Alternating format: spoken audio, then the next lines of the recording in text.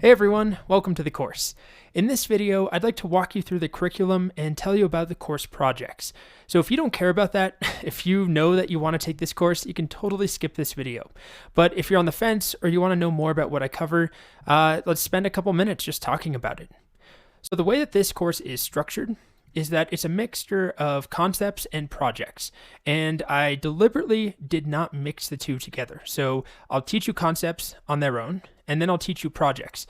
That way, if you don't care about the projects, because they can take a long time to actually build a project, if you don't care about that, you can skim through it or skip it completely. But you can watch all the concept-heavy stuff about how to make requests, how GPT4 works, the messages format, the different penalties and parameters. You can learn about that in isolation and do it relatively quickly.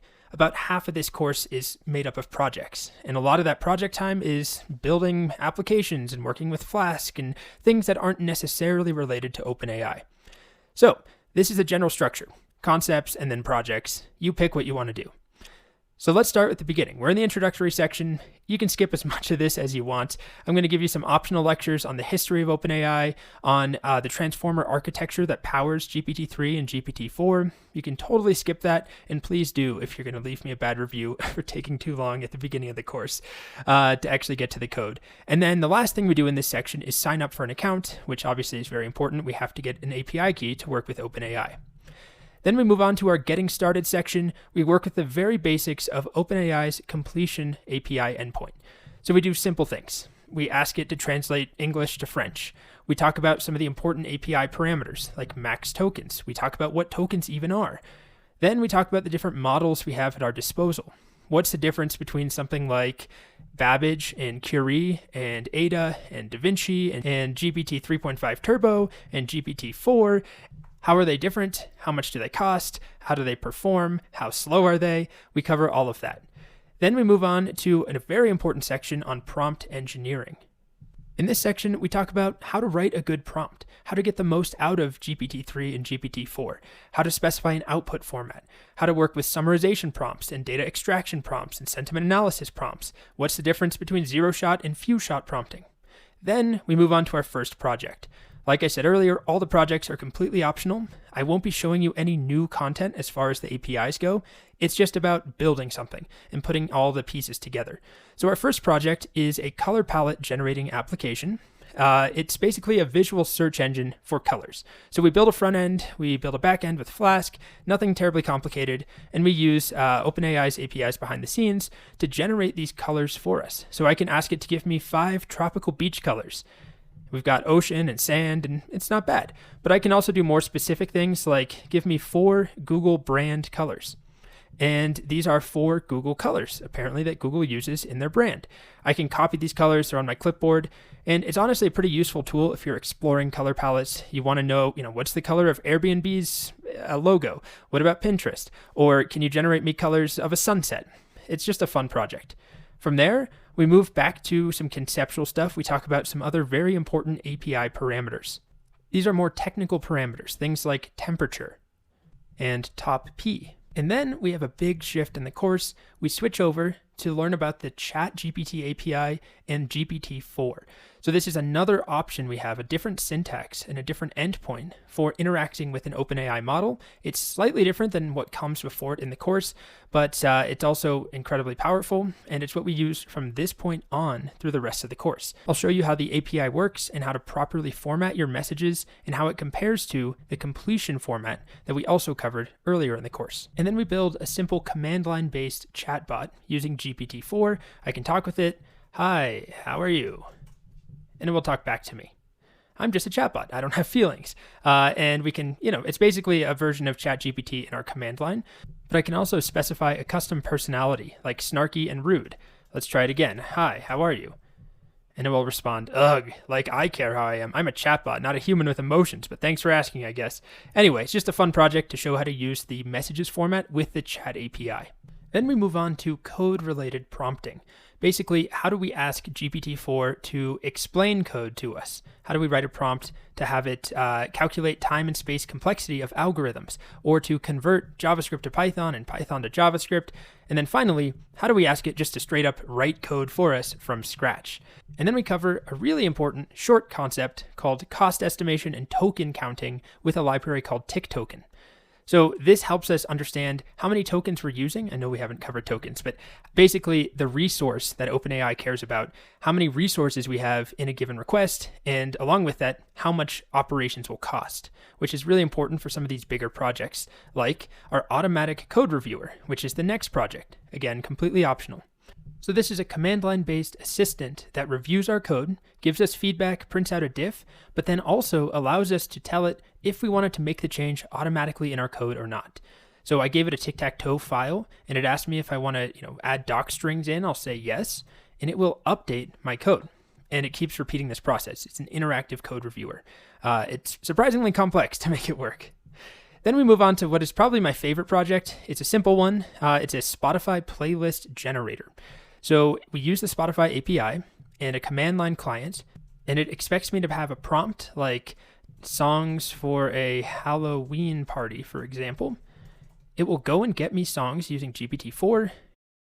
Here it goes. So it found songs like Thriller, Monster Mash, Ghostbusters, Somebody's Watching Me, Time Warp, I Put a Spell on You, very Halloween-centric songs, and you'll see it actually makes me this Spotify playlist with all of those songs.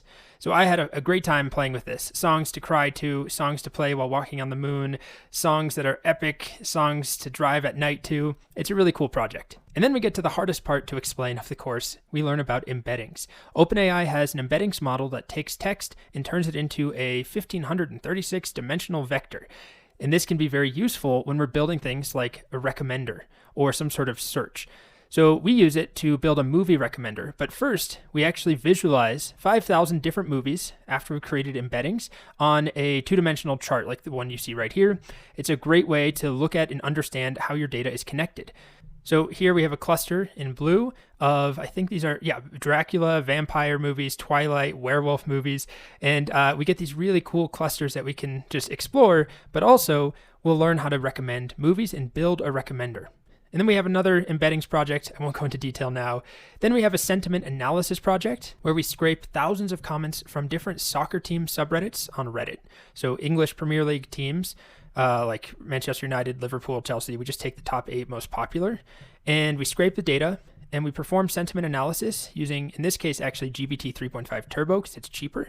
And then we generate a plot of sentiment on the different subreddits so we can visualize the most negative and positive fan bases. And then we get to the most complicated and least visually interesting project to show you, our book summarizer. So we don't build this one from scratch. It's quite complex. I just show you the source code and walk through it. It takes any large chunk of text, often a book, and summarizes it using GPT 3.5 Turbo and GPT4. And without going into too much detail, it's a big technical challenge because we can't just provide a book at once. We have to break it down into thousands of small pieces that GPT-4 can understand and work with, and then synthesize those summaries back. So I'll show it in action. This is it summarizing Peter Pan, the story of Peter Pan, which is, it's a couple hundred pages, and it spits out this nice little summary right here. So again, totally optional. That's the most complex in terms of the code, and it doesn't show you anything new, although we work with managing tokens and cost, which is a very important part there. Then we completely switch gears away from GPT-4 to cover some of the other APIs and other models that OpenAI provides, including DALL-E. You'll learn how to use DALL-E to generate images from scratch for you, but also to create image edits using masks. Then we take a small detour to talk about stability, stable diffusion, which is an open source competitor to DALL-E. So it has nothing to do with OpenAI, but I include it here because our next and final project is a choose your own adventure application. This is the choose your own adventure web app.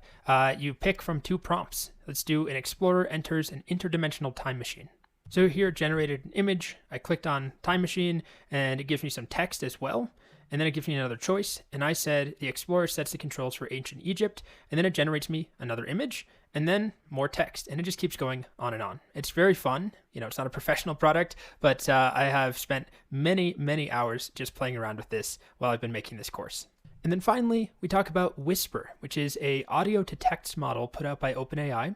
It's an open source model, and we use it to translate text. So I have some fun speaking horribly, butchering French and other foreign languages, and then recording it, translating it into, or translating it and transcribing it into text. So we use that model. This is sort of just a fun little half an hour at the end of the course. We don't build anything. I'm just showing you another really interesting model from OpenAI.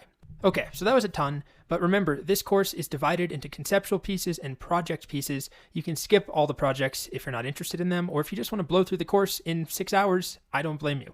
But take a look at the source code for the projects. It's there.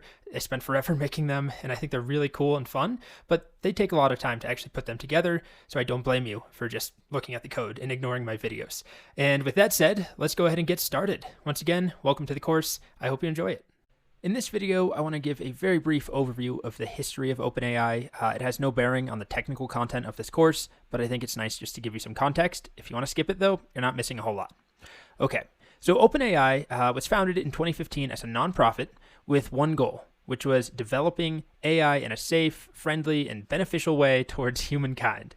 Today, the company is now a for-profit company. There's a big shift that we'll talk about in a moment, that still conducts cutting-edge research into machine learning and artificial intelligence. It builds very complicated models like GPT4 and DALL-E and Whisper, but it also develops tooling and frameworks, and most notably APIs to interact with those models, paid products where we as developers can interact with GPT-4, for example, via the API. So OpenAI was founded in 2015 as a nonprofit led by a group of big tech, high-profile individuals, including Elon Musk and Sam Altman, although Elon Musk subsequently departed the company, or departed the nonprofit at the time, because of a fear of conflict of interest with the AI research ongoing at Tesla at the time. So here's a brief timeline of the days early on in the life of OpenAI while it was still a nonprofit. So OpenAI was founded in 2015. The early research projects had to do with video games and writing AIs to beat video games. So most notably, OpenAI 5 in February of 2015 was a model that defeated professional Dota 2 players. If you don't know Dota 2, it's a pretty complicated game. Elon left in February of 2018, as I mentioned, due to a fear of a conflict of interest with AI work happening at Tesla. In May of 2018, the company announced that it would no longer open source everything and publish all of its research in full due to concerns about potential misuse. Then, in December of 2018, OpenAI launched GPT-2, a large language model. We're going to talk about GPT-3 and GPT-4 throughout this course, but GPT-2 was released in 2018. It takes text as a prompt, and it returns text. It's a precursor to what powers ChatGPT. Then, in 2019, there's a big shift, a foundational organizational shift. OpenAI changes from being a nonprofit to being a for-profit company with intentions to commercially license its technologies. That's basically when it becomes the company that we know today, that we pay to have access to things like ChatGPT and GPT-4 and DALL-E and all of that. So there's a lot of pushback to this. There's some very long Twitter threads and arguments and Medium blog posts about this shift. People were pretty upset about it. The reasoning that was given publicly by OpenAI had to do with, by becoming a for-profit company, they could offer stock options to their engineers and to their researchers, basically give them better compensation packages to compete with other for-profit companies, which I guess was hard to do as a nonprofit. Again, I don't know how accurate that is, but that was the publicly given argument for this big change. So everything we see on this second timeline happened after the company became a for-profit company. GPT-3 was released in June of 2020, the next model in the GPT family. Just like GPT-2 and all the other GPT models, it takes text as an input and it spits out text as an output. And simultaneously, in June of 2020, the company released its first commercial product, which was the API to interact with GPT-3. DALL-E was released in December of 2020. DALL-E is an image generating model. It takes text. You tell it something like, generate me a a picture of a snail with a space helmet on the moon, and it generates that image for us. We will work with the DALL-E API also towards the end of this course. It was a pretty big deal when it was released, but the biggest deal was ChatGPT in November of 2020. I'm sure you're familiar with it at this point. The fastest growing product allegedly in the history of the world is according to an article I just read. So it's a chatbot, a client in the browser that is built on top of GPT-3. Although now, if you pay, you can also use GPT-4 with the ChatGPT interface. And in March of 2023, OpenAI released the Chat API. So there's already been an API that worked with the GPT-3 family of models, which was a slightly different format than the chat-based API. We cover both in this class, although we mostly use the chat-based API because it is the only version that supports GPT-4. But that is something that's coming up. We'll worry about it later. And then also, I skipped over this, but in 2021, May of 2021, OpenAI released Codex, which is a model that works with code. It generates code based on text that we give it. However, it has been deprecated as of 2 weeks ago or so, and instead, we now can use GPT-4 to do the same sort of tasks. And we have a whole section in this course dedicated to code-related tasks with GPT-4. We ask it to review code, to give us feedback, to improve code, to fix bugs, to write code from scratch, to write tests. All that sort of stuff can be done with GPT-4. And that brings us to the last bullet point that gets its own whole page because it's so significant. Just a couple weeks ago, OpenAI released GPT-4, which we'll use in this course alongside GPT 3.5. Okay, so that's all you need to know for the history. It started as a nonprofit. It's no longer a nonprofit. It has lots of paid products to give developers like you and me access to their very complicated models, including, most notably, GPT-4. All right, so next I want to talk about the GPT family of models, which is what this course is mostly about. OpenAI has other models, things like DALL-E and Whisper, both of which we cover in this course. DALL-E generates images. Whisper takes audio files and translates/transcribes them as text. We cover those later on, but most of this course is about GPT, specifically GPT-4. So we do use some GPT-3 in this course. I should stop just to say that GPT stands for Generative Pre-trained Transformer. We will talk about the transformer part in the next video. It will be completely optional. I'll do a very high-level dive into transformers and the architecture behind the GPT family of models. It has no bearing on the technical stuff in this course. It's just there as information if you care. So completely optional following this video. Anyway, we have GPT-3. We have GPT 3.5, which is not a whole new model. It's just a finely tuned version of GPT-3. And as of a couple weeks ago, we now have GPT-4, which is a whole new, completely different model in the GPT family. So again, it stands for Generative Pre-trained Transformer. There's also just GPT and GPT-2, but we have pretty much no reason to use those today. And just a heads up, this course makes use of all three of these, 3, 3.5, and 4. I know the terminology gets confusing. I use GPT-4 as much as possible, but there are certain API endpoints that don't support it currently. Also, it is way, way more expensive. It's like 20 times more expensive to use GPT-4 compared to 3.5. And we can often get exactly the same result using 3.5, and not to mention it can be faster. So just because GPT-4 is the new fancy thing, that doesn't mean it's always the best choice. And that's a conversation we'll have later. So all of these GPT-X models are large language models. Basically, they take text as an input, and they generate text as an output. We give it some sort of initial prompt, and the models will continue that prompt. So in its simplest form, a prompt could be something like, why did the chicken cross the? And then we ask the model, just by giving it this piece of text, it will try to complete with the next most probable choice, the next best word that it thinks fits that prompt. So why did the chicken cross the, and then road could be the next answer, the next word we get as the output. We can do things like my favorite food is : and then it will fill it in with what it thinks is the most probable next word. We can do way more complicated things, right? Translate this from French or from English to French. We give it snails and it responds with escargot. These are all just simple examples. Write a tagline for a doggy daycare. That could be the text input, and it might, this is actually real. All of these examples here are real. It responded to me with cozy, safe, and fun for your furry friend.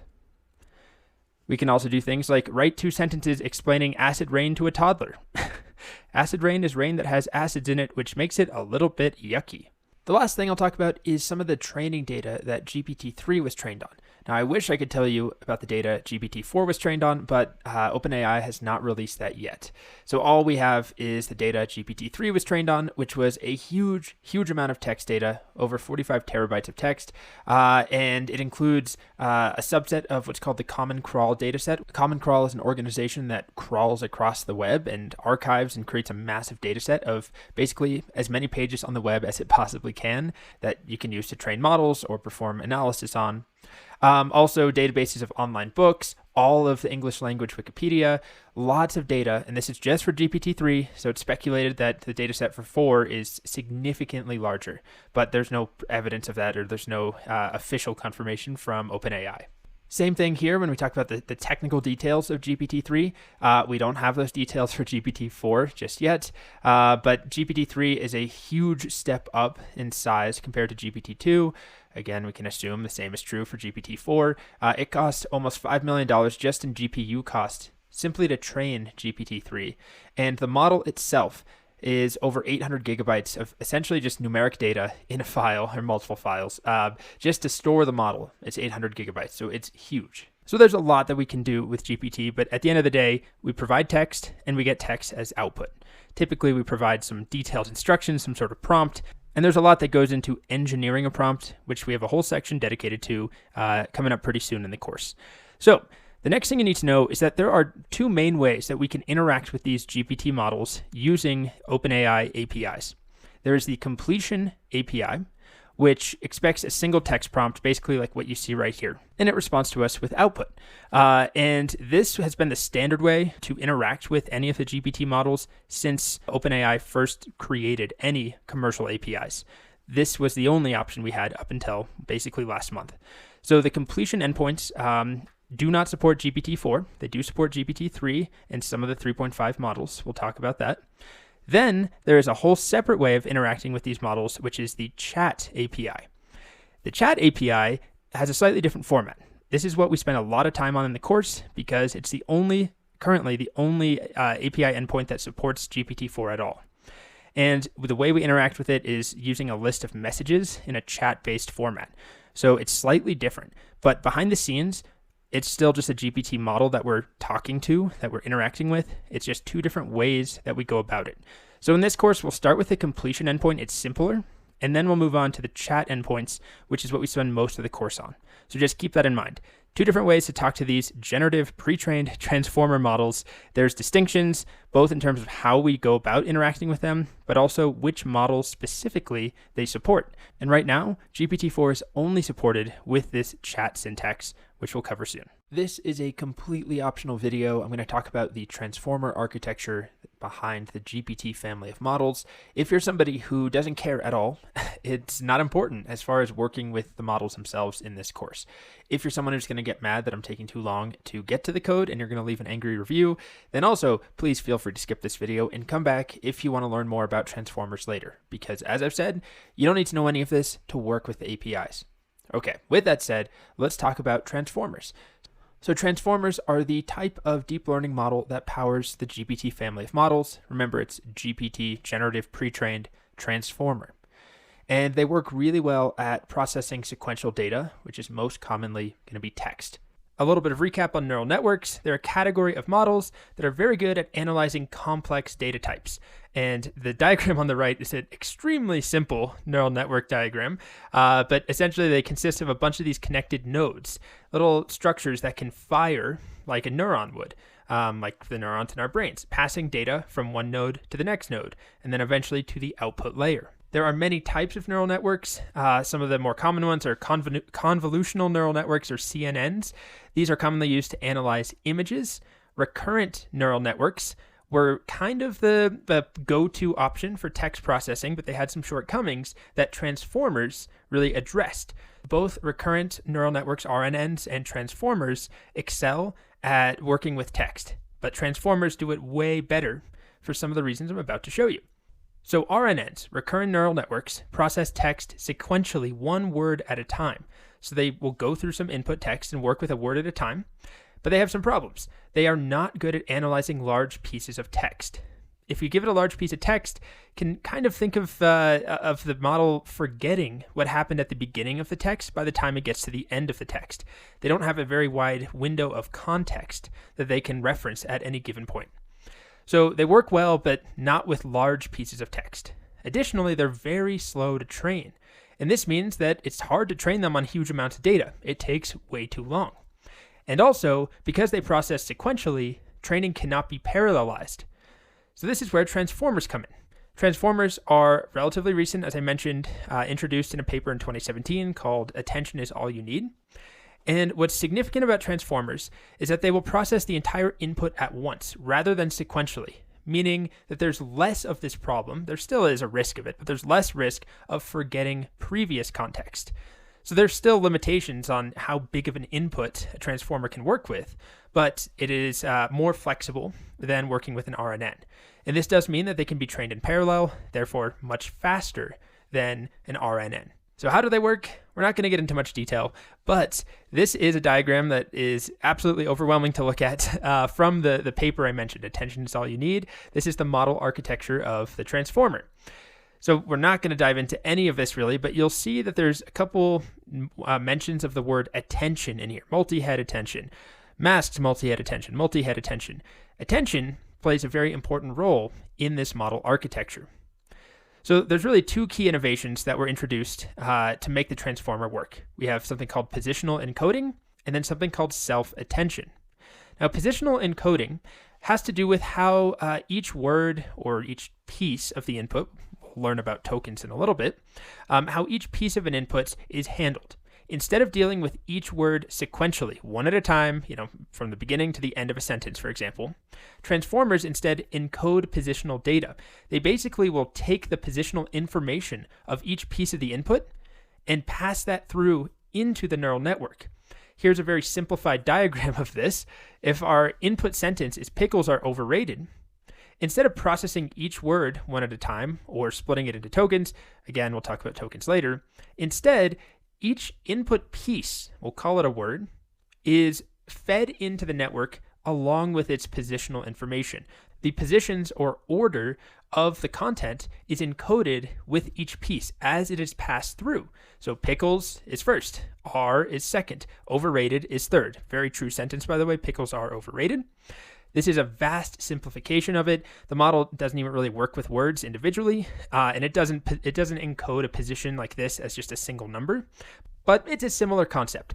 When each piece of the data is fed into the network, it is encoded with positional data as it is fed in. So the word order or the token order information is stored in the actual data itself rather than in the structure of the network. And eventually the network will learn the significance of word order from the data itself. So each piece is fed in with positional information encoded. Then the second key innovation has to do with something called attention. Now, attention has actually been around before the idea of transformers, but attention basically refers to the ability of a network to selectively focus on certain pieces of input data while ignoring others. Think of how us as humans focus our attention on certain things happening around us while ignoring other things, right? I can have my attention on my phone and the basketball game can be on in the background. I'm not really listening to it. And then all of a sudden something seems important. There's a loud noise, the crowd cheers. I can switch my attention over there and ignore whatever I was, wasting my time on my phone. Very convoluted example, but it's a similar concept where attention is what permits the network to just look at or focus on small pieces of the input data and dynamically adjust its focus as it processes the data. And there's different ways this is achieved. The most common involve basically coming up with an attention score for individual pieces of the input data and then computing a weighted sum or an average of those input elements. Here's a diagram from a research paper that's essentially a heat map of attention. Up top, we have an input sentence in English. Destruction of the equipment means that Syria can no longer produce new chemical weapons. And then we have the resulting output sentence translated to French. And I don't speak any French, but la destruction de l'équipement signifie que la Syrie ne peut plus. Okay, that's enough French. But anyway, we have the resulting output over here. And this heat map is basically showing for each one of these words where the model is focusing its attention, what it's attending to. And some things are straightforward, like equipment right here is translated to equip or équipement.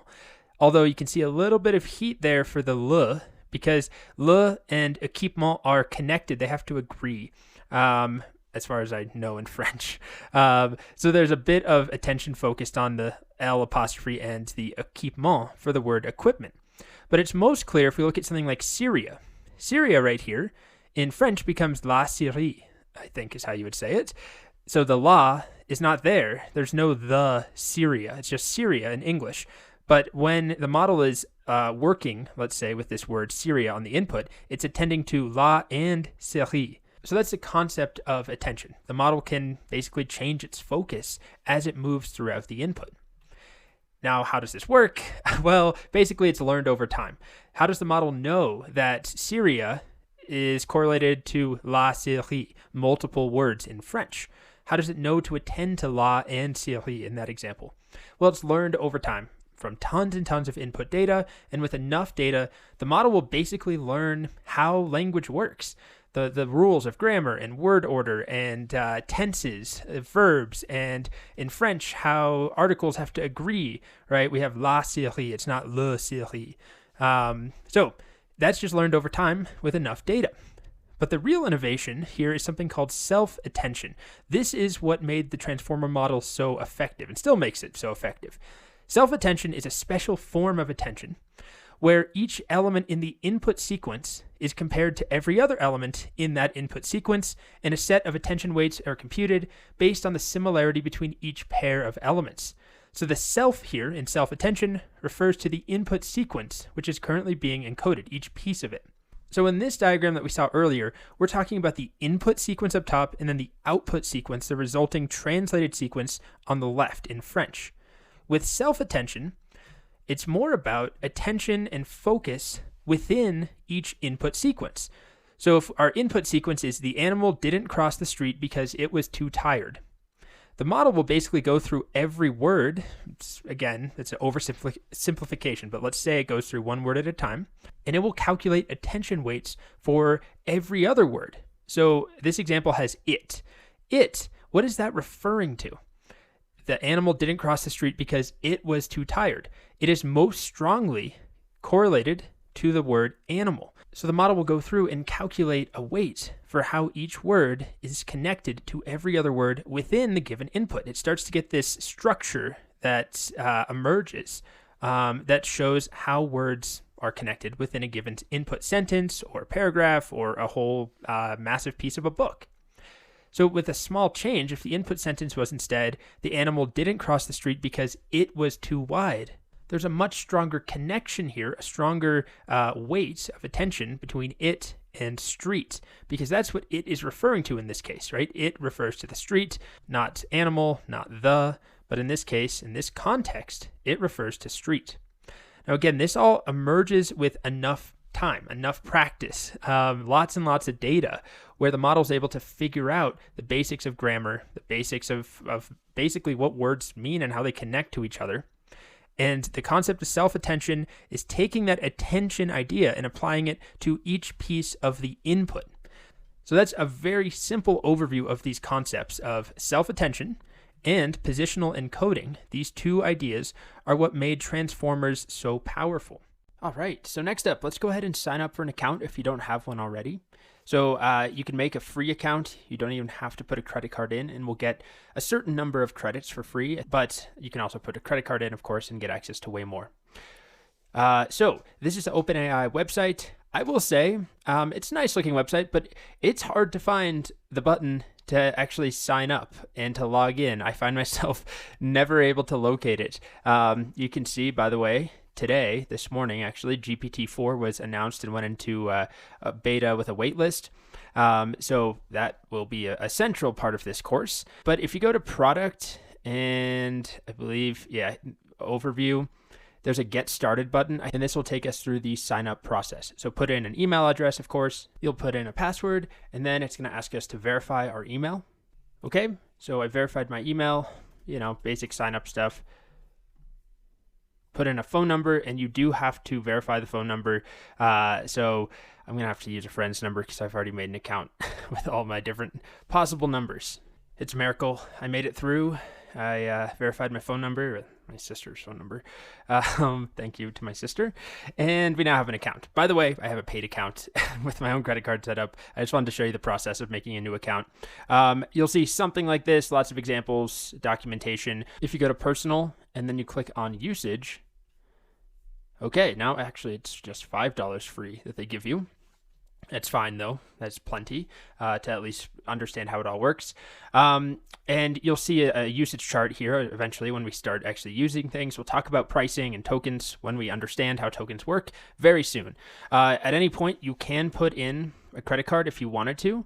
And the good news is it's not just putting a credit card and, you can accidentally write some insane query that costs like hundreds of dollars. You don't have to worry about that because you can put usage limits in there. So once you actually put a credit card in, if you opt into that, you can then say every month, I don't want to spend more than $20 or $10 or something like that. And now we have an account set up. The next very important piece to talk about here is our API keys. So the way that API keys work, if you go to user API keys, or if you go up to the top and go to API keys right there, is you have to generate one. But it's very important to know that once you generate a key, like I'll generate a new one here, and normally I would never show this to you, but once you generate it, you will not be able to view it again. So unlike some other APIs you may have worked with before where you can go back and copy and get your key again, that won't work. The good news is, let's say I don't copy this, I can just delete it and generate, well, I have to generate a new one first. I can copy this one and then delete my old one. And you can have multiple active at the same time. You don't want to, go revealing this key on the internet, for example, if your credit card is hooked up, although you can still put in that monthly limit. So worst case, someone might charge $10 to your account. You don't want that to happen. I would never advise sharing your keys, but just so you know, that's how the keys work. I can't get access to this key. I can't copy it. It's one-time access, and then you can continue to use that key. So in the next video, we'll actually get set up with our keys. So you don't necessarily need to generate one right now, but if you do, make sure you copy it and put it on your clipboard. So we've got our free account, connect your credit card if you want, and we're going to get started. All right, the time has come for us to actually get started writing some code. We're going to make our first basic request to the completion API. Very simple. We'll ask it something like to complete, what sound does a cat make? Or what does the dog say? Something like that. We're not focused on getting some exciting results at this point. I just want to show you the basic workflow and the setup of making a request. So the first thing to remind you of is that we need our API keys. Key, rather, singular, and you cannot copy them after you create them. So I talked about that in the previous video when we set up our account. So if you have not copied them, that's okay. What you can do is just make a new one. Make sure to copy it, keep it on your clipboard, and then you can delete the old ones. And as soon as you revoke one, any app that's using it will no longer be able to use it. That whole key will be shut down and any requests will be completely ignored. So you can always, if you're worried someone has your key, you can just delete all your keys and start over, but you can't copy them once they're created. All right, so I have that on my clipboard. The next thing I'm going to show you is the client that we're going to use. It's the OpenAI Python library. This is the tool that we'll use to make our requests. Now, you don't have to use this. There's other ways of making requests, but just like any API that has its own client, it's typically way easier if you just use that client instead of trying to make your own requests from scratch and pass the key correctly. And this tool makes it very easy for us to make requests. And not just completion requests, we'll also use it to make image requests to DALL-E, the ChatGPT API. This client supports all of them. So it's just called OpenAI. And the first thing that I'm going to do is I'm going to work in a Jupyter notebook because it's easier just to show you things immediately. It's better for teaching. You can also do this in just a regular Python file, but I'm going to go ahead and start up Jupyter, if I can spell it, notebook. Okay, so I have my notebook server running, and I'm going to make a new notebook, a Python 3 notebook, and hope that it finishes soon. There it is. And I'll give it a name like our first request or something like that. And I'm going to start by installing the OpenAI tool, the client. Now, I've actually already installed this, but the command is just pip install OpenAI. And if you're doing this in just a regular Python file, then run this from your terminal. But I'll go ahead and run that. And it tells me, yeah, requirement already satisfied. We already have that installed. So instead, the next thing I'll do is just import OpenAI because I now have it installed. And I'll make a few empty cells. I'm just hitting the B key to insert cells below. And I'll show you the syntax to make our first very simple completion request. It looks like this: OpenAI dot and then completion dot create. And as I mentioned, we'll eventually see how to use this for chat completions, to make images, to work with audio files. But for now, we're looking at the text completion part of the API. And then inside of this method call, I have to specify at a minimum two things. The first is called model. And we're going to learn a lot more about this and talk about the different models available. But what I'm going to put in here for now is a piece of text, a string called text DaVinci 003. It has to match this exactly. There are many different model names we'll see very soon. We'll talk about different models and why you might use one versus the other. But for now, just put this in there. And then another very important piece is our actual prompt.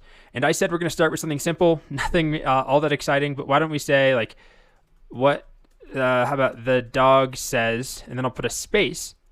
And the completion API will take this input and give us some output that it thinks would presumably continue this text on. Maybe the dog says arf or woof or something like that. Now, if I try and run this cell right now, I'm going to get an error. By the way, I'm just clicking run or hitting command enter in a cell to execute that one cell. It gives me an API key error. No API key provided. You can set your API key in the code using OpenAI.API key equals your API key. And that's exactly what I'm going to do. So below this cell here, or I could do it just in that cell, but just as a separate operation, I'm going to do OpenAI.API_key. And this is straight from the docs or from the helpful error message telling me exactly how to set it. And for now, I'm going to just hard code my key. It's on my clipboard and put it right in here. In the next video, we'll talk about using an environment variable or putting it in a .env file to hide it so that our code doesn't actually include the key directly. But this is fine for now. By the way, I will be deleting this key, so if you try and use it, first of all, my credit card's not hooked up to this account. Second of all, I'm going to delete it when I'm done recording, so no need to type this up and try and get some free credits. It won't work. Well, hopefully it won't work. So I'm going to execute this cell, and then I'll move down to this cell here that was giving us an error when I tried to make my completion. And now I run it, and we get a very different output. So this output includes a lot of information, right? You can see we have things like the model, object, the usage. We're going to talk about usage and tokens in a bit. But most importantly, under choices, we have an array or a list. And inside of that list, you can see that we have a dictionary that says text is woof. So the dog says woof. There's our very first official completion. Let's try changing it to the cat says meow. The pig says oink. And how about the tricky fox? What does the fox say? That's not all that helpful, is it? The quick brown fox jumps over the lazy dog. Let's try it again. What does the fox say? A woo, a woo, a woo. Sure, we'll accept that answer. Now, there's a lot that we could do to improve the completion itself, what we're actually getting for the output. We're not focused on that yet. We'll talk about prompt engineering and how to get the most out of these models and basically how to coach it to say what we want it to say, or at least format an answer in the way that we want. All that we care about now is that it's working, right? We have our API key set up and we're making our first request. And this is the syntax, OpenAI.completion.create. And then inside of those parentheses as an argument, we have model, which for now is always going to be text DaVinci 003, and then our prompt. Let's just try one different prompt for fun. How about happy birthday with a space after it? Happy birthday to you. May life bring you all the joy and happiness. All right, so it didn't complete the song. Instead, it completed a nice, I guess, a well wish to somebody. May life bring you all the joy and happiness. Let's try one final example in this video. How do you say hello in French? Bonjour. All right, simple enough. Okay, so that's our first example. Again, we have a lot to learn, but it's working. In the next video, what we're going to focus on is just getting our API key out of here. It's generally a bad practice to have that hard-coded in our scripts, so we'll move it out and use a little library to help us import it.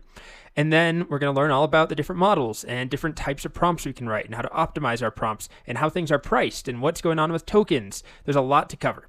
So that's coming up, but congrats on making our very first request. Welcome back. Next up, I'm going to talk about moving our API key out of a notebook file or a Python file. It's generally not a good idea to have our key hard-coded right here because I can't really push this code up to GitHub. I don't want to share it with people, right? My key is then going to be out in the wild. So a way more common approach, and a lot of you have probably seen this before, is to make an environment variable or put your variables in a file, usually a hidden file called something like .env, like this. Whoops, not RNV, env for environment. Some people call these .env files or .env files. That's usually what I say. It's just a file that's hidden, meaning you don't see it. You know, when you just look at your files, it's still there. It's not like secret or anything. But typically, we're not going to then push a hidden file up to GitHub, for example. We can ignore that file. And then a user will just know, all right, I need to go make my own .env file and put my own API key in there. So instead of putting our key right here, what I'm going to do is make a file in the same directory as my notebook, or if you're writing a script in the same directory there, I'm going to call it .env. And if you've never seen hidden files, they start with a dot. If I look in here, we don't see it, but if I use the -a flag, you can see .env. You could also do this in the notebook itself. If I go to the notebook server, I could go to new file and then make a file called .env. I'm going to open it up in a text editor. Here it is. And can I make the font bigger? Very slowly. Okay. And the way that we format these environment variable files is that we'll have something like a variable, let's call it color, for example, and then we can set that equal to a value like red. And maybe another variable for, these are all just hypothetical things like flavor equals chocolate. Actually, how about mint? No. How about cookies and cream? All right. So this doesn't do anything. If I save this file, it's just a text file called .env. What makes all of this work is if I then go load this file, specifically I'm going to load the file using a package called python.env. And if you get lost at any point here, one option is just to push on with your key hard-coded in the file. Just don't share it with other people. It's fine. And if you're worried someone else has it, just delete the key. But that's not how I would, do this in any sort of professional environment, any real project. But if you're following along, security is not going to be really much of an issue here if it's just on your own machine, especially if you don't even have a credit card connected. So to use this package, we'll install it. I've already done that, but I'll go ahead and run it again just so you can see. Python-.env, requirement already satisfied, but make sure that finishes installing. The next step, once I've installed it, is there's a couple of ways of going about this. What I'm going to do is use a function called .env values. So from .env import .env underscore values. And this function here that will load and then we'll be able to execute is going to expect us to provide a file name. So .env values, where our environment variables are held. And we called that file .env. Now, I put this in the same directory as my notebooks. And that's probably what you want to do. That way I can just write .env. I don't have to give it some specific path like /blah/.env. Wherever the location is of that file, load it using .env values. And this will return to us, I'm going to call it config. And if I look at config, it's an ordered dictionary that has key value pairs. Color is red. Flavor is cookies and cream. So I could access something like color out of there or flavor. But what I really want to do is put my API key in my .env file. So I'm going to copy it and then come up with a variable name like OpenAI API key. And we don't put it in quotes. That's important to note. So we don't do that. We just put it directly in there like that. I'm going to save my file. And then I'll leave all of this the same. I'll load all the .env values from my file called .env. And then I'm going to look for config of OpenAI AI API key. It needs to match exactly what I had here. These don't have to be entire like all caps, but conventionally they should, or they are. So now I'm getting my key here. Great. And then I'm just going to pass that through on this line. So OpenAI.API key equals whatever we found in my .env file under the name OpenAI API key. So I can delete this cell. And now I should verify that it still works. And in case it was still using the hard-coded key, I'm just going to restart the kernel, which basically stops and starts Python. So I'll run all of this again and just prove that it still works, one at a time. And there we are. How do you say hello in French? Bonjour. So now I don't have the key in here, and I could push this up to GitHub and share it with you or anyone else, and they wouldn't know my key. Of course, they would need to make their own .env file and put their own key in there, so we probably want to have like a README file or something explaining how to get this code up and running. But there we go. We've got our API key hidden away, and we're still able to make requests. And next, we're going to learn a whole lot more about making those requests. Next up, we need to talk about tokens. So before we can address all the different models that we can put in this model argument here, we first have to understand a little bit about tokens, because one of the key differences between the different models is how many tokens they can work with, their pricing per token. So let's start by understanding tokens. So all of these models, all the text-based models, not like DALL-E for images, but text-based models, whether it's code completion or text completion or a chat completion API, they all work with tokens rather than words. So the inputs are going to be words. You know, for me, they're going to be English words that I'm feeding in. However, the model itself is going to split those words into a bunch of different pieces. Basically, a token sometimes is a full word. A lot of the time, it's a piece of a word. On average, it's about 4 characters of English text. So if I feed in the piece of text, I like hamburgers, that is what, 3 words? 1, 2, 3. But this is actually how it's split into tokens, and I'll show you how you can view this. So this is its own token, and then space like is a token. Space hamb is a token. Erg is a token, and ers is a token. So it's not just that the model works behind the scenes by splitting words up into tokens. It also matters, more importantly, because we are billed based on the number of tokens in a given completion request. OpenAI will charge us based on the total number of tokens in our input plus the total number of tokens in our output. And different models have different prices, which we'll talk about very soon when we learn about all the different models. But some are cheaper, some are more expensive. Generally, the better ones are more expensive per token. There is a tool called the tokenizer. If you just search on Google for tokenizer, you'll find it. This tool will show us how the GPT models process our input text as tokens. So if I had something like, what are the top 10 most, populated cities in the world? That's some number of words. I won't count them, but it's some number of words, but it's 12 tokens. And you can see a lot of these tokens here actually are full words, although they have a space, usually a leading space. It doesn't look like any of those are actually split, but if I try another one like I like hamburgers, this is what I showed you on the slide. Hamburgers is split into 3 different tokens. So 5 tokens for that input. So you don't really have to understand how it splits them, why it splits them at certain places. Just know that tokens exist. So that's the first bit about tokens. In the next video, I'm going to show you how we can tell the API how many tokens we want in the response, so we can control the length of its response to us. So now that we have an understanding of tokens, the concept again is that the words we provide, the text, to an API will be split up into a number of tokens that are roughly about 4 characters per token, although it varies quite a bit. And this matters for a couple reasons, one of which I'm going to show you in this video, but also it really matters for pricing, because the way that we're charged by OpenAI is by taking the sum of the input tokens plus the output tokens it generates for us, summing them together, and then billing us on a per token basis that varies from one model to the next. Again, we'll cover more about that soon.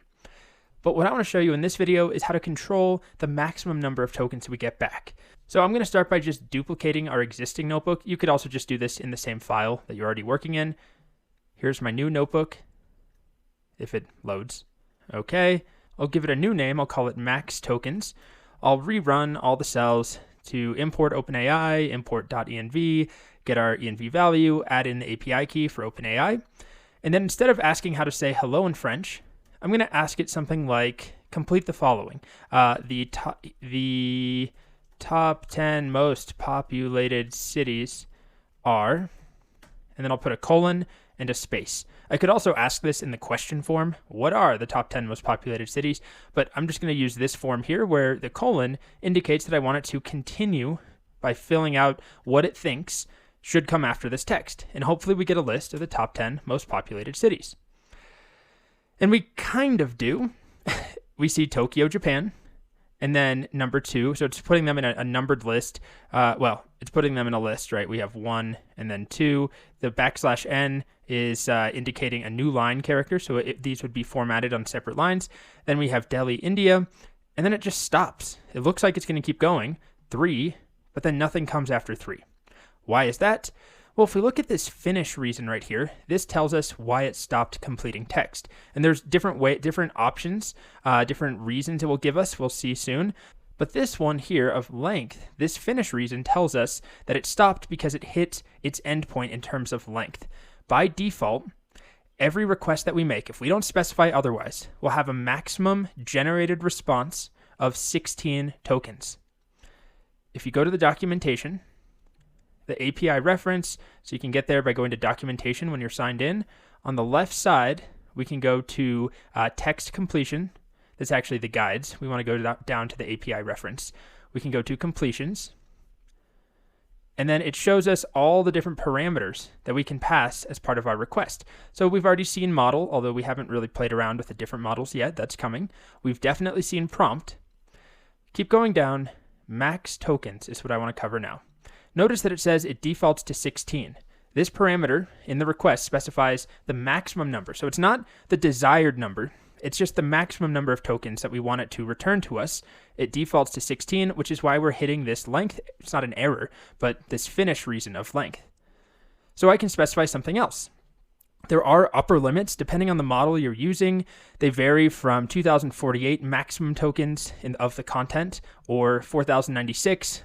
And GPT4, which is still in beta as I'm recording this, allows up to 81 or 8200 tokens in its content. So there are these upper limits, but we don't really need to worry about that for now. I just wanted to give me the list of the top 10 most populated cities, and it's stopping after 16 tokens. So I can say, nope, your max tokens count is actually, let's say, 100 tokens. That might be enough. I'll run it. Okay, now we got a different finish reason. It says stop, which is the AI or the API's way of saying it was a good stopping point. There wasn't anything else you asked for. It seemed like a natural place to stop, right? So I asked for the 10 most populated cities, and now it gives me 10. Now, the total number of tokens that was actually used is only 64, as you can see right here. The prompt itself had 9 prompt tokens. This right here, that's 9 total tokens. And then the response, the continuation of the text I provided is 64 tokens. It could have been more. I said you can go up to 100, but it didn't need that. And then the total tokens that were billed by is 73, right? Those two numbers summed together. Again, we'll talk more about pricing, but why don't we just check in on my usage? So if I go to my account and go to usage, you'll see that I have so far spent a grand total of 1 cent. And I actually have recorded a couple videos so far 2 or 3 times. I wasn't happy with how they turned out. So it's really less than 1 cent. If you're following along with me, it's far less than 1 cent. It's like 0.00000. There we are. This is the request I've sent today, which is just 2 or 3 requests, a very tiny fraction of a cent. So not expensive when we're doing things like this, but it can be expensive-ish. Couple dollars if you're trying to summarize a massive book and making like 100 requests in succession. We'll have a project on that soon. So that's max tokens. Of course, you can set this to whatever you think makes sense. If you're doing something like give me the top 10 most populated cities, you probably don't need very much. But if you're going to ask it to generate, an essay for you or something like that, you definitely want to increase the max tokens. And just remember that the default max tokens is 16. So if you're ever getting a truncated answer that doesn't seem complete, it's probably because max tokens is too low. Welcome back. Next, we're going to talk about two other important parameters when making a request, echo and n. And again, I'm doing this in a separate notebook. You don't have to do that. It just means that I can attach this to each video. Each video can have its own corresponding code. So the first one of these parameters we'll look at is called n. N allows me to specify how many completions I want. So it defaults to 1. Right now, we just get one result. Every time we're making a request, we get one answer or one completion output. If I change n to 3, for example, then I will get 3 different completions for the same prompt. So if I write a basic completion, how about I ask it to tell me a joke? Let's do our model equals text. DaVinci, don't worry, we're still going to talk about the different models and what this means. And then my prompt will be something like, tell me a joke about what? About death. Okay, getting dark. And then I'll set max tokens maybe to be 100. And as we already know, this should give me one result. Okay, here we go. So all of our data, as always, is inside of a choices property, which is a list.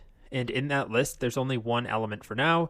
The text property says, why did the cowboy die with his boots on? He didn't want to stub his toes when he kicked the bucket. So I can use n to instead get 3 jokes, for example. And now my choices property will have a list with 3 elements, and each one is a separate completion. What did the ghost say to the dead policeman? Your shift is over. Why was the ghost mad? Because he realized he was dead serious. Why did the ghost go to the bar? For the booze. All right. So 3 different completions there. There are certain situations where this can be useful. You might be wondering, well, couldn't I just ask it to give me 3 jokes? Tell me 3 jokes about death. And absolutely, that should work. Although I may need to specify different max tokens. We'll see if they all fit. What did the ghost say to the other ghost? Do you believe in life after death? What did the vampire say? I don't have a pulse. What did the headstone say to the grave? Been nice knowing you. So it did give us 3 jokes. It numbered them 1, 2, and 3. You can see there. Don't get distracted by the new line characters. Remember, we can always extract this and print it out nicely so we can see it rendered without all those new line characters. But you can tell it worked, right? We got 3 jokes. The difference is that it's one big piece of text. And so if I want to work with those jokes individually, what I could then do is figure out how to split them up. How do I decide where the joke starts and ends, right? If that's one joke, here's the next joke. I would probably look for the numbers, right? And then split after that. I'd have to write some code to do it. That's the point. If I get one big response that has 3 small jokes inside of it, I have to do some work to get those jokes out and then maybe render them to a user or save them to a database or whatever the use case is. I have to do some splitting of this bigger piece of text. When I set n equal to 3, and if I go back to just tell me a joke, and how about instead of death, let's do a joke about snakes. Missing a comma somewhere? Yes. Now, when this finishes, if I want to work with each joke individually, it's super easy. They're just in this list, right? And I look at the text property. Here's the first joke. I can keep looping. Second joke, and here's the third joke. Now, there is one thing I need to be careful about with max tokens and n. When I set max tokens to 100, I'm not saying I want the total number of tokens for all my completions to be 100. It's actually saying for each one of these, it can be up to 100 tokens. So what do we see here? Completion token was 88, so it stayed under 100. But if I did something like, instead of tell me a joke, write me a poem, but I'm doing that 3 times, very directionless prompt, just write me a poem in general. I've asked for 3 of them. Whenever this decides to finish up, there it is. If I scroll down, you'll see that our completion tokens was 300. So it used as much as it could for each one of these, 100 tokens here, 100 tokens there, and 100 tokens here. So you have to be careful with just, if you're using n and trying to get like 10 completions, if your max tokens is set to 100, you're going to possibly have 1,000 tokens in those completions. So you're not restricting the total number across all completions. It's the number of tokens for each completion. And the default is that we just have 1 completion, so it would use up to 100 tokens for that one. But when I have n set to 3 or 5 or whatever, each one of those completions can be up to 100 tokens. So it can get expensive. Still, we're talking about fractions of a cent for something like this. But if you're doing something complicated with a lot of tokens and a high number for n, then you can probably get up to multiple cents, if not dollars, if you're doing something crazy. Although probably not for just a single call. Anyway, that's n. Again, the main reason I would use this, even if you could say, write me 3 poems and get a very similar result, is that this allows us to work with each result separately and iterate over them, not have to split things up. It just makes our life a little bit easier when we're actually building something with this resulting text. And then the second attribute I'll show you is a very simple one. It's called echo. And echo does what it sounds like. If we set it to true, it's just a Boolean, it defaults to false. If I make it true, it will echo back our prompt in addition to the completion. It basically includes the prompt in our completion. So I'll show you an example of that. Let's just make a couple more empty cells down here. And instead of write me a poem, I'll do something like question, what is the tallest building in the world? All right. And then max tokens 100 is fine. I'll get rid of n, set to 3. Let's just see what kind of response it gives us. Answer. The Burj Khalifa, located in Dubai, is currently the world's tallest building, standing at 828 meters tall. Okay. If I set echo to true in here, now my response also includes the original input. It includes the prompt. Sometimes you may want this. It can make formatting the output easier. Like in this case, if I want a question followed by an answer, if I could manually just take this prompt and add the answer to it, concatenate them, and that would probably be easiest. But if you're working with like a chatbot where you have a whole history, I showed some of this in the previous video, if we have a history like this, I may want to include that in my output so that I can easily see the conversation and then also feed it back in to the prompt next time through. And in case you're wondering, does it impact pricing? Notice here it says completion tokens is 35. Okay, the prompt tokens was 11, the total tokens was 46. If I turn off the echo, I go back to the default of false. It's still going to show me, it's a slightly different answer, but completion tokens is 42 in this case, prompt tokens is 11. I could probably demonstrate this in a clearer way if I just had it give me a single word. What is the color of a pickle? And I'll say, in a single word, what is the color of a pickle?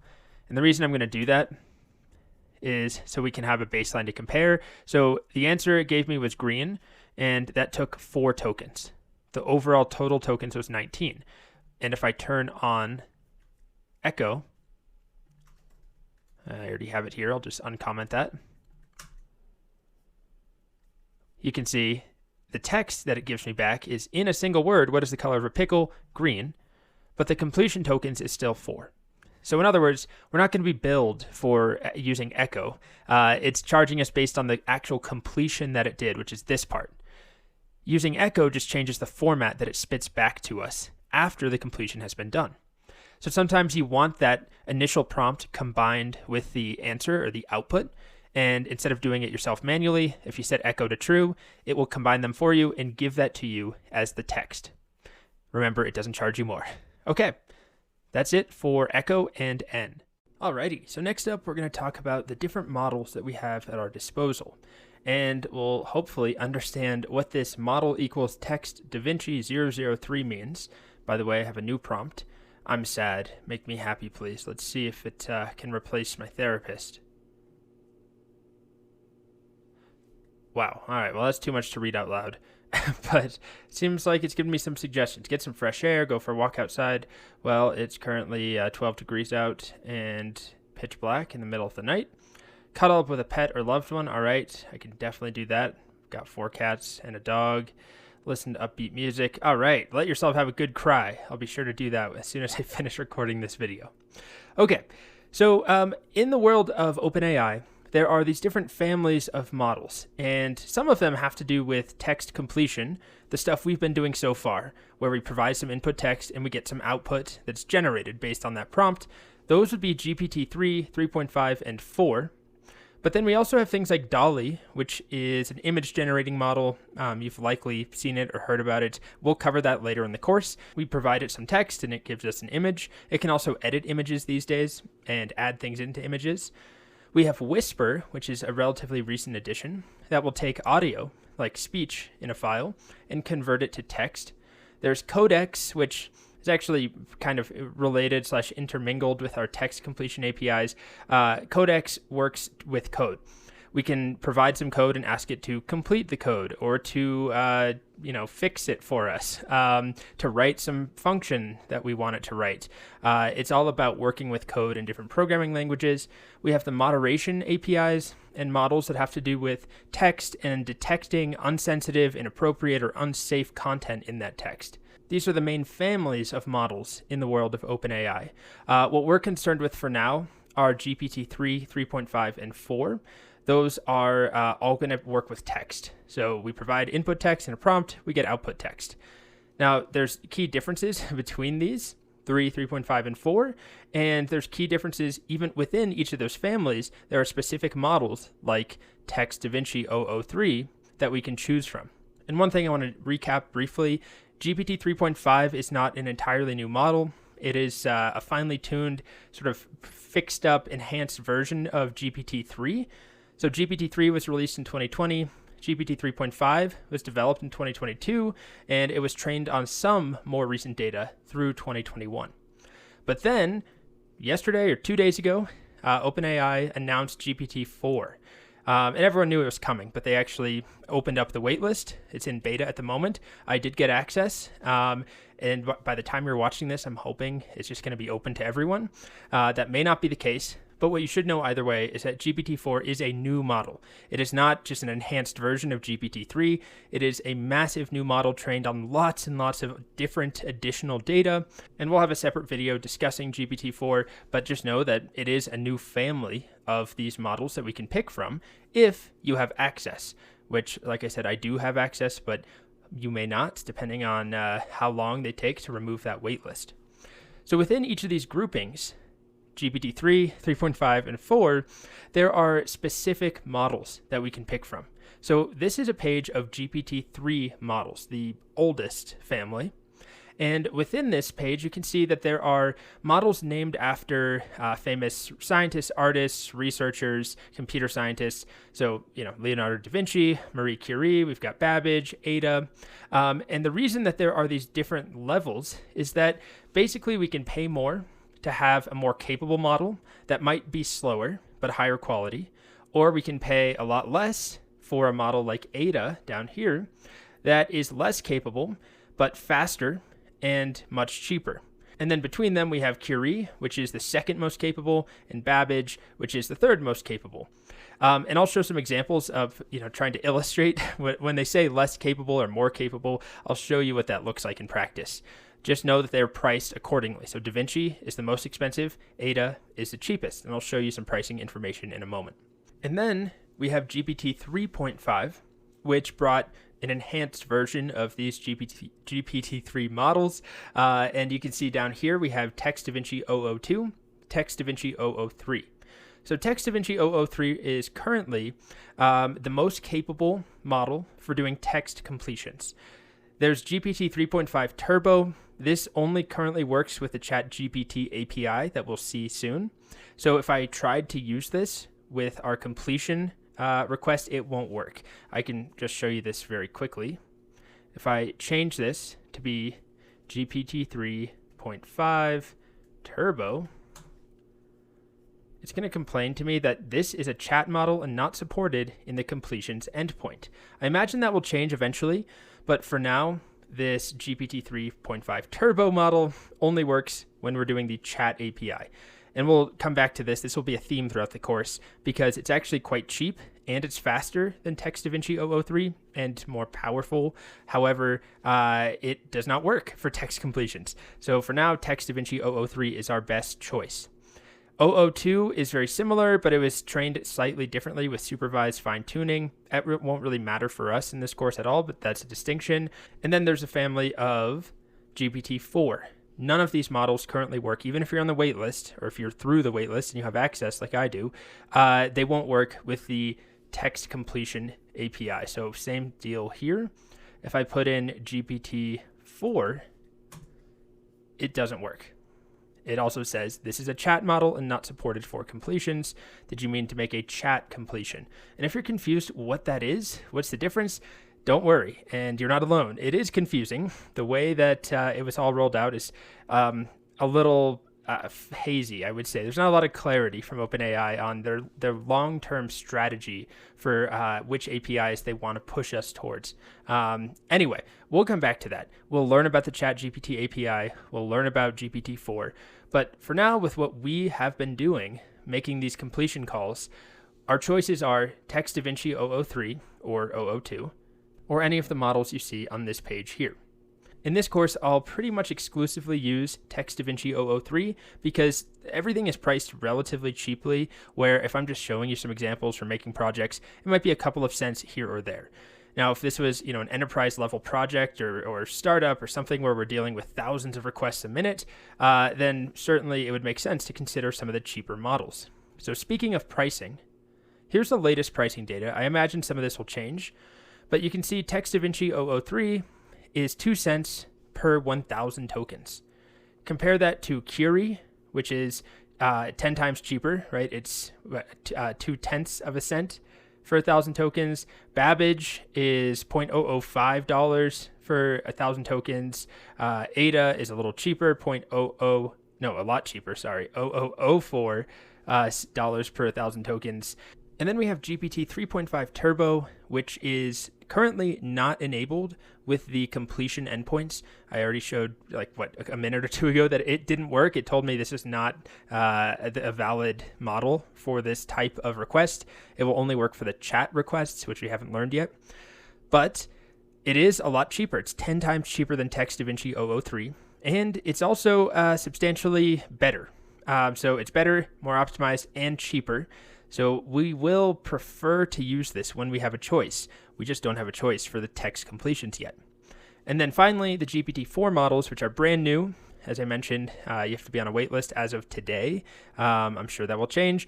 They're a lot more expensive, 6 cents to 12 cents per 1,000 tokens. That will vary depending on which flavor of the model you're using and the size of their context window, basically how many tokens they can work with. But as I already showed, GPT-4 models don't work with the completion API either. So we're looking at, for the completion API, with what we know how to do so far, Text DaVinci 003, 2 cents per 1,000 tokens, or Curie, Babbage, or Ada, which get significantly cheaper as you go down that list.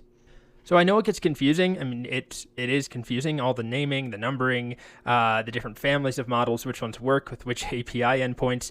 But the simple thing that I want you to take away is that Text DaVinci 003 is currently the most powerful, also the most expensive and slowest of the models that we can use with the completion endpoint. And it's what I'm going to use for now in this course until we get to the ChatGPT API sections where we can use 3.5 Turbo and GPT-4.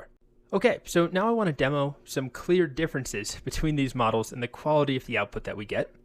We can do this in a script. It's just a little bit clunky doing it this way to toggle back and forth and show you the differences, but I'll just show an example. Here I said, I'm sad, make me happy, please. Let's limit it to 100 max tokens, and we'll use 003, so Text DaVinci 003, which we've already done.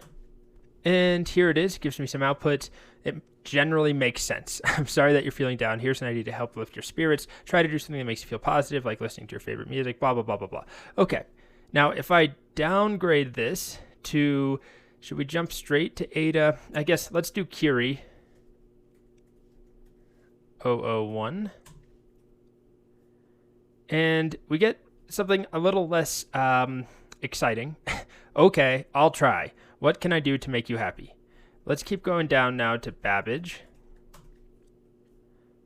The text is just, I'm happy. Thanks. Thank you, Babbage model. That really makes me feel great. And then if I go to Ada, it says, I'm happy when you make me happy. Okay, so, there's definitely different levels of quality here. Generally, I stick always to DaVinci 003. But like I said, if you're doing something at a large scale and it's a simple task, like Ada is perfectly capable of simple things.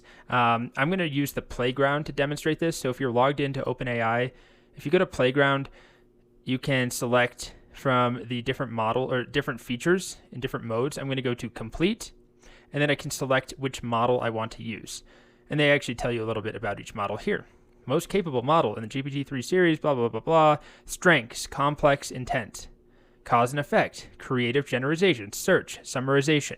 If we go down to Ada, the strengths are parsing text, simple classification, address correction, keywords. So simple things, but if you're trying to extract keywords from 1,000 different things every minute, and it's 50 times cheaper to use Ada over Text DaVinci. Well, if Ada gets the job done, might as well use Ada. So again, I'm going to stick to the more powerful models that are generally just better when I'm teaching. But if I was building an app at scale, I would definitely try every tier down and see at what level the quality started to suffer.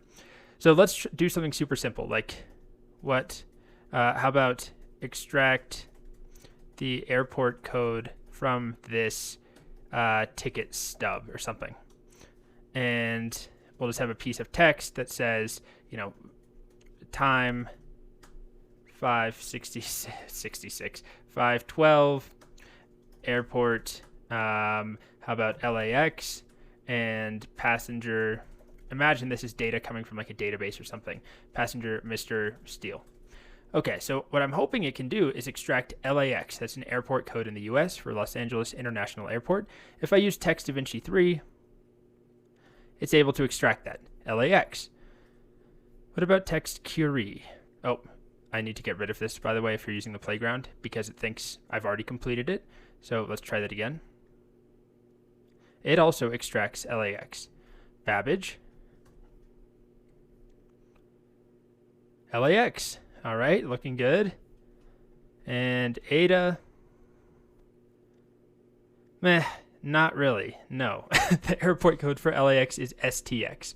So, with enough testing and enough just iterations, you could probably decide if you could get away with Babbage. It worked in one example. Obviously, that's not going to tell us enough to use it in a production application for this purpose. But the point is, if we're doing simple things, we might be able to get away with these cheaper models. But as soon as I do something that involves, I guess, what we would label creativity, like write me a limerick about a cat who hates baths. All right. Let's start with the one that's probably going to do well. Text DaVinci. A cat named Flo who hated the bath would hiss and spit at the staff no matter how much they tried to give him a good scrub. Fear of water was Flo's biggest gaffe. Okay. Now let's switch this over all the way down to Ada. Get rid of the limerick. Try that again. Okay. Chevon Bath. What a beautiful poem. Okay, so I think that illustrates the differences, right? If you can get away with it, use the cheaper models, but generally the more you pay, the better generated output you'll get. But sometimes it doesn't matter if you're doing simple tasks. But doing things that feel more human-like or creative, generating text, synthesizing things using different voices, I would definitely stick with Text DaVinci. All right. Welcome back. Next up, we're going to focus on prompt design or prompt engineering, a really important part of working with any of these APIs, not even just the OpenAI ones, but really any AI tool. Things are so much more open-ended than really any other API that I have ever worked with, where normally things are broken up and structured in a very precise way, right? If you want to get a list of cities from some cities API, you're probably going to request /cities. And then if you want it as JSON, maybe there's some JSON version versus some other version like XML. There's different endpoints that you request, and there's no flexibility whatsoever. But that is not the case here. There's so many possibilities for what we can use these APIs for, but there's also no rules really. There's no structure in place, which means it helps to have some personal guidelines when structuring your own prompts. So some of the key principles here are mostly taken from the OpenAI documentation, some blog posts that they've written. There's also a great GitHub repo that has tons of information about prompt design. I'll include a link to that along with this video. But here are some key points to keep in mind. When you're designing a prompt, you want to include the actual instructions, of course, any data if necessary, so any input data that you're providing, and then also output instructions. What type of output do you want? What format should it be in? Is it a comma-separated list? Is it a JSON output? Is it just a single word that you want? Is it some sort of output that's optimized to work with Python or with JavaScript? Is it a paragraph of text? Is it a table?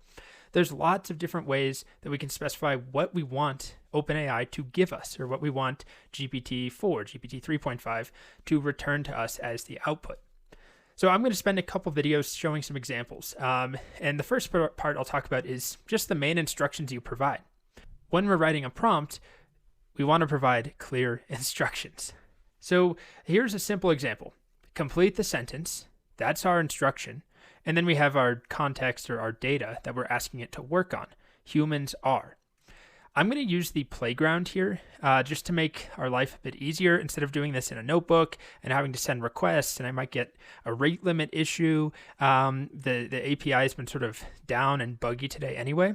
So the playground, I've shown it before, but if you're on the OpenAI page or the dashboard when you're signed in, you'll have an option to go to playground. And then here we can select if we want to use chat, or I'm just going to stick with complete, the model, text DaVinci 03. And I won't touch anything else for now.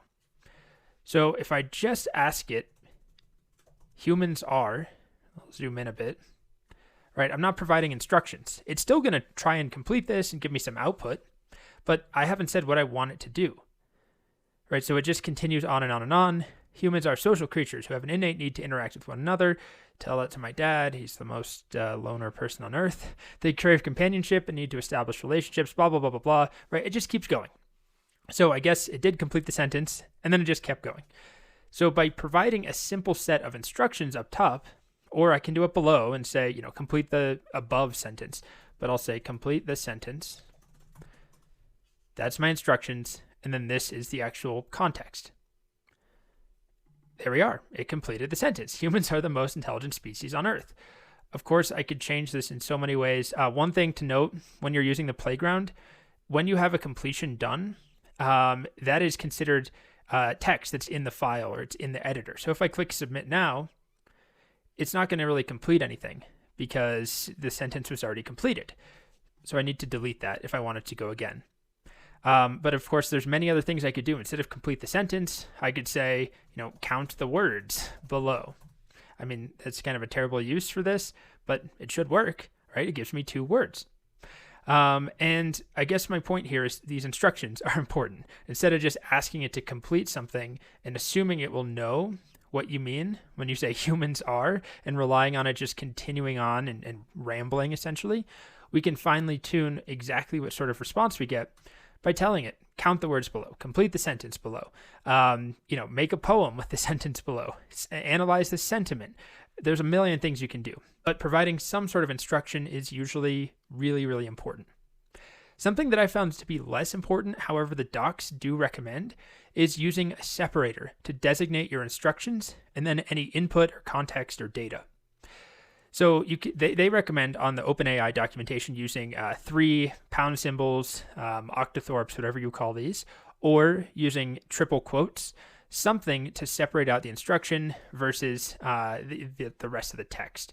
Like I said, I haven't found this necessarily to be that important in my experience. I feel like it's way more important to provide good instructions and then to provide this third piece we're going to talk about soon, output instructions.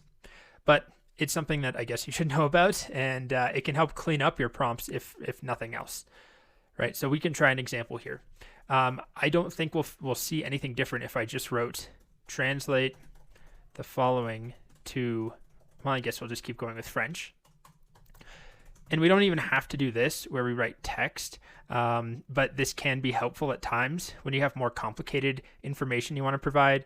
You could have, tons of instructions, and then finally you can say, here's your data, or here's the text I want you to work on.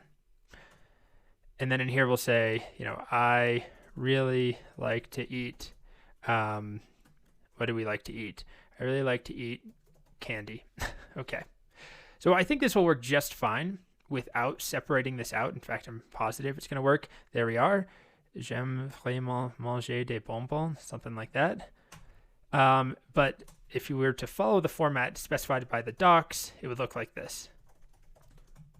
Or we can use the pound symbols. I don't think it will make any impact, and we get the exact same output as you can see there.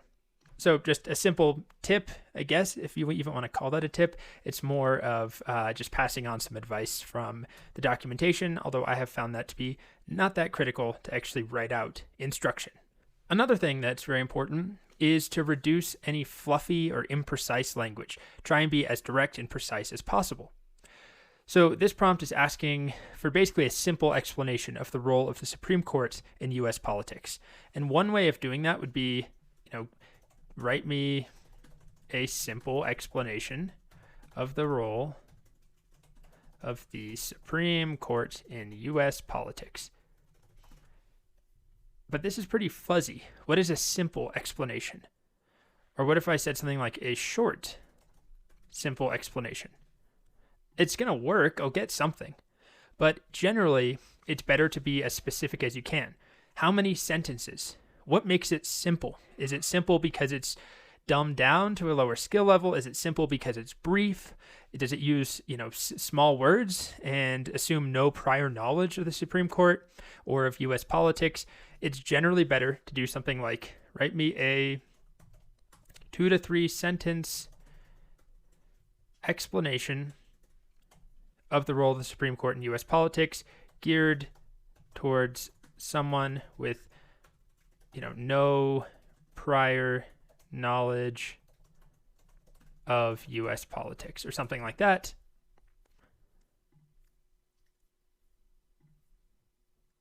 And it should work just fine. Right? It's the highest court in the country, serves the ultimate legal authority. It's responsible for interpreting the laws. This gave me 2 sentences, right? I asked for 2 to 3 and it gave me 2. I'm just being very direct and specific. And it's not like, in our previous example that it wasn't working at all. I can't, let's see if I undo here. Nope, it won't let me undo for some reason. But our previous example, our prompt was working fine. It just was imprecise. It was fuzzy. It's always better to be very specific and direct. Even if that means some extra tokens in the prompt, it's really not that big of a deal if you're writing an extra sentence or 2 in your explanation. If you have thousands of extra tokens, explaining your prompt, I would definitely make sure that those are important and that they're making a difference, because otherwise it's going to cost, an extra fraction of a cent every time, and you add that up with thousands and thousands of requests, and that could definitely get expensive. So we have a lot more to talk about around output, but for now, I just want to leave those 3 tips there. Be precise and be direct. This one, maybe it works. I haven't noticed it to be that important, but if you're ever getting, a confused response or one that seems like it's mixing up the instructions, you can actually annotate your prompt and say, this is your instruction, using something like 3 pound symbols. And then, of course, most important is actually providing some clear instruction. And we'll see a lot more examples of this. We can do sentiment analysis. We can do summarization. We can ask it to pull out keywords. We can ask it, to do math, although it's not terribly great at that. We can. We have all sorts of things we can provide in the instructions. What's important is to actually provide an instruction instead of just assuming it's going to figure out, what to do. All right. One of the most important pieces of designing a good prompt is specifying output instructions. What type of output do you expect? What format should it be in? How much output should there be? These are all very important questions to ask yourself, and they can make your life a lot easier if you're trying to take the result that we get from, let's say, a GPT completion, and then plug that into a database. You might want to ask for SQL. What if you're trying to plug it into just regular Python code or JavaScript or Ruby or any language? It might be easiest if it's formatted as JSON that you can very easily parse and incorporate. So I'll show some examples. Here we have a prompt that is asking the completion API to extract the place names in the following text. And you can see I've specified the input. Here's the instructions. The input is like the first paragraph of Airbnb's Wikipedia page. And then I specify a desired format. And this desired format says, I want it to look like this. The result you give me should say places and then have a comma separated list of places. And you don't have to do this using this exact syntax, although this is an easy way to suggest the format that we want. Another option would be to show an example, actually make a comma separated list of places, but let me show you this in action. So I'm just going to grab some text from, this is the Wikipedia article on Alaska. I'm just going to grab something that has some place names and then plug this into the playground. And I'm just using the playground because it's more visual and less buggy right now when the API is down. But this will also work, of course, in the APIs. And then I'm going to ask it to extract a list of place names from the following input text. And if I just run it like this, and I say, here's your input, let's see what it gives us.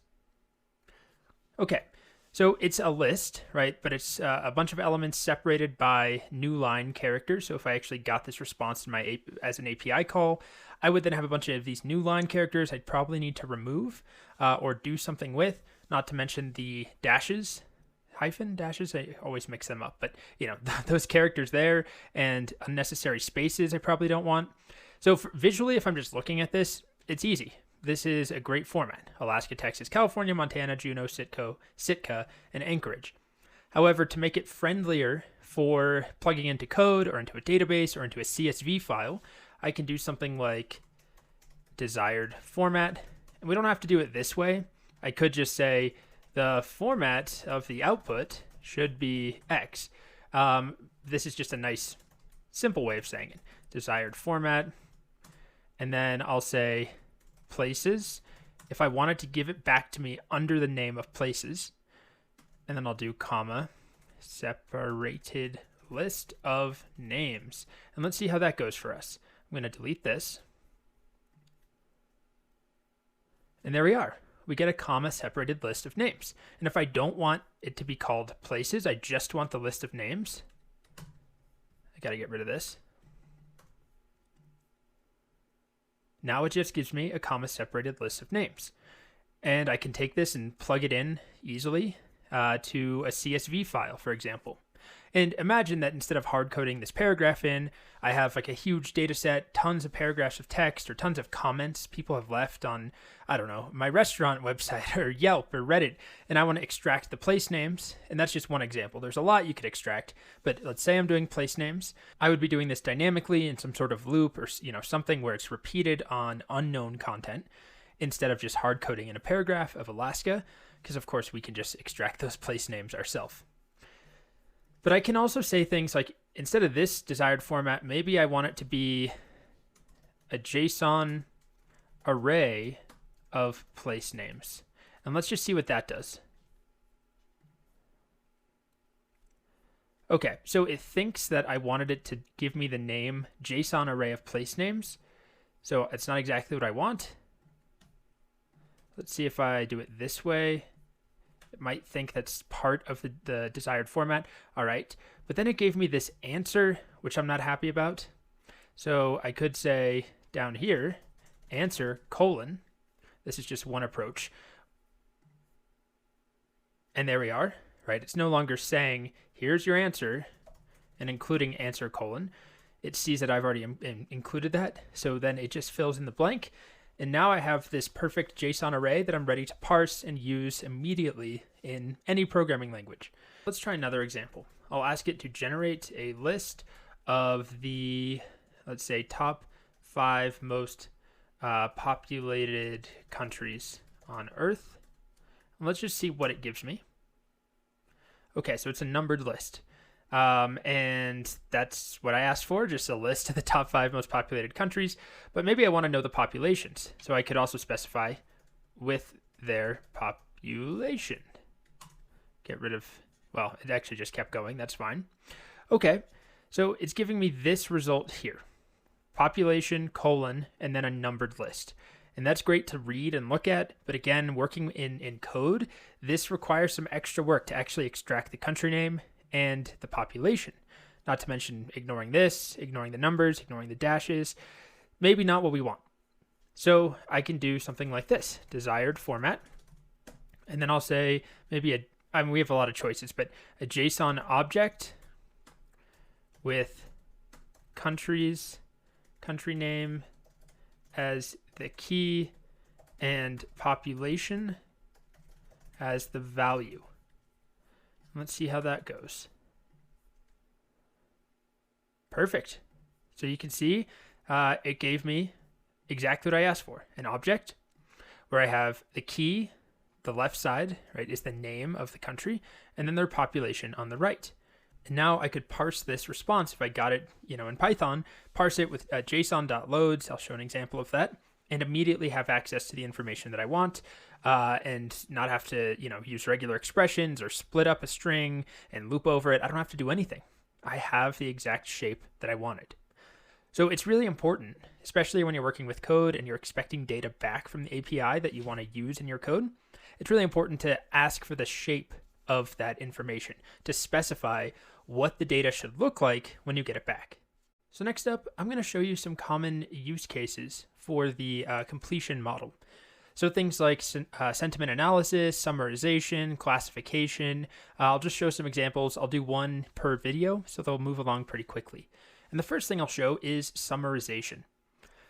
So if I grab something from Wikipedia, it doesn't really matter what, but let's do a more complex article on something I don't know much about. How about the Wikipedia page on archaeology? So I'm going to grab maybe just this whole first couple of paragraphs, and then I'm going to go back to using the playground. So here it is, and I'll just plop this in here, and I'll say, here's your input. And then before this, I'll say, summarize the following text. And then I can specify exactly how I want it to do it, but let's just start by saying, summarize the following text. Here's your input. And you can see it gives me a summary. Let's see how long it is. It's not too long. I'm not going to read it out loud, but I'll just quickly, it looks good to me. It's a summary of this first part of the Wikipedia article on archaeology. Now, I could have just asked it to give me a summary of archaeology, but imagine we're doing this dynamically with, reviews on Yelp or posts on Reddit or data that we have from surveys we've done internally at a company or something where we have some data set with thousands of articles or thousands of reviews that we want to summarize. So, of course, I could shrink this down and say I want it to be summarize following text in 2 to 3 sentences and do something like this. It also is, if you look, it's including the word summary at the beginning. And if I don't want that, I could just start by saying, put your summary here. And that's just an easy way to get only the part that I want. And then I could plug this into a database and not have to worry about it saying summary. I could also do something like desired format up top here, desired format. 2 to 3 sentences of text. And let's see if I just get rid of this. And that way it doesn't include the summary at the beginning either, because I gave it a specific format. So that's one option, one way we can use the completion API. And we also will see later on a much more complex example where we'll actually generate a summary of an entire book, a full novel. And that will require managing price, but also managing the context that we're providing each time through, because the model restricts us to how much text we can provide. So we can't give it the full book at once. We're going to have to chunk the book up into a bunch of small pieces and then provide those individually and then get an overall summary. But that's a later project. It's mostly about cost estimating and figuring out how much something will cost ahead of time. When it's complicated, it's not as straightforward as just saying how many tokens is this or how many characters or words is this, but that's coming up soon. Anyway, that's our first use case, summarization. The next use case for the completion API that I'll show is extracting information from text. So let's say that we have a data set of thousands of reviews for different restaurants, and I want to plug them into into the completion API and figure out what items are served at this restaurant and maybe which ones are mentioned the most in different reviews. I want to save them in a database, but all we have are the overall reviews. So this is one of my favorite restaurants. It's no longer with us. Back when I lived in San Francisco, 20th Century Cafe, it closed, unfortunately, during COVID. But let's just grab, I don't know, one of these reviews, maybe this review to start. And I'll plug it in here. And I'm going to ask it to extract, I don't know, the food names. Extract the food items from the restaurant review below. Or I could just say from the text below. And then I'll tell it, here's your input. And let's see what it gives us. All right, pierogies and honey cake. And as far as I can tell, those are the two names, or the two food items. The honey cake there was very, very, very good. It's a pain to make. I bought the cookbook and tried to make it myself. Anyway, I missed that restaurant. So this is another situation where I could specify, desired format. And I want it to be a JSON list, or let's call it, technically in JSON, it's called an array of food names. And I got to get rid of the output that it already made and try this again. Okay, now it is showing me the text output, which I'm not crazy about. So I'll just trick it. Not really trick it, but I'll say, put your output here. And there we go. We get pierogies and honey cake in an array. And then, of course, I could go and grab another review. And imagine I'm doing this dynamically and have thousands or hundreds of thousands of these reviews in a massive data set. And this one says Russian honey cake, bagels, pastries, coffees, and teas. And then I could build up a list and put them in a database and, keep track of the most mentioned foods or, the most popular items. It's just a very simple use case, but I'm asking it to extract information. So I'm not asking it to summarize. That's what we saw previously. I'm asking it to retrieve specific bits of information. In this case, food items. You could do brand names, names of companies, products, colors. I mean, there's a million things you could ask for where you give it a chunk of text and ask it to get information out. And then I'm telling it, here's the format I want. And this would make it very easy to plug that into Python. The next use case for the completion API we'll cover is sentiment analysis. So sentiment analysis basically involves giving an API or some model a piece of text and asking it to tell us if it's a positive sentiment, neutral, or negative. There's other variations where it's not just those three options, but that's the most common. Is this positive, neutral, or negative? And you could use this to analyze the sentiment around different brands or startups and which stocks to buy based on Reddit comments. Or let's do it just on restaurant reviews. So I have the same Google reviews open for this 20th Century Cafe. And let's find one.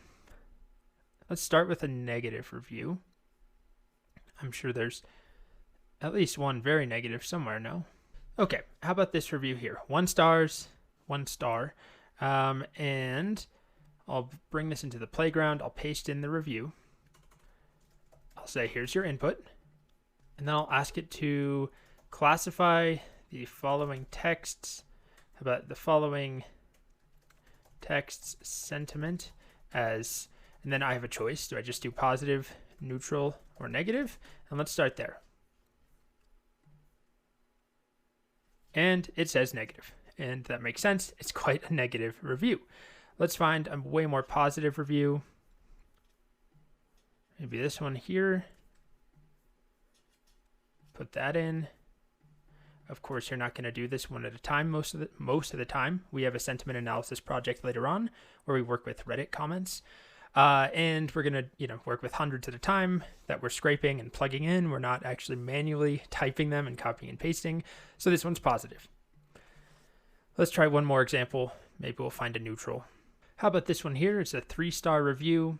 It says some nice things, some negative things. And yep, it says neutral. All right, so simple example, but that is how we can use the completion API to perform sentiment analysis. There are separate standalone sentiment analysis APIs out there where you send them text and that's all they do. They'll return to you positive, neutral, or negative. You can set it up to work with numbers, but the point is with OpenAI's tools, with GPT and the completion API, it's just this Swiss Army knife where we have to tell it exactly what we want it to do. And it will perform the sentiment analysis for us, assuming we ask it to. We could also, if we wanted to work with numbers instead of positive, neutral, or negative, We could do something like desired format, a number, and let's say -1 for negative, 0 for neutral, and 1 for positive. All right, well, it worked, although, I just want the number. I don't want it to also say neutral. We could try finessing the language here, or what I'll do in the next video is show you another option we have at our disposal. But that's a simple example of sentiment analysis. Next up, we're going to talk about the difference between zero-shot prompting and one-shot or few-shot prompting. So these terms, few-shot prompting, one-shot, zero-shot, they have to do with basically how many examples are provided in a given prompt. So the term zero-shot prompting or zero-shot means we're not providing any examples. And we're hoping that the model can just figure out what we want it to do based on the prompt without examples. So extract keywords from the below text, and then we'd have some text in here that we wanted to extract from, and we hope that it can just figure out how to extract the keywords. And a lot of the time that works great. I'd say most of the time with the stuff we've done so far, we don't need examples. But there may be times where we want to try a one-shot or few-shot approach. It basically just means providing examples that hopefully the model can learn from in our prompt. Now, we're not changing the model, we're not training the model overall. We're simply providing a few examples to illustrate what we want. So here's the same prompt in a few-shot approach. Extract keywords from the corresponding text below. We'll put text down here. It's not there right now. And then we give it an example. Here's our first example, and here's the keywords we would expect to get back. Here's our second example. Here are the keywords we expect to get back. Here's our third. Now you show us the keywords that we should get back, or complete those keywords for us. So this can definitely be helpful. I always start with a zero-shot approach. Again, it's just a fancy way of saying no examples. And then if I'm struggling to get the model to do what I want, at that point, I'll incorporate an example or two. So an example of how we could actually use this is from the previous video. We had this classify the following text sentiment as positive, neutral, or negative. Desired format is a number. I want -1 for negative, 0 for neutral, and 1 for positive. Now we could rewrite the prompt. I could probably change this up here, classify the following text sentiment as -1, 0, or 1 based upon the sentiment in the text or something like that. I could rewrite the text, but I want to show you here that I could also just provide an example or two, and it should be able to figure out the format that I want. Because right now what it's giving me is the number 0, but it's also giving me neutral in the parentheses. So what I could do is this, give it an example. Input, and let's just do a very obviously positive input, like I love you so much. And then we could say that the sentiment should be 1, right? If that's supposed to be positive. And that might illustrate that we want only the number back. So this would be a one-shot example, not a few-shot, because we only have one example here. And then if I delete this down here, let's see if that's enough. Now it's just giving me a number. Let's try another review here. And by the way, the number it gave me here was 0. This was our neutral review that was a 3 out of 5 star review, so that tracks. Let's try a very negative review. And put that in here. Okay, just get rid of extra space. And let's see what sort of sentiment it gives this super negative one. Is it going? There we go, -1, which is for negative. So I'm not saying that you should do sentiment analysis this way, where we're just generating a number. I wanted to show, though, that we can totally change the way that it gives us output, totally change the format. And if it's not picking up on our text instructions very well, which often is a failing on my part or on the prompt writer's part, we can then include an example or two or more, as many as needed. So this would be a one-shot approach. This is a few-shot. I mean, technically it's a two-shot approach. That just means we're providing one or more examples to show the input and then the output that we expect. And it makes a big difference. As you can see in this case, it's now just giving me a number. It's not doing, negative in parentheses, which I didn't want. Okay, So a lot of the time examples can help. Next, I want to show you something that's kind of interesting. I don't know how useful it is day to day, at least for the prompts that I write, but this is something called chain of thought prompting. So here's a word problem, the type that trips many people up, myself included. Alice is 7 years older than Beth, who is 5 years older than Erica. What is the difference between the ages of Alice and Erica if Erica is 30 years old? So if we were going to solve this, I'll start by just seeing what the playground with the completion model comes up with. It says Alice is 37 years old. The difference is 7 years. Okay, now let's see if that's correct. Just as humans here, we know Erica is 30, right? So let's start with that. Erica is 30. And then we know that Alice is 7 years older than Beth, who is 5 years older than Erica, right? So Beth is 5 years older than Erica, meaning she's 35. And Alice is 7 years older than Beth. So Alice should then be 7 years older than 35, right? Which would be 42. So what is the difference between the ages of Alice and Erica? Alice and Erica, that difference is 12. Not the most complicated problem. However, you can see that it got it wrong. It said Alice is 37. That's not correct. Alice is 42. The difference, according to our completion here, is 7 years, but the true difference should be 12 years. So it got it wrong. And there's many, many examples of GPT getting things wrong, of course, especially factual information, which we'll also talk about in a bit. But this is not that complicated, and there's actually a very simple trick that we can use to try and coach it along the right path. And there's a whole paper about this, actually. Large language models are zero-shot reasoners. If we look in the abstract here, there's a piece right here. We show that LLMs, large language models, are decent zero-shot reasoners by simply adding "let's think step by step" before each answer. It's pretty fascinating. If I simply add in "let's think step by step" and I submit this, this is what we get. Remember last time it told me the difference was 7 years? Well, now it's telling me the difference between Alice's age and Erica's age is 12 years, right? So it shows me step by step essentially what it's trying to do. Beth is 5 years older than Erica, so Beth is 30 plus 5. It's exactly what I did, right? Alice is 7 years older than Beth, so Alice is 35 plus 7, and the difference is going to be 42 minus 30, which is 12 years. And that's the correct answer. But we weren't getting it until we put in "let's think step by step." Now, like I said, I don't know how useful this is. I'm not writing many prompts that involve, logical reasoning like you see here, but it's pretty nifty that this works. There's a whole data set of word problems you can find online where you could play around and see if it trips up GPT 3.5 or 4, whichever model you're using. And then if you add in "let's think step by step," a lot of the time, it's not a guaranteed fix, but a lot of the time it will get the right answer if it wasn't getting it before. It's pretty fascinating. So we're almost done with this section on prompt design or prompt engineering.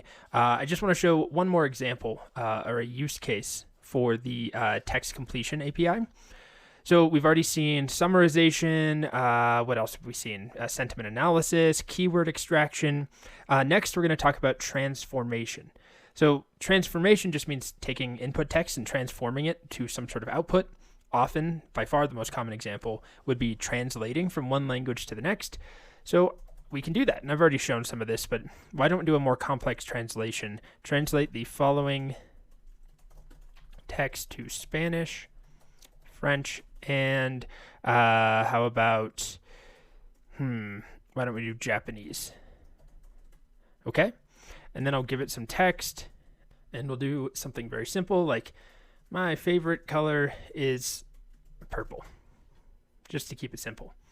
Okay, so when I submit this, it's going to transform each one of those, hopefully. Mi color favorite, I don't really speak Spanish, es morado, ma couleur préférée. Is that how you say purple in French? Apparently it is. And let's try the Japanese. And according to Google Translate, that's correct in Japanese. Although, of course, I could have just plugged that back into the model and asked it to translate Japanese to English, and we could test it that way. And just to circle back to something we've already seen, I could specify I wanted to give it these 3 pairs back to me, not just as text, but maybe in JSON format. Translate, how about the output should be a JSON object. Maybe I want to plug this in to a database somewhere. Let's get rid of that. And there we go. It gives me an object where Spanish is set to the correct translation, French is set to the French translation, Japanese is set to the Japanese translation. And of course, you could pass more text in there, but I'll show another example. We can transform text in many other ways. So one of the examples on the OpenAI documentation is to take first-person text, like, I love to ski so much, and today I went skiing with my best friends, and I fell really hard and broke 34 bones. I cried for hours. Now I am almost dead. All right. So we've got some first person speech or text, and we'll say, transform the following text from first person. We might not even need to say from first person. We'll just say to third person. Like that. Let's see what it does. He loves to ski so much. Today he went skiing with his best friends, and he fell really hard and broke 34 bones. He cried for hours. Now he is almost dead. And I could rewrite it to say, third person female, for example. She loves to ski so much. What about if I try and change the tense? Transform the following text to third person female in the future tense. She will love skiing so much in the future. Today she went skiing with her best friends and she fell really hard and broke 34 bones. She will cry for hours. Now she will be almost dead. So, it tried. I've never done that with the tense, and I made it hard because it says today, right? And now. So it's kind of hard to turn those words into future tense without completely removing those words, right? Anyway, just a silly example, but that's another way we can transform text from one format to another. So we can translate languages, we can change, perspectives. What do you call it? First person, second person, third person. I don't know what you call that. But we can also do things like kind of fun examples, transform each. Let's do movie title to emojis. Let's see if we can do the movie Cocaine Bear. Let's see. Yeah, that's pretty good for Cocaine Bear, right? So it's transforming text in another way. Let's try one more. How about the Lion King? Should be an easy one. Yeah, pretty good. All right, so another way of transforming text. There's a lot of things you can do, and that's pretty much it. Welcome back, everyone. It's time for our first project in the course. And the way that the course is structured is that the projects are not essential. There is no, important information baked into the project specifically as far as how the APIs work, how the models work, the different parameters. I kind of move that all out into their own videos. So if you don't care about the projects, you don't have to go through these. Because projects take a little bit of time, right? We have the prompting, we have the API calls and all of that, but then we have to build, in this case, a server and a front end and some JavaScript, some CSS, which a lot of you may not care about. So for all of these projects, I'm trying to make them standalone so that, after this project, we're going to learn more about the completion API, some different parameters, and then we'll have a project again. And then we'll learn about the ChatGPT API, and then we'll have a project, instead of just baking it all into the projects and forcing you to do the projects in order to learn everything in the course. So with that said, this is our first project. It uses the completion API, and it is a color palette generating website. So there's a server I wrote in Flask. We've got a front end here, very simple. And I put in some sort of prompt that I want it to generate a color palette based upon for me. So maybe Google brand colors. And then it hits our server and makes a request, sends us back the colors, and we render the colors here as these big, full height color bars. And not only that, we can see the hexadecimal codes, and I can click, and I've now copied that code. So a little bit of JavaScript to add it to our clipboard and make it somewhat useful. So if I really wanted to know, Airbnb brand colors, it's not just for brand colors, to be clear. There we go. I've now got the Airbnb red that I have access to. But I can also do things that are a bit more abstract, like Monet's water lilies, or the most boring colors possible. And we get a beautiful grayscale palette. Here's a different example. Palm Springs Hotel. So Palm Springs is a desert city in California, dry, orangey sunset tones, and that's exactly what we get. Or maybe I'll do,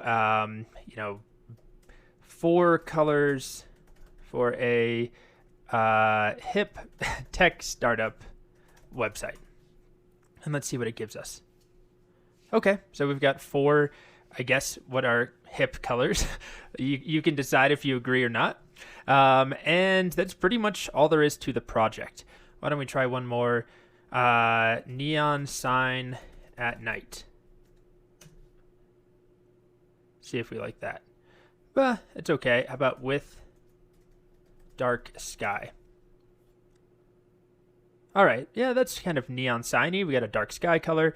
I wouldn't say those colors look particularly nice. So why don't we try, pastel color palette. And then we can even specify we want 4 colors. And we get 4 pastels. Why don't we try one more? The colors of organic eggshells. And my chickens have sort of light green, light blue, light brown, light pink.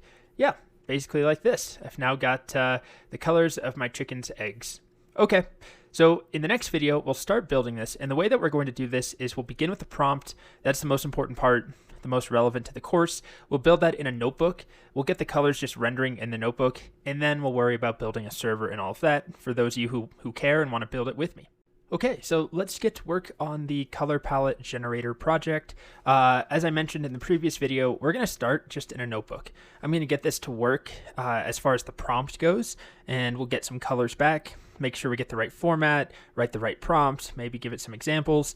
And then in a separate video, we'll start on the server and all the infrastructure, everything that is not related necessarily to the completion API call. Here's one more palette I generated. An orange goldfish and a blue fishbowl.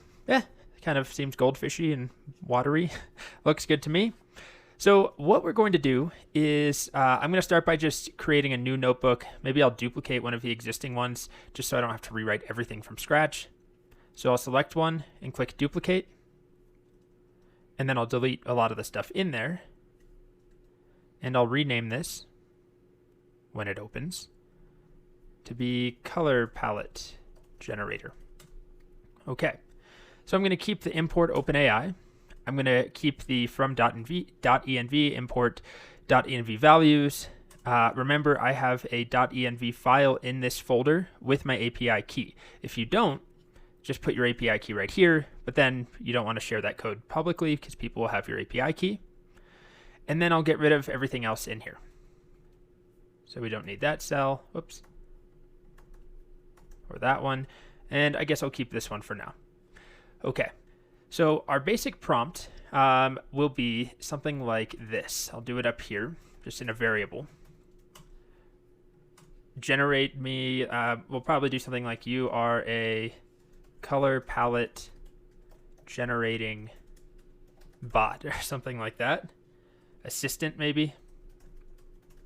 That responds to text prompts. So we're just giving it some instructions, right? For color palettes.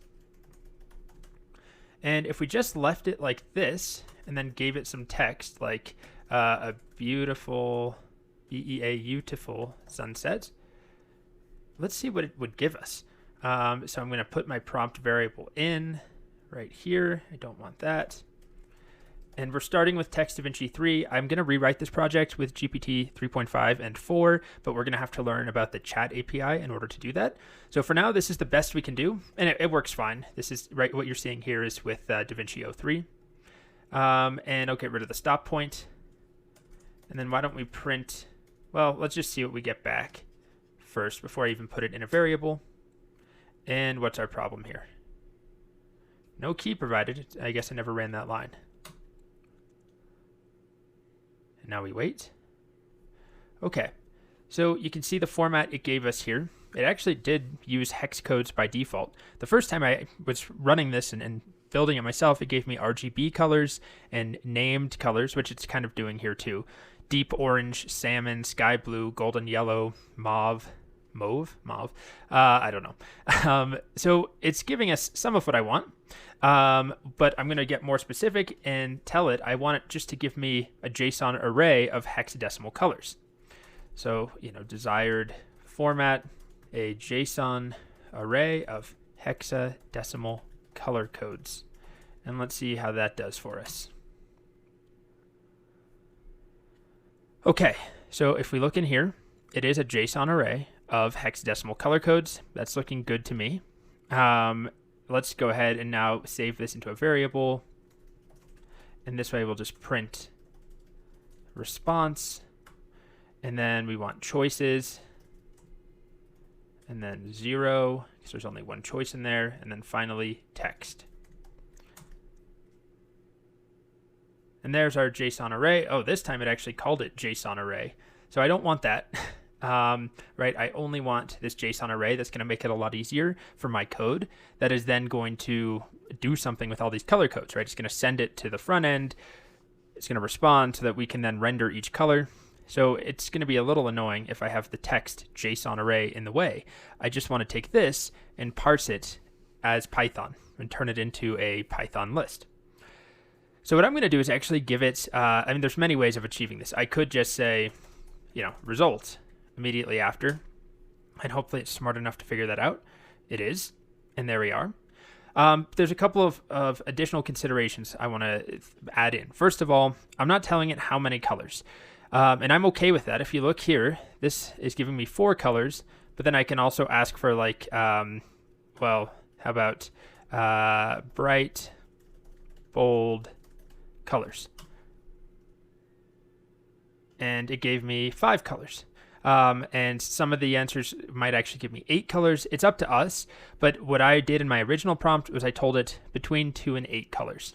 So I'm going to give it some additional instructions. You should generate color palettes that fit the theme, mood, or instructions in the prompt.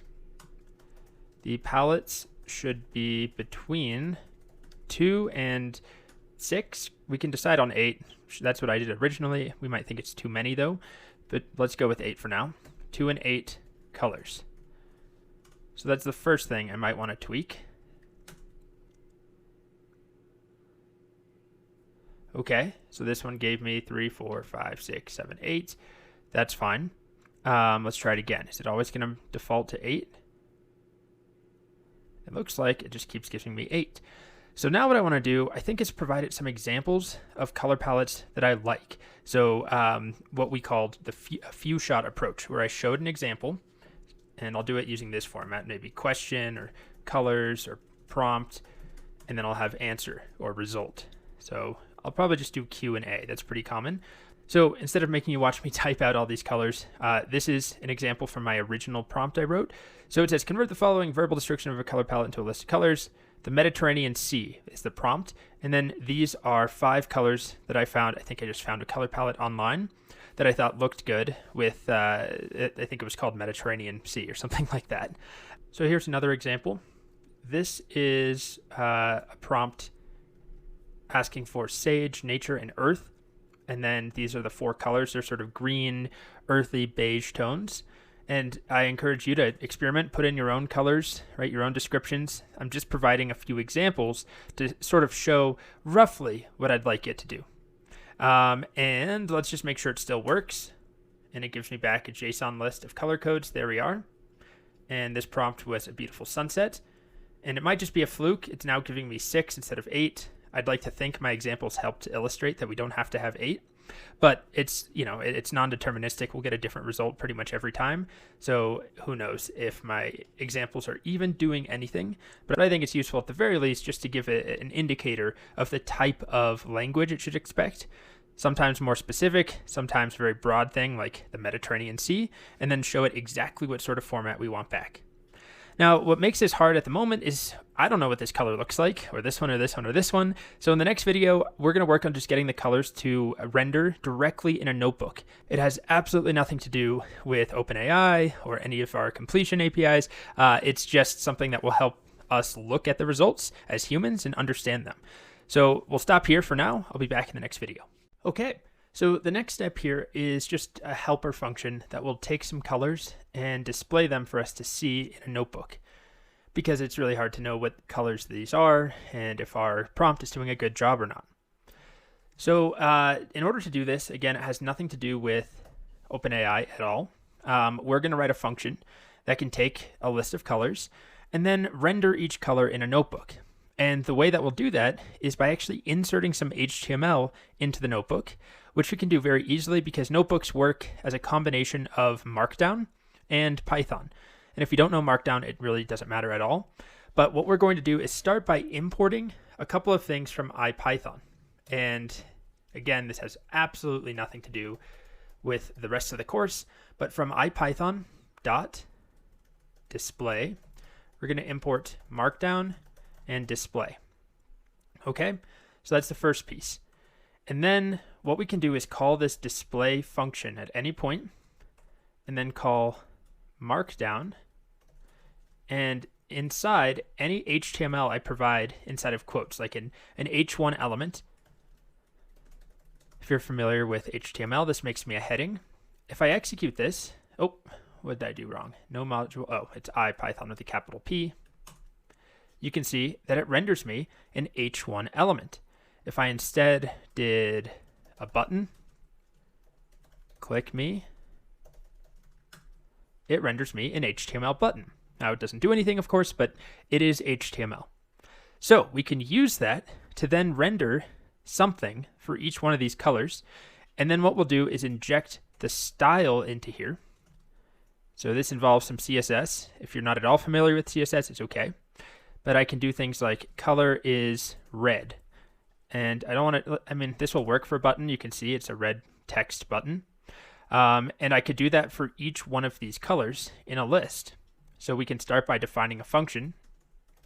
We'll call it like display colors. And it will expect a list of colors. All right. And then inside, maybe I'll just start with one, display color. Inside, I'm going to call this display markdown. I'll keep it as a button for now, which I probably don't want to do. But then I'm going to make this an F string where this value will be our color that's passed in. And so now hopefully I should be able to call display color with orange. Oops. And that makes me an orange button. But I should also be able to pass through one of these hexadecimal color codes. And that's a pinkish color. But instead of a button, we have to decide what element do we actually want to display. And I think our best choice is going to be to use a special Unicode character, a block, and then fill that in with a color. We could do something more complicated, like make a div, or even do it with text. But with text, it's just kind of sparse. You barely see the color. I want to see a block of color. So what I can do is use a special Unicode character, which I already have open as I showed you. It is, the code that I'm going to use is 9608. So let me just show you what this looks like. Instead of doing a button, I'm going to have an F string. And then in my F string, I'm going to create a span. Span is just a generic element in HTML. And then inside, I can use some Python to help me here. I'll use the character or the CHR function, which converts an integer like 96, is that what it was? I already forgot. I think 9608 into the resulting character code. And there we are, we get a single block. And then I can give that the correct color. So I'll do style equals color, and then I'll interpolate the actual color that was passed in. And now I have a pink block. Or if we did it with this one, I have an orange block. All right. And the next step here is just to do this for an array of colors. So I'm going to call this colors. I'll change my function name to display colors. And then I'm going to, why don't I just take this whole list for now and pass it through, which it's not going to work at the moment because I'm only expecting a single color in here. So I'm going to loop over and do something for each one of these colors. And the easiest option here is to use a, inside of our markdown function call, it wants a single string. So what I'm going to do is call the join method on just a space character, which will return a big string. And I'm going to do this for each color in colors. And I'll just put them on separate lines to make it easier to read. Okay, here's a final version.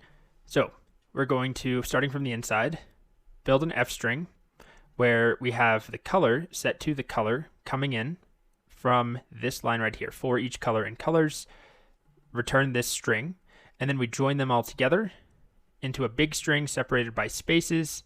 Let's just see if it works. There we go. We're getting our color palette. That's good. And if you're confused on how this is working, we can just print out that string just to show you that. Do something like this. Print the string that we're creating using join, and there it is. It's just a big old string, so that we can pass that one string in to display as markdown. So if you prefer to do that in separate steps, you can. If you're confused on using any of this syntax, it's sort of a Python-y way of doing it, just keeping it brief. But there we go. We have our color palette.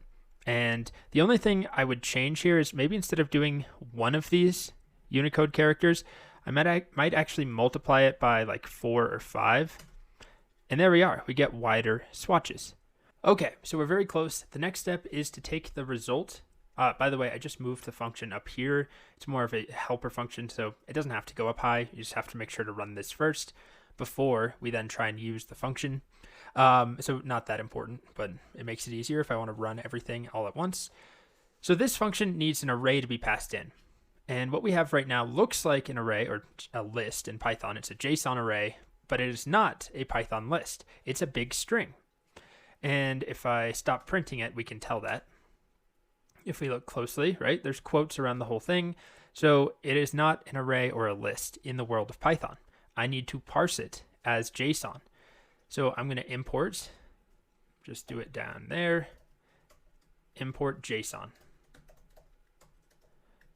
And the JSON module has a function or a method called loads. And I'm just going to provide this JSON.loads to that function. So this will take a string of JSON and convert it into Python, hopefully. And now this is actually Python. If I save that to a variable, I'll call it colors. I now should be able to do things like, I guess I'll do it down here, colors of 0, right? And we're getting that first element in the list, which now means I can pass it directly to display colors. It's expecting an array. Let's see if it works. All right, so that's my sunset color palette. Let's try something different, like ocean tones. Let's see how that looks. There we are. We're getting 4 colors this time. And that's pretty much it. We can tweak our prompt a bit more if we're not happy with how it's working, but it is working, right? It's giving us hexadecimal colors as a JSON array that we can then take and parse, right, and turn it into Python, loop over each color, and then render each color. The next big step is actually building a web app with a server and a front end, making it so that each color is displayed here in HTML. I can click to color the hexadecimal code, click to copy the hexadecimal code, search to make a new query, and just building a UI around it.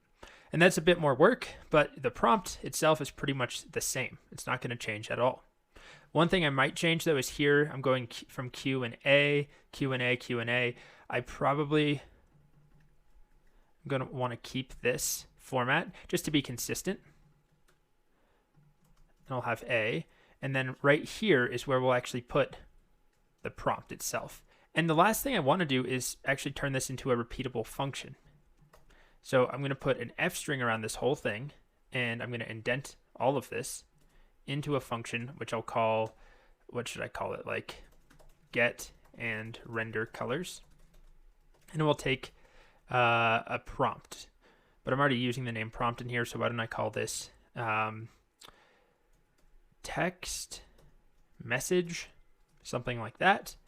And then whatever we pass in here, I will add in to the end of our prompt. I made it an F string so that I can then interpolate it right there. So message and message. And now I should be able to do, if I execute this, get and render colors and then pass something in like for Google brand colors. And we get 4 colors that are from the Google brand palette. And let's try one more example. How about Thanksgiving color palette? So American holiday, Thanksgiving, autumn, lots of browns. Yeah, that looks pretty accurate. Good enough. So we have our color palette generating function, right? Using OpenAI, pass it a big, relatively long prompt. We get our colors back, and then we pass them into this function that displays them just in Markdown. Next up, we'll build a server. Welcome back, everyone. So in the next few videos, we're going to expand upon the color palette generating function that we have in a notebook and turn it into a standalone web app with a Flask web server and some JavaScript, HTML, and CSS to build this front end. And I want to reiterate that this is not essential to the course. It's just a fun project we're going to build out. But if you want to move on and learn more about the APIs, you can totally skip this section. With that said, we're going to be using Flask to build the web server. Now, if you're not familiar with Flask, it's very simple. It's a very lightweight server-side framework in Python, kind of like Express if you've used Express with Node. If not, it's not a big deal. And then we'll use HTML, CSS, and JavaScript to make the front end and do some of this logic where when I click, it actually copies the hex code and makes it somewhat useful, right? Where I could actually search for colors I wanted. Maybe I want the colors of the what's a good flag? The Italian flag. And then I need to use them in my code. Well, I can copy them, paste them, and I have the colors. So we'll do some JavaScript to make that work. Anyway, the first step here is just to get our server up and running.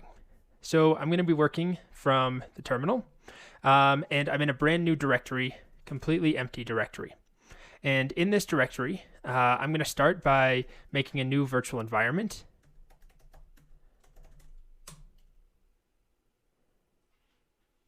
And then I'm going to source that virtual environment. And if all of this is brand new to you and you're feeling overwhelmed, first of all, I advise you just to sort of stumble through it and try copying me. But also you can check out some basic Python courses. I misspelled source, by the way.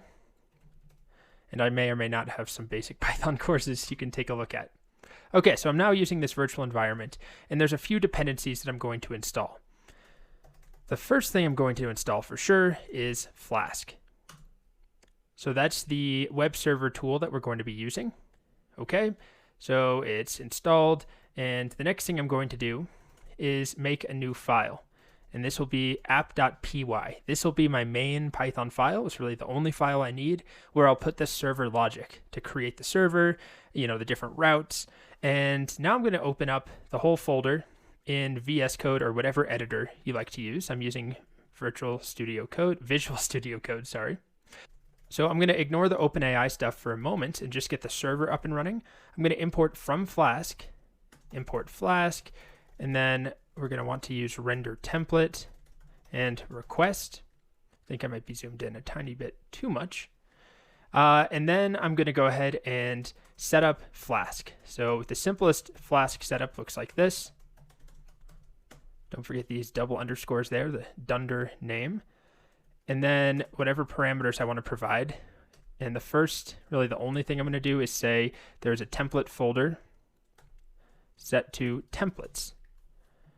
And then I'm going to make that folder. So I'll make that now. Templates. Okay. And the way that Flask works is that we define these routes, different paths that we want to match. So let's just define our main route. It looks like this. We use a decorator syntax, app.route /, if that's what I'm trying to set up a route for. Then I'll write a function. We'll call it index. And I'm going to return render template. So this is a template that doesn't yet exist. And actually, even before that, I'll just return something simpler. A string. Hello there from Flask.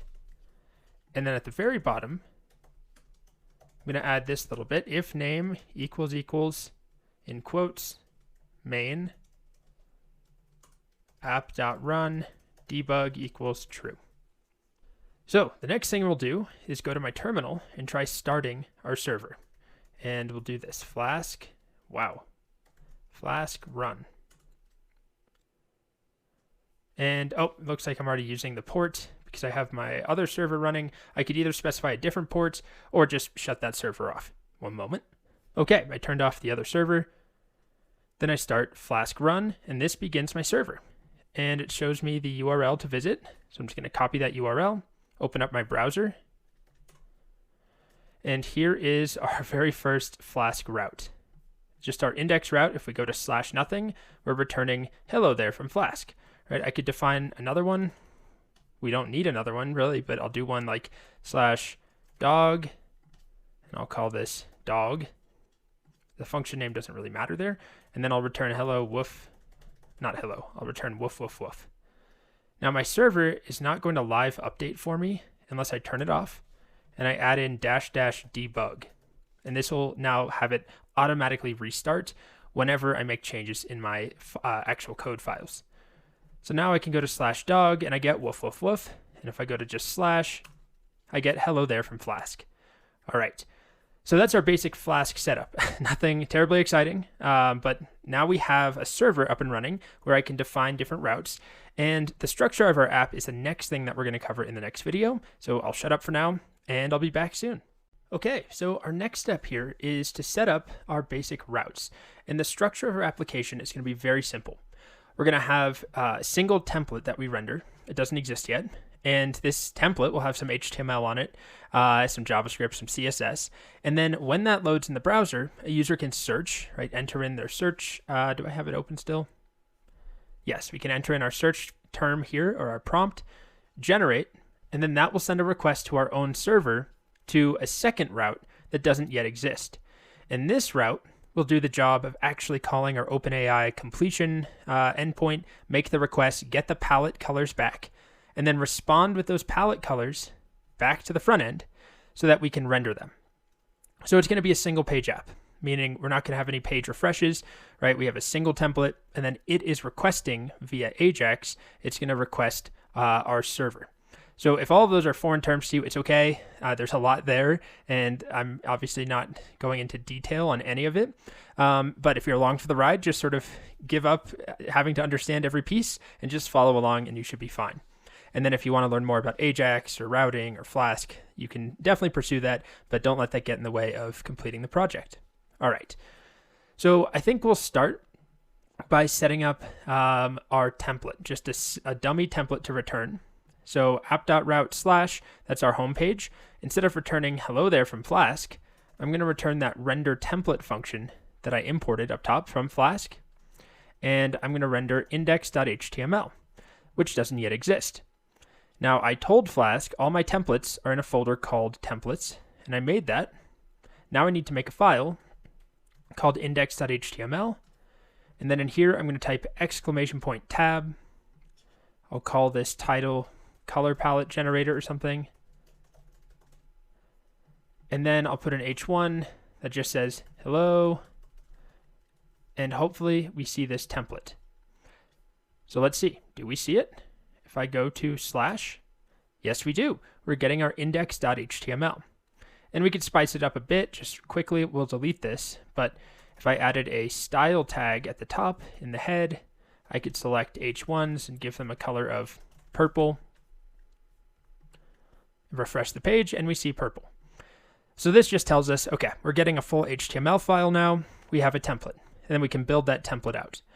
The next piece is to actually work on the most important route, which is the route that we will send a request to from our form that will then make a request to the completion endpoint and hopefully get us some colors. So this route will not return a template, and I'm going to set up the route to be palette, and I'm going to make it a post route. So methods equals post. So you'll have to send a post request to hit this route. And then I'm going to call this something like get palette, or what do we want to call it? Prompt to palette or something like that. And then in here is where I'll actually make my OpenAI completion call. And then at the end, return list of colors.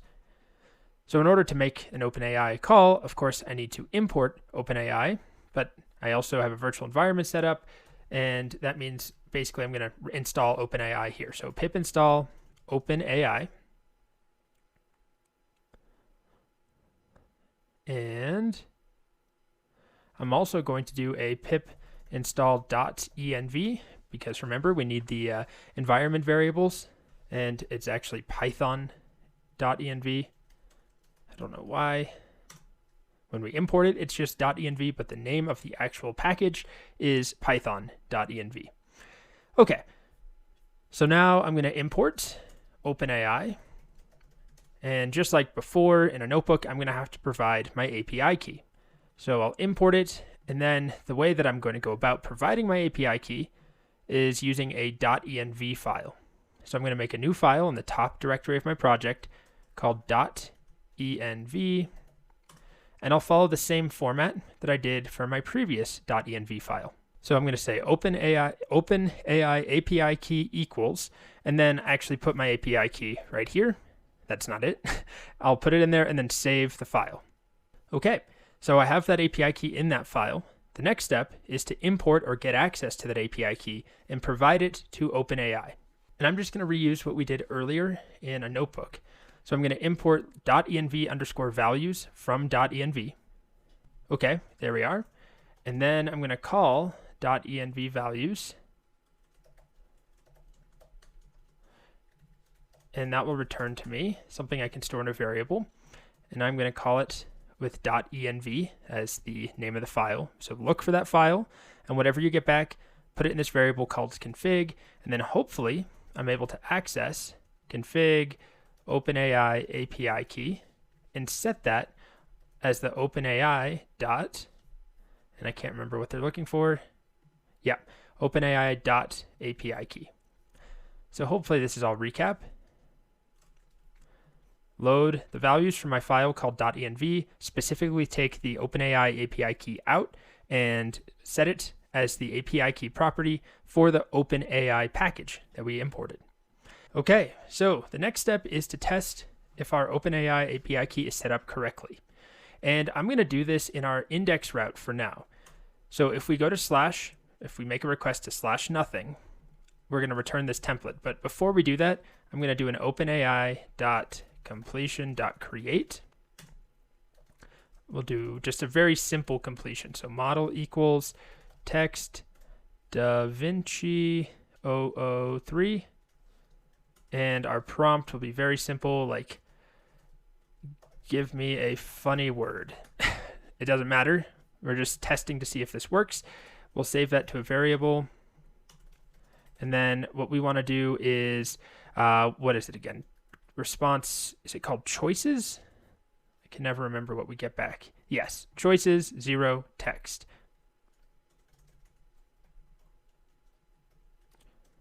So this will give us whatever we get back, hopefully. And then the final thing that I'm going to do is print it out, or maybe we'll just return that instead of our template and see if that works. So if I go start my server up, oh, what's it mad about? Expected an indented block. Oh, this is the problem. I have a function here with no body. Okay, try that again. Now if I go to /, there we go. I get Goofwinkle. If I do it again, I get Snozwanger. All right. So that tells us that OpenAI is set up correctly, right? It has the API key. We're not getting an error. Now, this is not where I want to make a request. That will be in the next video. We'll actually set up our endpoint and test that out. Okay. All right. So we have our basic Flask app set up. We've got our index route. What I want to do now is start to work on the actual route that the front end will call. Right? When I submit this form, it sends a request via JavaScript to some endpoint. I'm calling it /palette, even though it's commented out. And then that should take the text from the form, pass it over to our API or to the API to get the colors back from GPT, right, from the completion API, and then return and respond with that list of colors so that front end stuff, JavaScript, can then do something with the colors and add them to the page.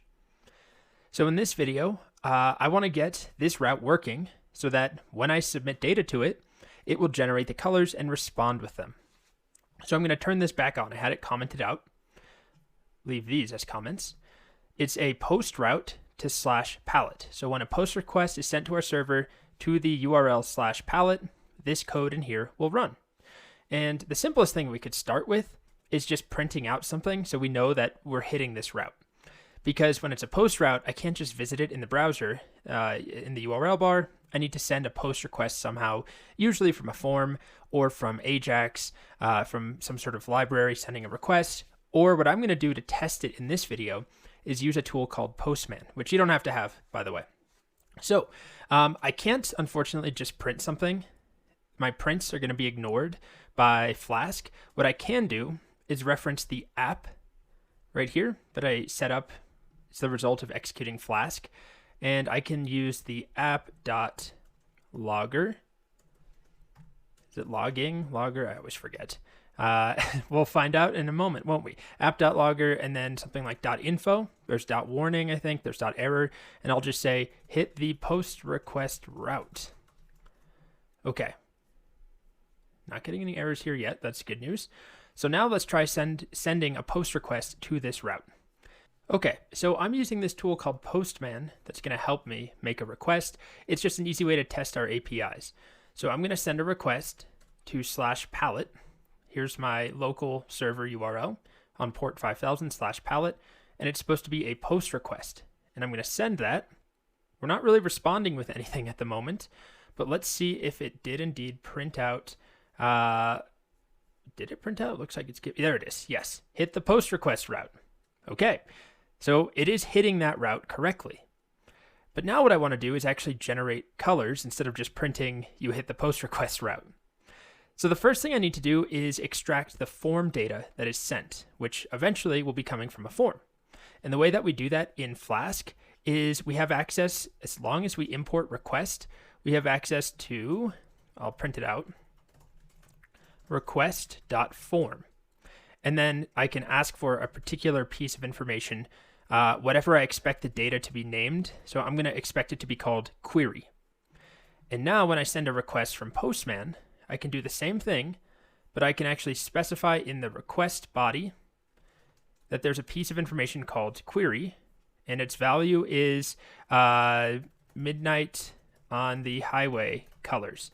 Now we're not doing anything with this information yet, but if I send it and I go back to my terminal, we hopefully see we hit the post request route, and then we also see midnight on the highway colors. So that worked. Eventually this will actually come from a form or from a request being sent from JavaScript. At the moment though, it's just coming from me testing it with this app called Postman. All right, so the next step is to take whatever this value is here. Let's call it query.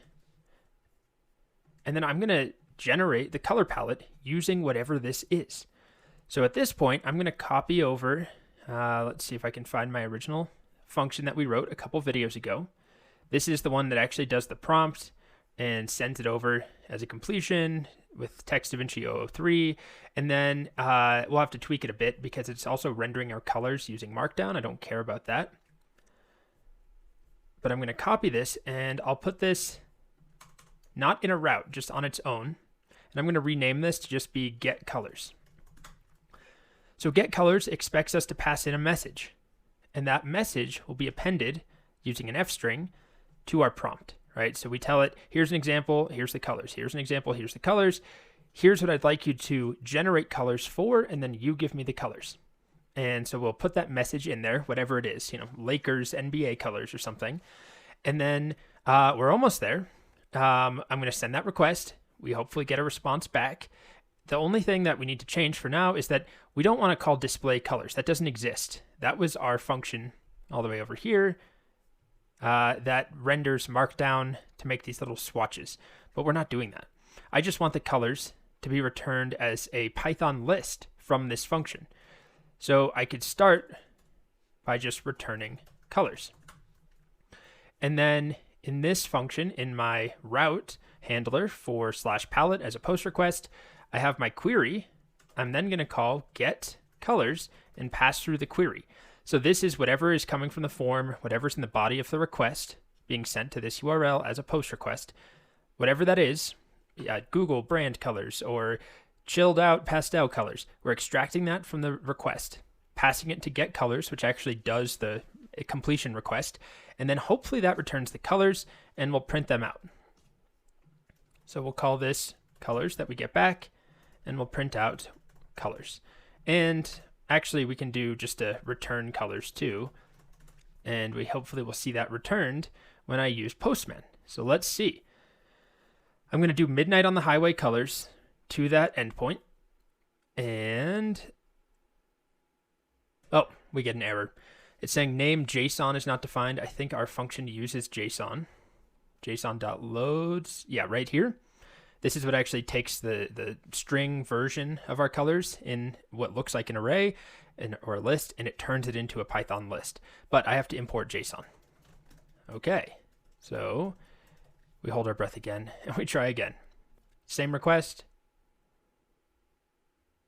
All right, and we get a list of colors here.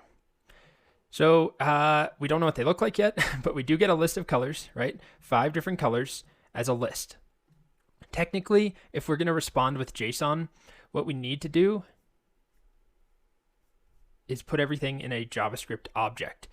So here where I'm returning colors, that's a list. It will look like, what we just saw, a list of colors. Instead, we should really return a Python dictionary, which will be turned into a JSON object, curly braces, and we'll set colors to be equal to colors. Now that won't make a big difference. It's just more valid in terms of writing JSON. Everything's supposed to be stored in an object under some sort of key. So I can get rid of the loggers for now, get rid of my comments, and hopefully if I do this again, I'll just do the same prompt, midnight on the highway colors. Now we get a JavaScript object that has colors, and it's set to a list of colors. Okay, so we have our endpoint set up. In the next video, we're going to start working on a form that will actually send data to that endpoint and get colors back and then render them for us and make what you see here. So we'll do the front end next. Welcome back. Now that we have our endpoint set up, basically our internal API, right, that exposes our colors as JSON, it expects you to pass in something for a query property in the request body, probably coming from a form. And then it will take that query, pass it to our getColors function that sends our completion request to OpenAI. We get a response, we parse it, we return that, and then we return some JSON here. Okay, now what I want to do is connect a real form on the front end so that it's sending that data and getting it back and getting the colors back and then eventually rendering them. So instead of, first of all, we can get rid of all of this. It's just generating a funny word. And I'm going to go back to simply rendering our template called index.html. That's all this route needs to do. Here's our index. We see hello in purple. That's fine for now. Eventually, I'm going to move my CSS into a file. I'll move our JavaScript into a file. But for now, I'm going to put my script directly inline. So I'm making a script tag. By the way, this autocomplete, I just type the name of a tag and hit tab. And in here, I'll do something silly like hello. Let's make sure that that pops up. And we do see hello alerted. Okay, I'm going to get rid of that because it's super obnoxious. Now I'm going to add a simple form. And I'm not going to put an action or a method on this form because I'm going to simply use this form to show a user a form control to show them an input. I'll give it a name of query.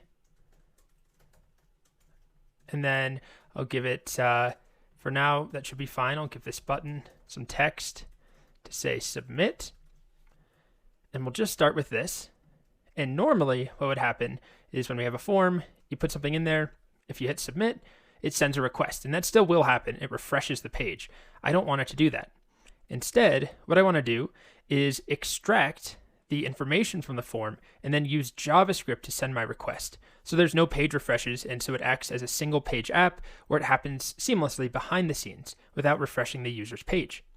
So our form is just there to be, visual, to show a user an input and a button. Technically we don't even have to have the form, but it's a good practice to wrap them. And that way I can listen for a form submission and then prevent that behavior. So I will give my form an ID. Why don't we call it just form? And then I'm going to select that element using JavaScript. So I'm going to make a variable. And if this is all new to you, if you're a Python person, this might seem a little crazy, But what I'm doing here is calling a special method called document.querySelector. I pass in a special syntax. This pound sign means I'm trying to find whatever element has the ID of form, which is this whole form here. And then whatever elements returned by that, should be our form, hopefully, we'll store in a variable called form. And then I can add an event listener. And I'm going to listen for a submit event. And then I'm going to put a function in here that runs when our form is submitted. And the first thing I'm going to do, we have access to an event parameter, I'll call it E, is call e.preventDefault. That just tells the form not to submit a real request. Stop your normal behavior. And that will stop the page from refreshing. As you can see here, when I submit this, our page is no longer refreshing. And then I can do something like console.log submitted event. And if I open up my console, every time I click, we are seeing, it's hard to see the font there, but submitted event being printed out. All right, so we have our form. Now what I need to do is, instead of just printing out submitted event, I need to extract the information from this form, right, from this input, whatever that text is in there, and then I need to forward that, I need to send a request, so my data is sent to our API to /palette, right here, as a post request. So the first thing to do is to get the data out of the form. And there's a lot of ways of doing this. What I'm going to do here is select, I already have my form variable. I'm going to do form.elements.query.value. So form.elements will hold references to any of the elements in the form. This one, whoops, it's right here, specifically has the name of query, which is what I want, and I want to extract the value. So let's console.log that. And hopefully that has whatever our value is typed into this field. And there it is. So if I do something like NFL, I don't know, Steelers colors, I hit enter instead of clicking, that still submits the form, and we see that printed out here. So the next step is to generate a request. And there's a lot of ways of sending requests from JavaScript, including some libraries like Axios that make it way easier. What I'm going to do is use the fetch API in JavaScript. So it looks like this, fetch, and then where I'm sending a request to, which is /palette. And then I have an object that has different parameters, and one of which is I want to send a post request. And then I'm going to send some body information. And in this body information, I'm going to set the query parameter to be our query right here. So I need to save that to a variable. I'll just call it query. Okay. So under the name of query, send the data in the variable query, which is what we got from the form. We'll see if this works. There's always a little tweaking that has to happen. So this will send a request, and then we can run some code when it's done using the .then method. This will return a promise. If you're new to JavaScript, this is absolutely overwhelming. Don't worry about it.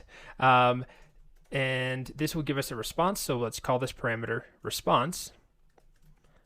I'll do an arrow function and parse that as JSON. This is how we parse it as JSON in JavaScript. And then I'll do another .then because response.json actually is, it can take time. It returns a promise. So when that finishes, we'll have some data, hopefully. And let's console.log data. We'll see if this works. It will work eventually, but it's easy to make a mistake the first time through. Okay. So I'm going to search for NFL Steelers colors. I'll open up my console. I'll submit this. And we get back an array called colors, but it doesn't have any information in it. Ah, I know what's wrong. If we look at how our app.py is set up, app.python, it's expecting our data to be sent in a form encoding. So we can also set up this route to expect JSON. So we have a choice. Do we send JSON and anticipate JSON, or do we send form data and anticipate form encoded data? I'll just change my request here. It's kind of a pain. I'll show you what it looks like. So just to tell the request, as part of the request, to specify that we're sending form encoded data, it looks like this. Headers, and then we have to specify the content type header. And then we set it to application/x www-form URL encoded. So this now says in the request, we're providing you with some form encoded data. That's not quite enough. I then also have to change the body here and wrap it in URL search params and put those parentheses around this. So this will encode things properly to be a JavaScript, take a JavaScript object format and turn it into URL search params. Let's hold our breath. Let's see if it works this time. So I'm going to search for, I don't know, neon colors, submit. And there we are. We got a color array with 4 elements. Whew. Okay. So our request side of things is pretty much done. When you submit this button, I mean, we'll move this to a separate file. We'll clean up the JavaScript. But when you submit the form, we prevent the default. We extract the query value from the input that has a name of query right here. Then we take that, we send a post request to /palette. And then we say in this request, by the way, this is being sent as form data. Here is the form data. We put the query in there. We get a response. We parse it as JSON. When that finishes, right, these .thens, they run in order. This will happen. When that finishes, we parse the JSON. When that finishes, we print out the data. That's all we're doing for now. Next, we'll actually render the colors. Okay, moving on along. We now have the form working. I can send my data and get the corresponding color palette data back. The next step is to render the colors. If this is what we're getting back, I want to go into the colors property of this data. And then for each one of these colors, what I'm going to do is make a big block of that color on the page. So the first step here is just to get the actual colors out. So we have data. The part that I care the most about is called colors. So I'm going to extract the colors from data.colors. And then with those colors, what I'm going to do is loop over each one of them and create a div, some HTML element that I'm going to append to the page. And the first thing I'm going to do is make a place to append those elements. So I'm going to make an element here. I'm going to call it container. And our container is just going to be an empty div. And I'll write some styles for the container to give it a black background color so we can see it. And I'll also make it full width, 100%, and height is going to be 100 VH, which is viewport height. So we should see, when I refresh, a very big black box, and we'll worry about moving that around and styling things later. Then what I'm going to do is to this container, I will append other divs based upon the different colors that I get back. So I have this div called container right there. And again, this is getting kind of sloppy, but I'm just going to refactor this at the end. So I'm going to select my container. I guess I'll do it down here. This is when we have our colors back from the API. So the way I select it, I'll use query selector. This one has a class name of container, so I use a dot. Document.querySelector container. And then I'm going to loop through for each color of my colors array. What I'm going to do is make a new div. So const div equals, and the way that we create a div is document.createElement. And then I specify the tag name, in this case a div. So that makes me an empty div. Then what I'm going to do is give this div the right background color. Div dot, and then I can do style dot background color equals whatever the color is that I'm looping over right here. All right. So the next step is to take each div and append it to the container. Container dot, and then I can call append child with each div. So if I get 4 colors back, we're making one div appending it to the container. Second div append to the container. We do that 4 times.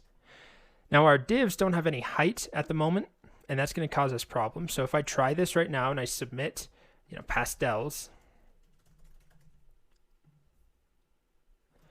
I'm not going to see any divs, anything visual here. If I go to the Elements tab, though, we do in fact have 1, 2, 3, 4, 5 different divs showing up. And that's what we want. I got 5 colors back. We made 5 of them. The problem I have is that they have no height and they have no width. So the first thing that we'll do is give them a width, and this is going to involve a little bit of fancy math. I'm just going to divide up. If we go to this example, 3 colors, each one should get 33.33%. If I have 4 colors, each one should get 25%. So I'm going to divide, set their width, div.style.width equals, and then the simplest way of doing this is actually using the calc function in CSS, calc 100% divided by, and then I'll interpolate inside of here.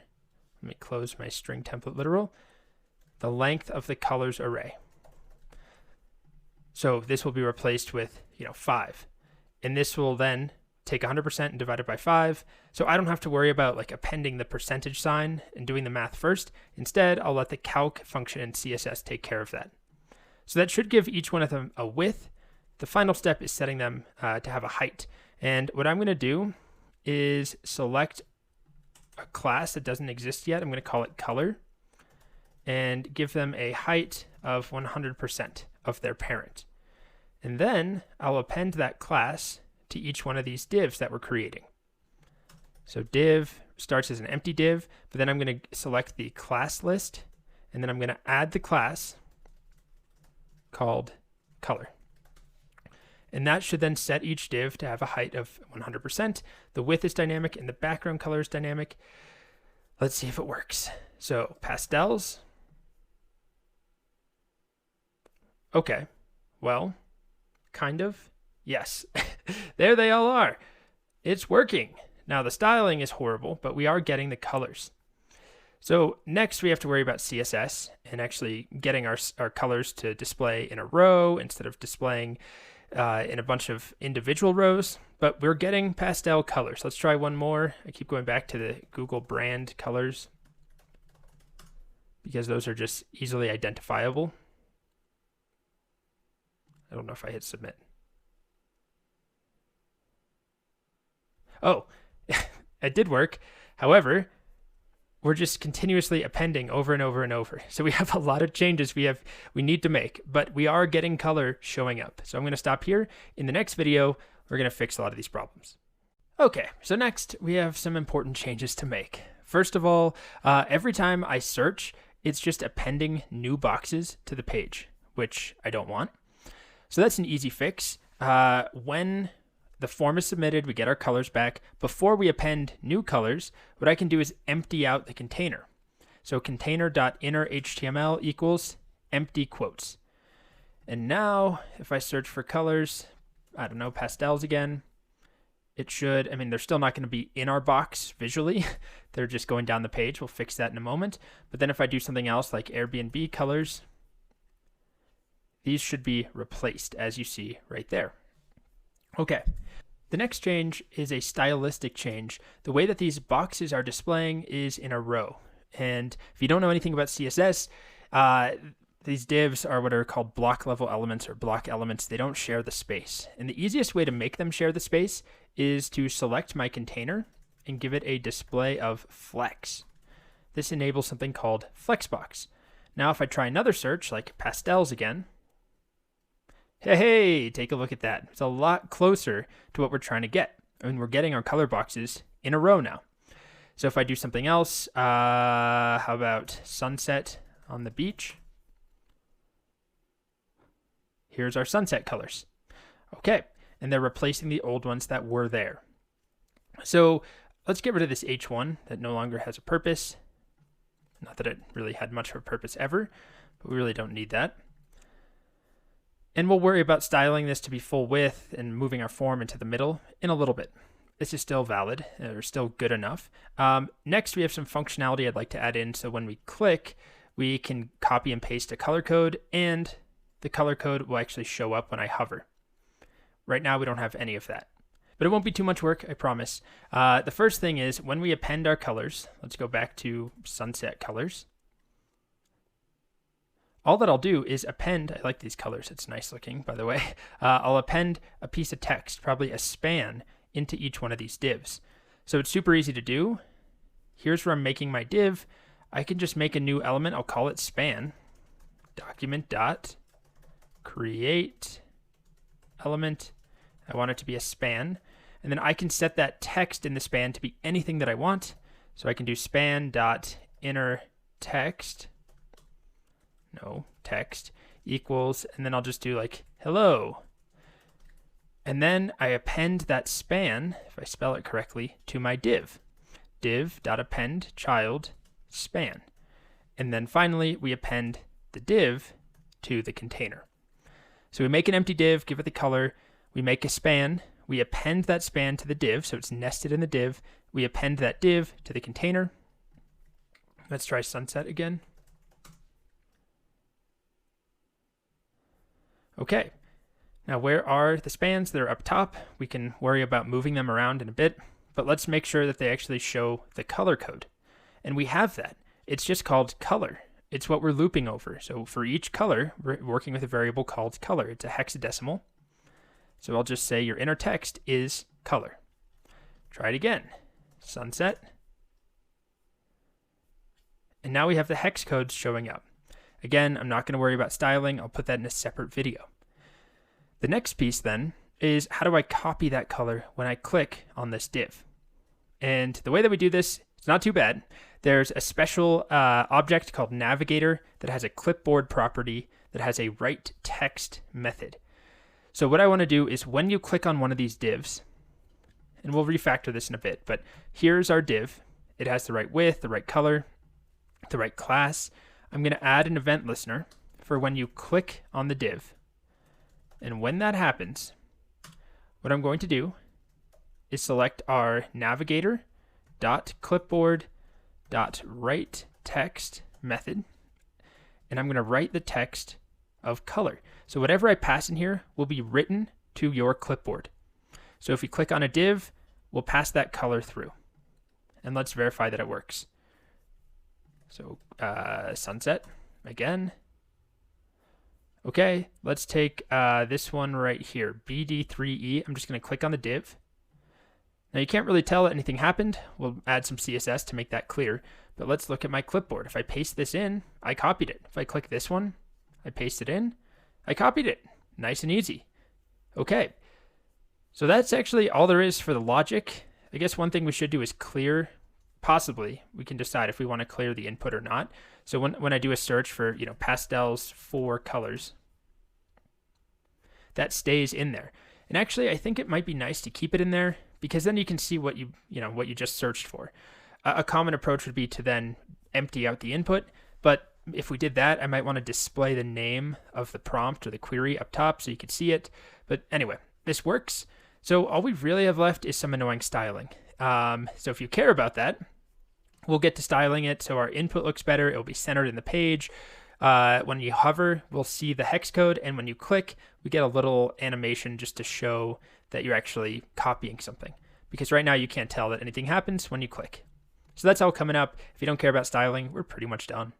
And we'll refactor this long JavaScript, move it to a separate file. All right, so it's time to do some styling changes. Again, none of this has anything to do with OpenAI or any of the APIs.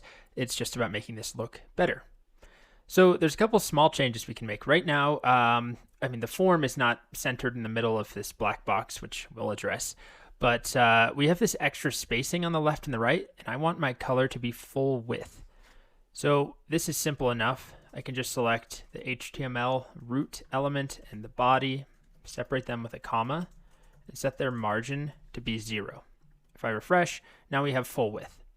Okay, the next thing that we'll tackle is once I put in a search in here like pastels, we get our pastel color showing up, great, but the text of the actual color is all the way at the top, that hex code. So I think I want it to go down to the bottom. And I also want it to probably be bigger and centered. So I'm going to use some Flexbox to help me with this. And if you don't know Flexbox, just buckle up. It's okay. I have a CSS course, and we spend a couple hours just going over Flexbox. So it's not something that you could really pick up all that quickly. With that said, what I'm going to do is make each color. Remember, this class of color corresponds to one of these boxes here. I'm going to take each one and set its display to flex. And then I'm going to set justify content to center, and this will center everything horizontally. So if I do another search, pastels again, you can see our content is now centered. And then to push it down to the bottom, There's a lot of options. I'm going to use align items flex-end in my CSS. It's kind of annoying. I have to search every time. I'll do pastels again. Okay, so now our text is down there. Although I think it's too far down, right? I want a little space.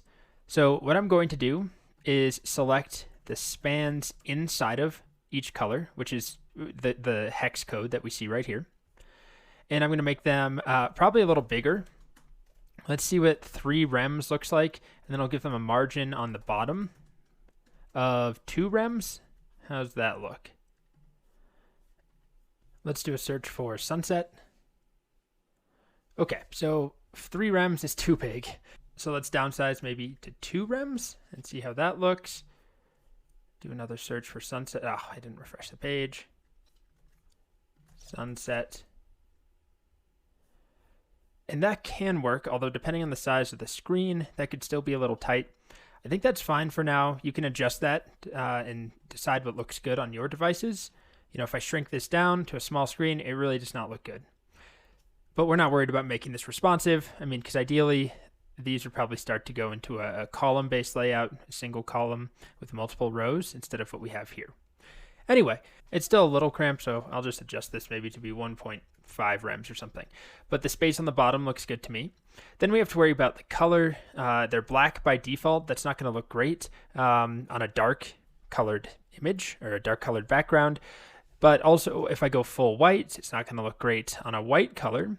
So I have some choices. I mean, the fancy way of doing this would be to do some math with the colors and figure out how dark this background is, and then change the text color to be white or black depending on how dark the color is. But we're not going to worry about that.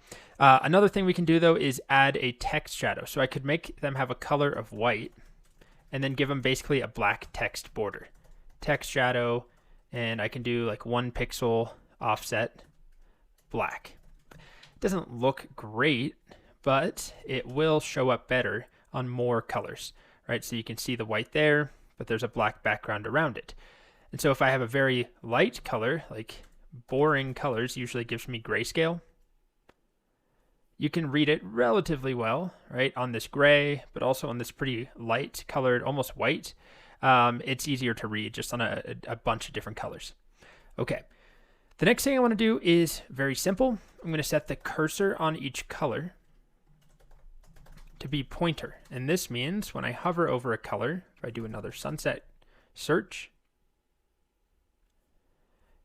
I can't zoom in to show you, but you can see the cursor sort of looks like I can interact now. And I can interact because when I click, it copies the hex code. Don't forget about that. Let's copy this one, C9A, and it's on my clipboard. What I want to do is have a little visual indicator of that, the fact that you clicked. Now, these aren't buttons, but what we can do is style each color in its active state. So what I'll do is select the all colors in their active state when they're being clicked on. And I can change really anything, but what I did in my example was change the opacity, which goes from 0 to 1. 1 is full opacity, 0 is full transparency. So 1 is fully opaque. I can dim it a bit, like 0.8, and let's see how that looks. So I'll search for sunset again. So as I click, you can see we get a little change there. It's not spectacular, but it at least indicates that something's happening.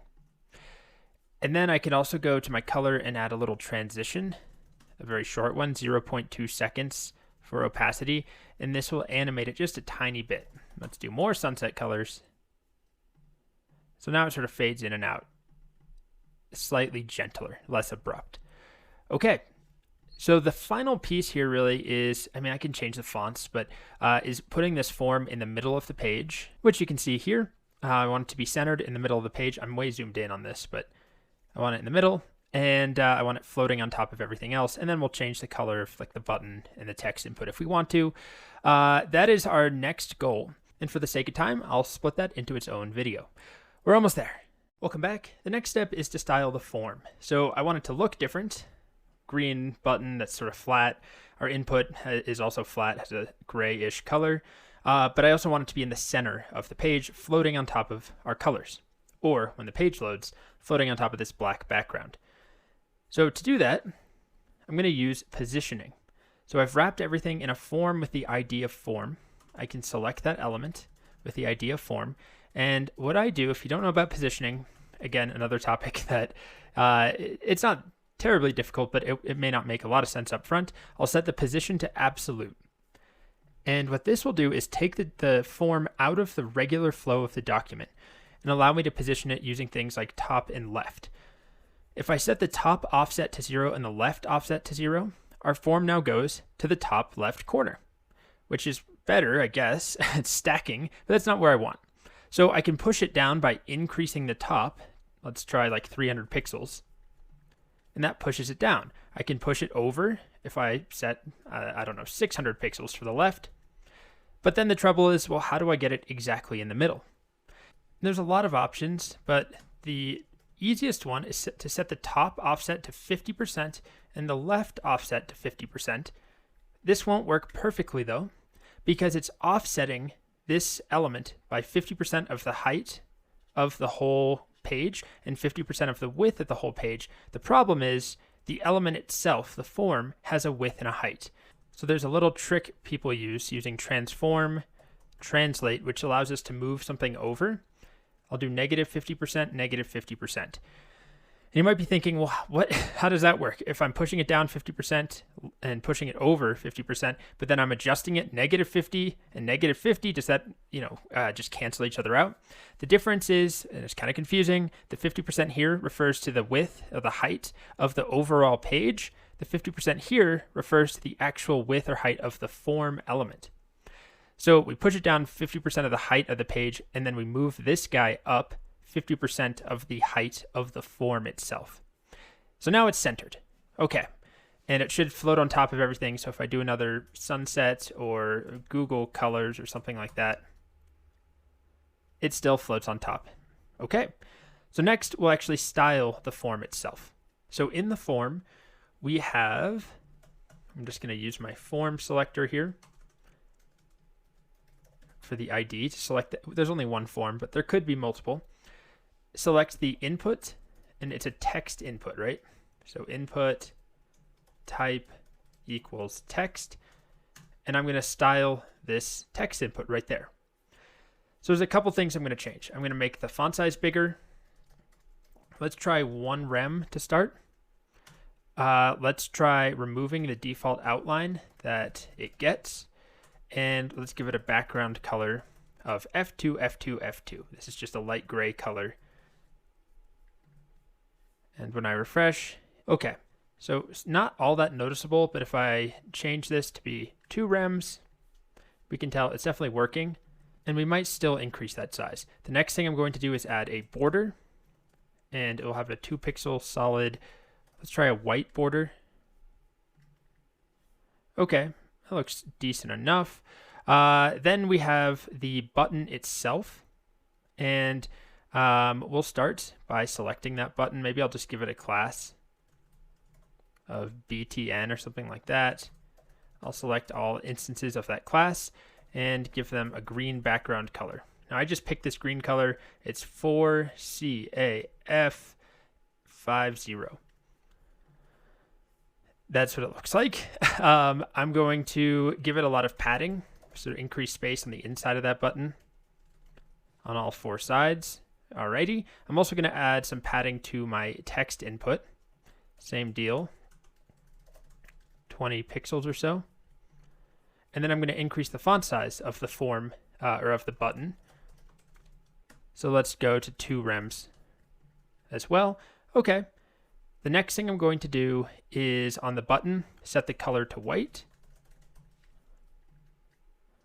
And then I'm going to get rid of the default border and give it a white border.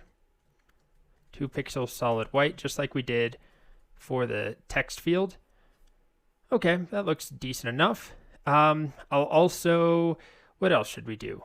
I think I'm going to give it a little hover effect. If you can see that here, when I hover, the opacity changes. So simple enough.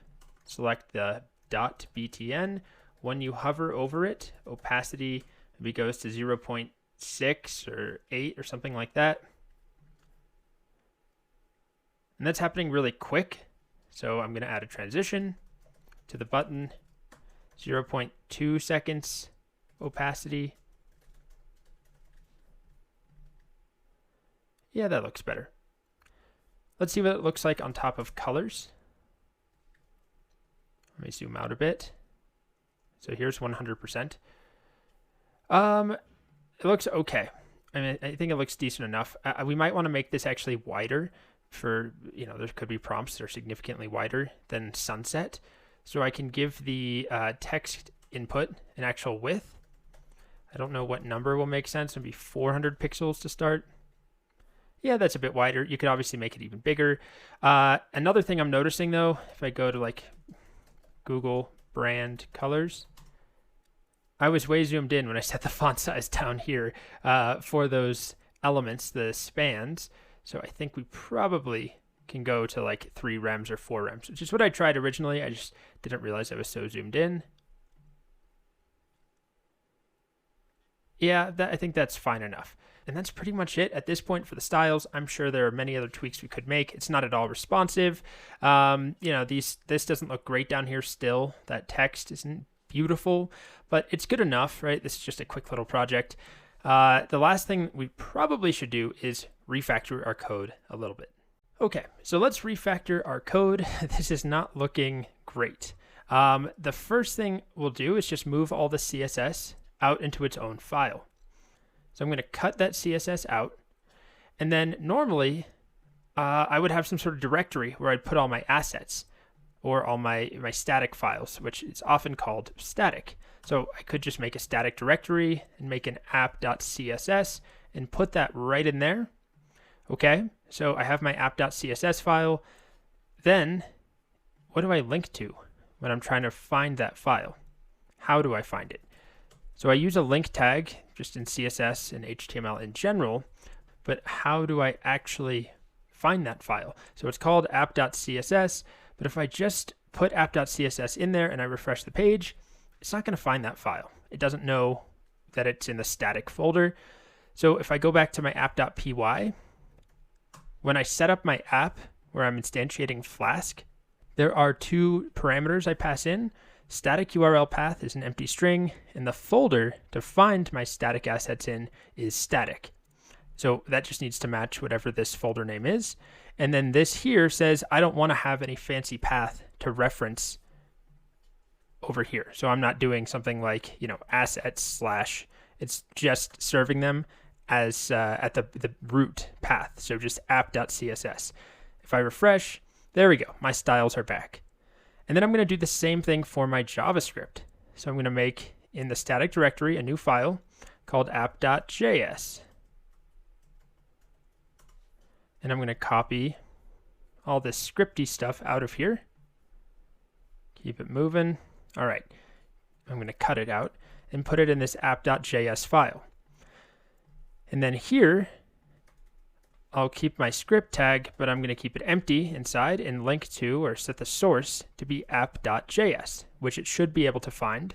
I'll refresh the page and let's see if the search still works.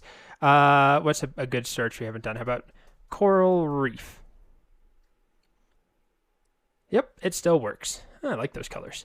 So we just move that code out. Just make sure if it's not working for you that you add these 2 lines and then you have a static directory that matches the name here.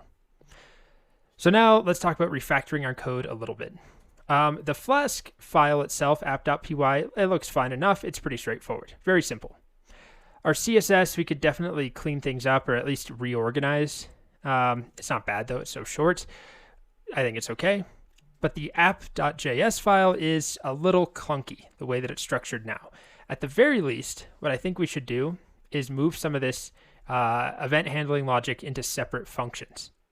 So this is pretty clunky right here. Once we get the data back, I think we should probably make a function called like create color blocks or something. Create color boxes. And it should expect a list of colors, and then it should expect the container or parent to attach them to. And then here we would move all of this code, or almost all of this code, right here. and put this in here, although we're going to have to make things work because colors here still is correct, right? If you pass through colors, we'll just call it color still.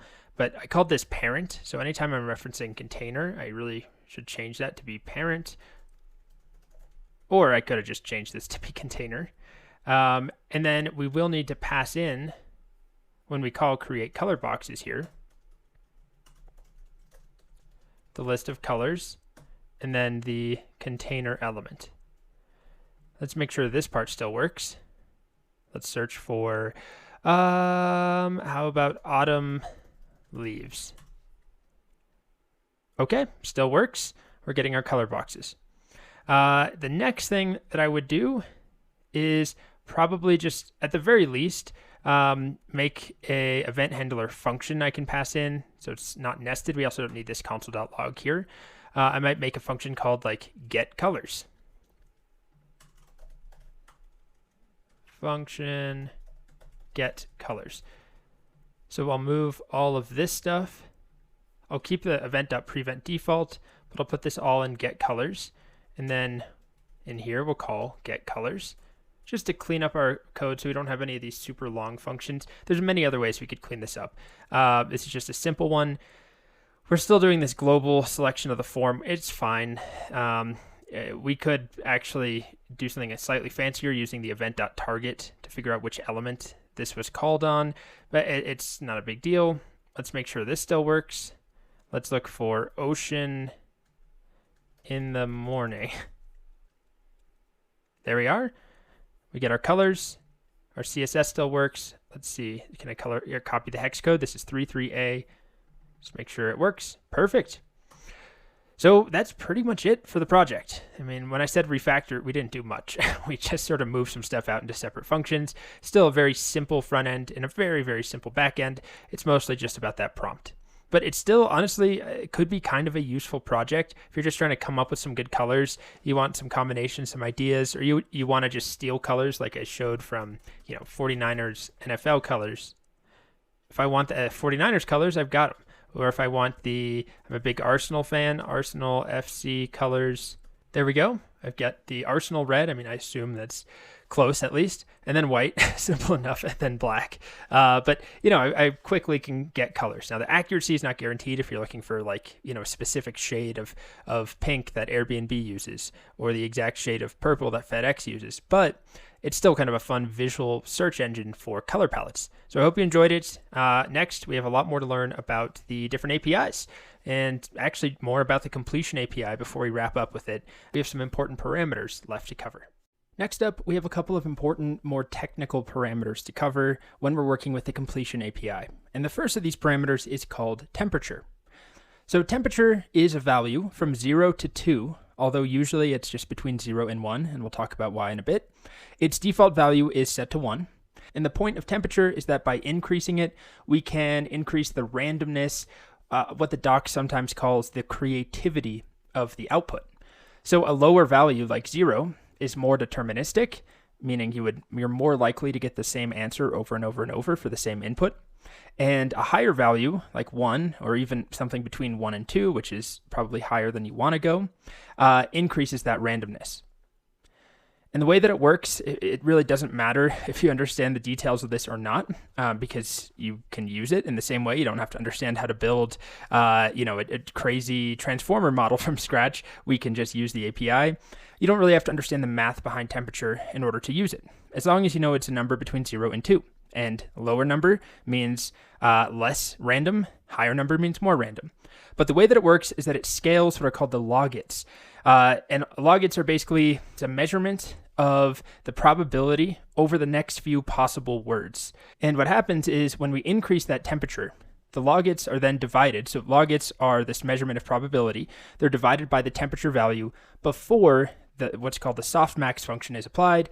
Basically what this means is when we have a higher temperature, we have a softer probability distribution, so a more diffuse distribution, versus with a lower temperature, we have a more peaked distribution. So here's an illustration of that. Where we have a low temperature, the distribution of probabilities for each upcoming token or word is more peaked, right? You can see this distribution. There's a more obvious choice or choices compared to with a higher temperature, the curve of probabilities here is a lot softer. It's more diffuse and spread out. And this means we kind of get more random outputs, less predictability compared to when we work with a low temperature. So if I lost you with logits and softmax, I mean, I didn't really go into much detail anyway, but if you're confused by that, don't worry. Just remember this diagram. Lower temperature, we have probably tokens and words that will have a much higher probability and a much steeper curve where there's an obvious next choice. Compared to a higher temperature, it's not as obvious, it's not clear cut, which is the best choice, the most probable choice, so we get more random or creative output. So let me demonstrate this. I have a new notebook, just make some cells in here, and let's do a simple completion. So OpenAI.completion.create, and we'll use the text DaVinci 003, and our prompt will be something like, what is, tell me a story. Let's just try that. And let's give it a max tokens of 200. Okay, so let's see what we get back here. This is using the default temperature value of 1. Once upon a time, there's a brave knight who lived in a faraway kingdom. His name was Sir Andrew. Okay, it seems like a pretty cohesive, sensical story. It makes sense. Now, if I increase the temperature here, and I go way up, so the absolute maximum is 2. If I go to 2, we're probably going to get something that makes no sense. If it ever responds. Here we are. Once upon a time in a faraway possibility and faraway land, atop the magic Pinnacle Castle lives upon Camelot Lady Mad something Winazad forever. I mean, you can see these aren't even words really, right? And it just kind of loses the plot entirely. So that is with a maximum temperature. The absolute max possible is 2. Once you go above 1, you start to get some weird nonsensical stuff. So I don't recommend that. And the docs don't really talk about this. They just say you can go from 0 to 2 and the default is 1. But it's telling that if you use the playground here on the documentation, temperature won't actually go above 1. It goes from 0 to 1. And you don't have a choice. You can't use 2. If I try and type that in here, it just ignores it. So you can go up to 2, but generally you get really weird results if you go above 1. So let's try decreasing this. Let's also just do 100 for the max tokens. If we go to 0 for our temperature, we'll get a pretty basic story that should make a lot of sense and be pretty straightforward. Now, this is not exactly the best illustration of temperature. I think it's easier if I show something where we're just asking for, let's say, a single word or two, like my favorite animal is a, and then we'll hit space. And if temperature is 0, it gives me dogs. Favorite animal is a dog. Dogs are loyal, loving, and make great companions.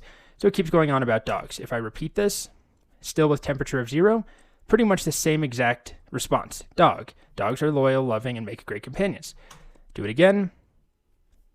Same exact response. At least I'm not looking at the second and third lines, but pretty much the same.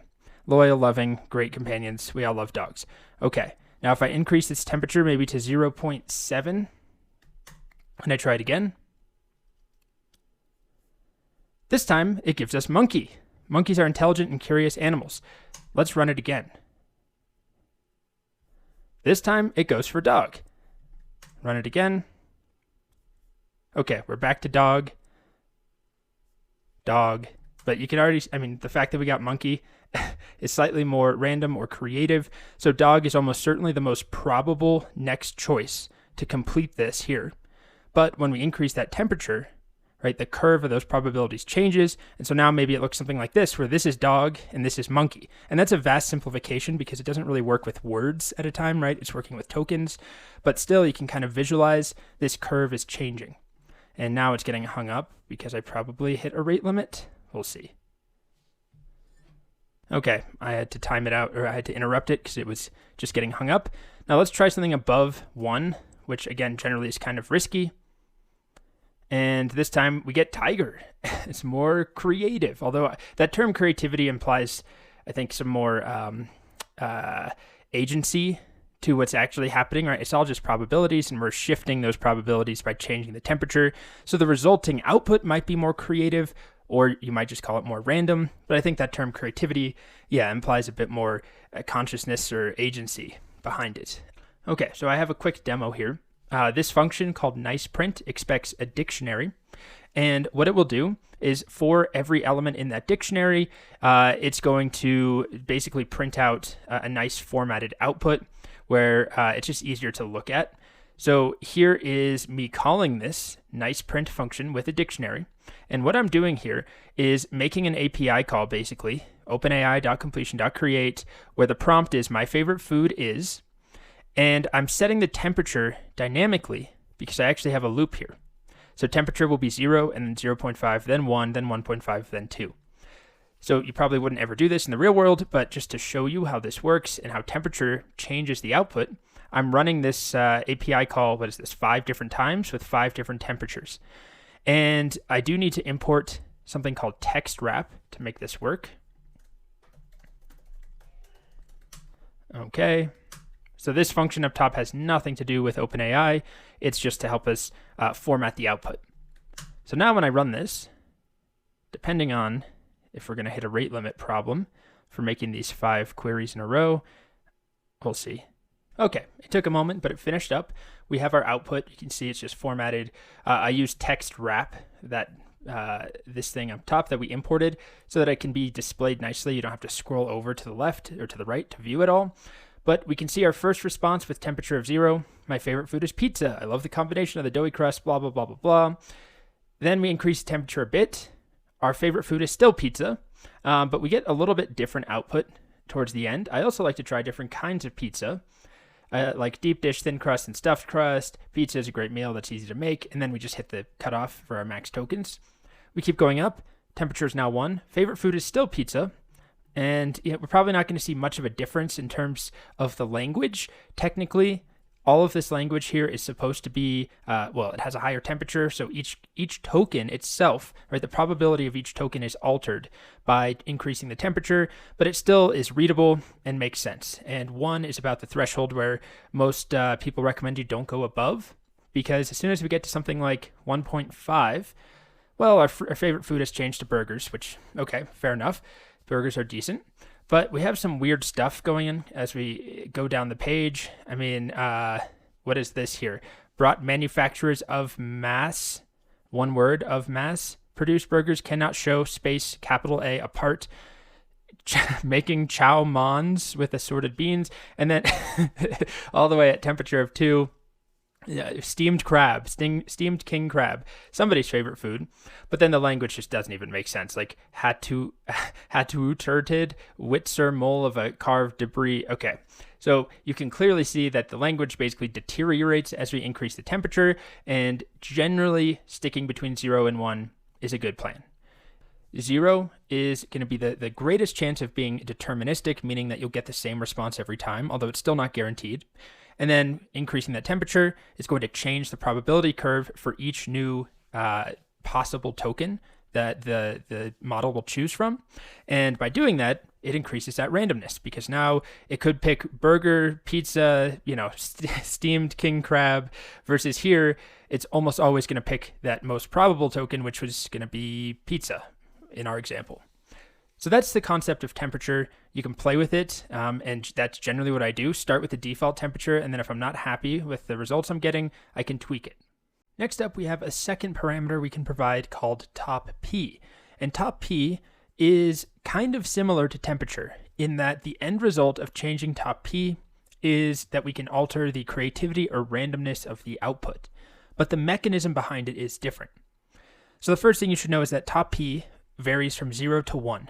Temperature can go from 0 to 2, but as we saw, if you go above 1, you can get some wonky results. So generally, people will set temperature between 0 and 1. With top P, you don't have a choice. It only goes from 0 to 1. So when we change top P, what's happening behind the scenes is that there's an alternative mechanism to sampling tokens. Instead of using temperature, it uses something called nucleus sampling, although you can actually use temperature and top P at the same time, but we'll ignore that for the moment. And the way that this nucleus sampling works is that when the model has this set of probabilities generated for the next possible token, right, where there's probabilities generated for every possible next token in a sequence to build that output, they're each assigned a probability. So this is a very simplified version. Imagine there's only 5 choices of tokens, and let's actually call them words instead of tokens. So this is favorite food. And the next choice, so my favorite food is, let's say the most likely is pizza, and then burgers, and then enchiladas, and then steamed king crab, and then something else down here. When we change top P, what we're doing is not actually changing those probabilities in any way. It doesn't mean we're more likely to pick a lower probability token. When I say we, I mean the model. Instead, by changing top P, we are shrinking the window or growing the window of candidate tokens that we will allow the model to choose from. And the way that it works is when we set this top P, let's say to be 0.2, we're restricting the candidate words, technically tokens, but we'll call them words, to the smallest set whose cumulative probability is greater than or equal to this given threshold called P, meaning that we're shrinking the window down or expanding the window of possible choices. It's not changing the probabilities themselves. They're still the same, but we're basically throwing out, in this case, this token and this token and this token. If top P is 0.2, 20%, then, again, very simplified explanation, but we have a 14% token and a 6% probability token. They, are the 2 choices that it would pick from. With top P set to 1, it could pick from all of these, any token at all, not just these 5, but any token that exists in the whole model. So we're shrinking that window down, but we're not changing the probabilities. Top P of 1 just means you're free to pick from any token. Top P of 0.1 or 0.0001 is going to create a smaller window of possible choices that we'll allow. So I have a demo for this. The end result, by the way, is that by increasing top P, we get more choices, right? More possibility of random or creative output for each individual token. And by shrinking top P down, we'll get closer to a deterministic output. Just like with temperature, a higher temperature means more randomness, a lower temperature means more deterministic results, but the mechanism is different. So I have a new notebook, just the basic setup, get my API key in there, and then I have this function nicePrint that we saw in the previous video. And I'm going to call nicePrint where I'm looping, right, for each top P. So I'm doing 3 different calls, top P of 1, 0.5, and 0. I'm passing that through.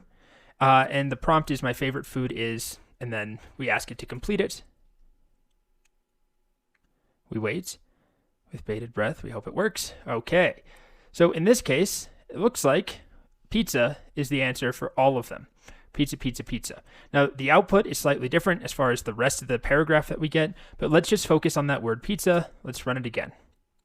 So it seems like pizza is clearly the most probable next word, right? Technically, I don't know if it's a single token or not, but let's just say this is a token. That's the most probable next choice, and we keep getting pizza, pizza, pizza, regardless of what top P is. But eventually, for the one that has top P of 1 at least, there we go, it's likely to get something else because we're allowing a bigger window of possible choices. So it picked sushi this time, whereas it's still doing pizza and pizza for top P of 0.5 and top P of 0.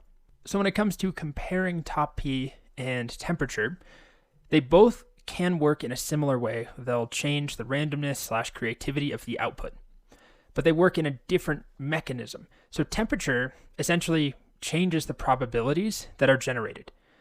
So you can think of, this diagram here, where the curve of probabilities for the next possible token is going to be shaped completely differently depending on temperature. It's actually changing the probabilities and making some tokens that may have been less likely a lot more likely when you increase that temperature.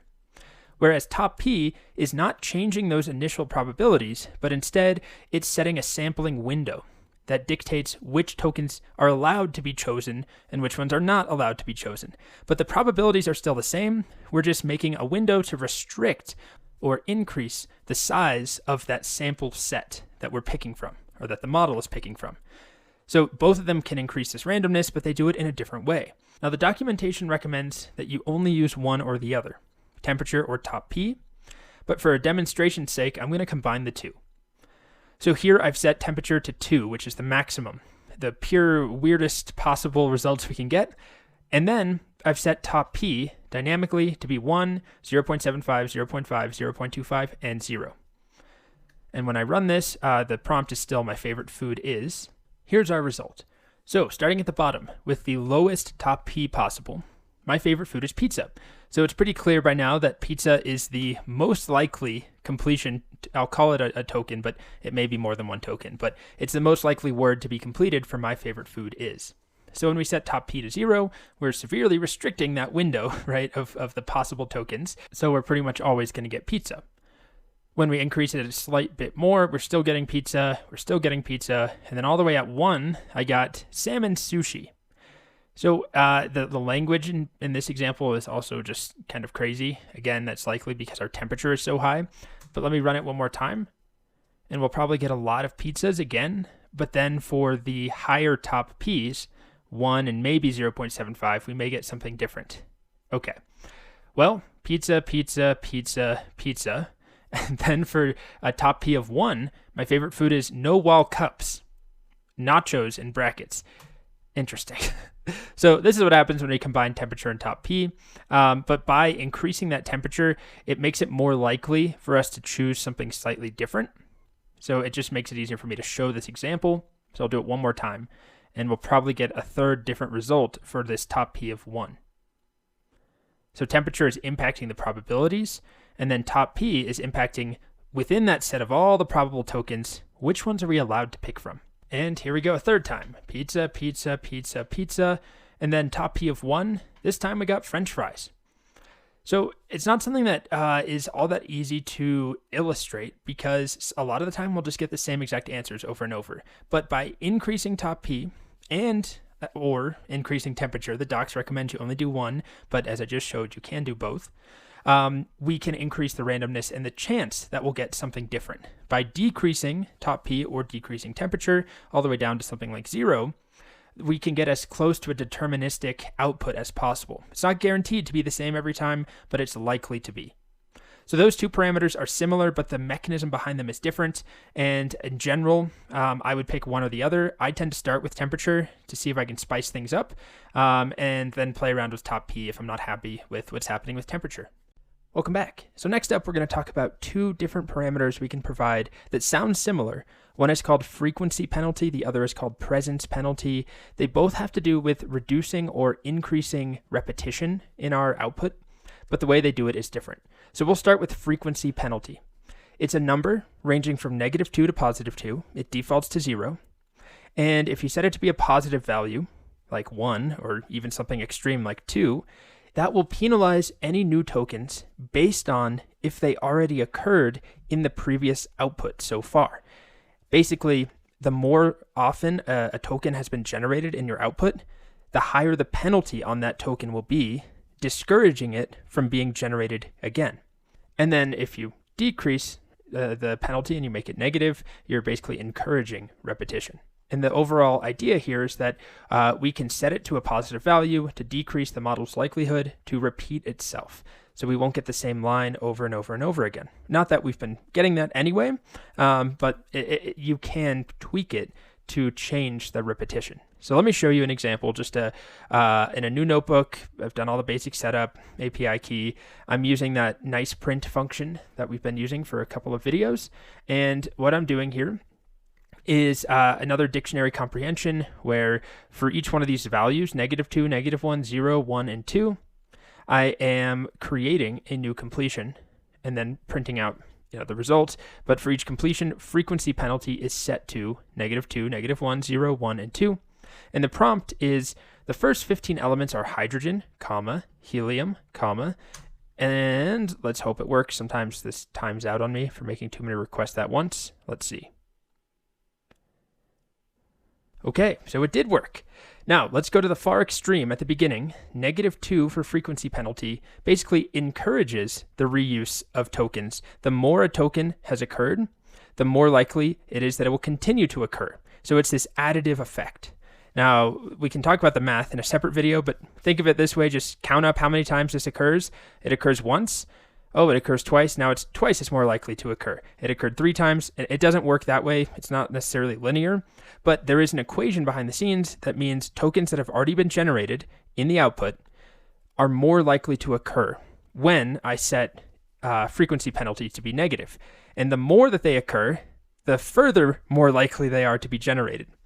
And then you can see with -1, it's a similar result, right? We get tons of commas because they occurred over and over and over. And right now we have a negative penalty, meaning we're encouraging the repetition.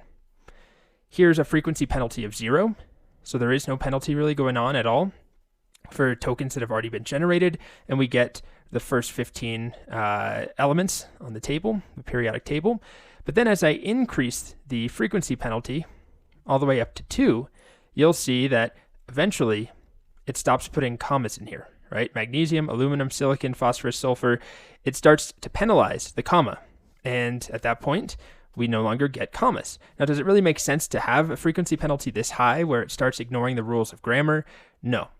But it can be useful, as we talked about, to decrease the likelihood of repeating the same line verbatim.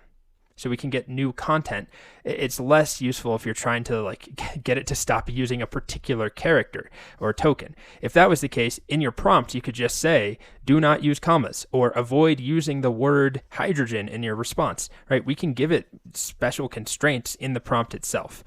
This just illustrates how it works. This is not a use case where I would recommend using frequency penalty if you really don't want commas in there, because it still gives us commas at the beginning, but then the penalty builds up the more that the comma has been generated.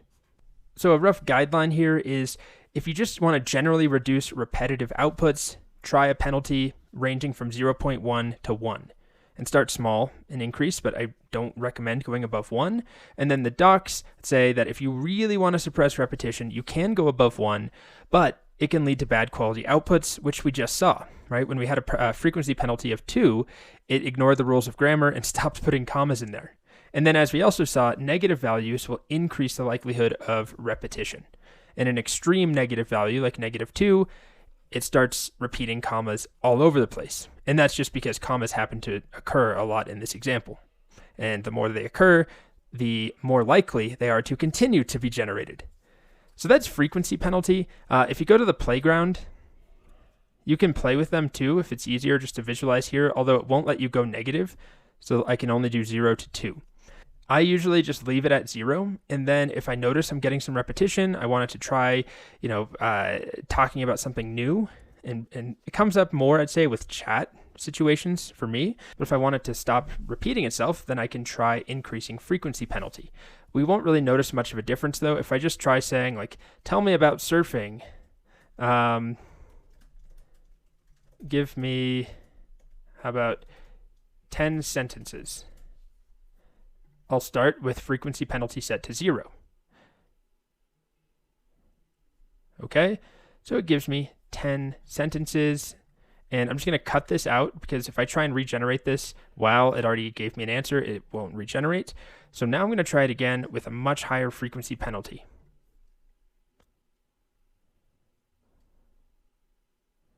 Okay, and if we compare the two, here's the first answer. If we take a look at just a single word like surfing, it shows up here, it shows up again, it shows up again, it shows up here, it shows up there, it shows up there. It uses the word surfing. Now, it works at a token level, not a word level, but we'll use those terms interchangeably just to simplify explanations here. Now, if we look at this second example, looks like it ran out of, did it run out of? Yes, I gave it a max length of 256. Anyway, we have surfing and then surfing again. But then I don't think it ever uses the term surfing anymore. And if I try this and I give it a larger sample, let's say 15 sentences and a larger maximum length with still a very high frequency penalty, much higher than you probably would ever want to go,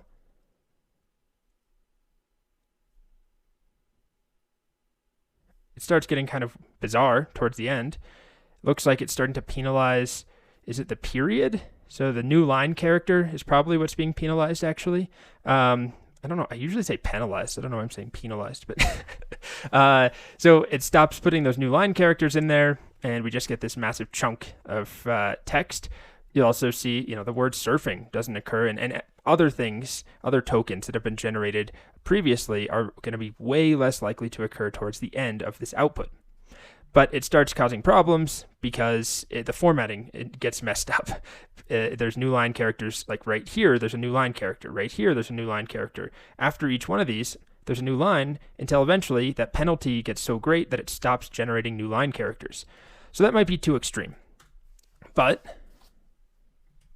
if we come back and adjust this to something more like, between 1, I don't know, how about let's do 1. That's about the extreme of where we want to go. Let's see. Oh dear, it's timing out for me. We'll see if I might need to refresh the page. Okay, we'll try that again. Frequency penalty will go up to 1, and I'll increase my maximum length just so it doesn't run out. Try this again. So we'll see if it runs into the same problem with the new line characters. It seems okay so far, although, nope, same problem. So 1 is still too high, right, if we care about this formatting. So we'll probably adjust this even further down, maybe 0.6. And honestly, you don't need to keep watching me do this. I just want to show, an illustration of how it actually makes an impact. And the longer your sample is, the easier it is to see that impact. Okay, so it looks like our format is still preserved, right? We're still getting the lines, the numbered lines, but this is still theoretically reducing repetition.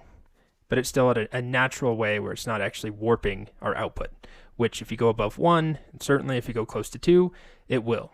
And then if I had a negative value, it actually is incentivizing, right? It wants repetition, which most of the time I wouldn't do, but you can. Just not in the playground. You have to do it via the API. So next up, we have another penalty. It is the presence penalty. And if I read you the description, it's going to sound very similar to the frequency penalty.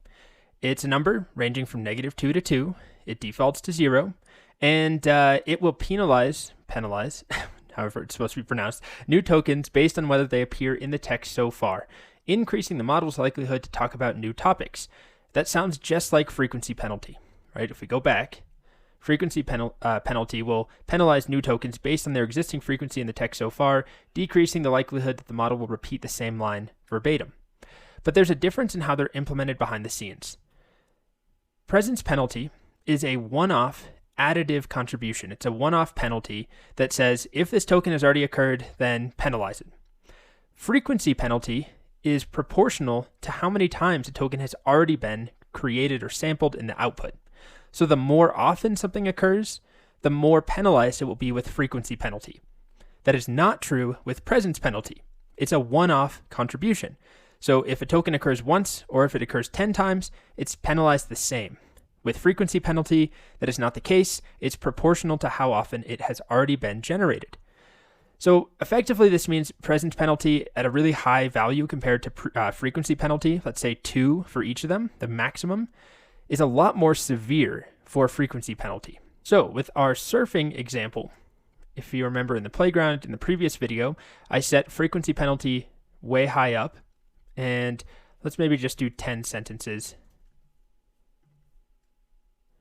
It eventually was penalizing the new line character, and so we weren't getting new lines like you see right here. And this is with frequency penalty maxed out at 2. Now, if I turn that off and instead regenerate it with presence penalty, it still will penalize characters, or rather tokens, that have previously been generated, but it doesn't have this additive effect. So it shouldn't penalize our new line character so much that we stop getting new line characters. It has a much more subtle effect where generally frequency penalty is used to reduce the actual duplication or repetition of sentences and of things, words, tokens verbatim. Presence penalty will steer the output to generally include new topics. So if I tried rerunning this query here that we ran earlier with frequency penalty, where we asked it to generate the first 15 elements, or the first 15 elements are hydrogen, comma, helium, comma.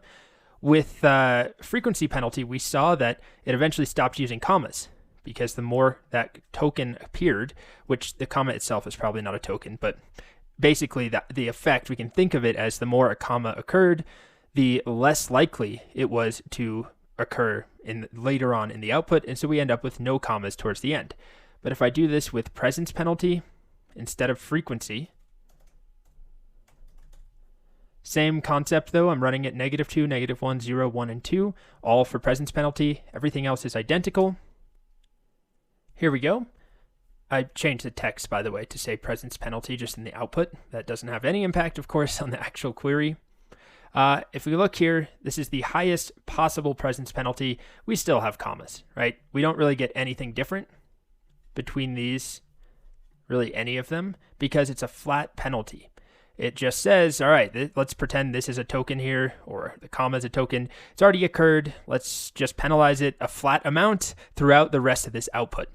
Whereas frequency penalty, that significant difference is that it will penalize it more the more often a character or a token has already been generated as part of the output.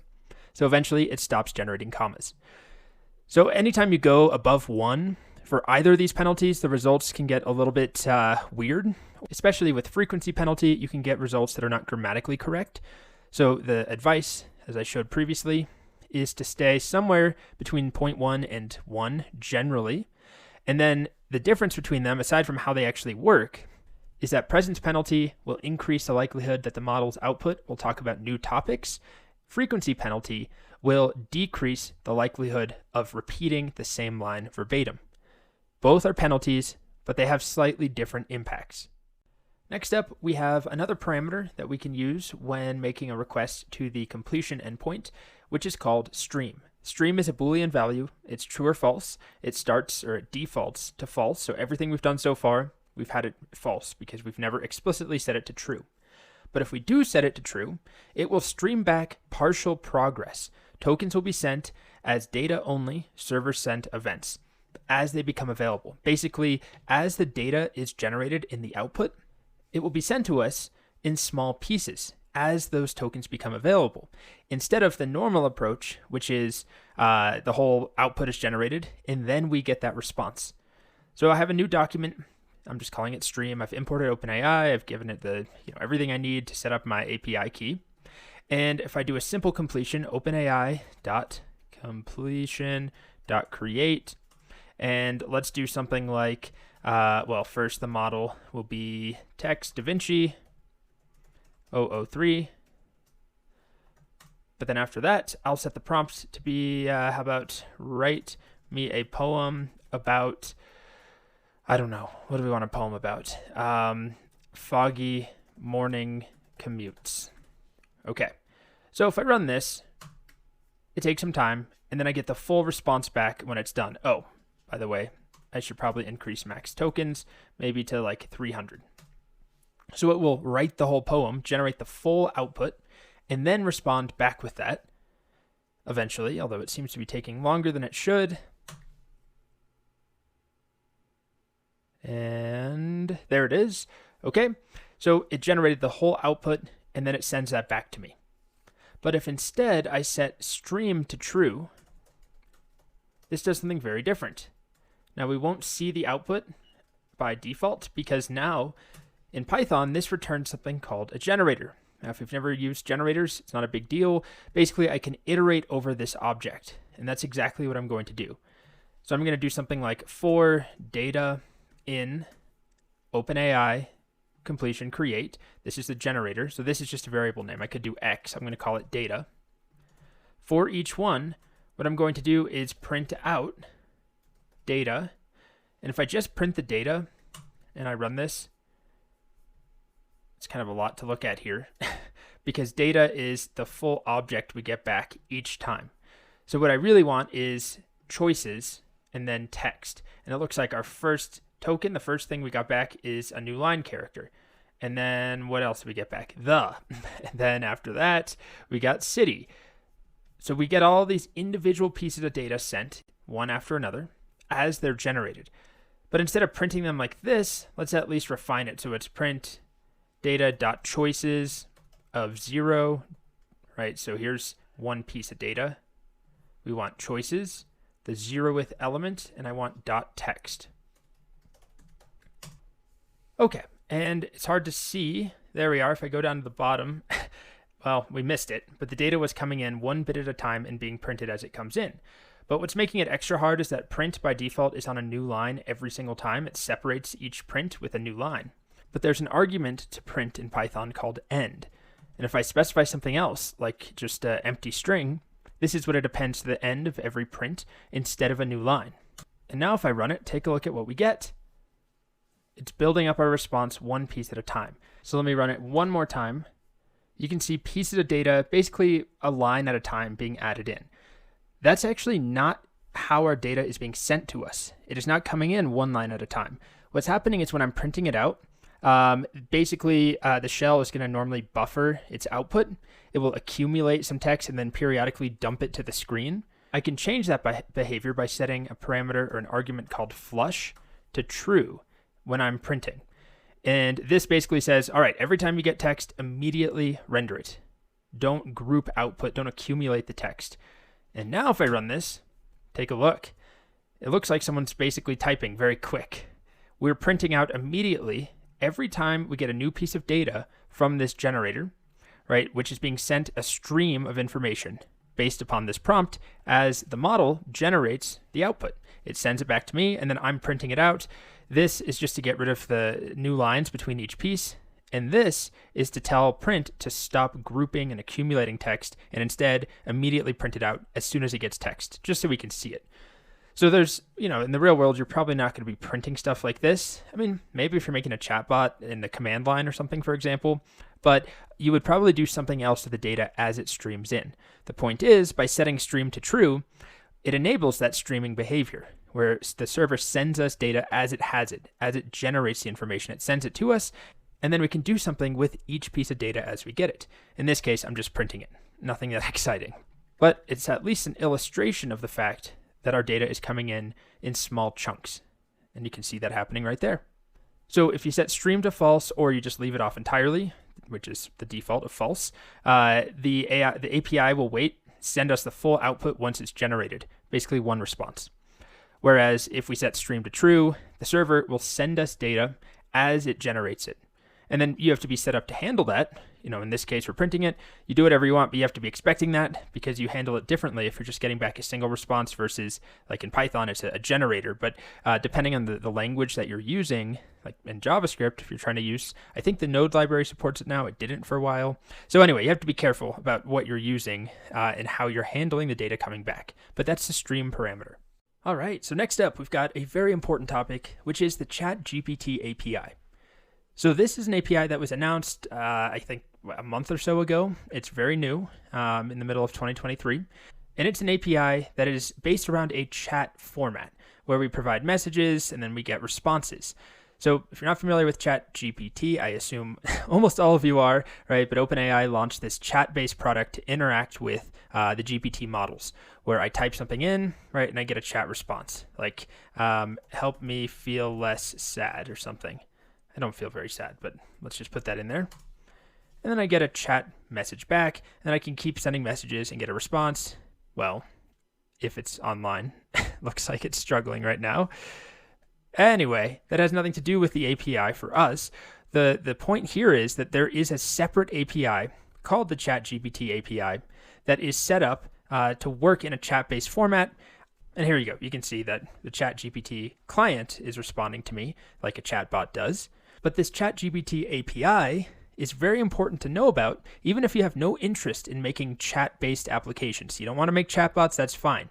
You can use it to do that, but you can also use it for any single-turn tasks, anything we've done so far. Translation, text generation, write me a poem, tell me a joke, make me a color palette.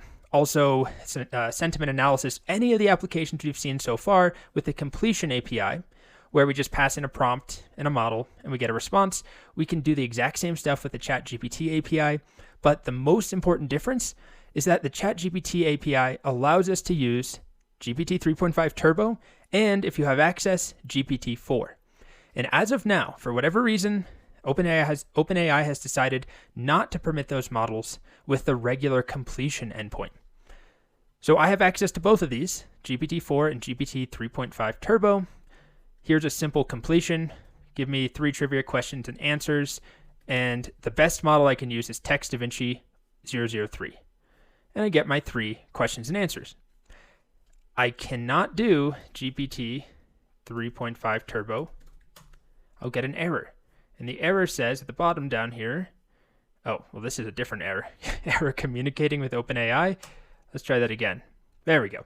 This is a chat model, not supported in the completions endpoint. So for whatever reason, they have limited these newer, fancier models to only work with the ChatGPT API. And there's not a lot of explanation as to why. I have a feeling maybe they're going to try and push people to use the ChatGPT API in place of the completion API. I don't really know. But the good news is the ChatGPT API can do everything we've already done, and we can use the fancier models. So that's why I'm going to show it to you because, well, even if you don't care about chat, you probably care about using things like GPT4, which was just released 2 days ago. I got access on the waitlist, but I can't use it with completion. I can only use it with the chat endpoints. So in the next video, I'll show you how we do that. It's a slightly different format. It doesn't look the same as what you see here, but it works just as good, just as well. I'll show you in the next video. All right, so in the previous video, I explained that the ChatGPT API is new, it exists, it uses a chat-based format, and most importantly, it supports the newest models, including GPT4, which the completion endpoints do not support at all at the moment. So how do we use it? Even if I just want to rewrite an existing completion query, something like this, where I'm asking it to tell me a joke, model is Text DaVinci 003, how do I do that using the ChatGPT API? Well, it's a little bit different. Using the Python client, it looks like this. OpenAI.chatCompletion.create, so chat completion instead of completion. Our model, so we could do GPT4 if you have access to it, or GPT 3.5 Turbo, which everyone has access to, but you still can only use that with the chat completions. And then the most important difference is we don't pass through a prompt parameter. We pass through a series of messages.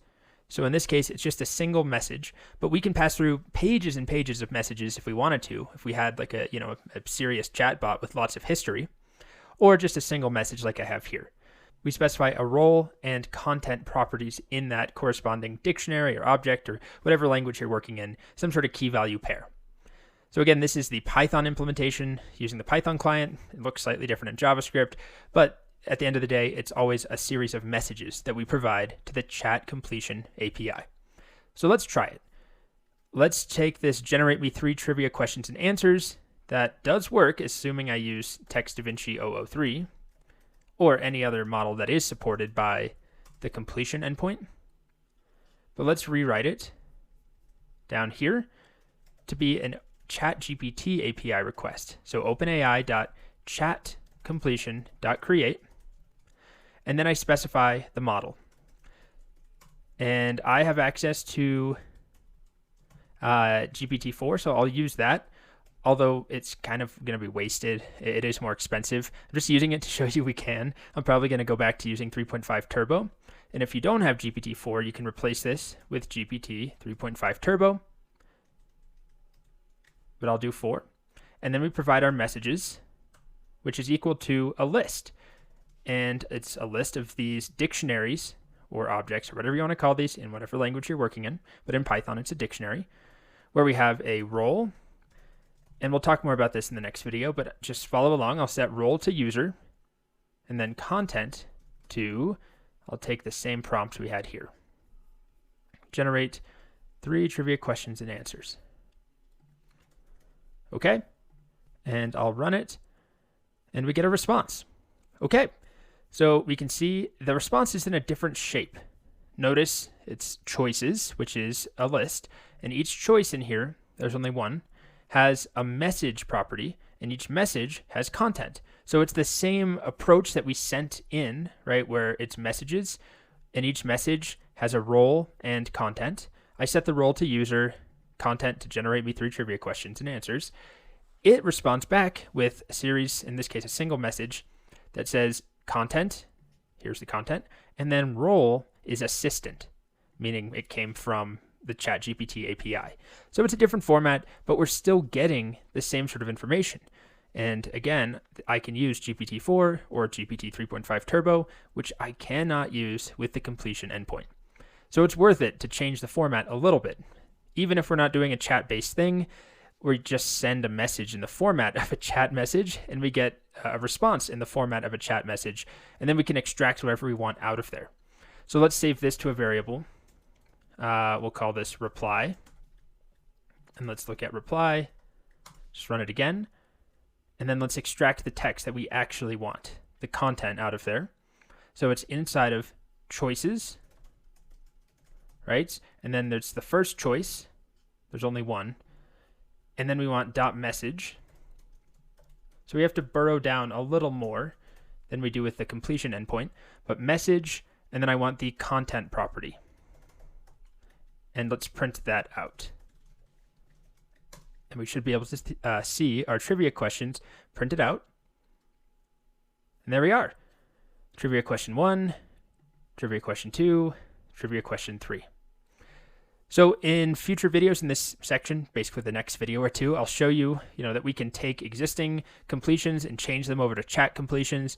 This is not just for chat. Even the OpenAI documentation says that. If you go to the documentation, chat completion, you can see using the OpenAI chat API, you can build your own applications, blah, blah, blah, blah, blah, draft an email, write Python code, do whatever you can do with the completion API, you can do it with the chat API. And they make it clear here, although it was designed to make chat conversations easy, you can do any sort of single turn tasks that have nothing to do with text conversations. It's just the format that we use is a text conversation format, a chat conversation. Here's the message I'm sending you.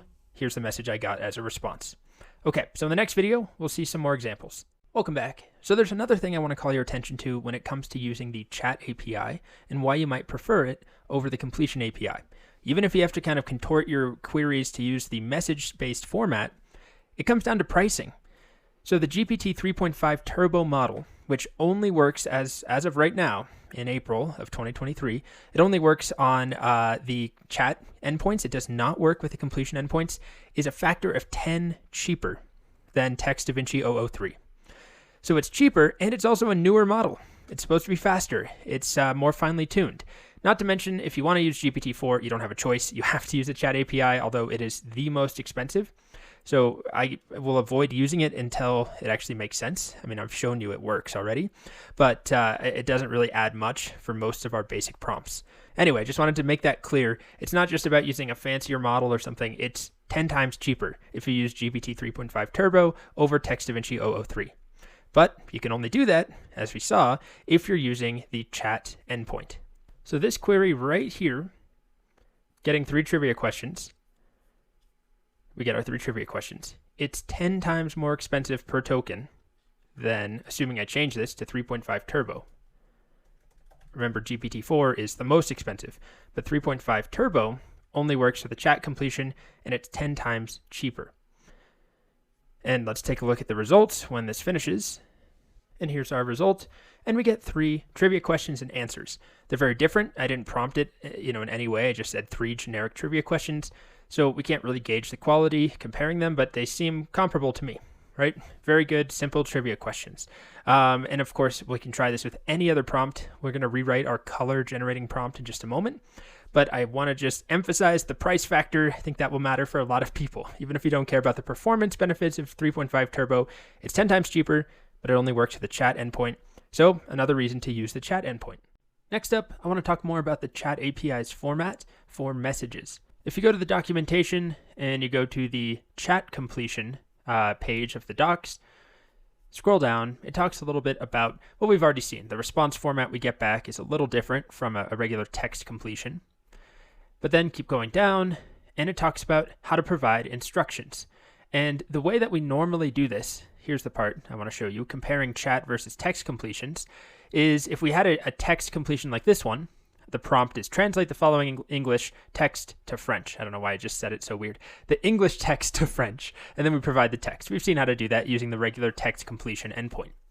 With the chat API, the recommended way of setting this up is by providing a first message that sets the scene, essentially. So we'll use the role of system.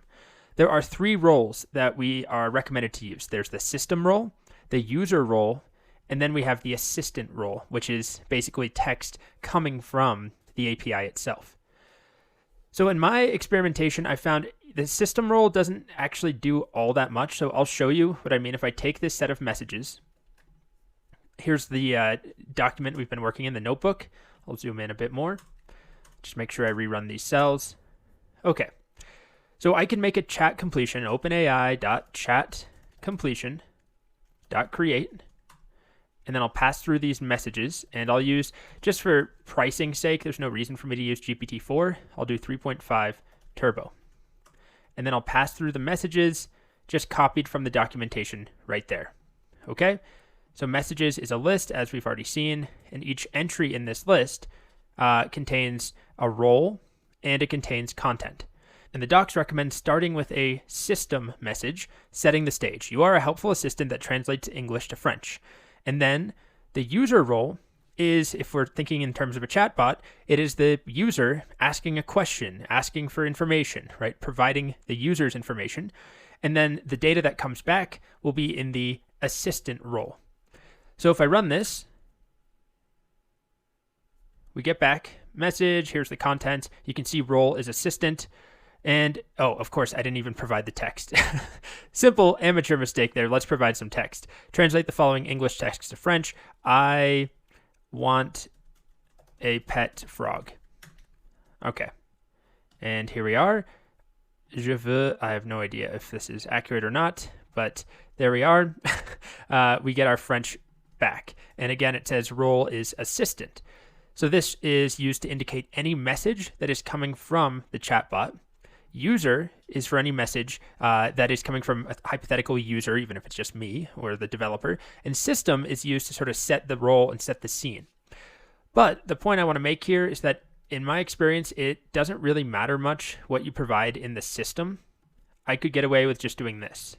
If I cut this out, get rid of this system message, and just provide a single message. You are a helpful assistant that translates English to French. Translate the following English text to French. I want a pet frog. And we wait, and I get the same response. Role is assistant. It looks like it's slightly different. Yeah, slightly different because we're not getting the new line characters that we are getting new line characters here. We weren't getting them before, but I'm sure there's ways of tweaking that. My point is, it still works. It's just two different ways of providing the prompt or the instructions. So I recommend, I'm going to try and follow this recommended route that the docs outline, where you start with a system message, but even they, on the docs, they show, or you can just use the user message. So the format is sort of flexible. I imagine as they develop the API further and release later models, the system role will play a more important purpose, or will have a more important role. At the moment, it seems like just a stylistic choice. And you start with this system message just conventionally, even if you don't have to, and then you provide a user message. Let's try one more quick example. Let's do some sentiment analysis. So if you recall, when we covered the completion API, we did some basic semantic analysis where we said something like, rate this text, the sentiment in this text as positive, neutral, or negative, or something like that. So I can do the same thing using the chat completion API. We just have a slightly different setup. So I'm going to follow the pattern of having my first message be a system message. System. And then the content will be something like, you are a helpful assistant that classifies the sentiment in text as either positive, neutral, or negative. So that's our first message. Don't forget the comma here. And then we have the actual content that we want it to analyze. So we'll say role as user this time, right? That's the actual information that we're going to provide. This will be our data. And then the content is classify the sentiment in the following text. And then we'll just do something stupid like, I really hate chickens. Okay. Let's try running it. And the sentiment in the text is negative. Now, of course, I can specify all sorts of format for how I get it back. I don't want this full sentence. The sentiment in the text is negative. There's a lot of options I have here. Right? I could just say only respond with the sentiment. That would be one example. Or I can provide some examples. So I can do this. Role as user. Here's your content. And then I can actually just show it, here's what I expect the assistant to respond back with. And I'll just have it respond back with the word negative, if that's what I want. And then I can ask it for another piece of text, right? And hopefully it figures out, okay, the user asked me this, I, the assistant, and I'm, putting consciousness where there's no consciousness, but the role assistant, which is supposed to be the model response, came back with negative.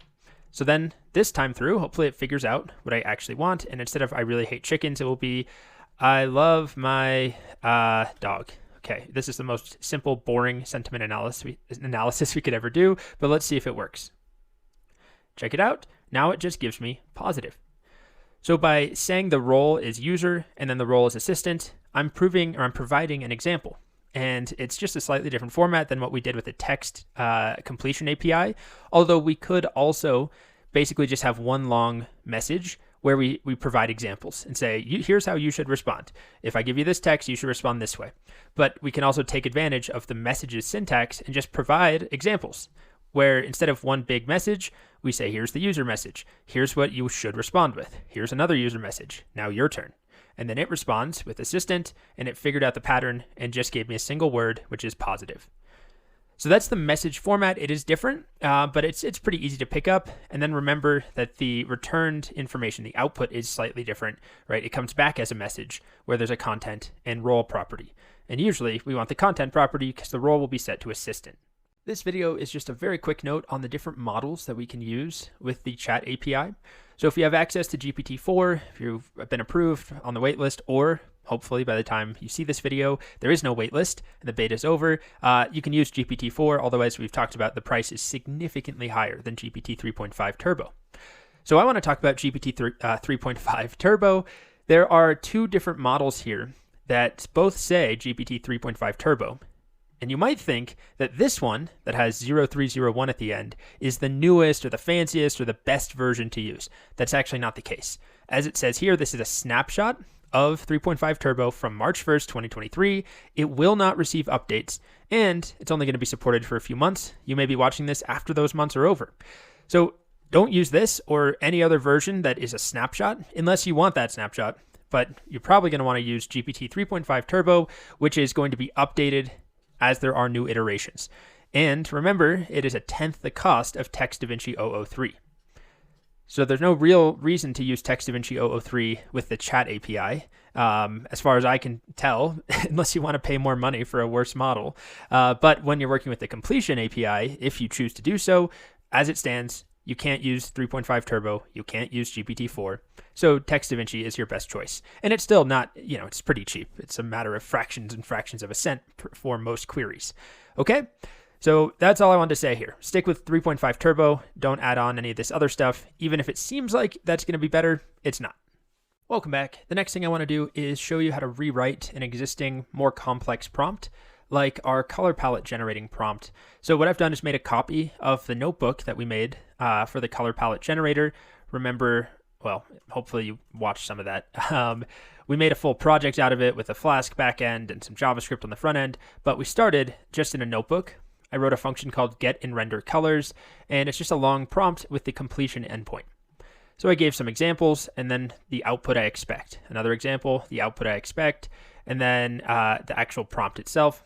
And so I can call it with getInRenderColors? Yes, getInRenderColors. And then I pass through a prompt, and let's just do, for Google brand colors. That's a good benchmark. And we get 4 little swatches based on the Google color palette. Okay, so I'm going to rewrite this using the Chat API. And the main reason, aside from just showing you how to do that, is that it's 10 times cheaper. And it's a better model if I'm using 3.5 Turbo. So might as well do it, right? Save money and maybe get some better output. Although we're not really going to notice much of a difference in my experience, except for the price, which is significant, 10 times cheaper. So definitely worth it. Okay. So the first thing we need to do is set up a messages list. And I'm going to do that. I'm not going to do it in line. I'm just going to do a list of messages that I then provide down when I make my chat completion. And our first message will be a role of system, right? And this just sort of gives it the general context. So the role is system and the content will be this whole thing here. You are a color palette generating assistant, blah, blah, blah, blah, blah. The palette should be between 2 and 8 colors. So I'll cut this out here. There's one problem, which is this is part of a triple quoted string. And if I paste it into a single quoted string, Python's not going to be happy with it being on separate lines. So I can just put it all in a single line. There is a typo. It says your should. It should be you should. And then I'll do the same thing here. Just get it on one really long line just to start. Okay, and if I go to the end of that line, it's not showing me the very end, is it? Okay, and then I'll add the corresponding comma I need after that first message. And then we'll have our next message. And this message is going to be an example, right? We have Q&A format. Instead of doing that, I'm just going to say, here's what a user asked for. I showed this in the last video, where the user asks for this, convert the following into a color palette, and the prompt is the Mediterranean Sea. So I'll paste that in, go to the end of the line, add my comma again, and then I'll say the message I got back had a role of assistant, meaning you, the API, this is what you should have given me, which will be this color palette right here. And I'm putting it in single quotes because I'm using double quotes inside. And then I'll do the same thing again, right? So I'll have another message, role is user. The content is this second example. Convert the following verbal description into a list of colors, sage, nature, earth. Put my comma at the end. And then we have another message, this time the hypothetical response that we want back from the assistant, where the content is this right here. So it's just about reformatting things. And then finally, I can ask for the true prompt. Convert the following verbal description of a color palette into this list of colors. Role, or into a list of colors. User, content is this string here. Convert the following verbal description of a color palette into a list of colors. And then I need to make this an F string if I want to interpolate. Whoops, not that part. This part here. Interpolate the message that is being passed to this function. And I might as well rename this function. Let's call it the chat version. So get and render colors chat. That way I can keep the original, which is get and render colors. Okay, so now I've built up this list of messages, and I should be able to just pass that list of messages right on through when I make my completion. So instead of OpenAI.completion, it's now chatCompletion.create. There is no prompt field. It's called messages, and I'll set it equal to my messages list. The model, for the sake of price, will be GPT 3.5 Turbo. And sure, max tokens will still be 200. Then we'll have to deal with the response that we get back. Now remember, we get a different format back. So I'm going to comment this out for now, and let's just look at response. Let's print response. And it's unhappy about something. I must be missing a comma. There I am. Okay. So now let's try executing this function, get and render colors, the chat version, and I'll just provide the same prompt for Google brand colors. Okay, and we get a response. It looks like it's in the correct format, but remember, it's no longer located in response of choices 0 of text. It's now located in our response choices 0 message. And then within that message, we want the content property. We don't care that the role is assistant. So I'm going to get the content. And then I'll pass that through to JSON.loads like I did earlier. So that's parsing the JSON, this, to turn it into a list in Python. And then I can pass that through to my helper function that actually renders the little swatches for us. So let's try it again. I reran the function, and oh, I'm still printing this. Don't need that, but you can see my swatches showing up down there.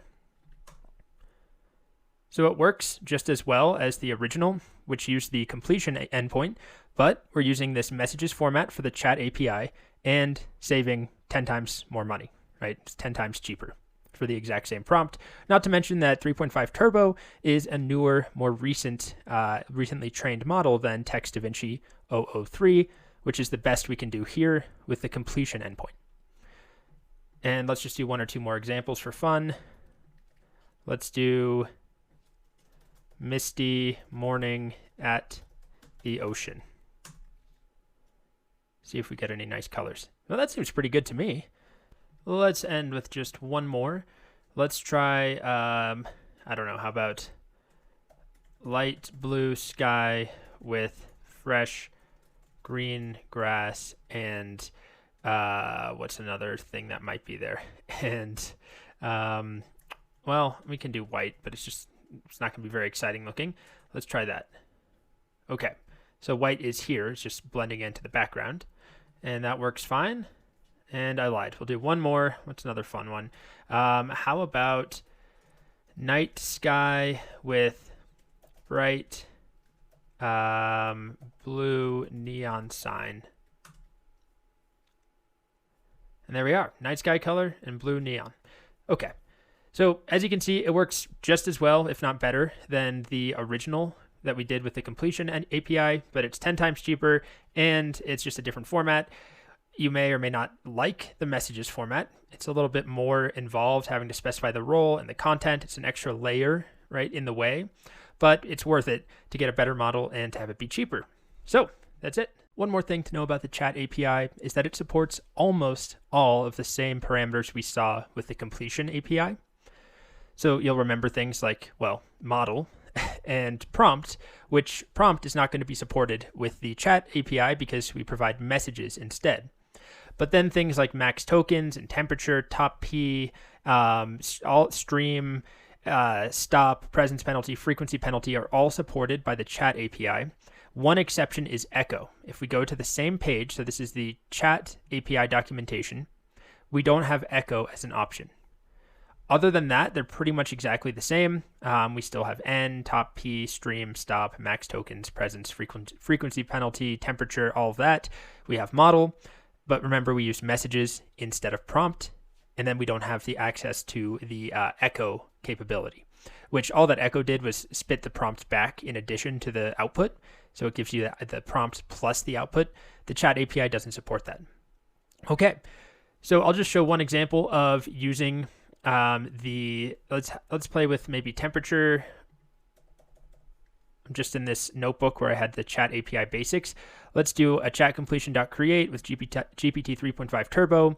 And instead of doing this classifying stuff, let's do, I don't know, how about you are a helpful assistant that creates funny poems. And then we'll give it a prompt. So role is going to be user. Content will be generate me a 10-line poem, or let's just do a 5-line poem about the topic of your choosing. Okay? And then we will provide that, and we can play around with temperature, right? Let's set it to 1 to start, put a comma in there. Okay, and we get a response about pigs in the blanket. Oh, what a sight. Why don't we print the response nicely? Response equals, and then we'll print response of choices of 0, and I've got my brackets messed up. There we go. And then of that first one, we want the message, and then within that message, what we actually want is the content. Okay, here's our pizza poem. Now, if I increase this temperature way high, we're going to get some wonky results, as we know, which is fine. I just want to show you that temperature works, as do all the other things we learned, the penalties, max tokens. Oh dear, that is quite the poem that it's written me. Thank you for that temperature being so high. It makes absolutely no sense, but it's proof that temperature does work. And the other thing we should talk about is when we're working with the Chat API, if you look at max tokens right here, big difference. It has a different default. So it defaults to INF, which I believe is just infinite. Compare that to the completion API, max tokens. Where are you? Right here, defaults to 16. So we probably want to provide a limit, especially if I'm doing some crazy stuff with temperature where it's just generating me, hundreds of tokens or thousands of tokens possibly. So max tokens will be, 200. We'll run it again. And tokens with an S. And hopefully no surprise here. It's not going to give me, thousands of tokens. It's a much smaller output. Makes no sense. Traveling one destination at a time, pack your shades and put twists full of mime. Upon the stairway, make out some lassie kindness shrine. Well, it's kind of rhyming. I'll give it that. But because our temperature is so high, it makes no sense. So let's go back to like maybe 0.9 or something. And we'll get a nice poem, hopefully. Pizza, you make my heart sing. Your cheese and toppings, a heavenly thing. From thin crust to deep dish, you never disappoint. A slice in my hand, my taste buds anoint. Pizza, my love for you, will never disjoint. All right, good enough. So some differences there around max tokens. Just the default value is different, but it works the same way. Your token usage is calculated the same way. It's the input tokens plus the output tokens billed at a whatever rate, depending on the model you're using. And then the main difference, we provide messages for chat completion. We provide prompt for regular completion. And then we don't have access to echo when we're working with the chat API. Welcome back. Next up, we're going to build a quick little project. It's going to be a chatbot built using GPT4 and also using the chat API. So I'll run our chatbot. The simplest way to run it is just with no options, but it also accepts a personality that we can provide. I'll zoom in a tad. Okay, so it asked me to provide some text. It's color-coded with red for me and blue for the assistant. I'll say, I need some help writing an essay, or how about writing a bio about myself? And then it will respond back. Sure, I'd be happy to help you. Can you tell me a bit about yourself? What are your interests, accomplishments, all that stuff. My name is Colt Steele. I teach people how to code and create courses on Udemy. Let's see if that's enough. And it's just a basic interface, right, to talk about, wow, not too bad. Expertise to create engaging, informative online courses to help people master essential programming skills. The only thing I'm not such a fan of is practicing yoga. I don't hate yoga. It's not really something I'd put in my bio. Okay, so I can quit by using Control-C. I can also provide a personality, though, like personality rude and obnoxious, just for fun. And I'll say, hi there, how is your day going? And it's going to respond, I don't have days, dummy. I'm just a chatbot trying to keep up. Okay, sorry. What are your thoughts on humans? Don't even get me started. You're so predictably fragile and clueless. I mean, you spend half your lives working at jobs you hate so you can afford to buy pointless crap you don't need. Pathetic. So you can see the personality is working. And that's our project. So a simple chatbot, nothing revolutionary, but you could tweak it and give it a personality, to be a sort of customer service bot or just a command line based ChatGPT client, essentially, just to get more practice working with the chat API and the messages list that we provide. Okay, so we'll get started in the next video. All right, so let's get to work on our basic chatbot. Again, nothing revolutionary, but we'll get practice with the chat completion endpoints. And the first thing that we'll do is make a file. So I'm going to do this as a command line utility. So I'll make a new file called chatbot.py or something. Okay, and then I'll open that up in VS Code. Okay, so here's my new file. And we'll start with some basic imports. I know we're going to want to use OpenAI. I also know that we're going to want to use .env or some way of getting the env file. So I think I'm just going to copy what we've already done. So from .env import .env values. And then remember, we can call that .env values. Pass in, we'll just assume it's in a .env file for now. We could make a command line option where you provide the API key or a different path, but for now, let's just do this. And we'll spruce it up a bit. We'll have some error handling if you don't provide a key, but let's just get a completion to work. So config equals .env values of env, and then I'm going to do config of OpenAI API key. That's what we're looking for, and I'm going to set OpenAI.API_key to be that. We've seen this many times. And then let's do a basic chat completion. So OpenAI.chat completion.create. And let's do a model. I'll do GPT4 for now, although it's been pretty slow this morning. So I might change it to 3.5 turbo. They'll both work equally well for what we care about just to get started. But I'll end with GPT-4. In case it's being slow, I'll make sure that we do get it to work with GPT-4 either way. And then messages for now, I'll just hard code a list in here. Super simple. How about I just pass a message where the role is user and the content is what is the best color on Earth? See what it says. Okay, and then let's print out whatever we get back. Let's print res. We'll just print the whole thing for now, and let's run it and make sure it works. So Python chatbot.py. Like I said, GPT-4 has been quite slow today. I think they just released or let a lot of people off the waitlist and into the beta. Okay, here we are. There is no objective answer to this question, as the perception of the best color depends on individual preferences. Everyone has their... Okay, great. Thanks for that non-answer. What is the best color on Earth according to different countries? I'm curious if there are different favorite colors around the globe. It has nothing to do with building a chatbot. So the next step here is going to be putting some sort of loop in place so that we can ask a user to enter some input, take that input, pass it off to the API, get the output back, print that out to the user, and then ask for more input and keep this loop going. Yeah, as you can see, it's really slow right now.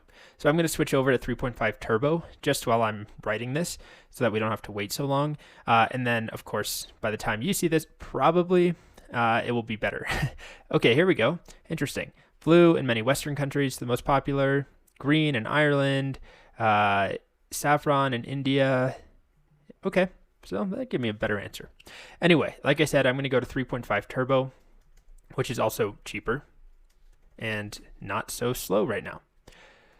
So what we're going to do is basically have a loop, a very simple loop that will look something like, I'll probably just do while true, and then have a way to break out. So while true, we'll try doing something, and then I'm going to accept a keyboard interrupt. And that will happen when somebody hits Control-C. So I'll accept that. If that's the case, I'll print out, I don't know, what should we print? Exiting. And then we'll break from our loop that otherwise runs forever. And then in our try, we're going to do an input, right? We're going to get the user's input. What do you say? U colon, and then a space. We'll take that. We'll call it like user input. And then we're going to pass that along to our OpenAI chat, right? So let's do it like this. We're going to need to tweak this, but we'll at least get it working with our loop in this video. So what I'm going to do is, instead of having content be what is the best color on Earth according to different countries, I'll just have it be our user input. So whatever the user says, once they hit enter, we'll take that, add it to the messages, and then we'll, next print it out after we get a response. So our response should be located, if you remember, inside of response, and then choices, and I'm just using n of 1. I don't want multiple answers, of 0. And then we have the message, and then we'll print that out just to start. Okay, and then we'll ask the user again. Now this is not really going to be much of a chat. I mean, it will, but there won't be any history. We won't be saving what has already been said and sending it back, right? It's just one message every time, but let's see if this part works. So I'm going to rerun this. While true, it's going to ask me to enter some text. So what animal is the fastest aquatic animal? Okay, so then I want to make sure I'm definitely printing out content, right? It says the common dolphin is the fastest aquatic animal, okay? What animal moves slowest? Great, three-toed sloth is considered the slowest animal, 0.15 miles per hour on the ground. But as I said, ignoring the fact that our output is ugly and we should only print the content, we're not actually sending any context through every time. There's no history. So it's just a one-off message each time. So if I try to do something like, help me write a bio about myself, it will respond eventually. Okay, and it's going to ask me to tell it my name and give it information, right? Begin with your name and your profession. So I'll say like, my name is Colt Steele and I teach people how to code. But it's not going to have that context. So it just says, wow, that's interesting. May I ask you what inspired you to become a coding teacher? So it's just these one-off messages. What we'll do next is build up all of our messages into a list of messages each time through and pass that to OpenAI so that it has the full context of a conversation. And that is something we'll do in the next video. Let's just make sure I can exit, by the way. If I type Control-C, there we go. It quits out. Okay, so we're going to keep working on our chatbot. The next very important part of making a chatbot is having the message history persist. Instead of just sending one message each time, I want to send all the messages that the user has sent and that the assistant has responded with, so we can actually have a conversation. To do this, I'll make a list of messages outside of my loop, otherwise I'm just redeclaring it every time. And I can start with an empty list. And then what I'll do is append the user's message into our messages list.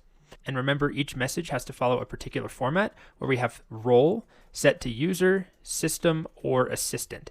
And this is going to be a user message. Each time the user types something in, we're going to have it be a user message. And we will pass through, what else? The content property will be set to whatever the user says. So this is the format of each message. And then what I'm going to do is append that to the messages list that will grow each time. And then I'll pass messages through here. And the first time through, right, it will only include a user's message. Actually, every time through, it will only include a user's message so far. So if I say, help me write my bio, that will be added as a message and sent through, and then it will respond back to me. And then next time the loop runs, I'll say something else, and we'll append my new user message. So there'll be 2 user messages in there, and then that will be sent through. So what I'm going to do is print just the response text in here, which is the content property. And then I'll also print out the full list of messages. And right now we're only storing the user messages. So I'll say something like, what are you doing? And you can see my messages is a list that has my user message. And I'll do one more thing, like what color is grass? Okay, and now my user messages list has grown to include what are you doing and what color is grass. The next step is to include the responses that we get back from the assistant. So we'll take each response and add that into messages. And this is easy enough to do. We're already printing out right here what the assistant is responding with. We're printing out the content. What I want to do is take the whole message, and they all follow this format. Role is assistant, and then content is whatever the response is. So I'm going to take res of choice is 0 message, not the content, but the full message, and append that to messages. So messages dot append this res choices 0 message, and then I'll print out the content. And then I'll also print out all messages. It's going to be a lot of printouts, but let's just take a look at it. So I'll run my chatbot again. I'll keep the messages really brief. Hi there. Okay, and now take a look at the messages that we have. We have my first message, hi there. And then we have this. What's going on here? Well, it is the response that we got back. Content is hello, how can I assist you today? And the role is assistant. However, it is not a dictionary in Python. It is this OpenAI object. So there's just a really quick tweak. I need to turn it into a dictionary. So right here, where I'm appending it, I'll call toDict. And that should now make it a true dictionary. Let me clear here, run this again. Hi. And it responds with, how may I assist you today? Now our messages here has my message from the user and then the response from the assistant. So next time I send it through, I'll say something like, I need help writing a bio. And now, there's a lot to look at here because I'm printing so much, but now it's sent every message between me and the assistant every time I request the API. So it's happy to help me write a bio. I can tell it a bit about myself this time. My name is Colt, I guess I should capitalize that, Steele, and I teach people how to code. And this time, it will have the context from the previous message where I said, I need help writing a bio. And it's going to give me, hopefully, a nice bio here. Yeah, I mean, look at all that. Jeez. So it remembered I wanted to write a bio, and it took my message about my name and the fact that I teach people how to code, and it made this for me. Oh, interesting. This is actually sort of accurate. Hiking, playing guitar, sure. Maybe it was trained on a tiny bit of data, some Udemy web stuff involving my courses. Although this is all pretty generic. Anyway, and when I say it's remembering what we said, it's not remembering anything. We're just building up a list that we're passing through each time, this massive list here. So I'm no longer going to print that out. But you can see, right, starting here, hi from me, the user, hello from the assistant. I need help writing a bio from role of user, and then, sure, I'd be happy to help you. Can you tell me your name? From the assistant. We're building up this list of messages. All right, so let's not print out all messages. Let's just print out the response, and let's print out, what should we do here? Assistant, colon, and let's try it again. Let's get out of here, Control C. I need help. I need help naming my business. Sure, happy to help. What is your business about? What products or services do you offer? Let's say it's a restaurant in a ski town. Okay, let's see if it needs any more information. How about we serve locals mostly and focus on freshly baked pastries, good coffee, and pasta. I don't have a restaurant, to be clear. Let's see if it can help me name it. Here's some potential names. Powder Pastries, Alpine Eats, Snowy Summit Cafe. And then, because we have this history now that's persisting from one request to the next, I could say, can you try some more, what should we say, some edgier names, or names with a bit more humor. Carbs and caps, powdered dough, shred and spread. Oh, that's not bad. Black Diamond Bakes, Slope Snacks Cafe. All right, so we got it working. And that's all there is to the actual chatbot logic. What we'll do in the next video is add the ability to prompt and provide a personality to the chatbot and some direction when we first fire it up. We'll provide a system message and we'll parse a command line argument. But that's kind of the basic approach. It's very simple to make a chatbot using the messages format when we're working with chat completion. Again, I'll try GPT4 just to wrap this up, see if it's working any faster now. Okay, I'll say, what else did I use a chatbot for? Help me draft an email to a hiring manager. Yeah, it's going slow. Still slow. Come on. Well, it's been over 2 minutes. It's still going. Not the best chatbot. So I'll probably just wait until GPT-4 is back online or is less sluggish. There we go. Finally got a response.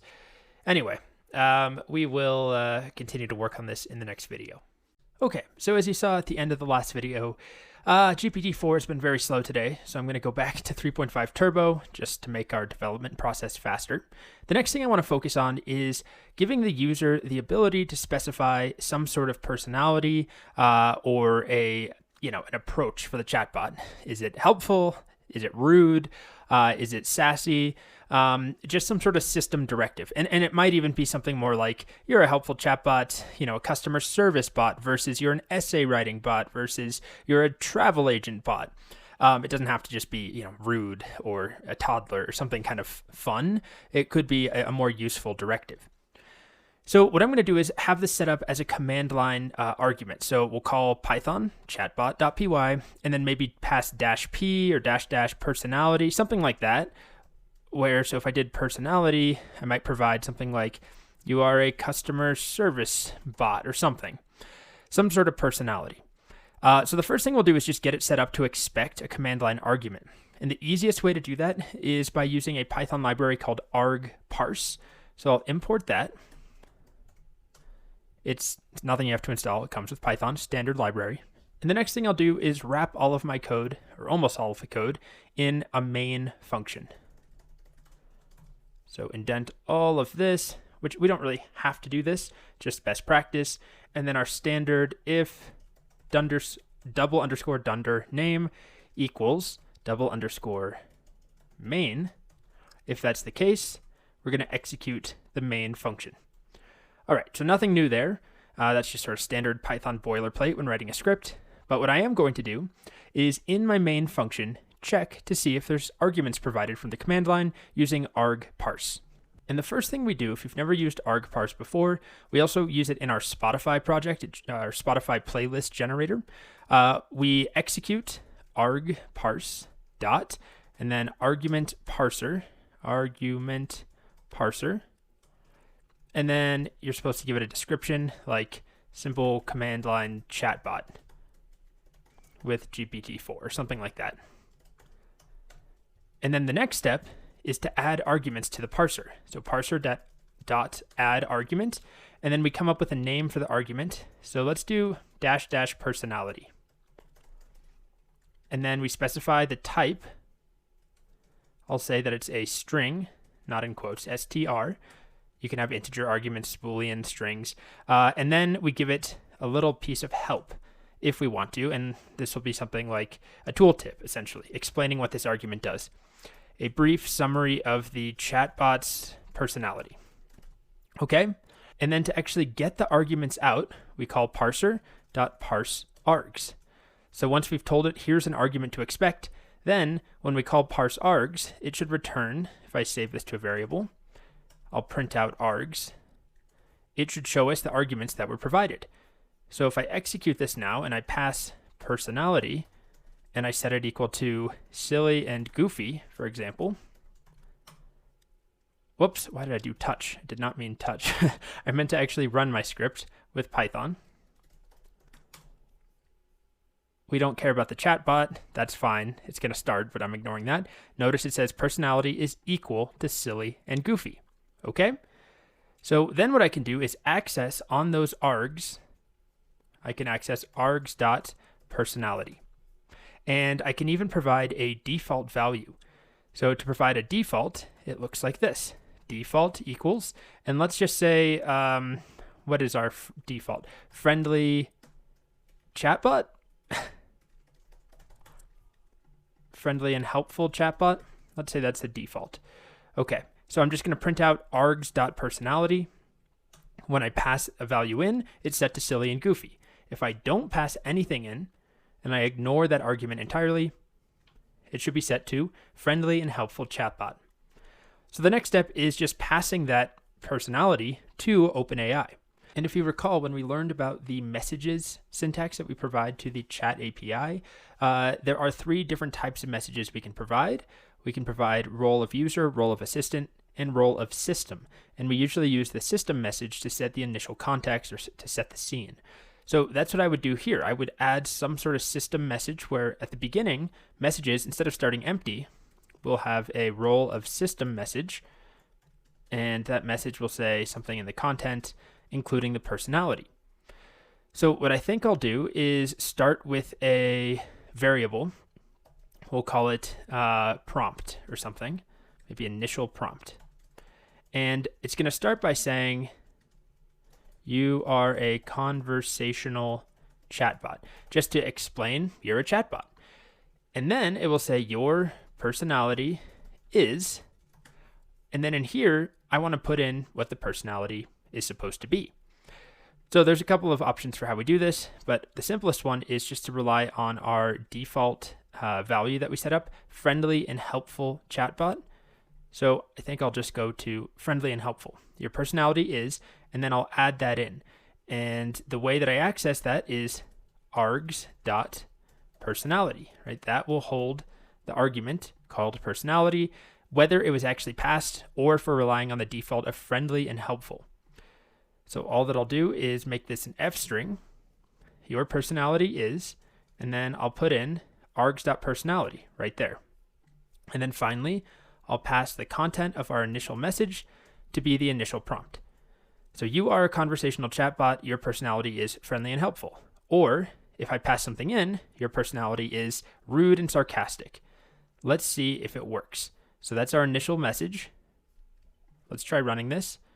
And I'll set personality to be rude, how about, and sarcastic.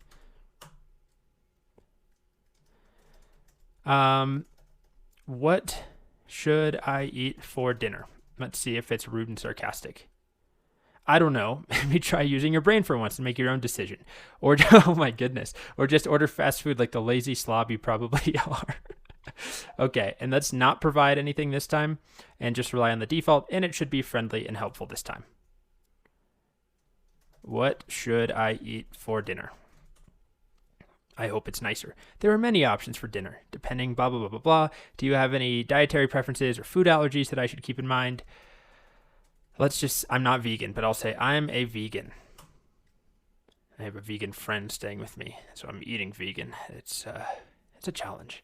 There are a lot of delicious vegan options. Okay, so it's being friendly and helpful, right? Let's try one more. Let's do another super obvious personality. Your personality is childish and toddler-like. 3 years old. What should I eat for dinner? I love food. Maybe some yummy macaroni and cheese or pizza would be delicious. Okay, it's talking a bit at a higher level than a 3-year-old. Like, I don't know what 3-year-old wants something healthy like a salad, but still you can tell it's impacting. I mean, it's saying yummy macaroni. Ooh, I love food. Pizza. Good enough for us. We're not really building the next professional, enterprise chatbot here. Anyway, that's pretty much it for getting the personality passed in. Just remember, we provide this system message at the beginning, although it doesn't have to be a system message. In fact, the docs for certain models of GPT 3.4, at least, the system message is sometimes not treated with enough reverence. So you can also pass it as a user message. But it seems to be working as a system message. And that's the direction OpenAI wants us to go in the future. Always pass a system message with some sort of overall directions, and then pass your user and assistant messages if necessary. Welcome back. The final slight change we'll make has to do with colorizing the output to make it easier to distinguish the user input/output versus what the assistant is saying. Let's see what happens if I just type gibberish. Yeah. I'm sorry, I don't understand what you're saying. As you can see, it's not impossible to distinguish, but it is harder to tell if I had a whole bunch of text here, what's coming from me and the assistant, and to differentiate them. So instead, poor thing, I'm still not able to understand what you're trying to communicate. How about blah? So you can understand that. It doesn't know how to respond to blah. Anyway, so what we'll do is add some simple bolding to each name of whoever's talking, and then also colorize the assistant to be, let's say, red or blue, and then you to be the other color, red or blue. So to write colorizing logic, it's not very difficult. There's also libraries that help you colorize your output, but I've gone ahead and written 3 functions. I just pasted them in here.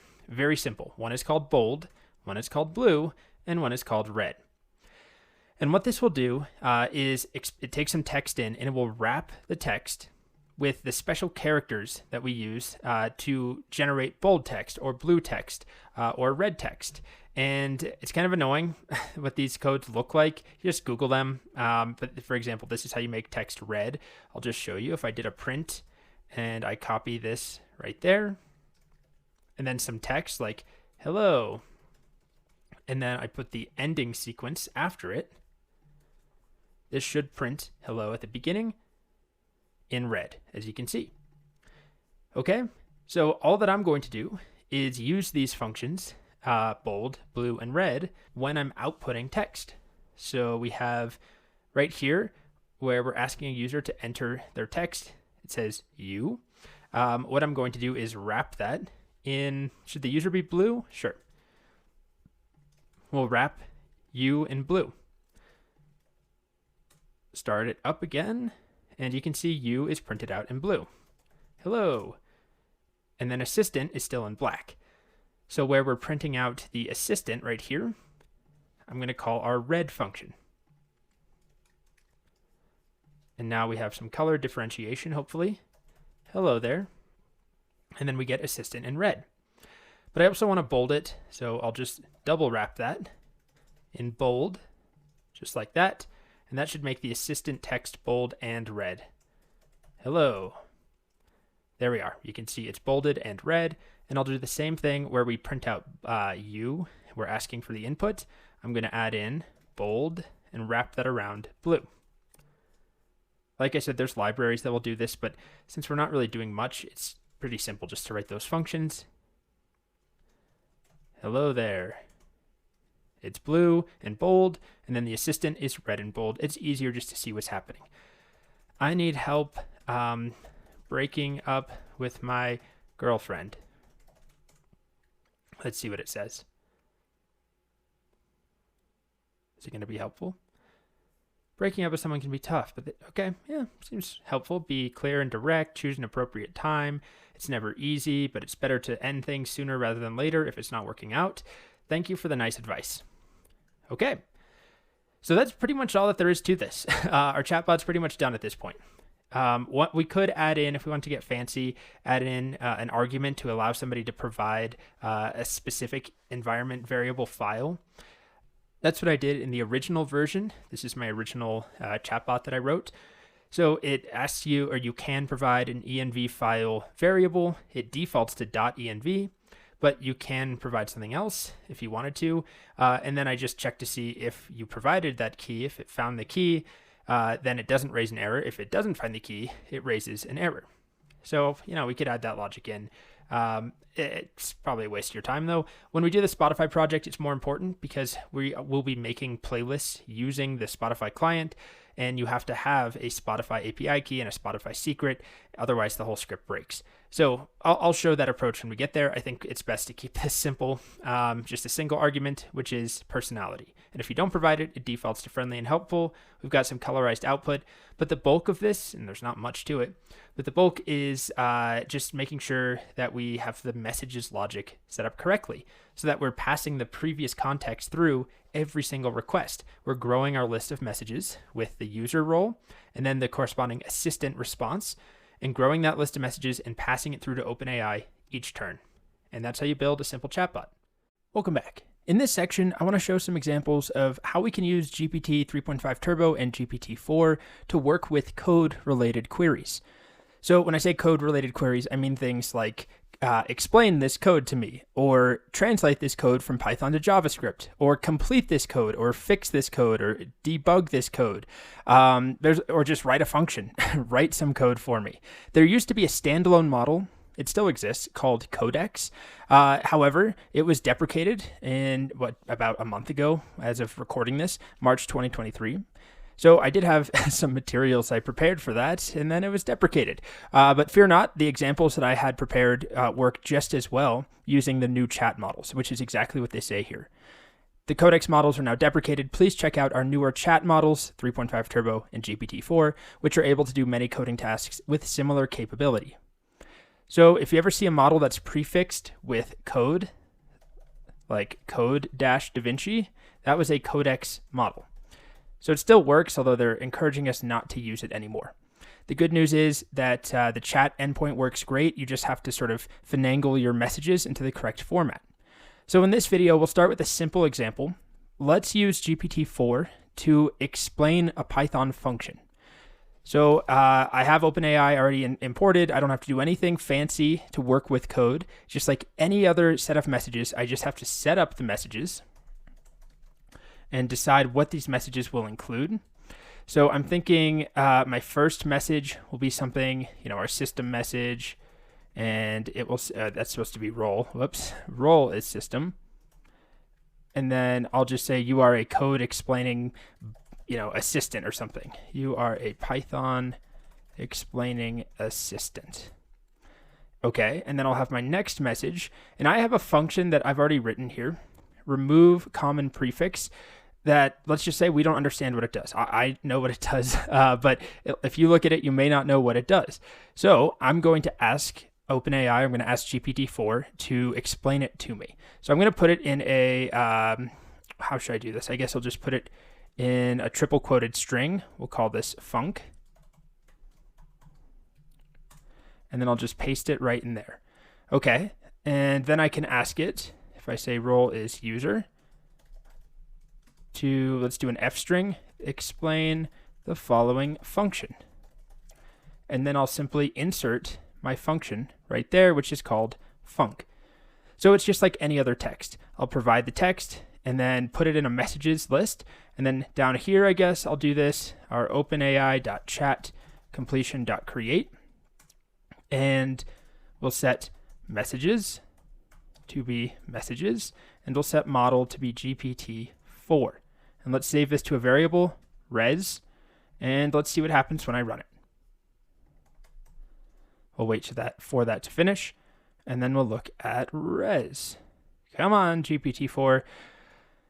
I'm constantly torn in recording of this course between going with GPT-4, which is the newest model, obviously, and the one most people care about, but it's also been very slow, at least in this beta period, compared to GPT 3.5 Turbo, which is almost as good for something like this. We probably won't notice a difference, but it's way faster. Their API is probably just under less of a heavy load compared to the GPT-4 endpoints. Now it finally finished, but that was 10, 15 seconds of me having to fill dead air there.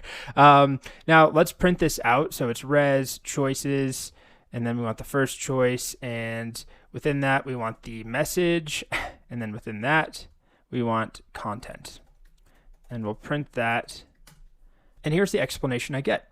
The function remove common prefix takes 3 arguments: x, a data frame or dictionary-like data structure containing a key completion, whose value, I don't want to read this whole thing out in front of you, to be honest, but this is accurate.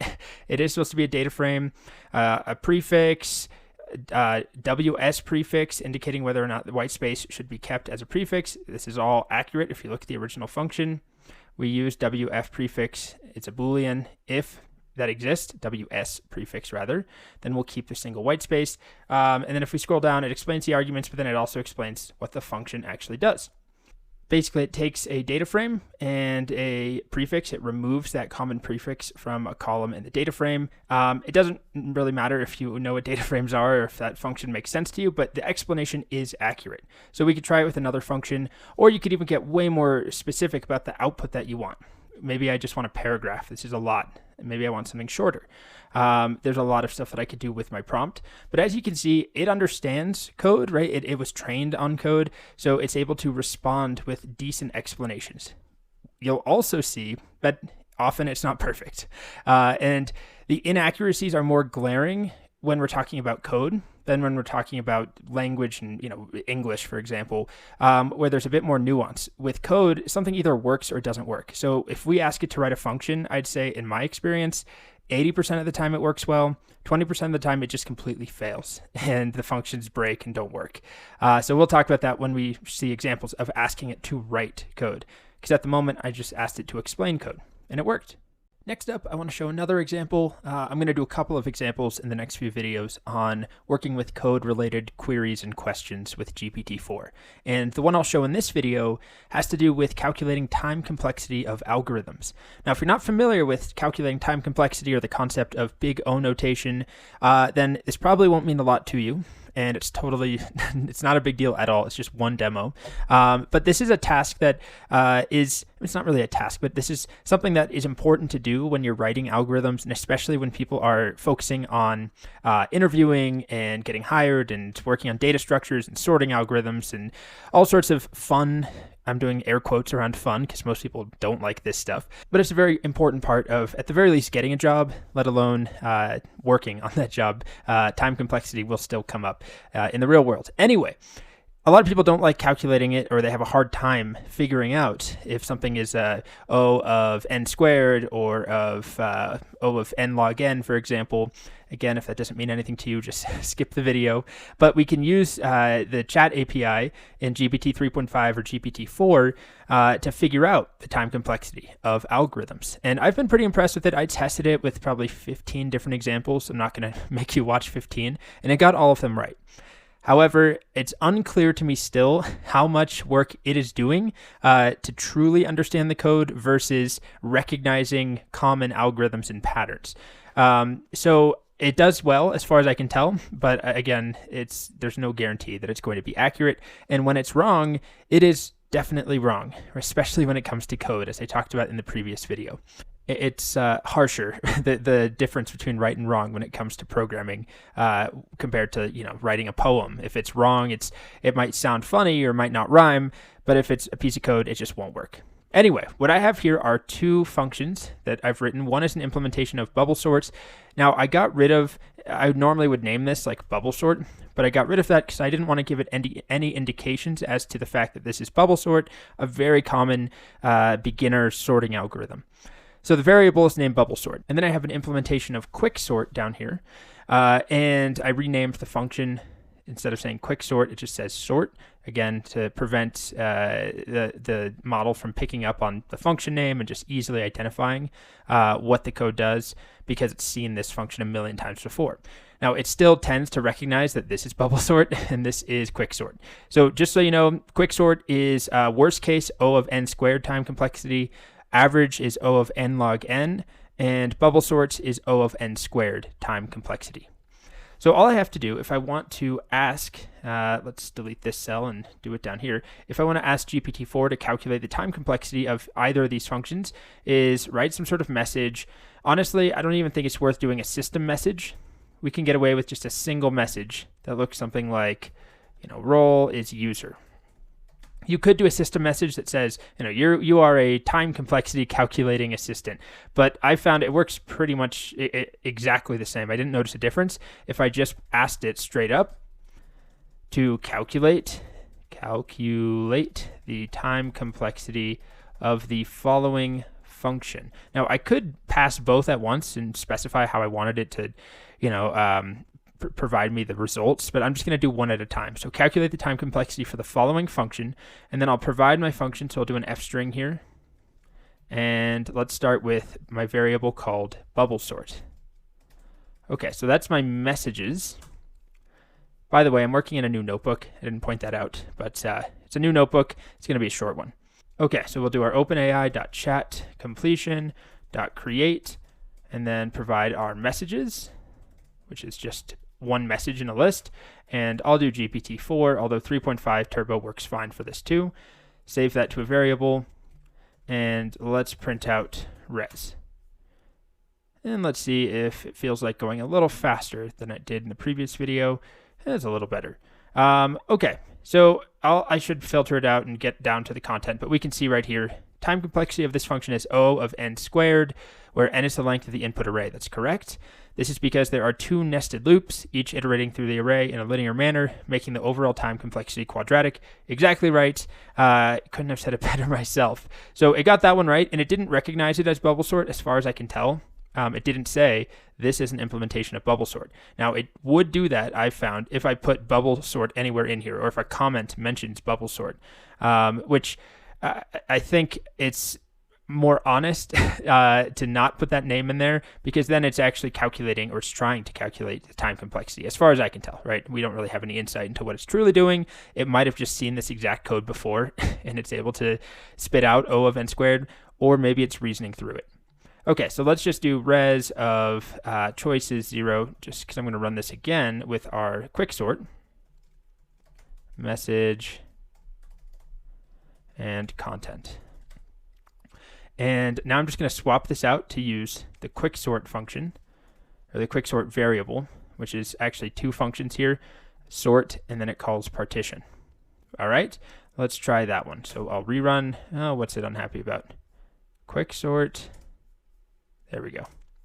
And now I'll run this again, and let's see what it says. And we wait. Come on. Yeah, okay. So it did recognize this one as quicksort. And then at that point, I mean, it can just probably, it's seen time complexity of quicksort written everywhere on the internet. Any sort of programming, developer training, interview prep book, they all are going to talk about quicksort and the time complexity. Worst case is O of n squared quadratic time, as we mentioned. Average case, O of n log n. So just another example of the fact that GPT 3.5 Turbo and GPT-4 can recognize or understand, they can work with code. And I'm doing Python here, but in the next video, I'll show you JavaScript as an example. We're going to translate JavaScript to Python or vice versa. And it doesn't have any trouble with that either. So that's coming up. Next, we have another example of using GPT, in this case GPT-4, to work with code. I'm going to ask it to translate some JavaScript functions into Python. We could also go the other way around, but what's nice, if I do it from JavaScript to Python, I can immediately just test the Python functions in the same notebook, and we can see if they work, instead of having to fire up a bunch of JavaScript and HTML to get them to run. So I have a new notebook. I've done the standard importing of OpenAI. I've set my API key. And then I have a function here that I've called mystery. And the reason I'm doing this is just I don't want the name to give GPT-4 any clues. Normally, so this is a function that finds the minimum value in a JavaScript array, which, by the way, there are many other ways of doing this in JavaScript that don't involve using reduce. But I wanted to find a slightly more complex, maybe obfuscated option. Which is what this is. So instead of calling it min, which is what it should be called, I'm not going to say min and not give GPT-4 any hints as to what it does. And I'm hoping that it will return to me a Python function when I execute it that will take an array or a list of values in Python and give me the minimum value. So I'm going to follow the same sort of template that I did in the past few videos. I don't think, honestly, it's worth even providing a system message because it's pretty straightforward, our request. So I'm just going to say role is user. I could definitely start by saying you are a code translating assistant that translates from JavaScript to Python. But I could also just do it like this. I'll make an F string where the content in here is translate, let me zoom out, the following JavaScript to Python. And then I will insert my JS variable that is holding this function right there. Okay, so that's my messages. I'm going to pass that to a chatCompletion.create and print out whatever our result is. Okay, so it gives me this function called mystery. And I can tell, hopefully you can see it's correct. It's going to give me the minimum value in whatever this list, it's called ARR because it's the same parameter name, even though in Python we call those lists, not arrays. But I would probably want to rename that instead of mystery, but we could always verify that it works. It's a pretty straightforward function because it's just calling the built-in min function. But let's provide some numbers in here, -3, and it should return the minimum of -3. Okay, so that worked. Let's try another example. So on my clipboard, I have another function. I'm just going to put it in another variable, a triple quoted string. And this function is a validate email function. So once again, I'm going to call this mystery. And I'm using arrow function syntax, just changing up the syntax, slightly more modern JavaScript. And it takes an email as a string, and it returns to us whether it's a valid email or not. Now, I didn't write this regular expression. I haven't actually tested it, but I assume it works. But let's see what happens when I pass this to openai.chatcompletion.create. And we get back. Okay, so this is slightly more complicated, right? It's having to import the RE standard library, regular expression. You probably would not do that in the function itself. But other than that, let's see if this works. So I'm going to put that up top, run this function. Let's call our mystery function with an email like todd@gmail.com, and it should return true, and it does. Now let's do something incorrect. False, right? What about t@dasd? That's also false. So I'm not really testing much here, right? It's not validating real emails or anything. It's just checking to see if they match a pattern. But it seems to have translated it pretty successfully. All right, next I've got one more function on my clipboard. This one will capitalize the first letter of every word in a string. So it splits it in JavaScript. It takes a string and it splits every character on it splits every word separated by a space. It lowercases everything in there. And then it uppercases the first letter of each one of those words and then stitches them back together into a single string. So I'm again going to call this mystery. There's no comments or hints in here as to what it does, which if we were trying to help GPT-4 out, we definitely want to put comments in there, and you can steer it if it is getting confused. You can put a comment in there that explains what this does.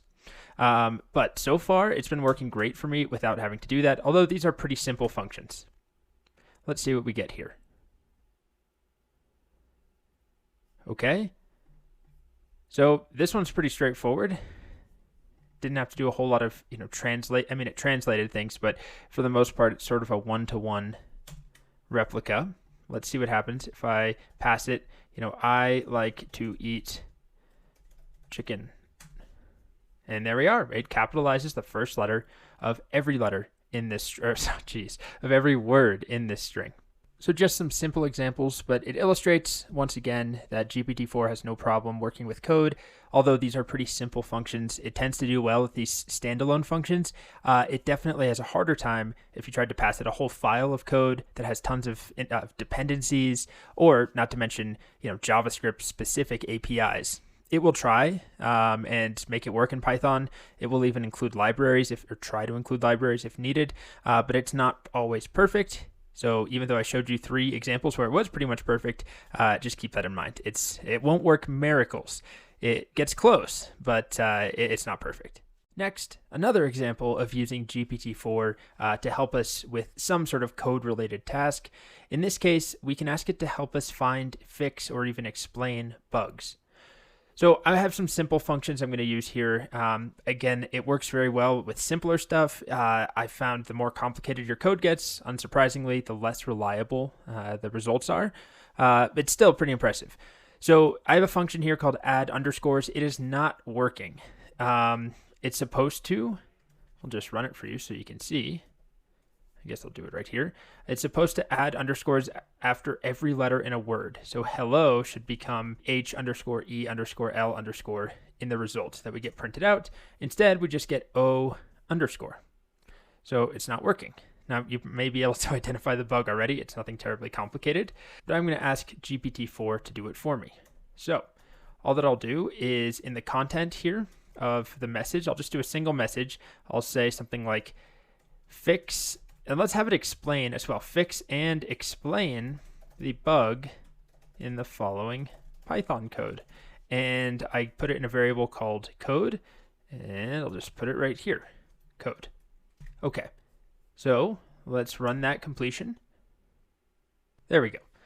So it says the bug in the code is that it doesn't build up the new word properly with underscores between the characters. Instead, it only adds an underscore to the last character of the input word. That's exactly what happened. To fix this, we need to update new word by appending the current character and an underscore in each iteration. If you look at what's happening here, new word starts as an underscore, and then we're just resetting new word every time instead of growing new word and appending to it or adding on. So that's what this does right here, right? It's plus equaling, and that should solve it for us. We can verify. It gives us very helpful. By putting the explain in there, it really helps to understand what went wrong. Okay, so that's one example. Next up, we have some very bad code that has more than one thing wrong with it. So I can try running it, but it's not going to run. There are issues here. What it's supposed to do is basically pick some random integers, right? So whole numbers, and then give us a little quiz.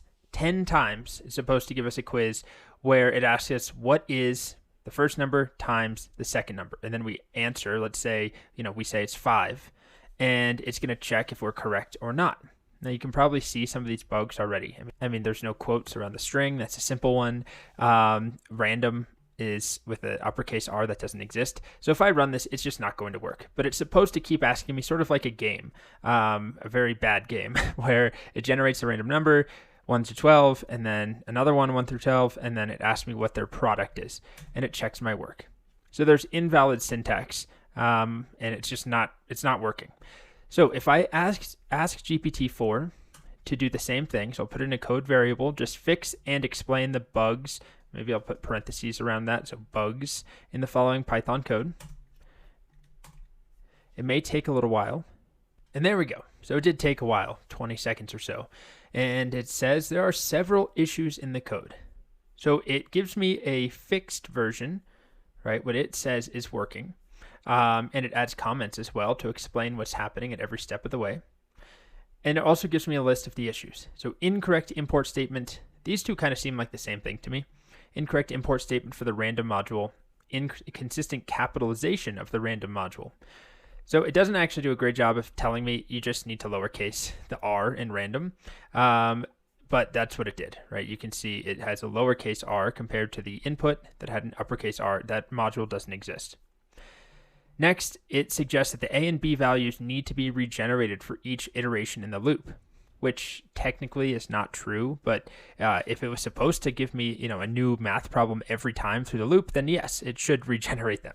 Otherwise, it's giving me 10 guesses for the exact same two numbers.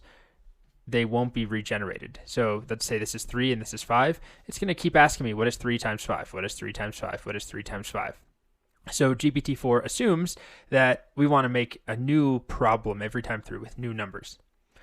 Additionally, the A and B values are not converted into strings. If you look at what's happening here, the A and B values, which are numbers, are being concatenated with the string using plus signs, and that will not work. We'll get an error. You can't add a string to a number. So they need to be turned into strings. So its suggestion here is to cast them to a string. Honestly, I would just use an F string and interpolate them. It's way cleaner than having to do all these plus signs, but this should work. This is an important one. If you look at the if statement here, I'm using a single equal sign, which is for assignment, right? Assigning a variable, not for comparison. So that needs to be a double equal sign, and that's what it says right here. And then also missing quotes around well done, which it's missing, right? Not going to be valid at all. So let's take its suggested version and try running this. We'll keep the comments in there. Okay. And now it starts the little game. 8 times 1, let's get it wrong. No. 3 times 4, let's get it right. And it's working, right? Simple enough. Still very basic code, but it's finding more than one issue, quite a few issues, and explaining them. And there's many ways you could actually incorporate this in the real world. In the next video, we're going to see a little project, a code reviewer project that's more in depth. But even this simple example illustrates that it's pretty good when you're dealing with simple issues in your code. We're about to take a look at another project involving code, but I actually want to show one more example, which is asking GPT-4 to write functions for us from scratch. So not just fixing bugs or explaining existing functions or translating a function or something like that, but asking it to write code from scratch, which I've had decent luck with in a lot of situations. But like everything with GPT-4, especially with code, the more complicated it gets, the code gets, the worse it performs. But if you view this as more of a starting point and a place to get inspiration, or to get 90% of the work done, and you may need to tweak things, it can work very well. So here's a real example that I needed a couple days ago. I needed a Python function to convert an RGB color to an HSL color. So I could easily just write something in a message like, write a Python function that accepts an RGB color and returns the corresponding HSL color.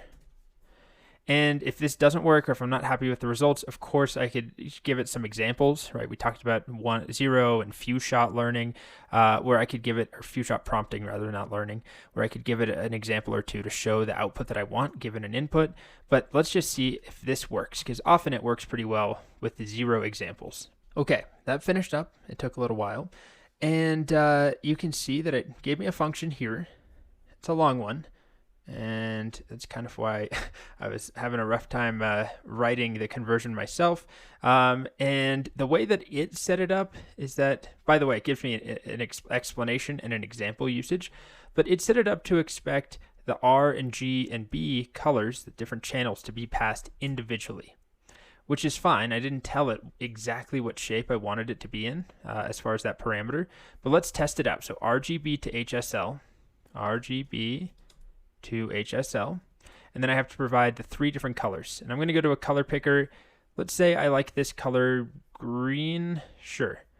And that is 85, 145, 0 in RGB. So 85, 145, and 0. And this is what it returns back to me. So 84.83, 100, and 28.43. And according to Google here, just with the color picker, that's correct. Now it just rounds up here, which is fine. But 85, 128. So if we round up, right, 85, 128, it looks like it's working.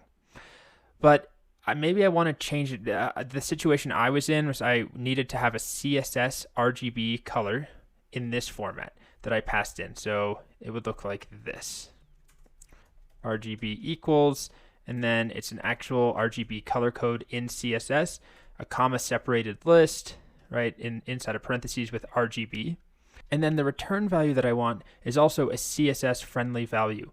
So if you're not familiar with CSS, this is what it looks like when you write an HSL color. You have a couple of different options, but usually this is what I use. So this is the degrees, and then these are both percentages. You optionally can also write degrees. So if this is the format that I want it to spit out the CSS friendly string for me in HSL format, given an RGB CSS formatted string. I need to tell GPT-4 that that's what I want.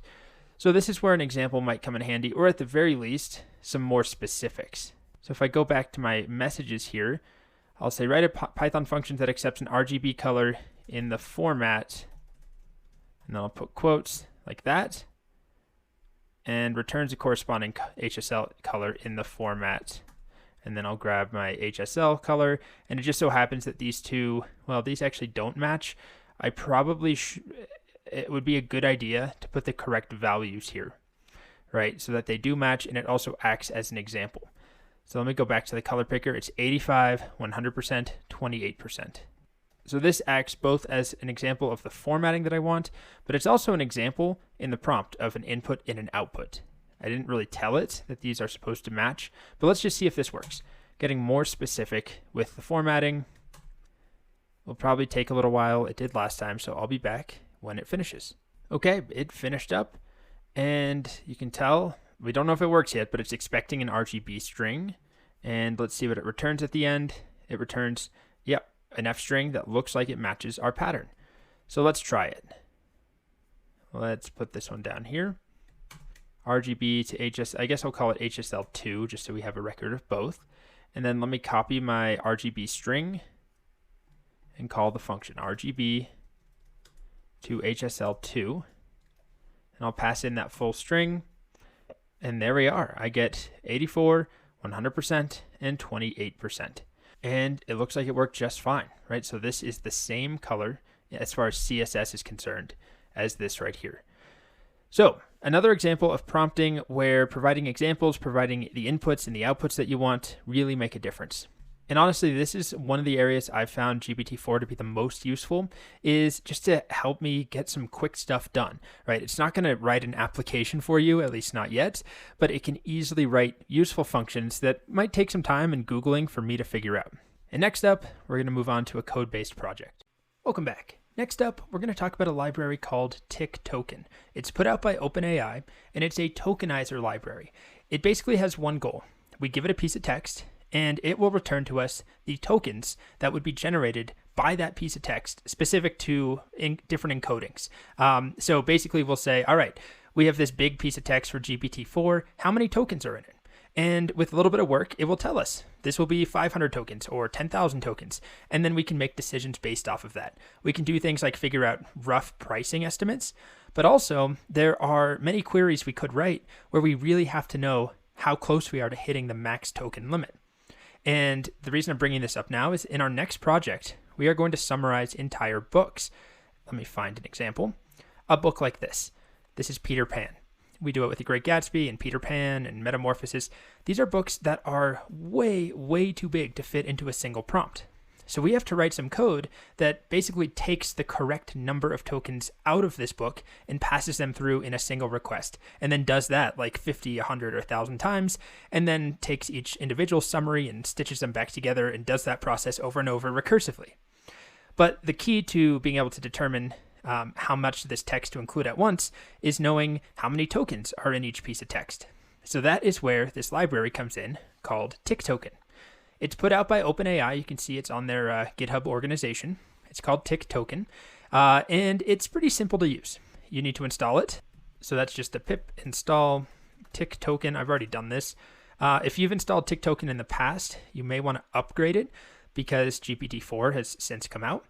And GPT-4 actually uses the same encoding as GPT 3.5 Turbo, but still, if you installed this a while ago, you probably want to upgrade it.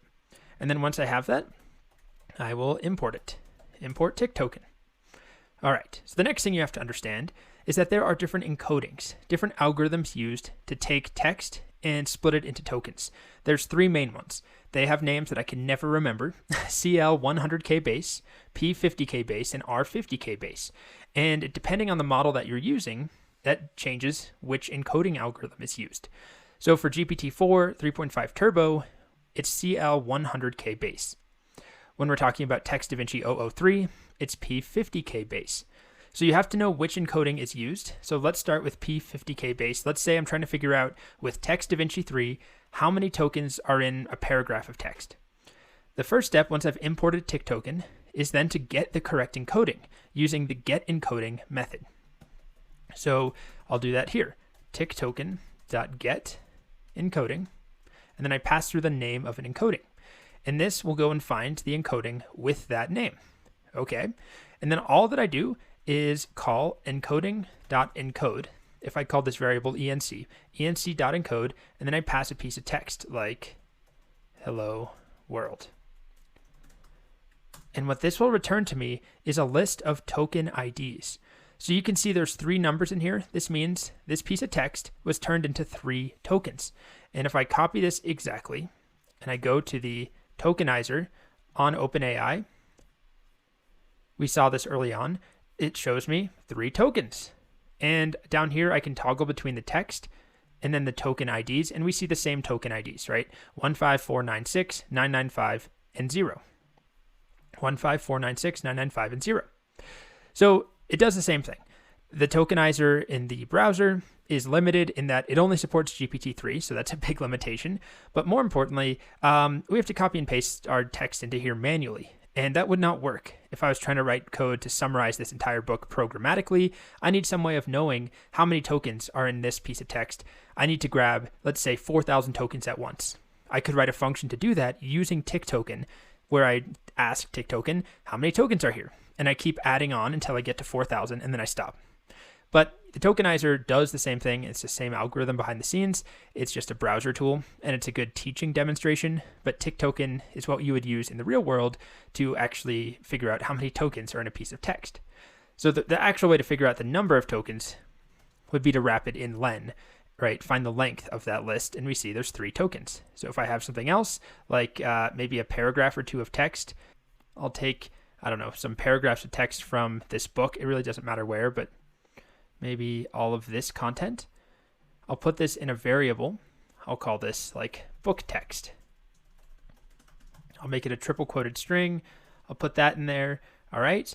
I'll save that, or I'll run that cell. And then I can figure out how many tokens are in there by rerunning this line. And I'll provide my book text variable. And it tells me that's 253 tokens.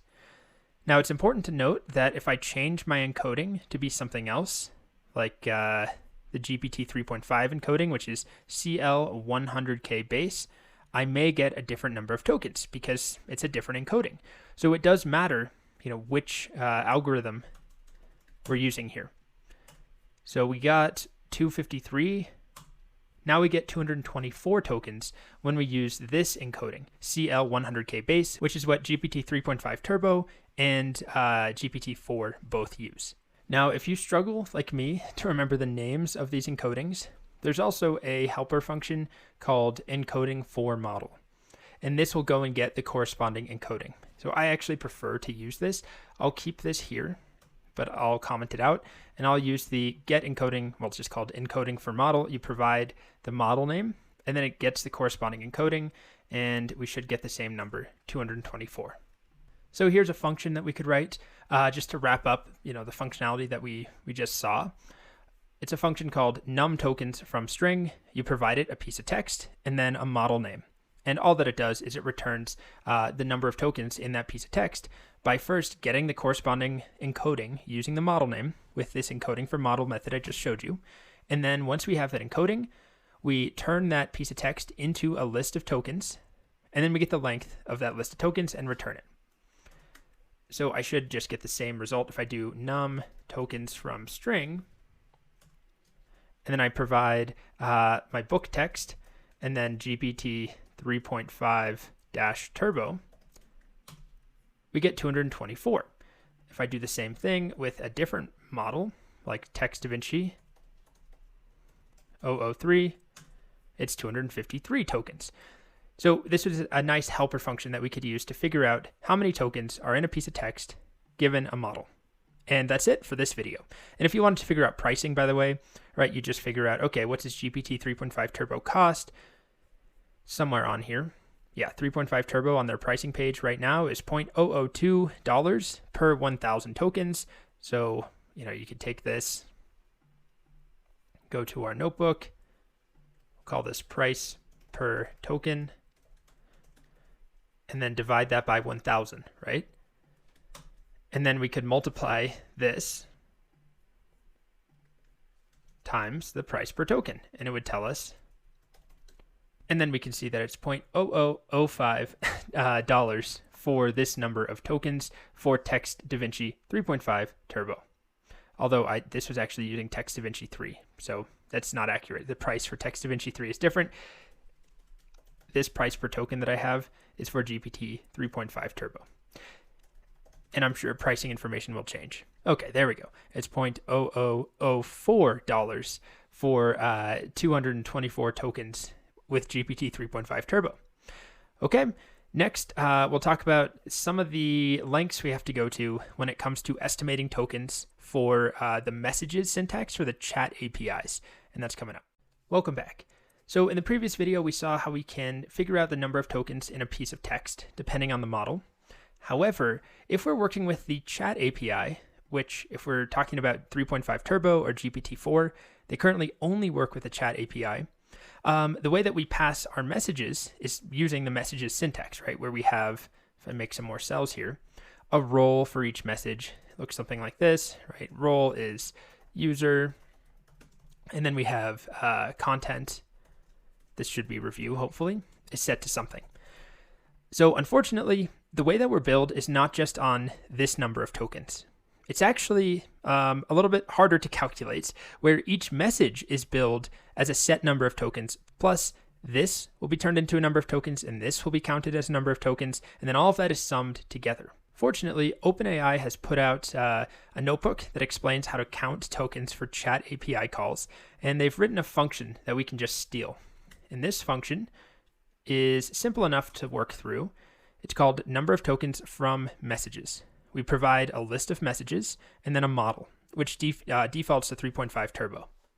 And it goes and gets the corresponding encoding. It tries to get it. And then there's some handling. If it can't find that model, it will use the CL100K base encoding. And it checks to see if your model is a GPT 3.5 Turbo model, every message gets a set number of tokens, which is 4.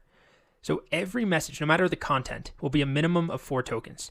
If we're using GPT-4, every message has a set minimum of 3 tokens, and then any content is added onto that. So if we take their example list of messages right here, I'll just copy this and put it down here. This is what, 1, 2, 3, 4, 5, 6 messages. So if we're using GPT-4, this message is billed to start as 3 tokens. And this is 3 tokens, and then this is 3 tokens, and then the actual message values are going to be tokenized and counted as well. But at a minimum, each message, no matter what, is 3 tokens as a base fee when we're talking about GPT-4. With 3.5 Turbo, it's 4 tokens. So this may change. I have no idea. Fortunately, OpenAI just put this code out so we can use it. Additionally, there's this tokens per name. We can provide a name attribute or a name property in every message. I don't really do this, but you can, and they're counted differently. So tokens per name in 3.5 Turbo is just ignored. In GPT-4, every name is 1 token. And then, if we look at the actual logic here, it loops over every message in our messages array, and it adds in that set number of tokens into the overall number, right? So it's if we're talking about GPT-4, it will add 3 for this, but then it loops over all of the values in each message, and it encodes each of them, finds the length of that, and adds that number of tokens into the total number of tokens. So it will encode this, and however many tokens that is, it will encode this, add that number of tokens, plus the set number of tokens per message, which is 3 in GPT-4. Fortunately, we just use this function and it will tell us. So if we try this, let's use our example messages, and let's provide, what should we do? Let's start with 3.5. So our function is called num tokens from messages, and then I'll provide my example messages array, which is just right here. It's 6 different messages, and then the encoding will be GPT 3.5 turbo. It's 127 tokens when we're talking about this example messages with GPT 3.5 turbo. When we use GPT-4, it's 129 tokens. So there's a difference. Not to mention that there's a huge difference if I was just trying to count the number of tokens of the actual prompt text, and if I was using the completion API, not the chat format, then it would be way fewer tokens because we're billed per message in addition to the content of the tokens. But if we want GPT-4 and GPT 3.5 turbo, as we know, we don't have a choice. Now let's just verify if this is accurate or not. So what I'm going to do is just import OpenAI real quick. Okay, so I've imported OpenAI. And now I'm going to just make a chat completion. So chat completion.create, and I'll use GPT-4. So model is GPT-4, and then I'm going to provide my messages as I'll just use the example messages right here. So when we counted the number of tokens using the function from OpenAI, it said with GPT-4 we're talking about 129 tokens for that whole list of messages. Let's see if that is correct. So I'm going to set max tokens just to be 1. I don't really want a response. I mean, we're not going to use it. If I shrink it down, I'll be billed the least amount possible. And if we look at what it says here at the bottom, under usage in our response, completion tokens is 1. Prompt tokens was 129, which matches exactly what we got here. So this is useful because, like I said, if we're writing a book summarizer and we have a limit, if I go to the book, of 4,096 tokens, which is the context window for GPT 3.5 turbo, I need to know if I'm using the messages format, I can't just take this piece of text all the way up to 496 tokens, for example. I could calculate that, but then I would exceed the number of tokens if I tried to provide all of that text at once. Even if it's exactly the correct number of tokens, it's not accounting for the fact that messages are billed, right? Each message is going to be 4 tokens for GPT 3.5 turbo. So we can use this function from the documentation to calculate the correct number of tokens that OpenAI will bill us and will count using the messages format. It's not as straightforward as just the number of tokens in the text. It also counts tokens per message. All right, so it's kind of a lot, but once you have that function written or copied from OpenAI, it's simple to get that number of tokens. Give it a list of messages in the correct format, give it a model, and it will count the tokens. Welcome back. Next up, I'm going to show you how to build a simple command line based code reviewer that will take a file of code like this binary tree that I've written in Python that is not the best implementation. I mean, there's simple problems. I'm not following Python style standards. For example, this function, right, is not snake cased. It's camel cased, uppercase letters.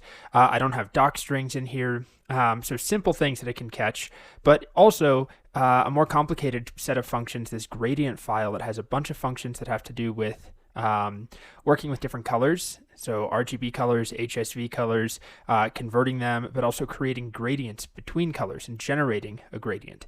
Well, there are some other suggestions that are a bit more complicated that I'd like GPT-4 to give me. And the way this is going to work is it's a very simple project. It just reads in a file. So you specify an entire file. It takes that entire file and it takes the text, it takes the code, and sends it off to GPT-4 and asks for code review. So it doesn't actually implement any changes. That will come next in a far more complicated project I'm calling interactive review. It looks like this. It's a lot more work. There's some recursion involved where you can choose to incorporate changes or reject changes, and then it will automatically update a file for you. But for now, we're starting with the simple version. Let me show it to you in practice. Again, it's pretty simple. So over here in my terminal, let me zoom in a bit. Let's start with the binary tree file. So I'm going to call my reviewer file. I think it's reviewer.py. Yes. And then I pass it a file name, tree.py. This is the file I want feedback on. So I'm going to send that off. And I'm using GPT4. It takes a little while. And I'll be back when that's done. Okay, it finished up finally. And it gives me some feedback here. So first of all, simple things like add a comment or doc string at the beginning of the file to explain its purpose, which is to implement a binary search tree. So it figured that out. It is a binary search tree implementation, even though it never actually says that in here.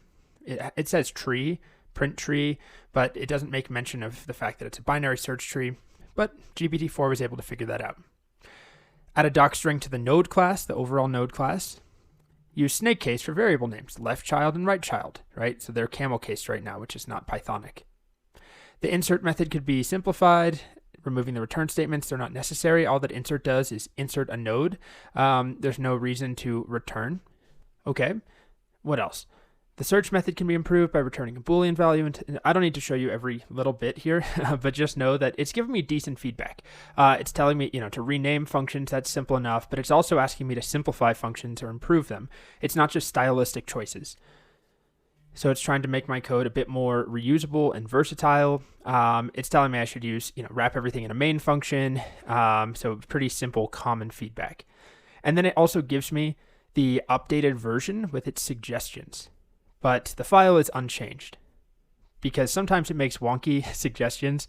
I initially had this just automatically update the file for us, but I found often occasionally it would break the code and just kind of go off the rails.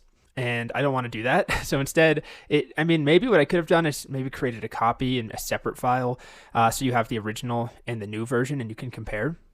But as I said, once we get this simple version working, I'm going to show you a much more complex version, an interactive version of this that allows you to accept or reject any suggested changes, and they will be updated in the file for you.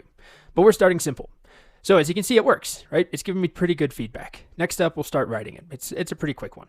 Okay, so let's get to work on this basic code reviewer command line utility. So the first thing I'll do is just make a new file. I've already made my .env file with my API key in there.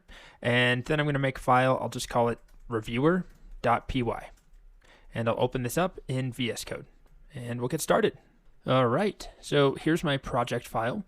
Just as a reminder, I have a .env file in the same folder. I'm not going to click it because it has my real API key in there. And you'll want to do the same thing we've done for pretty much every lecture in this whole course. Put your API key in the .env file. And why don't we start by thinking about how this is going to work. So I want to be able to call it like this, Python reviewer.py and then a file name like, code.py. And I wanted to then take this file, extract the code from it, basically just get the text of the file, and then send that off to GPT-4, of course, with a more complicated prompt asking it to review the contents of this file. So what I'm going to start with is just a basic prompt that will be the system directive. So let's make this a F string, or not an F string, sorry, a triple quoted string. And I'm just going to tell it something like, you're going to get a file as text. I want you to generate a code review for it. Tell me what changes to make to improve its performance, its style, that sort of thing. So let's do, you will receive a file's contents as text. Did I spell receive right? I don't think I did. There we go. It is EI. All right. Generate a code review for the file. And maybe we'll say indicate what changes should be made to improve its style. What else? Performance, readability, and maintainability. If there are, so I put this in my original, you don't have to do this, but I asked it to say, if there are any good libraries that could be introduced to benefit the code, then suggest them. So if there are any reputable libraries that could be introduced to improve the code, suggest them.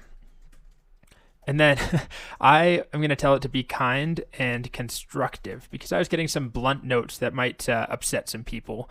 If you're using this, if you're actually learning how to code and getting feedback, it might be nice to have constructive, kind feedback. And then the last thing I'm going to do is say for each suggested change, include line numbers to which you are referring. Okay, so that's just a big piece of text. Obviously, that's not a request yet. But what I want to do is basically take this, put that in our system message directive, like the first message. And then secondly, I'm going to take the actual contents of a file and pass those through as my next message. So why don't we get OpenAI set up now in this file? So we'll import OpenAI. Let's import. I'm going to do a different way of getting the API key. I'm still going to use .env. I'm going to import load.env, and I'm going to import OS, which is just a standard library. And then I can call this function load.env. I think I've already shown this. There's different ways of getting environment variables from a .env file. But if I call load.env, it automatically looks in .env, so I don't need to provide a file name. And then using the os.getEnv method, I can provide a particular variable I'm looking for, OpenAI API key. And as always, this has to match what's in our env file. Okay, so I'm going to pass that to OpenAI.API key, just like that. So this should work. It's different than using the config.env values option that I showed earlier. It's just another way to use the .env package to get information out of an env file and then retrieve the particular variable that we care about and pass that to OpenAI. Anyway, now what I want to do is basically make my chat completion, right? So OpenAI.chatCompletion. Now I don't have any file yet to provide, but OpenAI.chatCompletion.create. I'll set model for now to be GPT4. If you don't have access, do 3.5 turbo. And then my messages needs to be something, which doesn't exist yet. So I'm going to make a messages list. And my first message in there will be the standard role is set to system. And then I'll have the content just set to this big prompt variable. So that's our first message. And then our second message needs to actually include the code, right? So the second one will be coming from user, and the content will be probably an F string where we actually add in the code. And we'll say something like code review the following file. And then we'll actually add in the file content right here. So for now, that doesn't exist, and I need to create that file content. I'll just write my own little bit of Python here and just test if it works. So I'll make my own variable just to, again, see if this works. File content will be a triple quoted string, and we'll have a method like def, I'm going to call it mystery, and it takes two parameters, x and y, and it's super simple. It's going to return x raised to the power of y. Whoops, not 3. Okay, very simple. Imagine this is coming from a file. In the next video, we'll actually make it come from a file. I'm going to provide that in my messages, provide the messages to OpenAI.chatCompletion.create, save that to a variable, and why don't we just start by printing out res choices. I always forget this. 0, and then message, and then the last bit is content, I think. Well, let's just start with this, because I can't remember if it's content or not. Let's run this and see what happens. So it's not working with any other file. It's just using this hard-coded file content that eventually will be coming from a real file. Okay, so let's run it. Python reviewer.py. Do I have any typos? Seeing as it's getting hung up, I think it's working. At least the request is being sent, and now we just wait and wait. I'll be back. All right, so there we go. Yeah, it was content that I meant to print out. So we don't get our nice formatted result, but we can see that we're getting code review. If we just look closer here, this is a small and simple function. There's not much to critique. However, some suggestions. Add a doc string to the function. So it gives me an example. It says this function returns x raised to the power of y.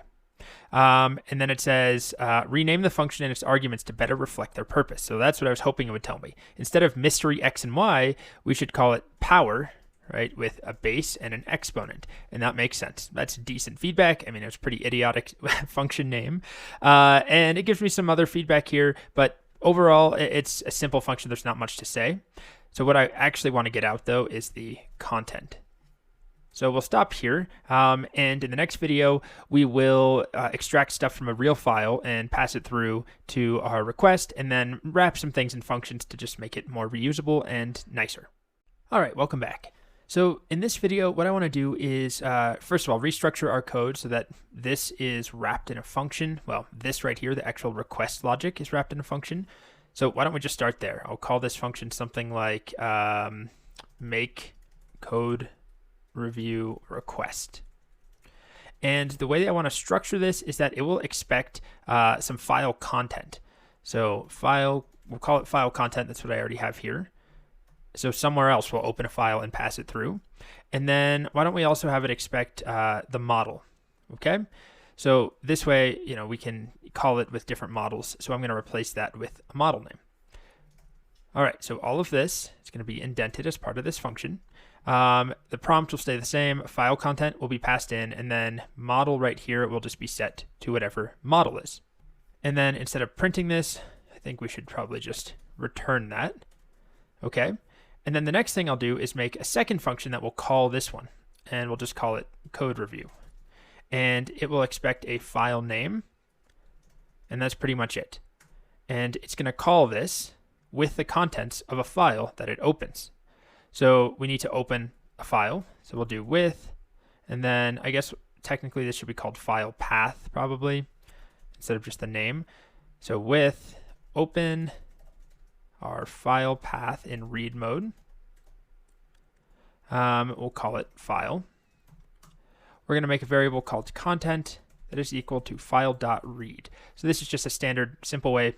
Open a file, read it, take the contents, put it in a variable called content. So whatever file we provide here, the file name, you know, triangle.python or utilities.python, it will take the content out and we'll have a string variable holding all of that code.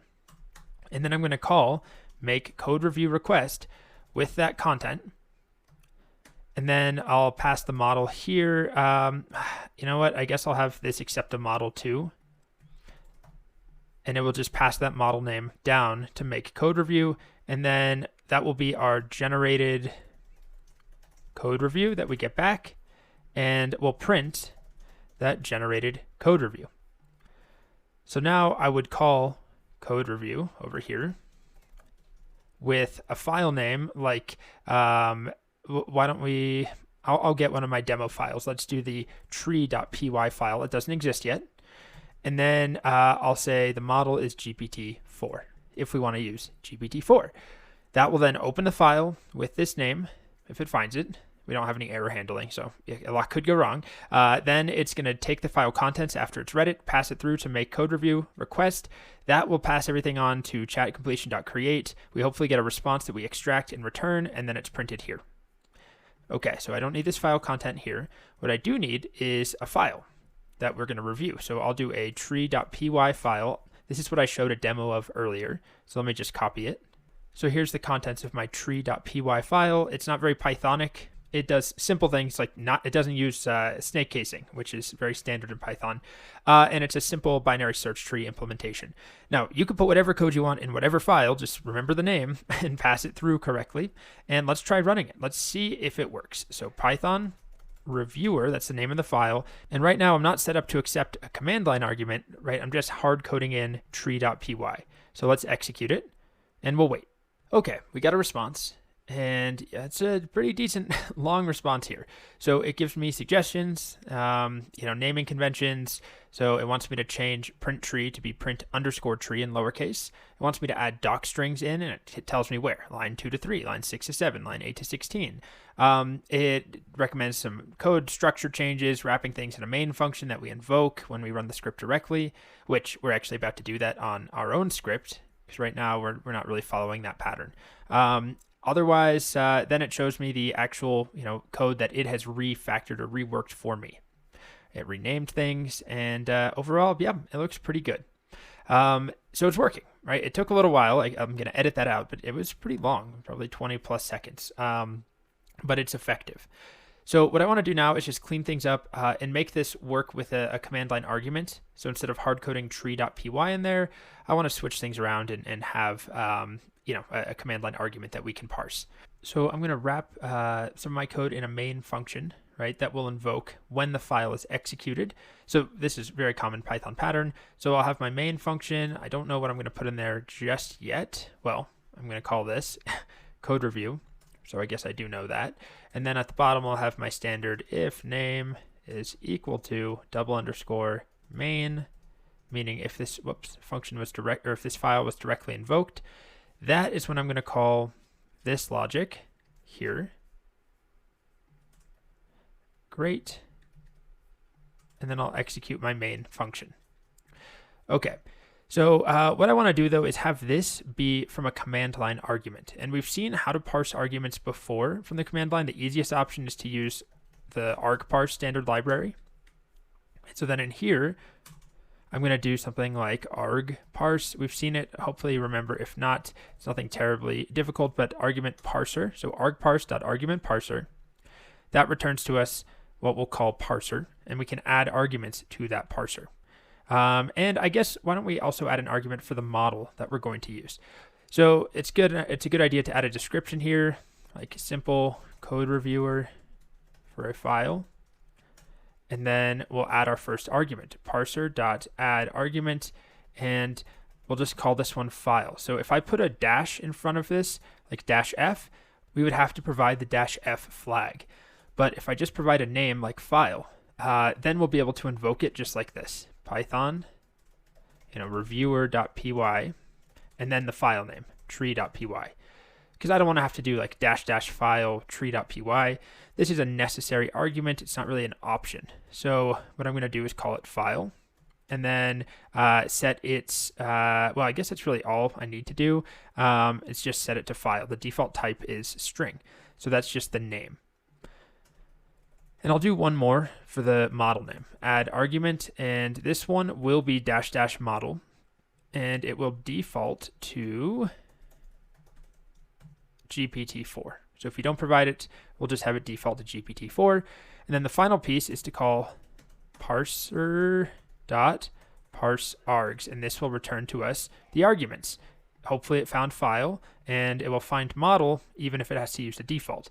And then here where we call code review, all that will change is access our args.file. That's set up here. And here it's args.model, which is coming from this line. Well, it's actually coming from this line, but this is where we set up the name of that argument.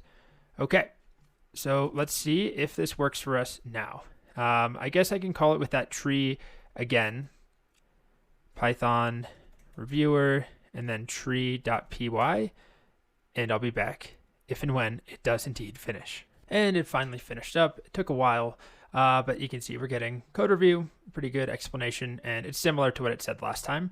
The main difference now is that it's not hard-coded, so I could call this with a totally different file, which I'll do right now. So I'm going to just use the gradient file example that I showed early on. So obviously put whatever code you have, but this is I've already shown this, but it's a set of functions that have to do with working with different color systems and creating gradients.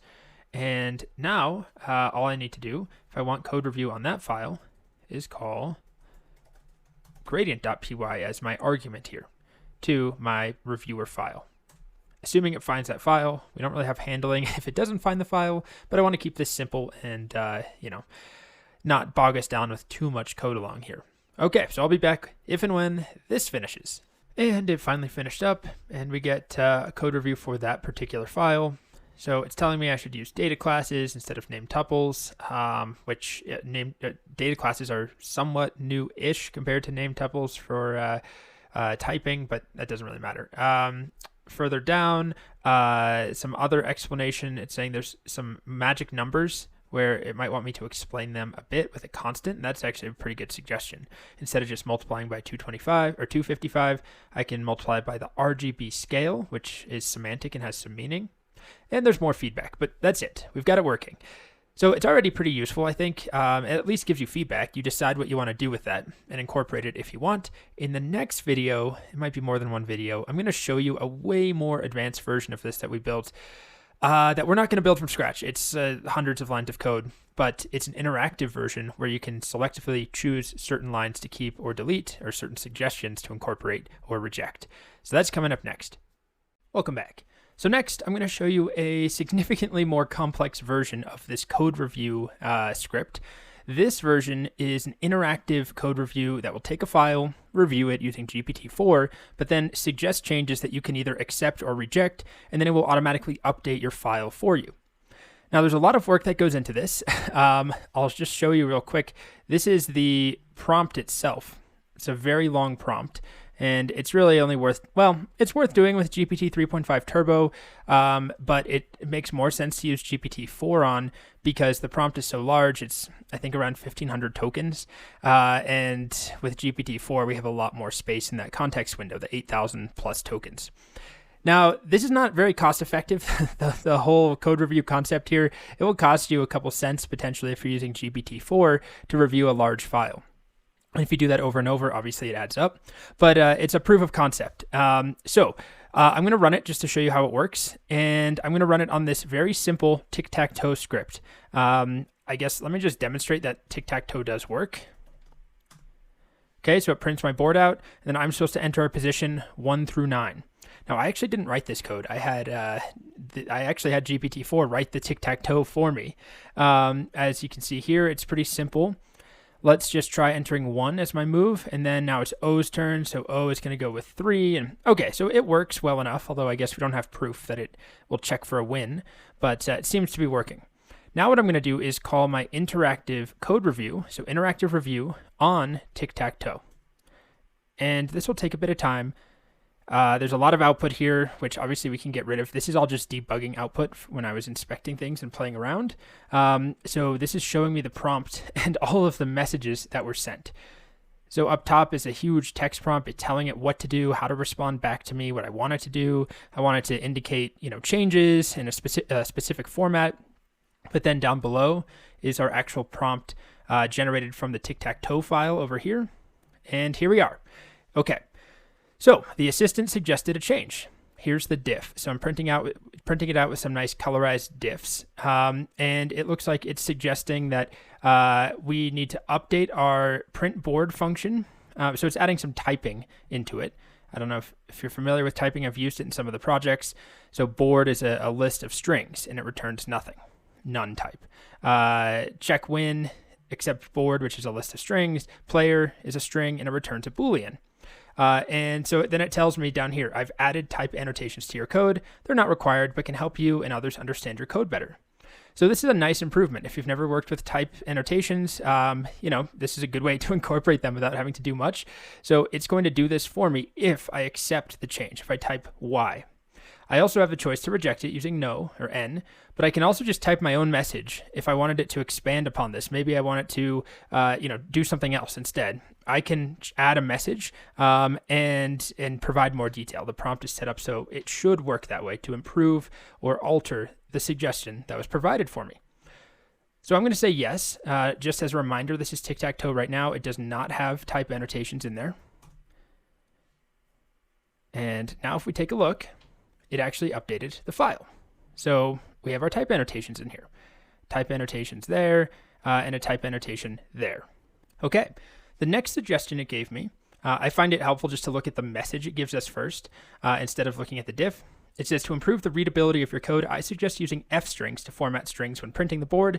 This will make the code more concise and easier to read. It's pretty good feedback. So instead of using string concatenation here, use F strings. If we look at how it's working right now, the board is constructed using a whole bunch of plus signs to concatenate strings with other strings and variables. It's just a mess. So I'm going to accept that too. And it updates our file. As you can see here, it's a lot cleaner now. When we print the board, it uses F strings. And then it repeats the process. Next up, to improve readability, I suggest using another F string when printing the player's turn. So that's a simple one. Right now, when we're printing the player's turn, which is on line 30, right here, right there, and then concatenating current player plus turn. Instead, it wants us to use an F string. Good. That makes sense. And now we have an F string right there. It just makes our code a bit more readable and more modern. Okay, this time it gave me another suggestion to use .strip when I'm getting the user input. So right here on this line, right, choice equals input, enter your position 1 through 9. It's suggesting that I do .strip, which I do think is a decent idea to just remove any leading or trailing white space that could be in there. I am going to reject it just to show you that we can. So if I type N and hit enter, it does not add .strip. I told it to ignore that suggestion so it doesn't update my file. And let's see if it gives me any other good feedback. At some point, I will say that it gets very detail focused and it probably becomes not that useful after you've implemented some of the most important feedback that it has. It gets nitpicky. So yeah, here's the next one.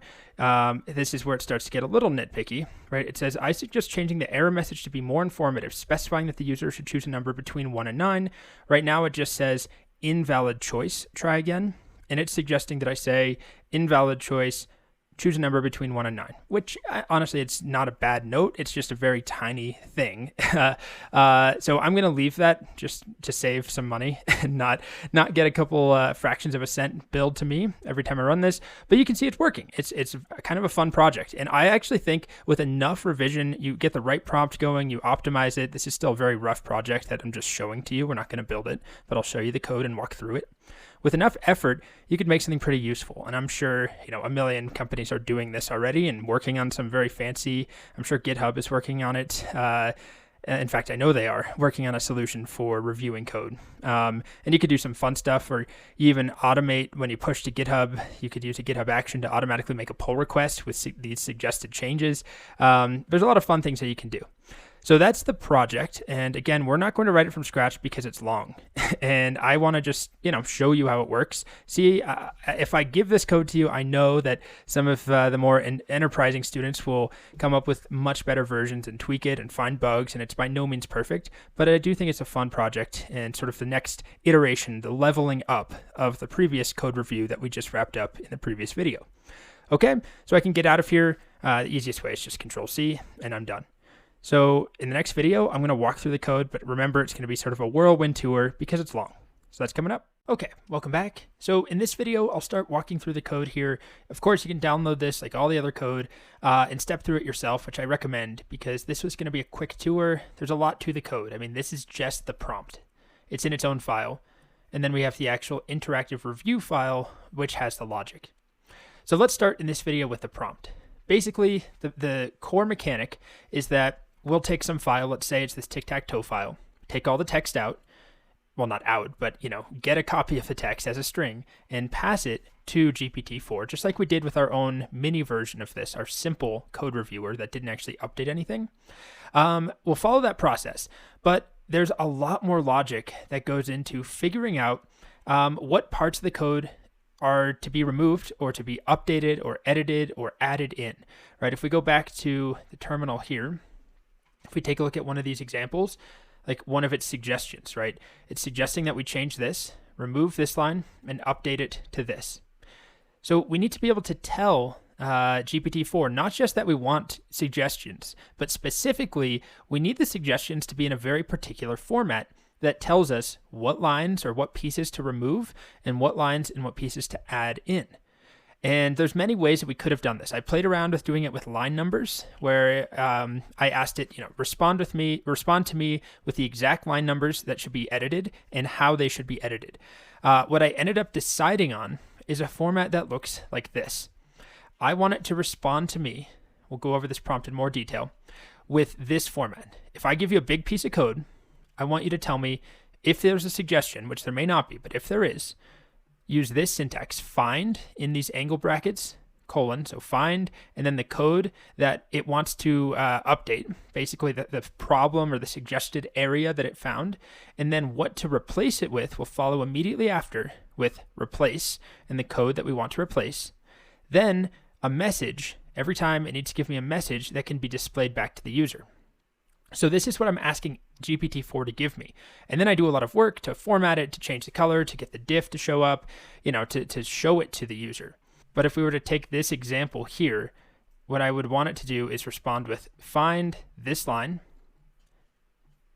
and replace it with this line. And then the message is this bit down here. And so this would be the message that I expect it to respond with. And then I can take this and write a function that just looks for this special character, this special, word, and takes this and then does the same thing for replace. And then it goes and finds this in our code file and replaces it with this. So this is just one implementation. It's honestly a bit naive. There are many other ways to do this, but there are a lot of battles that happened when I was writing this. A lot of problems came up. It's very tricky to manage and to specifically to edit little bits of code. And initially what I actually started with was asking GPT-4 to make the edits for me. Like just edit the entire code. If I say yes, I want you to edit this and return it back to me and I'll store it in a file. But I found that I was having trouble with white space and having consistent white spacing in Python. My Python that I wrote versus the Python coming from GPT-4, it just struggled. So instead, what I asked it to do, as I've already mentioned, is just give me what I should replace and how to replace it using the syntax and then a message. So that's what this prompt basically says. The first thing we have up top is just the function from tick token that we've already seen. I use that to estimate tokens. But then we have this main function that just generates our big system directive, the system message. So we'll come back to this ignore list and accept list. But if we look at the main directive, it's just a huge string. You are performing the role of a code reviewer in an automated code review script. You will receive the contents of a file and I will ask you to review it. Then I give it some rules. Strive to improve code quality, make suggestions, to enhance reusability, readability, performance, all that stuff. When you have an improvement to suggest, do so according to this exact syntax. One or more pairs of find and replace blocks representing the modified code for the change, followed by exactly one message. And this message will be displayed to the user. It should explain what you're changing and why. So you could have, or I could have done this, probably getting it to respond with JSON, which I did try originally and ran into a couple of roadblocks, but I do think that might be the better approach, is having it respond just with a dictionary saying, find this, replace this, here's your message, or update this line using line numbers. There's many, many options. So I don't want to try and I don't want you to think that this is the one and only perfect approach. This is just a working approach. So then I give it an example of that pattern, that shape I want, right? Find, followed by some code, replace, followed by the code to replace it with, message, followed by the message that will be displayed to a user. And then when we get a response back, we do all the parsing and make that happen. Then there's some other rules. If you're at all uncertain, ask for clarification. And to do that, include a message with no find and no replace blocks, allow the user to clarify, and you'll have another opportunity to suggest changes in the same format. Address a single issue at a time. I found initially that it was suggesting like 2 or 3 completely separate problems at once, and that made it, I guess, more efficient. But if you wanted to reject one of them, I didn't have a way of doing that. So I'm telling it, give me one issue at a time. That does require more requests and more time if you wanted to fix every issue, but it does let you pick and choose. And then if you have no changes to suggest, just give me a message followed by the feedback. Like, great work. This is perfect. This part, very important. Preserve spacing exactly. Like I said, I ran into issues where it was not preserving the spacing exactly, which doesn't really matter in something like JavaScript, but in Python, obviously it does. And I tell it specifically, I'm going to use string.replace to find code and replace it with what you tell me to replace it with. So that is a hint as to how this works behind the scenes, which I'll get to in the next video. If you're suggesting a modification to a specific sequence that is not unique, then provide more lines of context. And then if there are no further changes to make, tell the user that. Just say there's no more changes to make. Okay, this part is very important. I ran into problems where I was trying to run this code reviewer on scripts that I'd already written in this course that had to do with OpenAI, where I was making requests. Anything where I'm using OpenAI.chat completion. So tic-tac-toe obviously doesn't involve OpenAI, but if I wanted to use this code reviewer on an OpenAI related script, it kept complaining to me, claiming GPT-4 and GPT 3.5 Turbo don't exist, downgrade them to GPT-3, downgrade them to Text DaVinci 003. So even though I'm using GPT-4, when I run this code, if I feed it GPT-4 specific code and ask it to give me feedback, it kept freaking out and saying there's no such thing as GPT-4 because, the data it was trained on at that time, GPT-4 did not exist. That data from, let's say, a year ago that was used to create GPT-4, but that doesn't mean it's aware of its own existence necessarily, or at least it complains to me, except when I tell it, do not complain. Don't worry about it not being in your training corpus. And then let's talk about this ignore list and accept list. So as you know, I can accept changes or reject the changes. And if I accept a change, that's simple enough, right? I'm going to make that change. We'll talk about that in the next video. If I reject the change though, I don't want OpenAI or GPT-4 to keep suggesting it over and over and over, because that's what would happen naturally. If it told me to make this change and then I didn't make it and I ask it to just review the code again, in all likelihood, eventually at least, it will ask me to make the same change again. So this function, this massive prompt generating function, generate base messages, is going to expect a list called ignore list and accept list. And these will be a list of changes that we are accepting and have already accepted, and a list of changes that have been rejected that we want GPT-4 to ignore. So that's what this logic up top does. I'm making this big string that says, here's a list of rejected suggestions. You previously provided the following suggestions that I rejected. Do not, this is me being more forceful. Do not suggest changing the chat model to GPT 3.5 Turbo when I use GPT-4. So I tried so many ways to get it to stop complaining about GPT-4.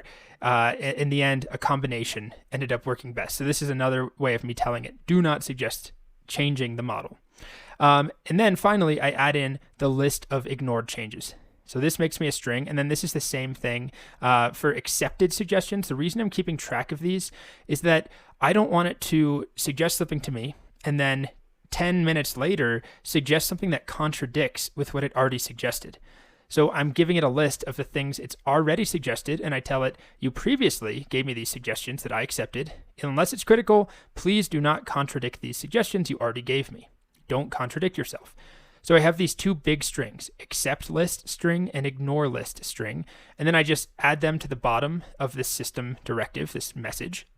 And then that's the base prompt that I'm putting right here in our system directive, right? So that's all called, if we look closely, system prompt. So I take that and I make my first message that has role of system, and I put that as the content. That's a big message. And then I give it some more examples, which I'm not sure. I've played around with removing these or slimming them down. And you may be able to get away without having so many examples, but I wanted to make something that worked well. Even if it cost more money, I wanted it to work well. Otherwise, it's just kind of disappointing if I show you something, that doesn't really do what it's supposed to. So I do think we could play around with slimming down these examples. Basically, I just give it an example saying, here's a Fibonacci function I want you to review. And then here's how you should respond. So remember, I'm asking it to give me this find sequence. Here's what it found, and then replace, what to replace it with. Here's another one, find and replace. And then this message that says you should use string interpolation. You can use it to avoid concatenation. So just one example of a piece of feedback that I want it to give me. And here's another example, the same function, Fibonacci, the next message. It responds with a message saying you can replace your recursive solution, which is what I have here, with a more efficient iterative one using a loop. And it just keeps going with some more examples. And I think that's enough. This is a long video just explaining the prompt, but it's just more examples. So like I said, you can totally play with this, delete some of the examples, and see if it still works well enough. I think it will, but I wanted to err on the side of too many examples. That does mean, though, that the prompt itself takes up, I use this function up top, num tokens for messages. It takes up 1,500 tokens just to prompt it. And then, tic-tac-toe, for example, might be 500 tokens or a couple hundred tokens. Then the response will be, a couple hundred tokens. So we're still well within the 8,000 plus token limit of GPT-4. But when we're paying multiple cents per 1,000 tokens with GPT-4, it does add up. So you may want to play around with this. But the prompt works. It's long. It's, by far the longest prompt that I've written for this course, but it's effective. And in the next video, we'll talk about what happens next. So we send off a file, with this massive prompt, and it gives us some feedback in this format where we have find, like this right here, find and replace and message. Then what do we do next? What's the actual logic that makes this work? Okay, so now let's walk through the actual logic of the interactive review file. What we saw in the previous video is a massive function that just generates a prompt. So that's it. It takes in this list to ignore, different suggestions to ignore, suggestions that have already been accepted, and then the file of code And I didn't show this in the last video, but almost the last line actually adds in the code file and says, okay, we're done with examples. Now actually review this code. But still, no requests have been made, no changes have been implemented in the file. As far as the code suggestions, nothing has happened. It's simply a big string or a list of messages that we can then use to send off to OpenAI. So in the main logic file, interactive-review.py, we're first looking for a file name, right, an argument, and we're looking for a model, which is optional. It defaults to GPT4, so just some command line arguments. And then we call this function automated code review, which is going to expect the name of a file, like tic-tac-toe, and the model, which will be GPT4 unless I specify otherwise. So here's this file, automated code review. So the first thing that happens is we open the file, right? You use that file name and we get the contents from that file. So we load this basically tic-tac-toe as a big string called file contents. And then I have some logging going on. It doesn't really matter. Just, I'm saying we're reviewing this file. Okay. Then we generate that prompt message. So we call the function I just showed you in the previous video with file contents, whatever we got from, let's just say we're working with tic-tac-toe. And then our ignore list and accept list, which default to starting as empty lists because we don't have any ignored suggestions and we don't have any accepted suggestions the first time through. Okay, so that gives us a big message. The next thing that I did is just check to see how many tokens are in that message list. And if it's greater than 8,000, then we're going to raise an error saying the prompt is too long. So if you tried to provide a huge file that was thousands and thousands of tokens, we're going to respond saying with an error that's too big. And I'm using this function that we've seen before from using tick token to count the tokens. Then we get to the actual requesting. So this function right here, chat completion code review, is the next step. It accepts a whole list of messages, which is what we generated using that massive prompt, generate base messages. So that has a list of messages we get back from this utility function in this separate file called prompting.py. It's basically the full prompt ready to go that also has the code file, in our case, tic-tac-toe for this example. So we include that and we pass along the model in case you want to change it at some point. So chat completion code review result will be equal to whatever is returned from this chat completion code review, which is right here. And chat completion code review is what actually makes the OpenAI chat completion request. So we provide our list of messages, we provide the model, it defaults to GPT4, and then we take whatever the response we get back and we pass it to this function called extract suggested change.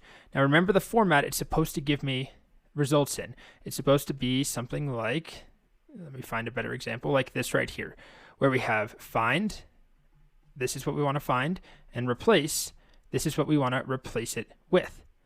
So we have a function here called extract suggested change that does just that. It takes a big piece of text potentially that has find and replace in it and a message, and then it has a bunch of logic in here. First, using the message to make sure that there is a message in here because we need to have a message every time through, and we don't want to have multiple messages, so it throws an error if there's too many. Otherwise, if we have the right number of messages, it moves on, and we get our message out, and this is where we start to split on the find sequence and the replace sequence, and I don't want to walk through it too much. Basically, we figure out what comes after this find sequence, like all of this in this example, and what comes after the replace sequence, like this in this example. And then I've created some data classes, as you can see here, find and replace. Let me just go to the definition for you. Find and replace has the thing we're finding as a string and the thing we're replacing as a string. And I make this list called changes that's empty, but then I add in all of these instances of find and replace, and then we return that. We basically just return a list of all the changes that OpenAI or that GPT-4 suggested, but nothing has been changed in a file yet. We haven't even asked a user if they want to make the change. We simply are parsing this formatted response that we get back from OpenAI.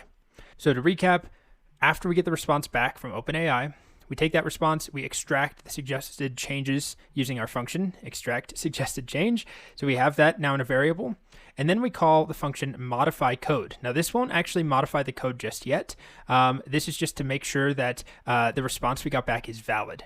So I left a comment here. We're going to attempt to apply the changes just to make sure they could work. We're going to actually apply them later if the user wants to. But we're going to try to do it now just to see if there's an error. That way we can request a new change from the API. But that's all that this function does. Modify code. If we take a look at it, let me just command click. it takes in a file content string and then this list of changes that it's supposed to find and replace. And all that it does is it applies those changes to a big string, basically the file contents, not updating the file, to be clear, just in memory as a variable. It takes our file contents and it does the find and replace on that string according to whatever find and replace list it has been passed. So we're just doing it to make sure, if OpenAI suggested, if GPT-4 suggested that we're supposed to find this part in the code and replace it with this, well, I want to make sure this exists in the code, because I ran into some problems very early on where it was suggesting changes to pieces of code that weren't even there. So instead of asking a user, everything could break at that point. It would just be a terrible experience. So instead, I'm just making sure, can I find this and can I replace it with this? Before I even do that in the file, I just want to make sure it's valid. So that's what this modify code does. It doesn't actually modify a file. It simply tries to apply a list of suggested changes to the contents of a file in a variable. Okay, so let's go back. Where were we? There's too many functions here. Here we were. Okay, so we make the request to GPT-4. We parse the changes into this list of suggested changes. Then we try and modify the file, the data from that file with those changes to make sure it works. And if it does, then we return this chat completion code review result, which is just another data class just for typing purposes. It's basically a list of messages and the suggested change. Okay, so every time this function is called, it just returns a big list of messages with the new reply that we got back from the assistant, from GPT-4 this time, and it also returns the suggested changes that have been parsed. Okay, then we go back to this big function here. This is our main function, automated code review. This is what's doing the heavy lifting. So we're in this while loop, basically while true, so forever until we break out of here or until something stops. We call chat completion code review, and this is what we just looked at. It gives us back the messages and a list of changes. So we're going to extract the messages, and then we're going to look at the suggested changes and see if there are no changes, then we're going to just print out the assistant didn't suggest a change. But if there were suggested changes coming back from GPT-4, we'll call the modify code function, which I just showed you. It doesn't actually change the code in the file. It just changes a string. And then we can pass that code to a function called color diff. And this is a function that will take two files or two strings and print out a diff. So we give it the change code and the original code. It will generate a diff for us. So we print out this diff. That's what we see here, this thing here. All right, and then we ask the user to give us some input using print diff and prompt user to accept or reject change. So this function is going to print out the diff and then ask a user to enter Y or N or to give some feedback. And if they do enter Y, if that's what the user response is from this function, I'll just show you this function. It's simple enough, prints out the diff, and then at the very end, it returns whatever the user responds with to the input function. So whatever they respond with, if it's a Y, then we actually save the change to the file. If it's an N, we don't save the change to the file. So if it's a Y, we save that new suggested change to the file. We print it out saying saving the change. And then we have our accept list and our ignore list. So we're going to add the suggestion that we just accepted to that accept list. And then we call automated code review again, recursively. It's the same function that we're inside of. Otherwise, if they said no, if the user didn't like our change, we'll ignore it. We won't add it in to the actual code, but we will append it to the ignore list, which is then fed to the prompt every single time. So this ignore list and accept list will grow. Accept list will grow so that we can keep telling GPT-4, here's the changes you've already made, and here's the changes you've suggested that we've already rejected. And then we keep calling automated code review recursively. Otherwise, if a user doesn't enter Y to accept, an N to reject, they can also just enter a message saying like, can you give me some feedback on, how to improve the time complexity of my function? We'll just pass that function along to the messages list, right? It says the user did not apply the change. Instead, they responded with whatever they responded with. And that's the basic, there's a lot there, and we didn't go over the functions in detail, but that's the basic workflow. So there's some recursion involved. You could do this iteratively too. Basically, we want to build this list of suggested changes that we have accepted and ignored, and we can do that recursively or iteratively, and then we continue to pass that through every single time that it makes a new request. So I think just for the sake of time, and this is a long video, I've probably bored you and put you to sleep, I'm going to stop. I think if you care about this, you should just walk through the code. There's a lot going on. I haven't talked about the data classes really. I haven't talked about how the diff is generated, or the whole utilities function file has a utility to print things out with different colors. So we have bold, italics. You could probably just use a library to do this, but it's a simple enough function. There's this color diff function that uses difflib, which is part of the standard libraries. There's stuff going on that doesn't really have to do with OpenAI or with GPT4, but at the end of the day, the basic logic has to do with this massive prompt that returns a very particular format of what to find, what to replace, and what message to print out to the user. And then I wrote a function that looks for those three pieces. It parses them. What's the message? What's the find? What's the replace? And then it outputs them to a user. If a user accepts the change, then we modify the file. If they reject the change, then we don't do anything. And then we just keep repeating the process. All right, it's a long one. I hope you're still alive. I probably bored you to death. I'm sorry. Welcome back. So next up, we have a fun project using the Chat API. This is going to involve Spotify. So if you don't use Spotify, if you don't have a Spotify account, you can sign up for a free account. There's a free tier. I think it has ads. Or if you just don't care about the Spotify part, you could try making it work with Apple Music or whatever streaming service you use. So what it is a playlist generator script. It uses the ChatGPT API to take a prompt like songs to play when I land on the moon, or songs to cry to alone in my car at night while driving on the highway very fast and through tears, or something specific like that. And it will then get a playlist of songs and artist names from the Chat API, and then we actually plug that into Spotify. So let me demonstrate it here. So it's just a command line script, by the way. There's no interface for it. I figured it was too clunky to make it a web app. It just takes too long. And I just want to show you some fun stuff. So my script is called app2.py. There's an app1. I was sort of A/B testing some different things, so that doesn't matter. Well, ours will just be called spotify.py or something. And then I specify with the command line a -p argument will be the prompt. So let's do songs to play while landing on the moon, or how about while walking on the moon?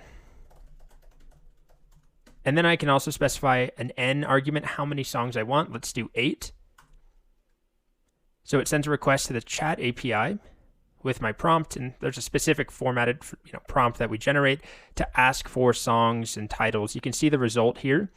So it gives us back a nice JSON array that has artists, walking on the moon. Well, that one's easy. But then more fun ones like Space Oddity by David Bowie, Dark Side of the Moon by Pink Floyd, Rocket Man, obviously very appropriate.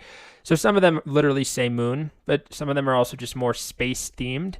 Starlight by Muse, Life in Technicolor by Coldplay. I'd say all pretty good, relevant choices. But more importantly, it then takes those results and plugs them into the Spotify API and will generate me a playlist. So I'm logged in through Spotify. We'll talk about how to do that. It's kind of a slight pain. But if I go to my Spotify, I now have a new playlist generated, songs to play while walking on the moon.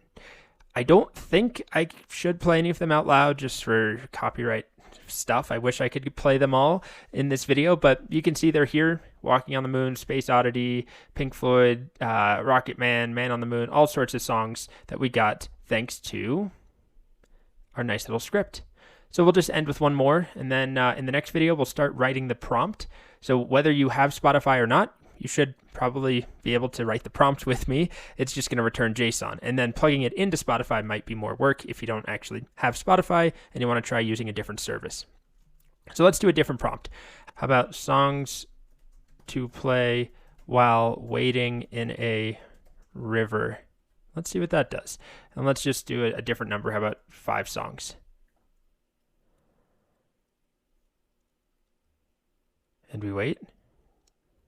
Okay. Yeah. Okay. Sort of like folksy songs, not exactly my jam, but I can see how that might be relevant. Let's do one more. How about just a Halloween playlist? So there's some classic Halloween songs, Halloween party songs, or songs for a Halloween party. And I'll just do 5 again. I'm assuming it's going to get like Ghostbusters. What are the other Halloween classics? Monster Mash. Oh, yep. Monster Mash, Ghostbusters, Thriller, Somebody's Watching Me, Don't Fear the Reaper. All pretty good choices. And then you can see it actually made me that playlist. So you can get pretty creative, do some fun things, and I'm sure people will post in the comments some fun playlists and some weird prompts, but that's our next project. Okay, so we're using the Chat API mostly because it's just way cheaper and better. I could also use GPT4 with it, so I'll do that throughout this next couple of videos. Next up, we're going to start writing the prompt. Again, you can watch that video even if you have no intention of actually doing the Spotify portion. All right, welcome back. So in this video, we're going to write the prompt that will generate our playlist songs and artists. We're not going to plug it into Spotify. That's a whole separate couple of videos. So even if you don't have Spotify, you have no intention of finishing this project, you can at least follow along and work on the prompt with me. So I'm going to use GPT-4, and then I'll probably change it to 3.5 Turbo just to save money, unless we really notice a big change or a difference in the output. I tried earlier. I didn't really notice much. So 3.5 Turbo should work, but I'll use GPT-4 because I know it's the newest, latest thing. So I'm going to use the Chat Completion API because I want to use 3.5 Turbo and GPT-4, and that's the only choice I have at the moment. So I have a new notebook. I've just imported OpenAI, my environment variables. I put the API key in. And what I think I'll do is start with a separate standalone messages list because I'm going to have quite a few messages and doing it inline gets annoying. So I'm going to start with just a basic role set to system message, which is the recommended first message that you provide. And then the content will be something like, you are a helpful playlist generating assistant. Something like that. And this is going to be a sort of long line, so I think I'll do triple quotes just so I can wrap it and you can see it. Otherwise, I'm going to have to scroll really far. And now I can, just start writing stuff down here and it's still considered part of the same string. You don't need to do that if you don't mind scrolling over. Okay, so you are a helpful playlist generating assistant. You should generate and I'll do this on the next line, a playlist or a list of songs and their artists that, how about according to a text prompt, maybe something like that. And we'll start with that. We'll want to tweak this, but here's a second message where I'll give it a prompt and we'll see what we get back. So this next one will be role of user. And the content will be something like generate a playlist of songs based on this prompt. And then the prompt will be, I don't know, how about super, super sad songs? Okay, so that's just my messages array or list. Next, I'm going to pass it to OpenAI.chatCompletion.create. And I'll provide messages equals my messages list. Model, I'll do GPT-4, but if you don't have access to it, 3.5 Turbo will be fine. And then I'll set max tokens just so it doesn't go on and on and on because I actually haven't specified how many songs. So let's do max tokens equals 400 or something like that. And then let's see what that gives us. Okay, it finally finished. And here you can see it's giving me some very sad songs. Everybody Hurts, Hurt by Johnny Cash, Skinny Love by Bon Iver. Okay, good. As far as the content, I'm happy with that, the actual songs. But the format here is not ideal. It's giving me a title, and then a dash, and then the artist, but it's doing it in a numbered list. And there's new line characters, so if I just print out, let's call this response. Print response of choices, of 0, of message, and then finally, it looks like I messed up my brackets, by the way, content. I've got an extra bracket that should close choices right here. And when I print it out, we'll be able to see the true format, rendered for us humans that don't like new line characters and escape strings and all of that. By the way, it's being a little slow this morning. I went and checked the status page. It looks like GPT-4 is having a bit of trouble. So I may switch back to 3.5 Turbo depending on how long this takes. Yeah, this is real slow. Okay, so we got it back. And it actually changed the format this time. This time it's giving me the song title by and then the artist. So this is workable. We could write a regular expression to basically take, each one of these lines, first of all, split them on the number, ignore the number, then take this line and split on the by, by, and then take the stuff on the left, we'll call that the song title, the stuff on the right, we'll call that the artist. But that just gets kind of annoying, not to mention the fact it doesn't seem stable. In the previous example, the last time I ran this same exact query, it used dashes instead of by. So I want to give it a much more specific example of how I want it to return the data to me. So I would always start with, we kind of talked about this early on, 0 shot, so no examples, and then add examples. So before I add an example, I could start by just saying I want it to be in a particular format. I can just tell it the format I want. And the easiest option here, as it's been the case for most of the stuff we've done, is to ask it to give me JSON. And then I can turn that JSON into a Python list. And I basically want it to look like this, right? Where each element might have song set to something and then artist set to something. So it's a JSON list full of these objects that have song and artist properties. So I'm going to just write that out in the initial system message. So you're a helpful playlist generating assistant. You should generate a list of songs and their artists according to the text prompt. You should return a JSON array where each element follows this format. And then I'll specify my own little format here where I'll have song, colon, and then a common pattern is to do this. Use angle brackets, song title. And that just indicates you're supposed to put the song title here. You can also use other syntax, and generally the model can figure out what you want. And then I'll have artist, and then I'll have artist name. So this is the format I'm asking it to generate for me. So a JSON array where each element follows this format. It's an object. Each element has a song property and an artist property. Let's see if that's enough. So I'll run it again. Okay, that looks good to me, right? So we have an array.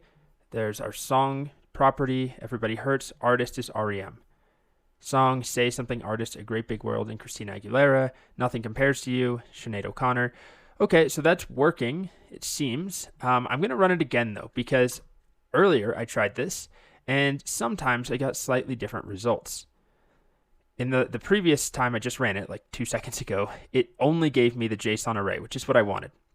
But earlier today when I was playing around with this, it would sometimes also give me a similar response, but at the top it would say, here's your playlist.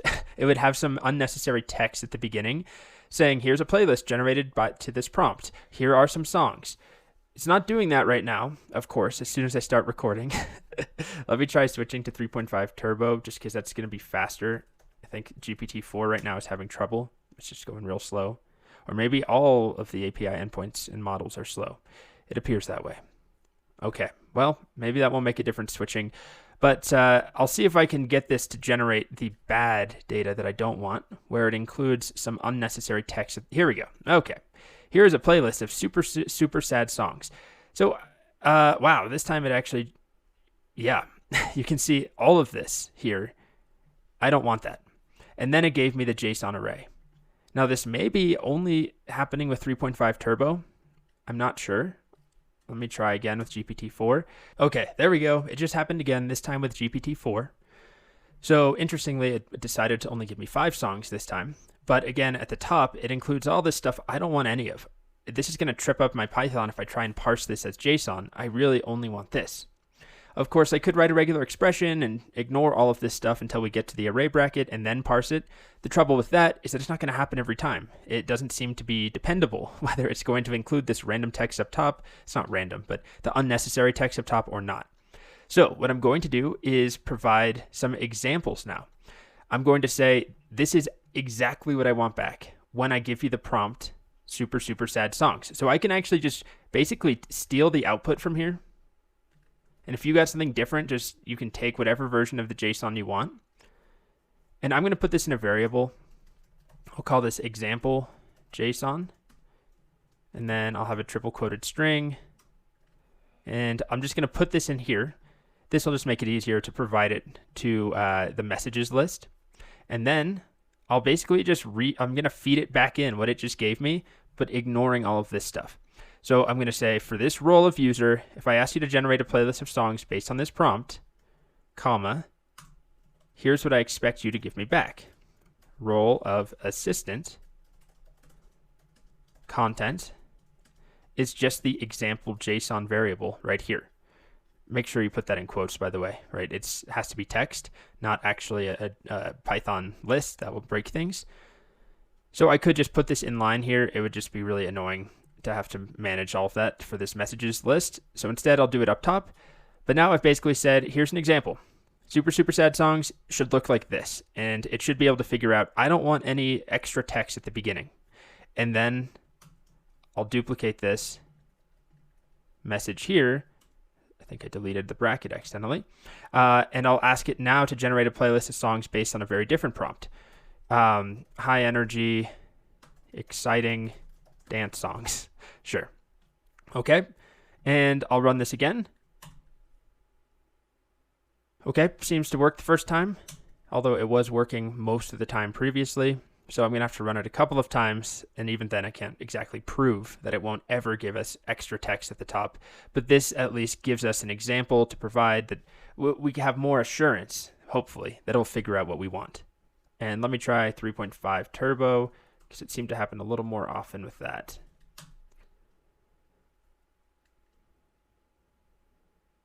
And we wait. Okay. Again, it's impossible to say if it's, truly fixed, but it's a step in the right direction. I haven't seen it, and I'll keep running it, and I'll let you know if there is a problem. But as far as I know, this is going to work for us. Okay, so that's pretty much all there is. The next thing we're going to do is turn this into probably a function where you can provide, a number of songs, the prompt itself, and then we'll actually plug it into Spotify. Welcome back. So next, what I'd like to do is take our basic prompt that we wrote and just wrap it in a nice reusable function that will return some JSON. And that will help us when it comes time to actually querying the Spotify API with the results we get back. So I'm going to basically copy what we've already done. I'll just write a function down here called get playlist, and I'll have it anticipate a prompt being passed in. And then I'm just going to paste in everything that we've done in the previous video, indent it properly. Okay. And I'm going to tweak a couple of things, because first of all, right now, our playlist is always based on high energy dance songs. I don't want to do that. I want to stick the prompt right here. So I'll make this an F string. The prompt is what's being passed into our function. And then here, I'll interpolate prompt. So that makes it dynamic, right? We should be able to call this now in a couple different ways. The next thing that we'll do, let's go back to GPT4. If you don't have access, it doesn't really matter. 3.5 turbo works just fine. And then let's take this data that we get back and let's parse it as JSON. So we use the function the method json.loads. I'm going to have to import JSON. I don't have that yet. I'll just do it up with my other imports. Okay. And then whatever this returns to me, let's call this playlist. And then let's just print that out, and we'll see if we're getting JSON. Okay, moment of truth. See if there's any syntax errors. Okay, seems fine. Let's try it now. Get playlist. What should our prompt be? How about songs to drive at night to? And the API has still been incredibly slow for me this morning, so I'll probably have to fast forward. Okay. Looks good. This is definitely a good one to drive at night to. Kavinsky, Night Call, Midnight City, I'm on Fire, Drive by the Cars, Under Your Spell. Great. So let's just try one more, make sure it's working fine, because the next thing I want to do is allow us to specify how many songs we want. So get playlist, let's do songs for a broken heart. And we'll see what we get. Okay, there we go. Yeah, I will always love you. Someone Like You by Adele. Great, that's working fine. So as far as specifying how many songs, let's put in a count parameter here, and let's have it default to 5, I guess is fine. Although that's pretty small for a playlist, so maybe 8. But then we'll allow you to specify count. And then we need to modify our prompt a bit, right? So if we look at this example here, we're telling it to generate 5, right? 1, 2, 3, 4, 5 songs. when we told it super, super sad songs. So I'm going to say generate a playlist of 5 songs, and it gives me 5, right? That's the example that I provided. And then here, instead of putting 5 in, I'm going to say generate a playlist of count songs. Whatever that count parameter is, defaults to 8, but whatever you pass in, generate a playlist of that number of songs based on this prompt. So let's try it again, and we'll do songs for a broken heart 10. And we should get 10 songs. Okay, here we go. Of course, the way that it's printed out as a Python list makes it hard to count. I could just print out the length, but why don't we trust that that's 10? I'll count. Yes, it is indeed 10. And let's do another get playlist. How about, what's a very different one? How about instrumental hurdy-gurdy music? And I'll ask for 3 songs only. Hurdy-gurdy is a great instrument. Although I'm concerned it might just give me the song Hurdy-Gurdy Man. No, it didn't. Great. And I asked for 3, so we got 1 here, and 1 here. Okay, great. So that's working. We now have this reusable function. It's pretty much done. The next step is going to be plugging this into Spotify, which is really a couple of steps. You have to sign up for a developer account if you don't have one, make a new app on the website, then get the keys, then use the Spotify tool, the Python package to actually work with it, log in, and then make our requests and try and search for each one of these songs. So we'll search, do you have a song, Spotify, called Hurdy Gurdy Haze by artist Patty Gurdy? If you do, we'll add it to a new playlist. So it's a bit of a process, but that's pretty much it for the prompt. All right, so we got some more practice writing a prompt using the message format. Notice that we're providing examples, or at least one example. So a good practice to just solidify the model's expectations. We tell it what we want it to give us for a given input. You could even provide more examples if you're unhappy with the output. And that's pretty much it. So next up, Spotify. All right, so at this point, we are going to start working on the Spotify integration side of things. So we have our prompt written. We have our function that returns JSON that we're parsing into Python. And then what we want to do is basically send each one of these tracks to Spotify and see if it can find it. Because Spotify doesn't have every single song, although most of these are going to be quite popular. And I haven't run into any songs that Spotify hasn't found. But presumably, ChatGPT or the API could come up with something that doesn't actually exist or that Spotify doesn't know about. But our process will be take each one of these, search on Spotify to find the right track ID, and then put those in a real playlist that we create for your account. The first step, though, is getting signed up with Spotify's developer tools. So if you go to developer.spotify.com, you can make an account if you don't have one yet. But what it's going to ask you to do, if you go to dashboard, is sign in. So you'll either need to sign up for a free Spotify account first, or sign in with your actual Spotify account, which is what I'm going to do. And there we are. You can see I have 2 great apps, one called Colt and one called OpenAI Test. So you probably won't see any apps there, but when you have done the sign up process, you'll see a dashboard. And the first step is to create a new app. And it's going to ask us for a name. Let's call this like GPT Playlist Generator. I don't know if we're required to have a description. Let's see. Yes, we are. All right. Playlist Generator with OpenAI's GPT4. Okay. So I'll create my new app. And then it's going to show me the client ID. Now, this is one thing I'm going to need to save into I'll put it in the same .env file where I have my OpenAI keys. And then also a client secret, which I'm not going to show. I don't actually know if there's a way to change it. So I won't show you mine, but if you click that, it will reveal the client secret. So the next step here is to take our client ID, and then in the terminal here, I'm going to do this as a terminal script. You don't have to do it this way, but I'm going to navigate to the right directory. So AI course, my code folder, and I'm going to make a new project called Spotify, or I don't know, playlist generator. Okay, and then I'll navigate into that. And this is the directory that I'll actually write the script in that will create the command line based playlist generator for. So instead of doing it through a notebook, I'll make a new file. I'll call it, app.py or something. But I'm also going to make my hidden file called .env, where I'll put my API keys. And now I'm going to open that file, And in this file, I'll add my 3 different keys. Now, these are not the real ones. I've changed them, but we want our Spotify client ID, which again is what you find here when you make a new application. And then we want the Spotify client secret, which you can click to reveal. And then your OpenAI key, which we've already been using. We want access to all 3 of these in order to make a request to OpenAI, get the playlist recommendation, and then turn around and try and create a playlist with that in Spotify using these 2 keys. So once you have this set up with your actual information, save and close the file out. And in the next video, we'll get ready to start making Spotify requests. Okay, so it's now time to actually get to work on the Spotify portion of the Spotify project.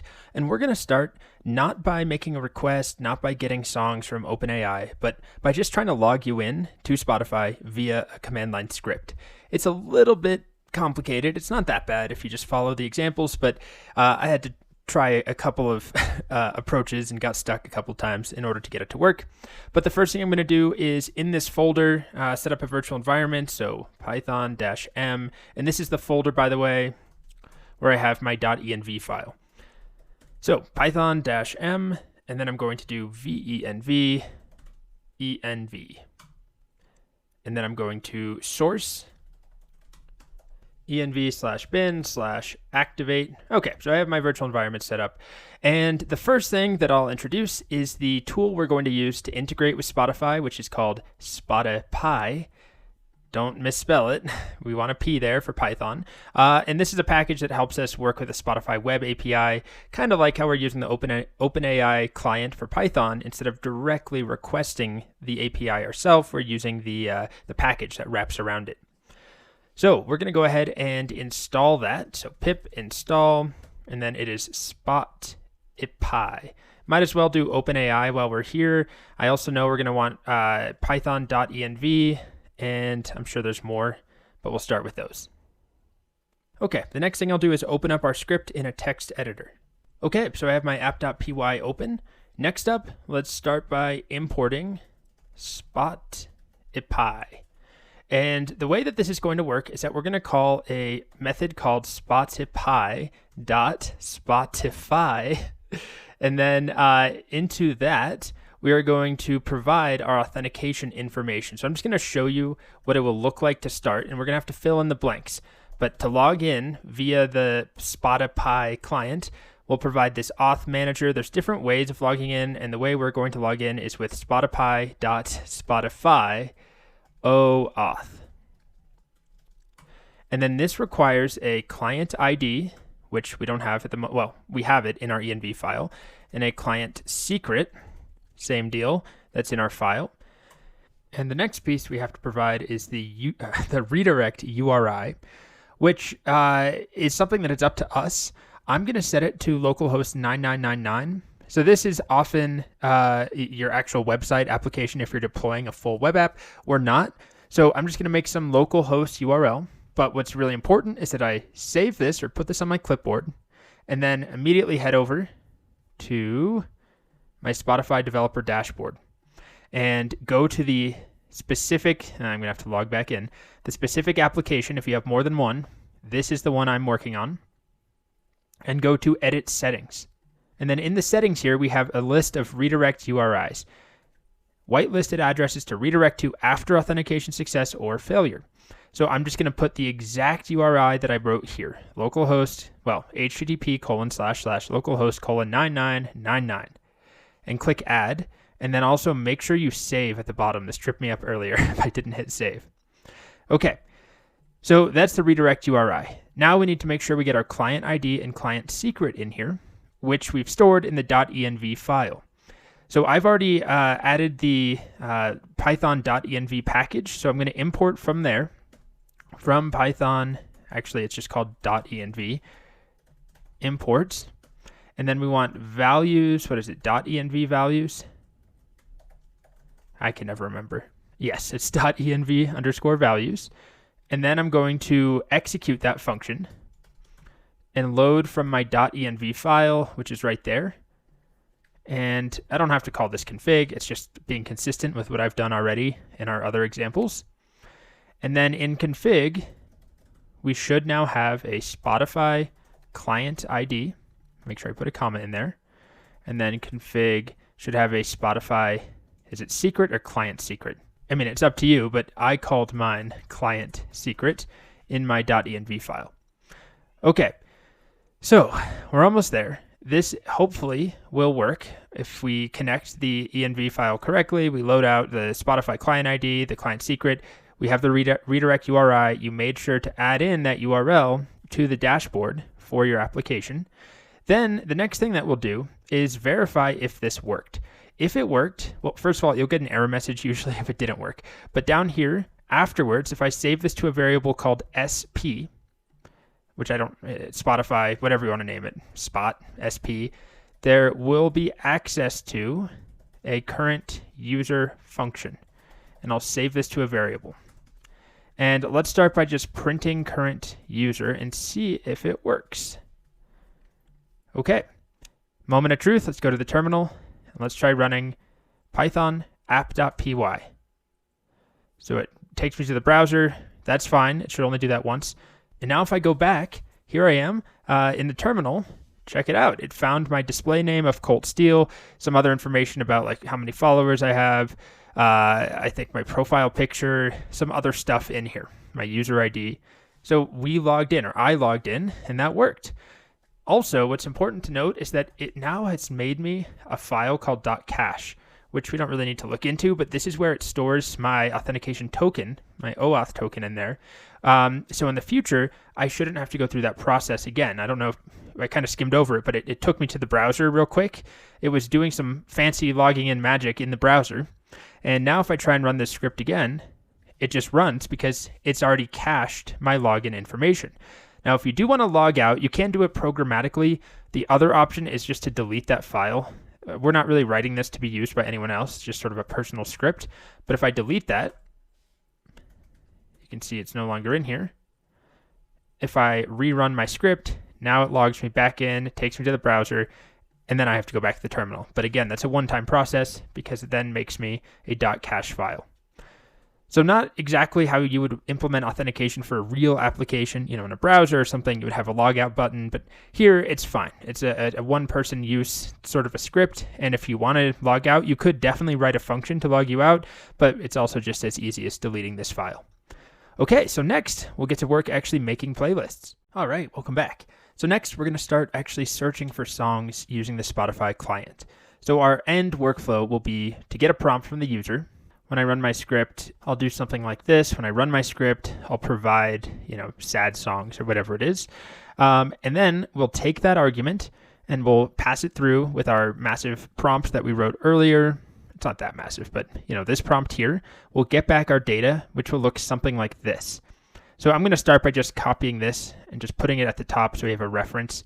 This is what our data will kind of look like, although it's not going to be hard-coded.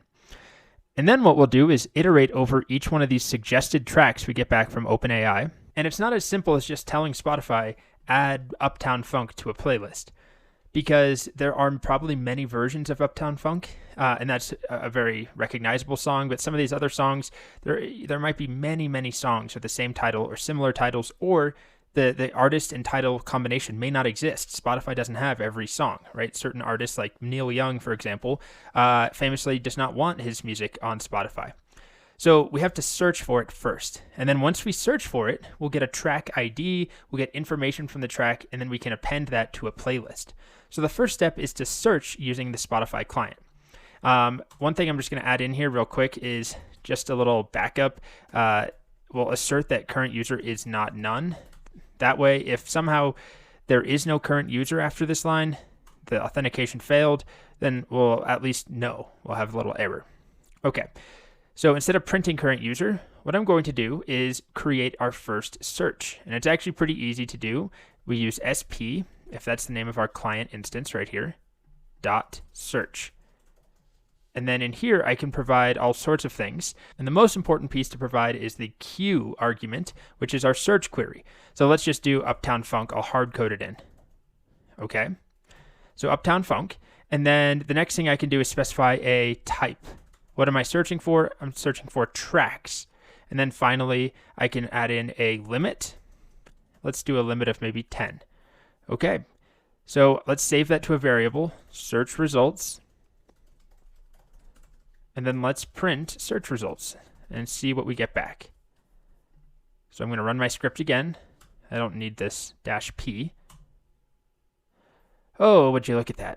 We get a lot of information here. It's a little bit overwhelming, but if we just look at the structure of one of these, it's a lot, absolutely. But we have tracks. If we look at the results, where's my mouse? Here it is. Tracks, and then our first track, we have the href of that track. We have things including the available markets. That's what's taking up all this space. It's showing us all the different countries. And actually, let's try this. I'm going to import pretty print, so pprint, just to print this out and make it easier to see. Let's try this again. Okay, there we go. That's a bit better. So it's a lot of scrolling, but if we look at one of these results, oh, come on, that's a lot. Right here, we have, first of all, tracks in the overall resulting dictionary. And then we have items within, so tracks, items, and then we'll take this first result.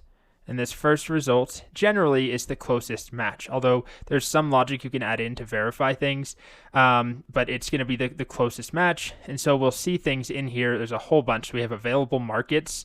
That's what you're seeing here, this really long list, different country codes that this song is available in. And the most important piece of information we want is the track ID right here, because this is what we'll use to actually add a track to a playlist, which is the next thing that we'll do. Okay, so to get that ID, just as a reminder, what we did was search results, square bracket, and then it's all located inside of tracks.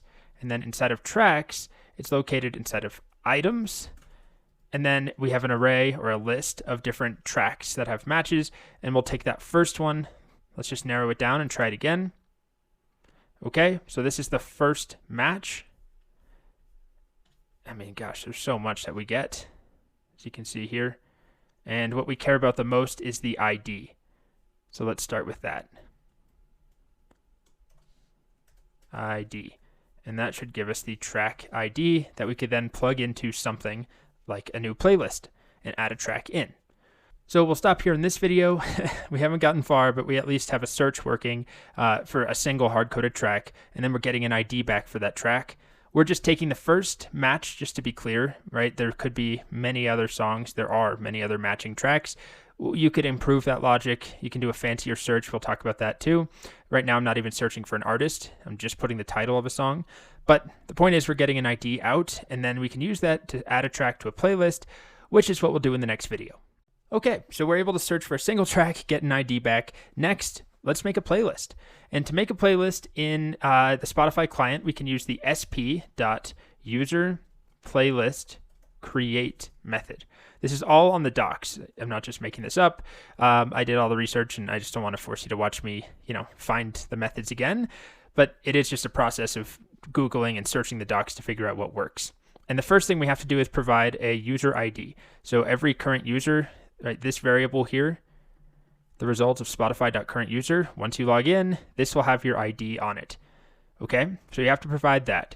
The next thing is if we're making a public or private playlist, I'm going to make it a private, so public is false.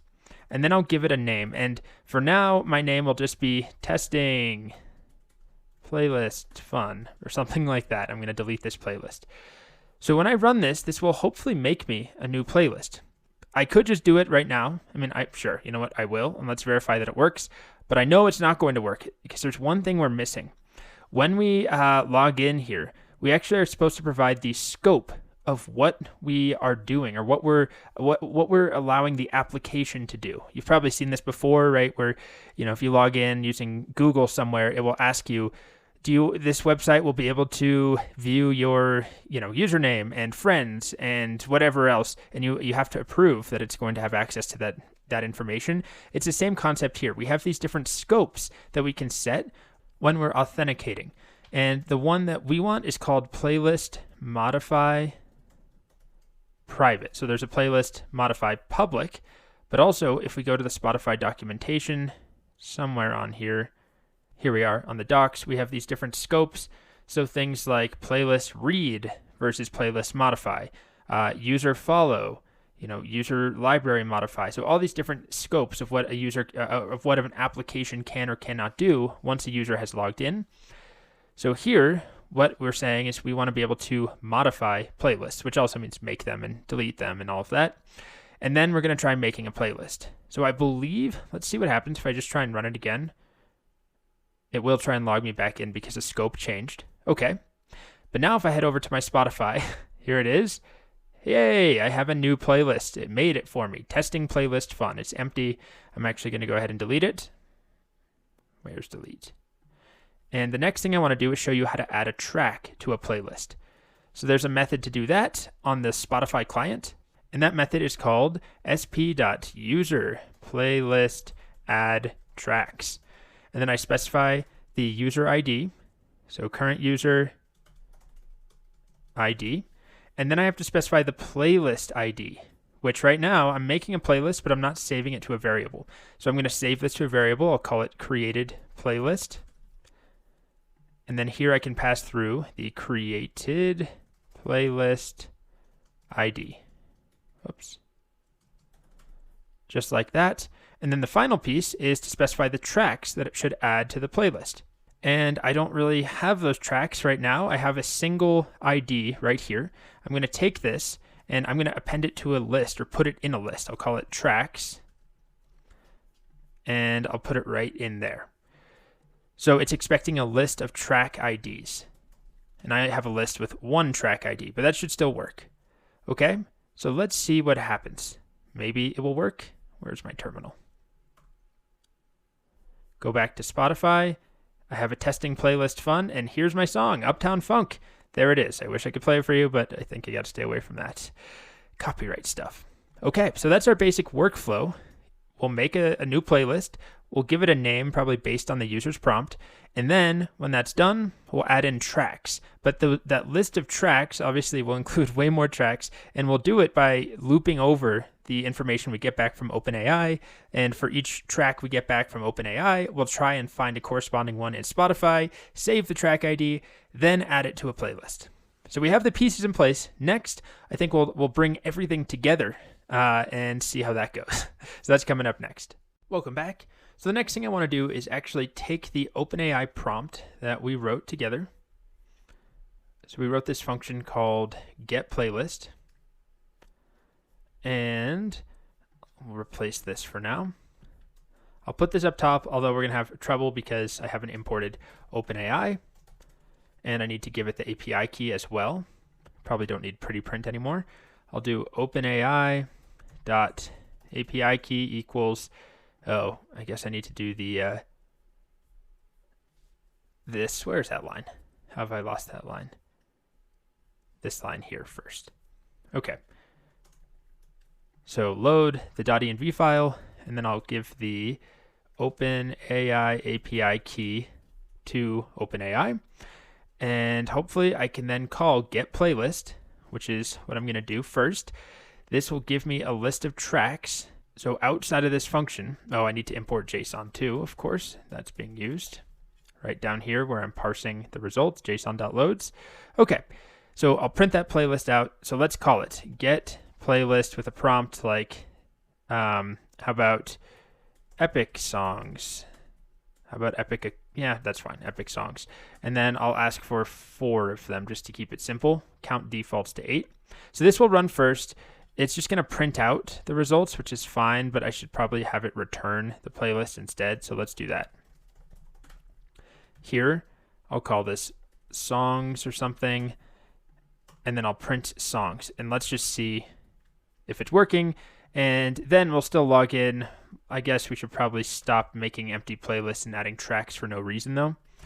So I'll comment that out. I just want to make sure that our prompt still works now that it's happening outside of a notebook and instead locally here. So we execute this. The API has been slow all morning. There we are. And we get 4 songs, epic songs. Kashmir, Hotel California, Bohemian Rhapsody, Stairway to Heaven, sure. I guess most of those are epic songs. Although, yeah, it's got a bit of a rock bent there, classic rock bent. So we could steer it towards a different genre if we wanted to. But we have those tracks back. Okay, that's good. I'm thinking we'll call this playlist instead. And we can still print it out, that's fine. But then we now have access to this Python list that has our different tracks in it. And then what we'll do is loop over for each item in playlist. That's what our variable up here is called, right? Playlist. For each item in there, let's extract the artist and the song. So I'm going to just do artist, comma, song equals item artist, comma, item song. And then this will allow me to search for each one of these individually. But the way that the Spotify search works is that it wants us to provide, right here, a single query. So we can't search, as far as I could find, you can't provide like the song name and then separately provide the artist. So what I'm going to do is combine the artist and the song into a string. I'll call it query. And it's just going to be an F string that has the song and then a space and the artist. Okay? And then I'm going to pass that through. So I'm going to take this line, I guess I'll indent it. And this will then hopefully search using the query I just made right here. So for every song in our playlist, each one of these here, we're going to take the title and the artist, separate them by a space, pass that through to Spotify.search. We're looking for tracks, so limit it to 10. And then for now, we could fine tune this, but for now, I'm just going to take the ID of the very first track that's found. But I need to now have an array of track IDs or track URLs, so I'll call it track IDs. Will be an empty list. And then here, I'll append this ID to that list. And we'll append the ID of the first, that's the 0th right there, match of our search results. All right, and that should build out a list of track IDs, and then we can take those track IDs, we'll make a new playlist, and append track IDs to that playlist. So let's see if it works. I'll just run with the same prompt again. Okay, so 4 epic songs still. It's just going to be these rock songs. The long delay here is the OpenAI API being slow. Okay. So we don't have any output really. I mean, it's printing this part here. But if I go over to Spotify, I have a testing playlist, and it has Bohemian Rhapsody, Stairway to Heaven, Hotel California, and November Rain, which were the 4 songs that the OpenAI model told us that we should use, right? So we have Stairway to Heaven, Bohemian Rhapsody, Hotel California, and November Rain. So it's working. I mean, our code is still a little clunky. We could refactor it a bit. Not to mention the fact that it doesn't support any command line arguments. Right now, it's just hard-coded what our prompt is.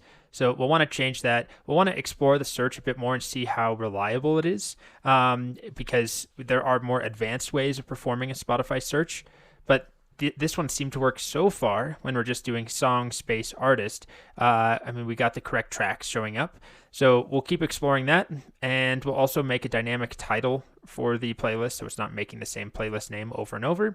But that's kind of the basic workflow, right? We make our OpenAI request, we get our songs back as JSON, we parse the JSON into Python, we get a list, then we will connect to Spotify. We hope that goes well.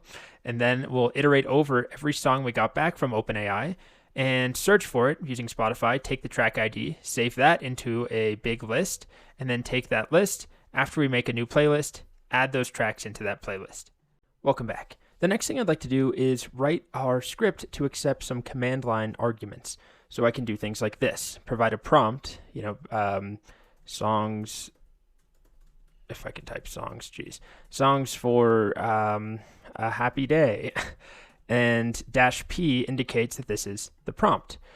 Or I could specify the number of songs with maybe -n, and 19 will give me 19 songs. Right now we're just hard coding in the prompt. It is a variable here coming from or it's an argument being passed to get playlist. However, when I call get playlist, I'm just passing through epic songs and 4 every time. So if you've never worked with command line arguments in Python, the easiest option is to use a standard library called argparse. And then the way that we do it is we initialize a parser. Parser equals argparse.argument parser right there. And then we can give it a description, and this just describes, we'll do something like simple command line song utility or playlist utility or something like that. But then what we do is we add arguments. So parser.add argument, and the first one will be -p.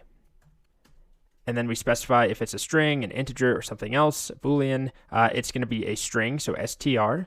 And then you can give it some help. So this will be a little tip for somebody if they're not sure what -p is. We'll just say the prompt to describe the playlist. Okay, so that's -p. And then at any point I can parse those arguments down here.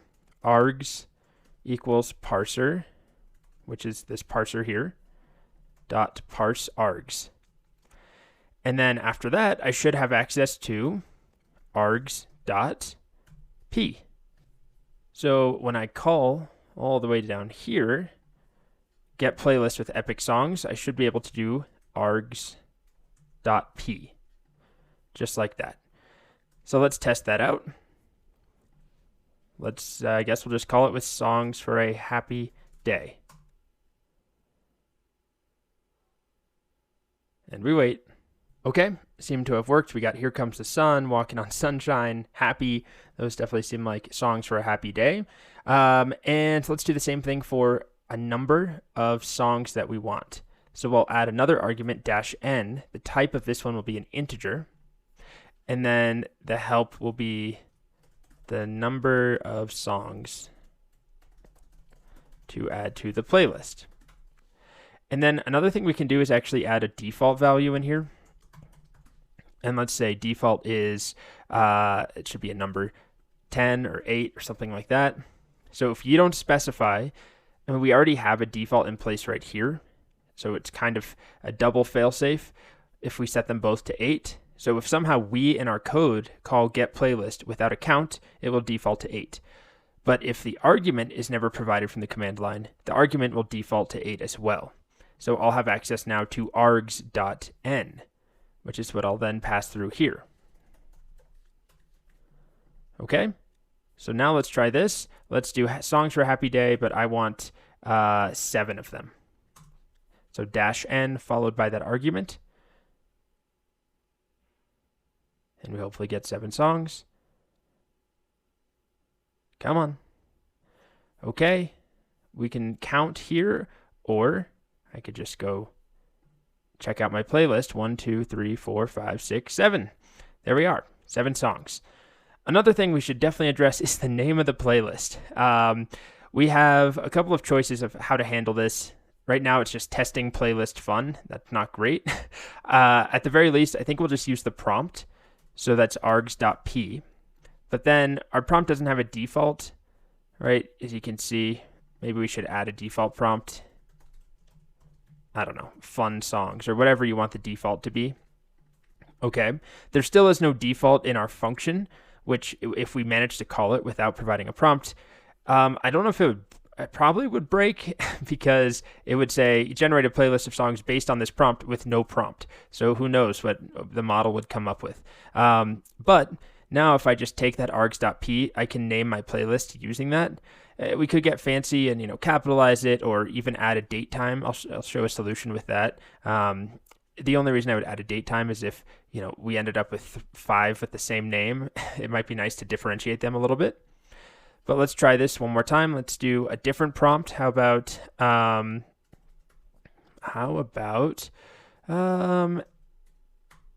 quiet study piano music, and the -number, the -n, will be 10 songs.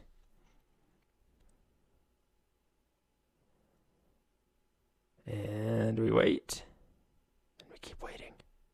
Okay, I get my songs back. Let's check out the playlist it made. It's called Quiet Study Piano Music, and it has 1, 2, 3, 4, 5, 6, 7, 8, 9, 10 different songs. Quiet Study Piano Music. Nice. So that's kind of it as far as the functionality. There are some extra, some error handling that we probably should add in. I'll just show you my solution instead of typing it all from scratch. My end result solution that has a bit more error handling in the next video. I'll walk through that. But there we are. We've got a nice command line utility to create playlists. Kind of a fun project.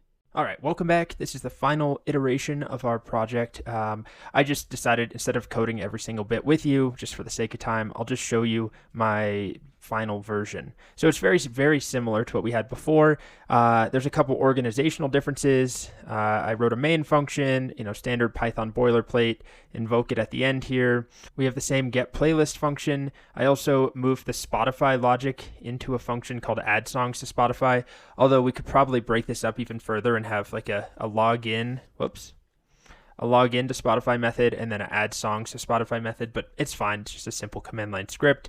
I added some comments in here. Just if you're reading this later and you're trying to get it to run, you'll have to follow these steps, of course. And then I made the title of the playlist that's created have a date time in it, just in case you're creating a bunch with the same prompt. That way they'll stand out. Additionally, this is the biggest change. I have a dual search now. So Spotify has different ways of searching. Here's the most basic way of searching with just a song and an artist. The more advanced way is to specify, here's the artist, here's the track, I started with this exclusively, but I actually ran into trouble with this when I tried to search for songs that had multiple artists, like 2 artists on the same track. Spotify did not like that, but it does like it with this format. So it doesn't really matter if you don't run into trouble with our initial version of this logic here, where we're just searching using the same query every time, then you may not even need to worry about this. But this is my sort of hacky attempt at just first searching with this advanced version. And then if we don't find anything in there, then we'll try a second search. And that's what this one is here, the basic query. So for each type of this query, advanced query or basic query, again, not that important. One other thing I did is I added a little limitation here to say if you didn't find a track, or if you found a track but it's very unpopular, so Spotify has a measurement of popularity, if it's less than 20, then I asked to search again. Now, you might disagree with that. I was just trying to keep this working and with recognizable tracks, although we're probably missing out on some fun unknown tracks. However, I don't think OpenAI is really recommending a lot of those. But just so you know, if you're looking at this code, it's just a slight change here. And then I also added some logging, some prints, so we can see what's happening.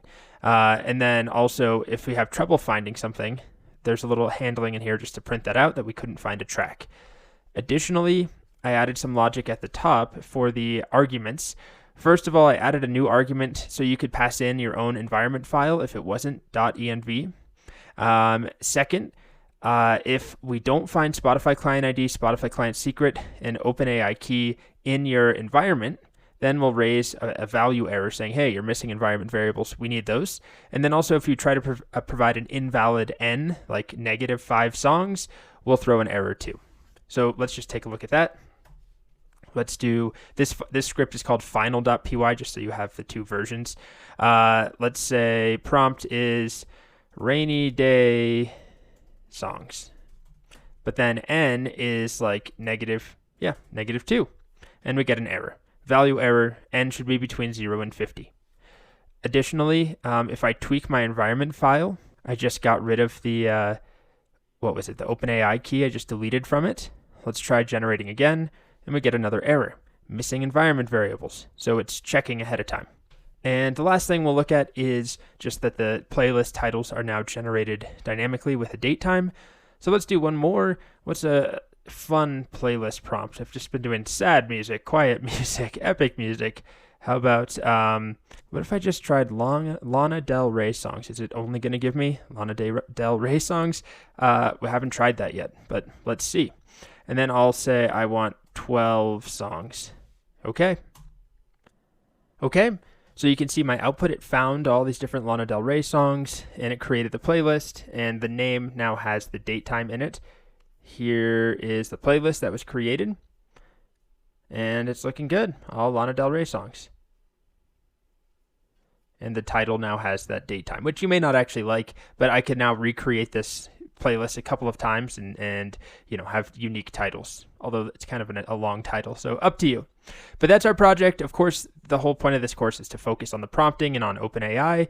So we're using the chat completion, right? I'm using GPT4, using the message syntax because that's what the chat API supports. And I found that providing examples helped quite a bit. So there we are. That's our next project done. Welcome back. Next up, we're going to talk about embeddings. So embeddings is a little tricky to explain, but I'll tell you the concept up front, and then we'll dive into the OpenAI embedding model next. So the concept of embeddings is basically this idea of having input text, some text concepts that we can essentially convert to numbers. And if we have text concepts converted to numbers, it's very easy to do math with numbers and find related concepts, similar concepts, to build recommendation engines, for example, or to build search engines. So when I say we convert text concepts into numbers, what we're really doing is converting text concepts into vectors. So the embedding model that we'll take a look at in just a moment expects some text input, and it will return a very large vector. So I'm abbreviating it here with the ellipses, the ... It's 1536 dimensions, I believe, is the number of dimensions for the vector that we'll get back. So you can visualize it as a point in 1536 dimensional space. And if we have pickled feet that is turned into this vector, and then we have some completely different concept, orange juice, turned into this vector, but then we do this for every single product in a grocery store, as an example, and we have a numeric vector representation of that. Then we can do some math, some relatively basic math, to find clusters or to find similar products, to recommend a product. If someone wants orange juice, what else should we recommend them? If we do some basic vector math, we can pretty reliably get good results. So the whole point of an embedding model is to take text and turn it into these vectors, essentially. And the model that we'll be using is called Text Embedding Ada 002. It returns a 1536 dimensional vector given a piece of input text. So I'm going to show you some projects with these, but in the next video, we're going to start super simple. I'm going to show you how you get a vector back, how you provide text, get a vector, and that's it. It's not going to do a whole lot for us, because where the real magic comes in is once you store all of these vectors. If you generate an embedding for every single tweet in a data set, or every user product review on your website, then you can store all of that information and then basically perform searches later on once you have that data set of those embeddings. So the first step is to make an embedding. The second step is to build something with those embeddings. So next up, we're going to see how to use Text Embedding Ada 002. In this video, I'll show you how to make a request to OpenAI to use the Text Embedding Ada 002 model to get an embedding for a piece of text. Remember, the operation looks something like this. This is a vast simplification, but we'll give it some concept, a piece of text. It could be a full article. That's actually what we're going to do as our next little project. We'll make an article recommender, or at least an article search that will give you similar articles based on the whole content of an article. So we'll feed in the content of a news article. We have a data set of them, and we'll get back a vector, a 1536 dimensional vector. We'll store that, and that's all I'll say about it for now. In this video, I'm going to show you how to make those requests. So just like we have, I'm in a new notebook, by the way, but we have OpenAI completion and chat completion and image and all of that stuff. We have an OpenAI.embedding.create method. And you can also just send a request to the embedding endpoint directly, but we haven't been doing that. We've been using the OpenAI library in Python. It makes it way easier. So we're going to stick to that. So there's two required parameters. The first one is the input piece of text. So let's just do something simple. I don't know. What should we do? Candy canes. Sure. Then we have to specify the model. And the model for embeddings, currently the best model OpenAI provides for embeddings is Text Embedding Ada 002. So Text Embedding Ada 002. And I'll save this to a variable. We'll call it res. So I don't know if I ran these cells earlier just to set up my API key. All right, so we get a response back, and this response is going to look very different than the other responses we've seen so far, because remember, the whole point is to get this 1536 dimensional vector. It's basically just a list, right, with 1536 different numbers. It's very long to scroll through, although 1536 dimensions is actually not very large as far as embeddings go. But if I keep I don't even know if I'll hit the bottom, but if I keep scrolling down, presumably I'll hit the bottom, and that's all that it is. It's a bunch of these numbers, right? These basically directions in 1536 dimensional space in a list. And to actually extract the embedding, it's response and then data and then 0 and then embedding. And that's how we get the actual embedding out. All right. And that's really all there is to making an embedding request. It doesn't seem useful yet, but if you do this enough times on a big data set, on some interesting, every article that we have in a data set, 10,000 different articles, we're doing it on the text of the article. Instead of candy canes, we're doing it on a blog post. And we do that enough times, we'll build up a data set of all of these embeddings that we can store and then refer back to try and find similar articles when we perform some basic vector math. So I'll just show, if I did something else here, instead of candy canes. Actually, before I do that, let me just prove that if I run this same query again, just watch this first value as an example. It's unchanged and we'll get the same vector back. So if I change this, of course, to be some other concept completely, like donkey tail, sure, we get a completely different vector. And that's all that I'll do in this video. Congratulations, we've made our first embedding. The next thing we'll do is build a simple project and hopefully illustrate how this could be useful. Welcome back. So the first thing we'll do with embeddings is a really cool visualization of embeddings in two-dimensional space, basically. So this is a tool called Atlas. There's many ways of plotting our embeddings, but remember what we're doing is taking something in our case, 1536 dimensions and plotting it in two-dimensional space, but still we get some really cool results. So this is a data set of 5,000 movies that I created embeddings for using the plots of the movies. So I'll just show you. We're about to do this in the next video, but this is what the movies look like. Like Phantom Thread, title, origin is American. I focused on American movies just because those are the ones I'm most familiar with. You can easily filter it to be Indian movies, for example. But then there is a plot, and it's cut off here. It's very abbreviated, but the plot can be very long, like multiple paragraphs of text. So I created embeddings for each movie's plot and save that into a file. And then once I had that for 5,000 different movies, I took those embeddings, which are just numbers, right? Large vectors, and I plotted them using this Atlas tool. So each point on here is a single movie. For example, let's look down here. One of these points, if I can click, is, I don't really know this movie, The Host. Let's try another one. Okay, Vampire in Brooklyn, sure. And what's really cool is that we get these clusters that automatically form, right? This is 1536 dimensional space condensed down with some math into two-dimensional space. And let's take a look at like this cluster right here. I can select in this tool, I can make it a little circle, and I'll zoom in over here. The movies I just selected were X-Men, well, X2, Fantastic Four, Hulk, X-Men, X-Men Apocalypse, Captain America, X-Men First Class, Logan, Captain America, Spider-Man Homecoming. So yes, X-Men movies, but also generally superhero movies. All were grouped together in there. And I think they're actually all Marvel superhero movies. And remember, all that we did was take the plot of each movie, turn it into this vector using the Embeddings API, which I'm about to do with you. We'll walk through it, and then plot those embeddings. And we get this natural clustering behavior. So I don't know what this group is up here. Let's take a look. Okay, so the movie Radio, which is like a sports drama, The Game of Their Lives, Goal, Fever Pitch, Bad News Bears, Coach Carter, Rebound. So these are all sports-related movies. The Longest Yard. So all of them up top in this cluster are sports-related movies. And again, this is just to help us visualize our data and understand how things are connected. But what we could easily do, and what I'll show you how to do, is using code. So not with this diagram, but using code, somebody could say that they really like this movie, Underworld, Rise of the Lycans.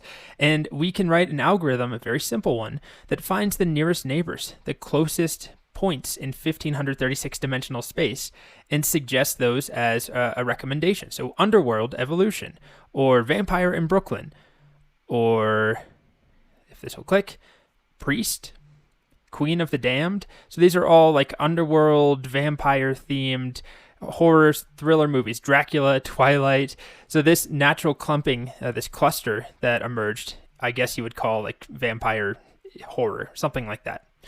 And it's all, it's kind of miraculous when you think about what's happening here, right? We're not specifying that it should cluster in any particular way. This is just happening by the content of the plots being turned into numbers and those numbers being plotted. And in the next video, I'll show you how we could go about generating the embeddings, writing a simple script to do it, and then generating this plot. And then following that, I'll show you how we could recommend movies based upon plots. Okay. All right, so let's get started. Remember, our end goal for this video is to get a plot like the one we see here that shows us the general clustering in two-dimensional space of the vectors that we generated using the Embeddings API on a couple thousand movie plots. And it's up to you how many movie plots you want to do, mostly because it can get expensive. These plots are long, so it can be about somewhere between $1 and $2 to do what I did, 5,000 different movies. So you don't have to do 5,000. And you also don't have to do movie plots. It's just a fun example people are familiar with, but you could do something much shorter, small things like, a couple words instead of a paragraph explaining a movie. Anyway, I have a new notebook. I've got my OpenAI package imported, and I have set up the API key. What I'm going to do to start is just get the data set that we're going to work with. So I've put a file in here in my notebook directory that I'm working in, called, let's just make a variable called dataset path or something. It's called movie, I think it's just movies or movie plots. I'll have to double check. I think it's movieplots.csv. And then I'm going to read that in using pandas. So I'm just going to do some basic imports. I'll import pandas as PD. If you don't know pandas, well, we're not going to go into much detail, but it helps us work with data. I'm also going to import NumPy while I'm here. And if you don't have either of these installed, you'll want to obviously install them with pip install. Okay, so I'm now going to call pd pandas.readcsv with my dataset path and save that to a variable I'll call df for data frame. Okay, so here's my data frame, right? It's just a little preview of the data frame. It's way too big. I mean, we could generate embeddings for every movie in here, but it would be tens of dollars, 35,000 rows almost. So I'm going to slim this down. As I said in the previous video, what I decided to do was focus on American movies because I was most likely to recognize them. I'm not going to know these Turkish films, and I won't know anything about if they're at all similar or how accurate our embedding clustering is in the recommendations that we generate. So I'm sticking with American, so I'll filter it down to be American movies first using pandas. So I'll select the origin ethnicity, where it's equal to American, and I'll plug that back into the data frame. And now this only gives me American movies, but I still have a ton of them, 17,000 movies. So what I'm going to do is only work with the most recent movies in this data set. It only goes to 2017. Again, I'm not familiar with movies from 1901. So I'm going to sort the results using sort values. And I'll sort the values by release year. Make sure you capitalize this correctly. There's a space, release space year. And then I want to sort them in descending. So I do that by setting ascending to be false. So that sorts them. I get all the 2017 movies up top. And then I'm going to sample 5,000 of them, just as an example here. And I'll save that to a variable. I'll just show you. This is now 5,000 rows of only American movies sorted by the most recent ones. Again, tweak this however you want. If you want old movies, if you want Turkish movies or Indian movies, you can totally do that. You could also do comedies only or horror only. And then I'll save this to a variable. I'll just call this movies. So this is our data set that we're going to work with. I'm going to generate an embedding for every plot in this movie's data frame. And what I need to do is, first of all, set up a function that will generate the embeddings for me. And because this is one of those things that can take a lot of time, things can go wrong. I'm not just going to generate the embeddings and assume they're all going to work at once. I'm going to set up some basic caching. I'm basically going to store the embeddings in a file. That way, if I need them again in the future, which I almost certainly would need them again in the future, that's the point of generating embeddings, I'll be able to access them from the file instead of having to wait to regenerate them, not to mention pay the money to regenerate the embeddings. So that's what I'm going to do next. We're going to set up a function that will generate embeddings for us and store them in a file. Okay, so this is my function that gets an embedding from a piece of text. Get embedding. You pass it a piece of text, you pass it the model, which defaults to text embedding A.2, which is the model we want. One note, it does replace new line characters, which basically, on the docs, I talk about it can negatively affect performance to have those new line characters, so it replaces them with spaces, and there definitely are new lines in the plots that we're trying to create embeddings for because they're long plot summaries and they have paragraphs. And then it calls openai.embedding.create. We pass it our input text, we specify the model, and then we extract the data 0th element, the embedding property. The only thing that's different or new is this @retry decorator. We've seen this before. It comes from a library called Tenacity. So I import retry, wait random exponential, stop after attempt. And this allows me to decorate this function and basically tell it, if this fails at some point, try it again. And it can add in this random wait time so we don't hit rate limit issues. It will attempt it up to 6 times, which is important when we're doing 5,000 or especially more. If we're doing hundreds of thousands of embeddings, we want to keep trying them, and we also want to make sure to avoid rate limit issues. All right, so let's just try get embedding on its own. Get embedding hello world. That will be the piece of text, and I'll just use the default model. And there's our embedding that we get back, right? So it's our 1536 dimensional vector, and that's exactly what we want. This is what we saw in the previous video. It's just wrapped in a function. So the next step here would be basically to call this function on every movie plot in this data frame. However, before we do that, I am going to show you this function that I've written, tweaked basically from the docs, that does some caching. So normally you would actually store your embeddings in some sort of embedding specific or vector data store, but that's out of the scope of this course. So we'll just be doing a very simple example where we store our embeddings in a file, specifically a pickle file. If you're not familiar with Pickle, it's a Python standard library that makes it pretty easy to save data to a file and read it back from the file. So the way that this function works is first, well, this is not a function. This part's just looking for some path where I'm telling it you might find already cached results. So movie embeddings.pickle, it doesn't exist yet on my machine. And I'm telling it, try to find it and open that file using pickle. If you don't find it, then we are going to just start with an empty cache that will hold our embeddings. Otherwise, we're going to read everything out of that file and use that as our cache. And then this function embedding from string takes a piece of text like a movie plot. It has a model and it has a cache. The default is just this embedding cache right here, which will just be a dictionary. And then it looks to see, all right, is this piece of text, is this in our embedding cache already? So have we already, gotten the plot embedding for the movie Arrival? If we have, then we'll just return the value from our cache. If we don't have that value cached, then we're going to call getEmbedding for that string. Take that, I'm printing it out just so we can see that it worked. Take that value, and then we are going to add it into our file. So take that embedding that we get back. So basically it just checks to see, all right, we're trying to get the plot for Star Wars.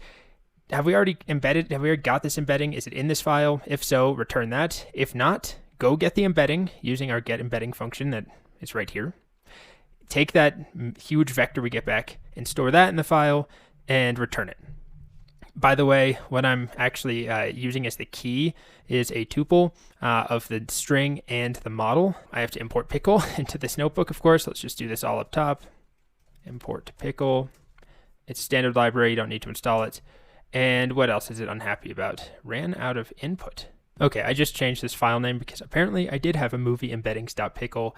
So I did movie embeddings demo. Okay, so now if I call my this function right here, embedding from string, and I just give it a piece of text again, like, well, let's do something else. Chicken is friend. All right, and let's run this. It prints out got embedding just to let me know that it worked. But then also this is what it returned back. But more importantly, it also added this into our cache. So now if I try and get the same embedding, chicken is friend, it's not going to print out that line that says got embedding, because that I should actually change this to say got embedding from OpenAI. If this line runs, it means that we actually made a new request and we got a new embedding using OpenAI and the API. And basically we're charged money. This costs, if we get to this point, we build something. Otherwise, if this is false, that means we already have it in our cache, which is why I'm no longer getting that message. But if I change this to be chicken is friend exclamation point, now it tells us got embedding from, well, I didn't rerun this function, so the text hasn't changed, but it shows us that it did make the request. Anyway, the caching behavior is working. That's what matters. The next step here is we have two choices. We basically want to run the function on all of our plots, but it's probably good to know how much it's going to cost. So what I'm going to do is import tick token, just like that. And now I'm going to isolate our movie plots. So we have our movies data frame. What I want to do is get an array or a list of just the plots. So I'm going to do movies plot. Okay, and then I'll just look at the dot values. All right, so this gives me an array that has all of the movie plots in it. And we could look at the length. It's 5,000 movie plots. And I'll just save this to a variable called movie plots. And then what I'm going to do is use tick token to calculate the cost of generating an embedding for every one of those plots, because there's a lot of text in there. It's a lot. So what I'll do, I guess my cells are kind of out of order. I'll fix this up after I finish recording. But the first thing I have to do is get the correct encoding. So tick token. If you didn't watch the section on tick token, by the way, it's only 2 videos. Go check that out. We have a function called encoding for model, and I'm going to pass through the text embedding ADA 002, and we'll save that to a variable called encoding, ENC. And then I can call enc.encode, and pass it a piece of text, and this returns to me the token identifiers, and then I can calculate the length of each one of those, right? 6 in this case. This would be 6 tokens to embed. All right, but what I actually want to do is do that process for every movie plot in my movie plots. So I'm going to do something like this. For plot in movie plots, I'm going to call encoding.encode of that plot. And that will give me a huge list of the overall tokens, the actual token identifiers, which I don't really care about. I want to know how many tokens are in each one of these plots. And that's still not going to exactly be what I want. This just says in the first plot, there's almost 700 tokens, 757 in the second plot, 974 in the third plot. What I really want to then do is summarize all of the tokens in this whole list. And I'll call this total tokens. And let's take a look at total tokens when it finishes. It's a lot. It is 3.6 million tokens. And then all I have to do is multiply that by the cost. For ADA, it is $0.0004 per 1,000 tokens. And then I'm just going to take this, so 0.0004 divided by 1,000, that's the per token price, and multiply our total tokens by it. And then finally, let's just look at cost. We're looking at $1.4, roughly. And we could probably print this out slightly nicer. Estimated cost, and then we'll round our cost to 2 decimals. There we are. So $1.45 if I'm doing 5,000. Now, if you don't want to run this and pay $1.45, which I don't blame you, you could definitely just cut back on how many plots we're actually generating embeddings for. Try it for 100 to start, or 1,000, or whatever you're comfortable with. So that gives us the cost. We still haven't actually done the generating of the embeddings, which is the next step. So for this next step, all we have left is to call our function embedding from string, this function here that tries to see if we've already got an embedding for that string, or request a new embedding from OpenAI if it doesn't have it. We call that on every single plot in our movie plot list, and I'm just using a list comprehension to do this, to generate a new list that will hold all of our embeddings. So I'm going to call this plot embeddings. And this will take a while. I think I ran this once before, and it was somewhere around half an hour for 5,000. So It's doing the work of going to get our embeddings. You can see it's making a bunch of requests. Everything you see printed out is generated once we get an embedding from OpenAI. Okay, so I'm going to let this finish, and I'll be back when it's done. Okay, so that finished up. I now have this big list called plot embeddings. If we just take a look at one element in there, right, it's this massive vector, but it's not one element long. It should be 5,000 elements long, and it is. So this variable plot embeddings holds 5,000 vectors. Each vector is a 1,536 dimension vector generated from OpenAI's Ada embedding model, 002. So now we have that again, and if I need to run this line again, it happens pretty much instantaneously because we've cached those results. And if I change my data set and I suddenly went to 5,001 movies, it would find 5,000 plots that have been already embedded. We already have the vector for them, and then it would just generate one. All right, so I have that in a file now, and also in this variable. I'm going to stop this video because this is a lot. In the next video, we'll talk about how we can use this Atlas tool to visualize the embeddings, which you don't have to do, but it's just kind of a fun demo. Welcome back. So if you want to follow along and generate your own plot like the one you see here, we're using a tool called Atlas, right? And the whole idea here is that it's taking these embeddings, these very high dimensional vectors, and plotting them, condensing the dimensions down to 2D and plotting them. And it does all of that. So we don't even have to worry about the math to collapse them down. All you do is say, here's the embeddings, and then it handles the rest. So you'll need to sign up for an account. Again, the website or the company is called Atlas. I'll include a link to this. You'll need to sign in, but then you'll also need to authenticate. So once you've signed up for an account, you'll install Nomic, N-O-M-I-C, pip install Nomic, not in a notebook, by the way. Do this from a terminal, and then run Nomic login. And then follow the instructions. It's going to ask you to click a link. You'll click the link and copy a token into the terminal. You'll run Nomic login with that token, and then you'll be done. And so that's all there is for that. As far as generating a plot, if we go back to our notebook, we'll need to do a couple of things. So I have this whole list of embeddings. The next thing I'm going to do is import from Nomic. They make some other products. We're going to import Atlas. Atlas is the tool that generates those plots. And the way that this will work is that we'll pass our embeddings through to a function called Atlas dot, and it is called map embeddings.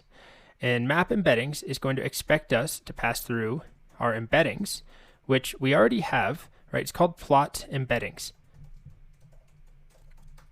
However, it will complain if it's not a NumPy array. So all we need to do is wrap it with np.array. And then after that, I believe we might even be able to just get away with this. I don't know. This is such a simple, there's some other parameters we probably want to add in, but let me just see if this works. It should be able to plot them. It just won't have any other information, right? So my initial example here, when I hover over one of the movies, it has an ID, it has the genre, it has the title. But I'm not providing any of that right here. It looks like it worked. I'm only providing the embeddings. It's still going to plot them. So if you click this link, all right, so it plotted all of my embeddings. But if I click on it, all that it shows me is a random, well, not randomly, but a generated ID that means nothing. So it's working though. We can see that there's these clusters here. What I want to do though is create a new map. So just tweak this, but I want to provide some data. And what I can do when I provide data, it wants me to pass through something in this format. I'll just type it down here. A list full of dictionaries. So I have my movies, the same 5,000 movies, and it's important. They're in these cells, the rows rather, are in the same order as my embeddings array. If they weren't, then we'd have a problem because I need this data to match up with the embeddings. So another option would be to store the embedding in the data frame itself and make sure that they were staying synced up. But for now, we're doing such a simple example. This is fine. I probably want to pass through the title of the movie, at the very least, the title, and maybe the genre. And this is just for me to look at. Maybe I'll just do title. So all I need to do is extract the title, this row or this column, and get it into this format. Where we have something like title is set to phantom thread, and then for every movie in our data set. That way it can match up this first element that says title is phantom thread with the first embedding and match the second title with the second embedding. So to get the data in that format, it's pretty simple. Let's do it right up here. We'll access the title from our movies data frame. And you know what, maybe I'll also take the genre just in case. We'll provide the genre as well, just to give ourselves a bit more information.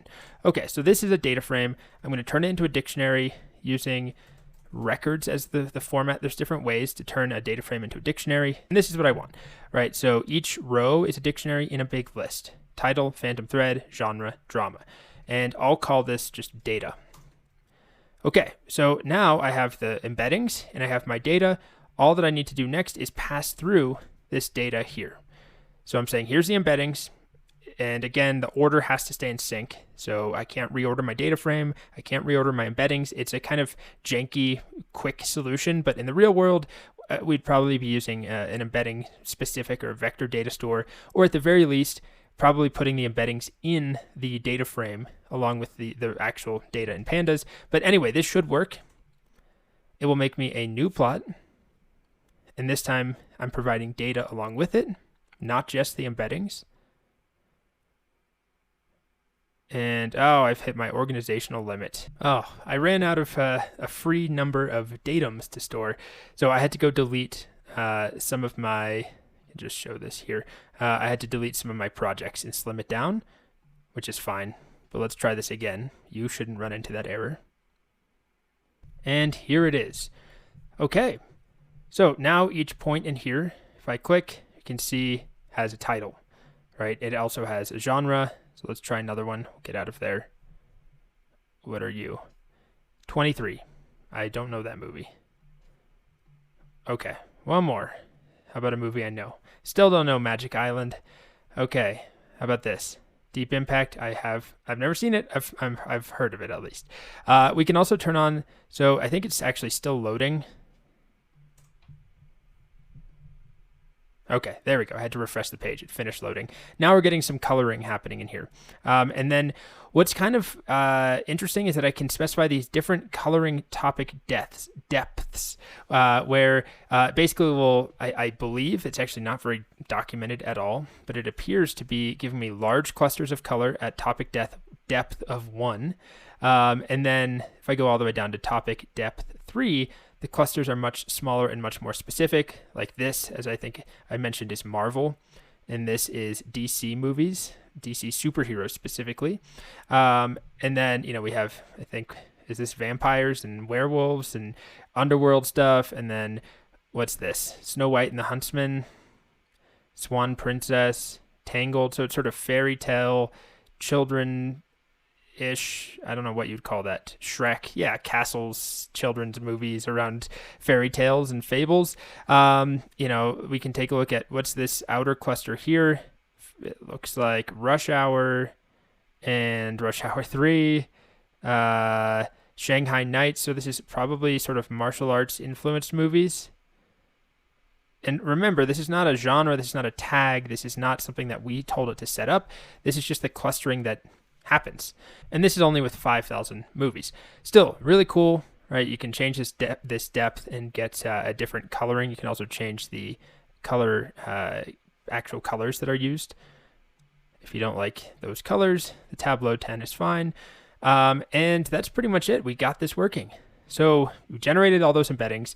We're doing it in sort of a janky way where we're just storing them in a pickle file, which is okay, but not very real world. But the real world solutions take a lot more work. But you store those embeddings once you've generated them, and now we can plot them, or in the next video, we can do some simple, very simple recommendations where you can pass in a movie plot, and we'll try and find the nearest matching movie plots based on these embeddings. So that if somebody, let's just pick one of these here, somebody says they really like this movie. I've never heard of that, Amazing Grace. Let's try another one. They really like this movie, Vanity Fair. Okay, I do know that movie. Then we write some basic code that looks to find, the 5 nearest neighbors, basically, but not in 2-dimensional space, rather in 1536 dimensional space.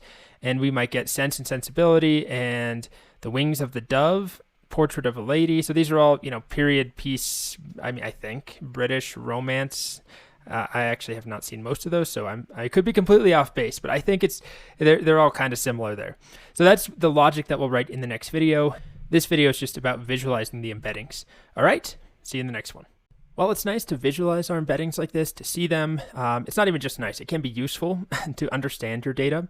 The next step that I want to show you is how to do some basic recommendations. So how do we say to somebody who likes the movie, Lassie, which if you're not familiar, it's a dog movie. How do I write code to basically recommend the nearest other movies in 1536 dimensional space? So what is this here? Oh gosh, my dog Skip. I don't know if I've ever cried so much. This movie as a kid absolutely ruined me. We saw it in theaters. So it's a good recommendation. It's another dog movie. Far From Home, good dog. So these are all like dog movies. Yeah, Best in Show, Good Boy. So what we're going to do in this video is write a function that it has nothing to do with the two-dimensional space you see here. This is just to visualize it. It will work with our vectors, our embeddings that we've gotten back. We have them in a file. And what we'll do is we're going to work with plots only. So somebody, me, will pick a movie plot. We'll write a function that takes that movie plot. It turns it into an embedding. And then it compares that embedding to the existing embeddings of every other movie plot. And it does the math to see which ones are closest. So in the real world, a much better way of doing this would be to have somebody enter a movie title, take the movie title, find the corresponding plot, turn that plot into an embedding, use that to find matches, and then take the matching plots that we get back and get the title from those plots. But that's a bit more work. It's not hard. It just means reorganizing our code. So we're going to do a very simple version. Essentially, we're going to write a function. I'll start it now. Print recommendations from strings. And this function will expect a couple of parameters. I'll do this on multiple lines. So the first thing is going to be a list of strings. These will be all of, in our case, movie plots. And then we're going to specify index of source string. So the way that we'll call this is we'll pass all the movie plots in, and then we'll pass an index of the string that we're interested in, the plot that we're interested in. And then what we're going to do is specify how many nearest neighbors we want to find. So the equation that's used here is called KNN, or K nearest neighbors. So we'll call our parameter K nearest neighbors. How many results do we want? Let's have it default to 3. So you could specify you only want 1 match, but maybe you want 5. And those will be our parameters. Okay. And I guess, you know what, I'll add in the model too, which will default to text embedding ADA 002. Make sure I add a comma as well. All right, so our basic steps look like this. I'm going to write some comments. We're going to get all of the embeddings that we already have stored. Then we're going to get embedding for our specific query string. Then we're going to get distances between our embedding and all other embeddings. Okay, and so that's the hard part, but there's functions that we're going to use from OpenAI. We won't be writing that. And then once we have those distances, we'll get the indices of the nearest neighbors using those distances. Okay, so let me indent this all properly into our function body. The first step is to get all of our embeddings. And normally, like I've said already, we would put them in some sort of embedding or vector-specific data store. For now, we're not doing that. We have them, we have a function that loads them, right? Embedding from string. We already have that function pre-written right there, and it looks to get the cached versions of our embeddings if it can find them. So I'm going to call it for every string in whatever strings were passed. So we'll pass in a whole set of movie plots, but this is more general purpose, right? It's not using the word plot because I want it to also work for whatever, news articles or product reviews. So it's just any generic list of strings. So that goes and loads all of our embeddings. And if needed, it would make the embedding calls if we didn't already have them cached, but I already have them cached. Then we're going to go into that embeddings list and access the specific embedding at the index that a user provided. So again, we're just going to pass a number like the 7th movie plot. So we get all of the embeddings, and then we get specifically the 7th one, if that's what our index is. And I'll call this something like query embedding. So now we have all embeddings, And then we have the one target embedding. Let's say that's the Lassie embedding, the plot of Lassie turned into an embedding. Then we have to calculate distances between those things. And the way that we do that, you could write a function to do it yourself, but OpenAI has some utility functions. I'll just show them to you. In Embeddings Utils in the OpenAI package, we have a couple of utility functions, including, keep going down, where are you? We have distances from embeddings. And this expects us to pass in our query embedding and a list of embeddings, and it returns a list of all the distances between a query embedding and a list of embeddings. And there's different metrics that we can use. The standard one is to use cosine. It performs something called cosine similarity. So that's the default distance metric. You can pass your own in. So we need to import distances from embeddings. That's the next step. So from OpenAI dot, I think it's embeddings utils, import distances from embeddings. Okay, so that will give us this function that we can then call in here. And we'll call distances from embeddings. And we specify first our target query embedding. Then we specify all the embeddings. And that will hopefully give us a big list of distances. So I'll save that to a variable. And make sure I fix my indentation here. Okay, so once we have that, what I can do to start, I could just print distances. It's going to be a lot to look at, but I just want you to see what happens. So I'm going to call print recommendation from strings. Now, remember my movies is ordered by release year at the moment. So the first embedding, if I passed in index of 0, it'd be this one. Let's see. Let's do index of 0. So Phantom Thread. If you've ever seen it, it's a pretty good movie if you like Paul Thomas Anderson. So I'm going to pass in all of my movie plots as the list of strings. So I have a variable called movie plot still from the previous video, and then I'll pass my index of 0, which is the plot for Phantom Thread. We're not going to get any results yet. What we will get is a big list of distances. Notice, of course, the distance for this first point is 0. Because that's the embedding, that's our target embedding. So of course there is no distance there. They're the same vector. But then for every other one, right, we get a different distance. And now what we need to do is basically go through this list and figure out which ones are closest, right? And you could write a function to do that yourself. It's not terribly difficult, but there's also a helper function that we get called indices of nearest neighbors coming from the embedding utils. So I'm going to add that on. Indices of nearest neighbors from distances. Okay. So then I'm going to call that. Indices of nearest neighbors from distances expects a list of distances. And then I'll save that to a variable called indices. Is that how you spell indices? Indices, there we go. Of nearest neighbors equals that. And why don't I just print that?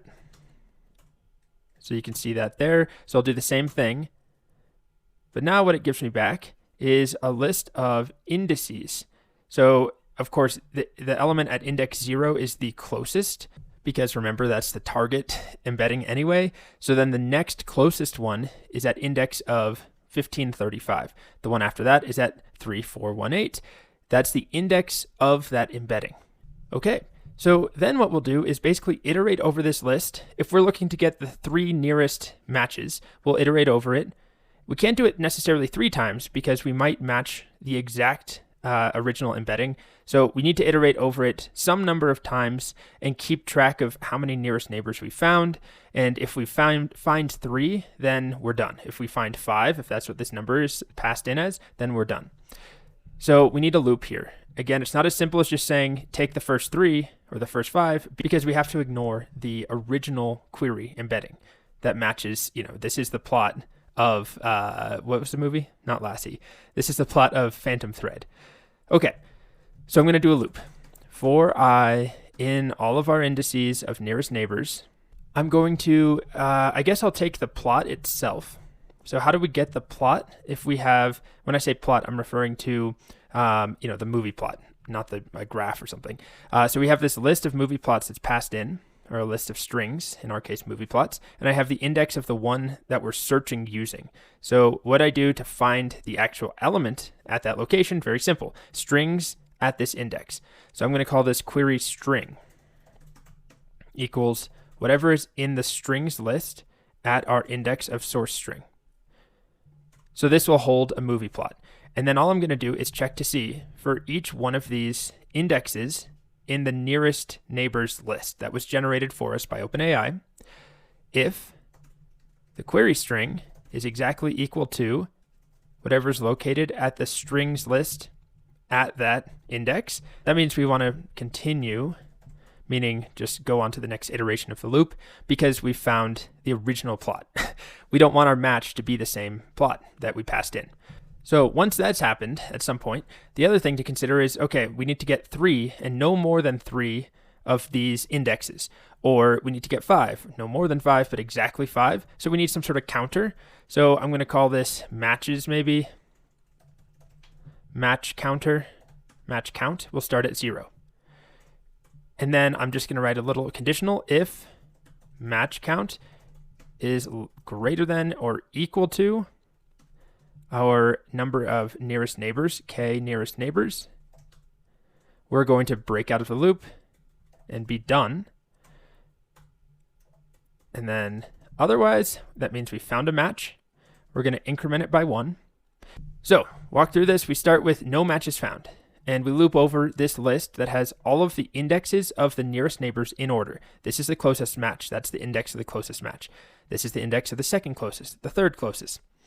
And then we check to see, all right, are we looking at the actual same element, the same plot, the same string?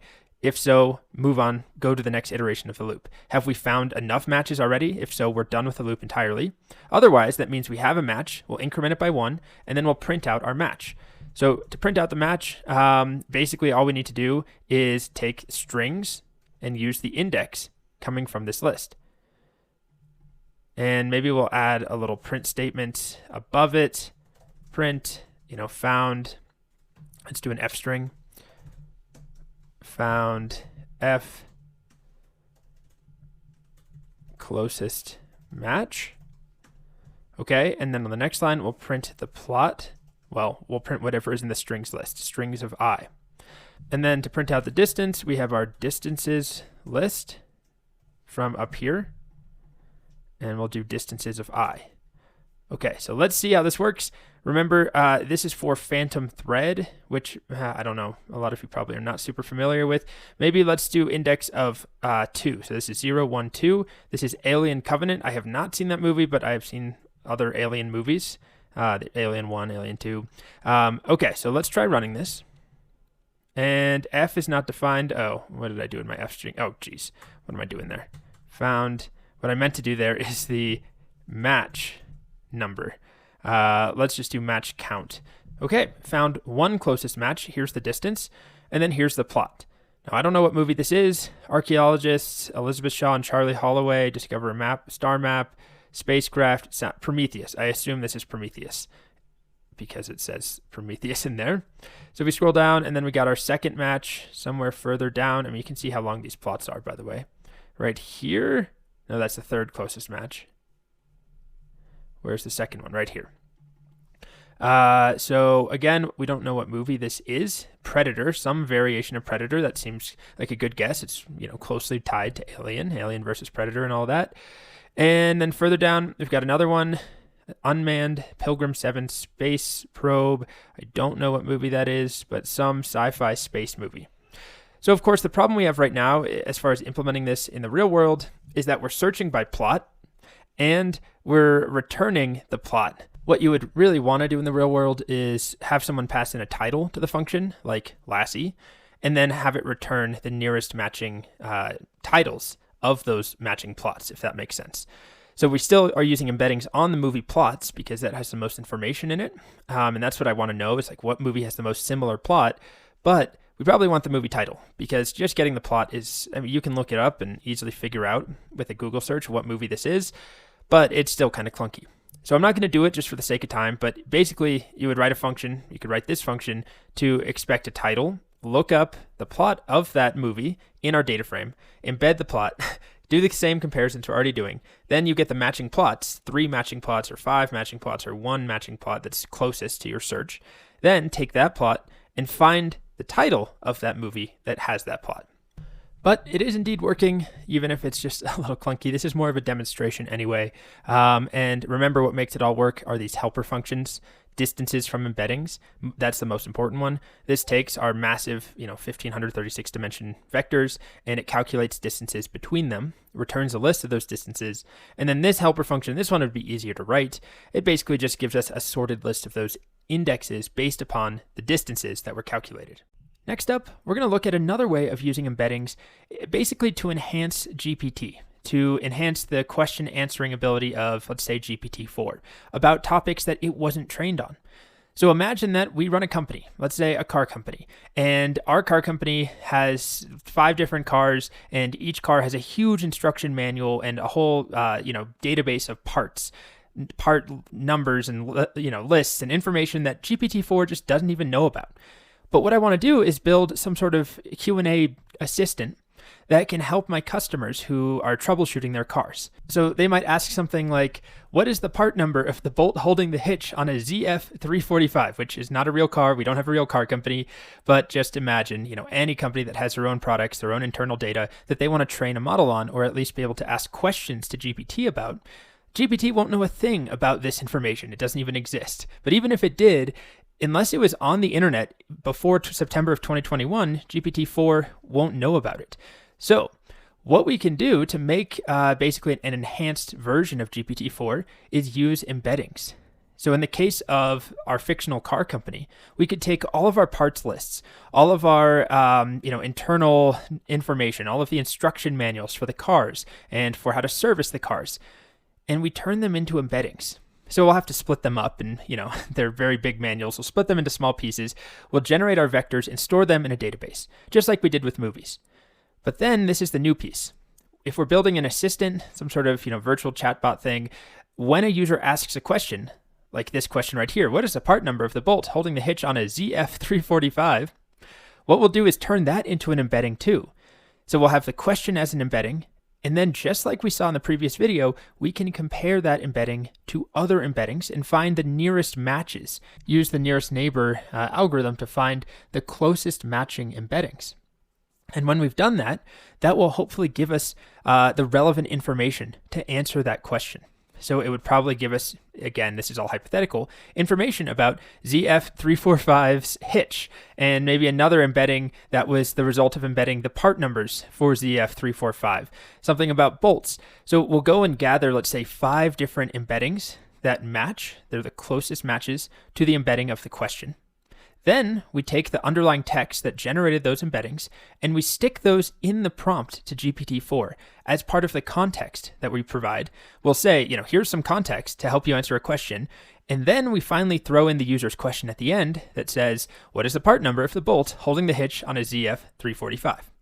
So it will look like, hopefully if it all works well, it will look like GPT-4 knows about or was trained on our data. But in reality, it knows nothing about our information unless we provide it in the prompt. So I have an example of this. I wanted to do this with instruction manuals. My inspiration was I have a very complicated generator at my house that is always breaking, and I'm always trying to avoid calling the people to come out here because it takes them forever and it's very expensive. So I'm reading the manuals. There's like 3 or 4 different manuals I have to cross-reference, and they're long, like 200 pages each. I wanted to use those or some sort of instruction manual found online and turn it into embeddings and make a very specific chatbot that could help us with my generator or with your car. But those are all copyrighted. I couldn't find any licensed, Creative Commons licensed manuals that we could use. So instead of that, I'm going to show you a different example. I'm going to use Formula 1 data from 2022, which GPT-4 knows nothing about because its training cutoff was September of 2021. So if I try and ask it a question, this is just with ChatGPT here, who won the 2022 Monaco Grand Prix? I guess I should say the F1 2022 Monaco Grand Prix, it's going to tell me I can't answer that. My training data doesn't have that in it. I cannot provide real-time information or information beyond my cutoff of September 2021. So it can't answer anything about F1 after its training cutoff. Now, if I said who won the 2021 Grand Prix, it could tell me that, but not 2022. So now let me show you my enhanced version where I am using this strategy that I've laid out here. I created a bunch of embeddings about Formula One 2022 races and the results. I store those in a database, and then a user can ask something like this question right here. Let's do Monaco. Who won the 2022 Monaco F1 Grand Prix? And we'll talk about what it's doing. None of this is the output. This is just some debugging stuff. But then at the very bottom, it says Perez won the 2022 Monaco Grand Prix, and that's correct. Sergio Perez did win. Here's another example. What happened in the first lap of the 2022 British Grand Prix? There was a big crash. GPT-4 knows nothing about it, but this function, my enhanced version, knows about it because I'm providing the context when I'm asking the question. So I'm not training the model in any way. I'm just doing some fancy extra steps to provide context when a user asks a question like, what happened in the first lap? Well, it tells me now a multi-car crash occurred on the opening lap of the 2022 British Grand Prix, blah, blah, blah, blah, blah. It's kind of a crazy crash. So it's not quite as exciting or as useful. I wouldn't say part numbers is exciting, but this is a more real world application, taking instruction manuals, taking product data that you have, taking customer data, anything that GPT-4 doesn't know about, using that information so that it seems like it knows about that using embeddings. And unfortunately, I couldn't find, company data that we could use that had the correct license. So we're using F1 data, which still shows it still works, right? It's answering questions that it can't answer otherwise. Just imagine instead of F1 data from last year, 2022 season, instead of that, imagine that we're using, company data, information about a particular user that our chatbot is talking to. If we're some big company, let's say Bank of America, and they want to build a chatbot that will be able to talk to me about my accounts there, and my history and all that stuff, they could create embeddings with all of my data and every other user that uses Bank of America, and their chatbot could know that information and talk to me about it. So that's the game plan here. We're going to take F1 data from Wikipedia from the 2022 season that GPT-4 does not know about. We're going to generate some embeddings using that data, store them. Then, when I ask a question like, who won the British Grand Prix in 2022, we turn that question into an embedding, and then we compare that embedding to our existing embeddings in our database. And then we take, let's say, the 5 closest matches using some math. And then we take the text from those embeddings, the text that generated those embeddings, we stick them in the prompt, then we ask the question, who won the British Grand Prix? Then we send that off to GPT-4, and it has additional context and hopefully can answer our question. So in the next video, I'll walk you through the code. We're not going to do it from scratch because there's a little bit going on. There's some utility functions. It's just more complicated than what we've done so far, but that's the basic concept. And it's a fun use case that's pretty useful. So I'll show you how it works in the next video. Welcome back. So in this video, I'm going to show you the working version of this F1 question and answer assistant that it is aware of. I'm using air quotes here because it's not aware of the 2022 season, but it will behave like it is because of our embeddings and some legwork we do before we actually send a prompt off to GPT-4 or 3.5. So again, I'm not going to type this from scratch, but I'll walk through how it works. The first thing I'll talk about is just how I'm getting the F1 data. So there's a page on Wikipedia for every race in each season. So here's the 2022 Monaco Grand Prix webpage on Wikipedia. And there's one for every other race of the calendar year. Okay. So what I have here is a list, a CSV file, which honestly I could have just done a regular Python list. It's not that long, but a CSV file with the name of every Wikipedia page for each Grand Prix in 2022. What I'll do is do some scraping. I'm going to send our JSON request to wikipedia.whatever/this, and then Wikipedia whatever/this, and I'll download the page contents, and I'm going to stick that in a data frame. So that's the first bit, and I'll just show that happening. Let me go back to this. Now I have everything cached, but here's when I read in my CSV file. Okay, so I'm just getting the names of the pages, and then this function is called Wikipedia API fetch. Nothing to do with GPT or OpenAI. It simply takes this base URL, it throws on the article title, like 2022 Australian Grand Prix, puts that in there, and then sends a JSON request. And it gets back some information. We just make sure that we get the information back. It's not an invalid URL. We get back JSON, we take that text, and I'm adding it to our data frame. So let me just show you, after I run this, it's all cached because it just takes some time to make these requests.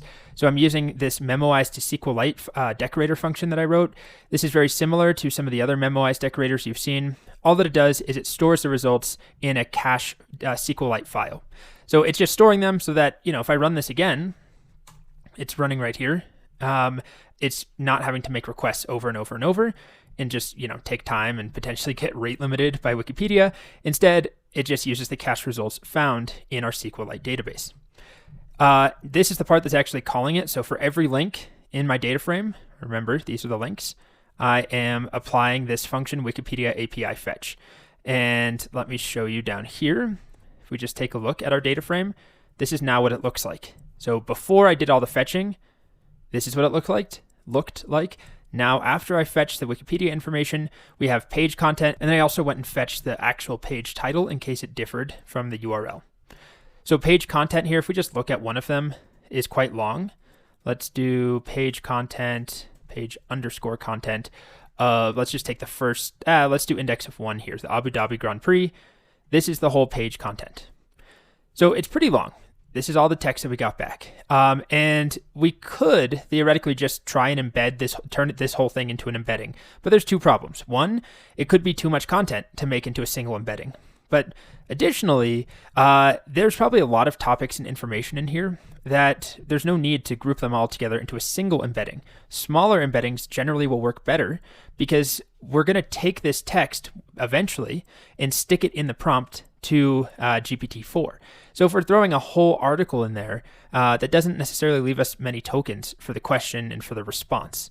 So there's a middle ground. We don't want to turn like this into an embedding and this into an embedding, but we'll try and divide this into logical pieces. And if you see these double equal signs, this is how in the JSON that we get back from Wikipedia, this is basically distinguishing one section from another. So this is the background section, and then we have some other section here and another section, the entrance section.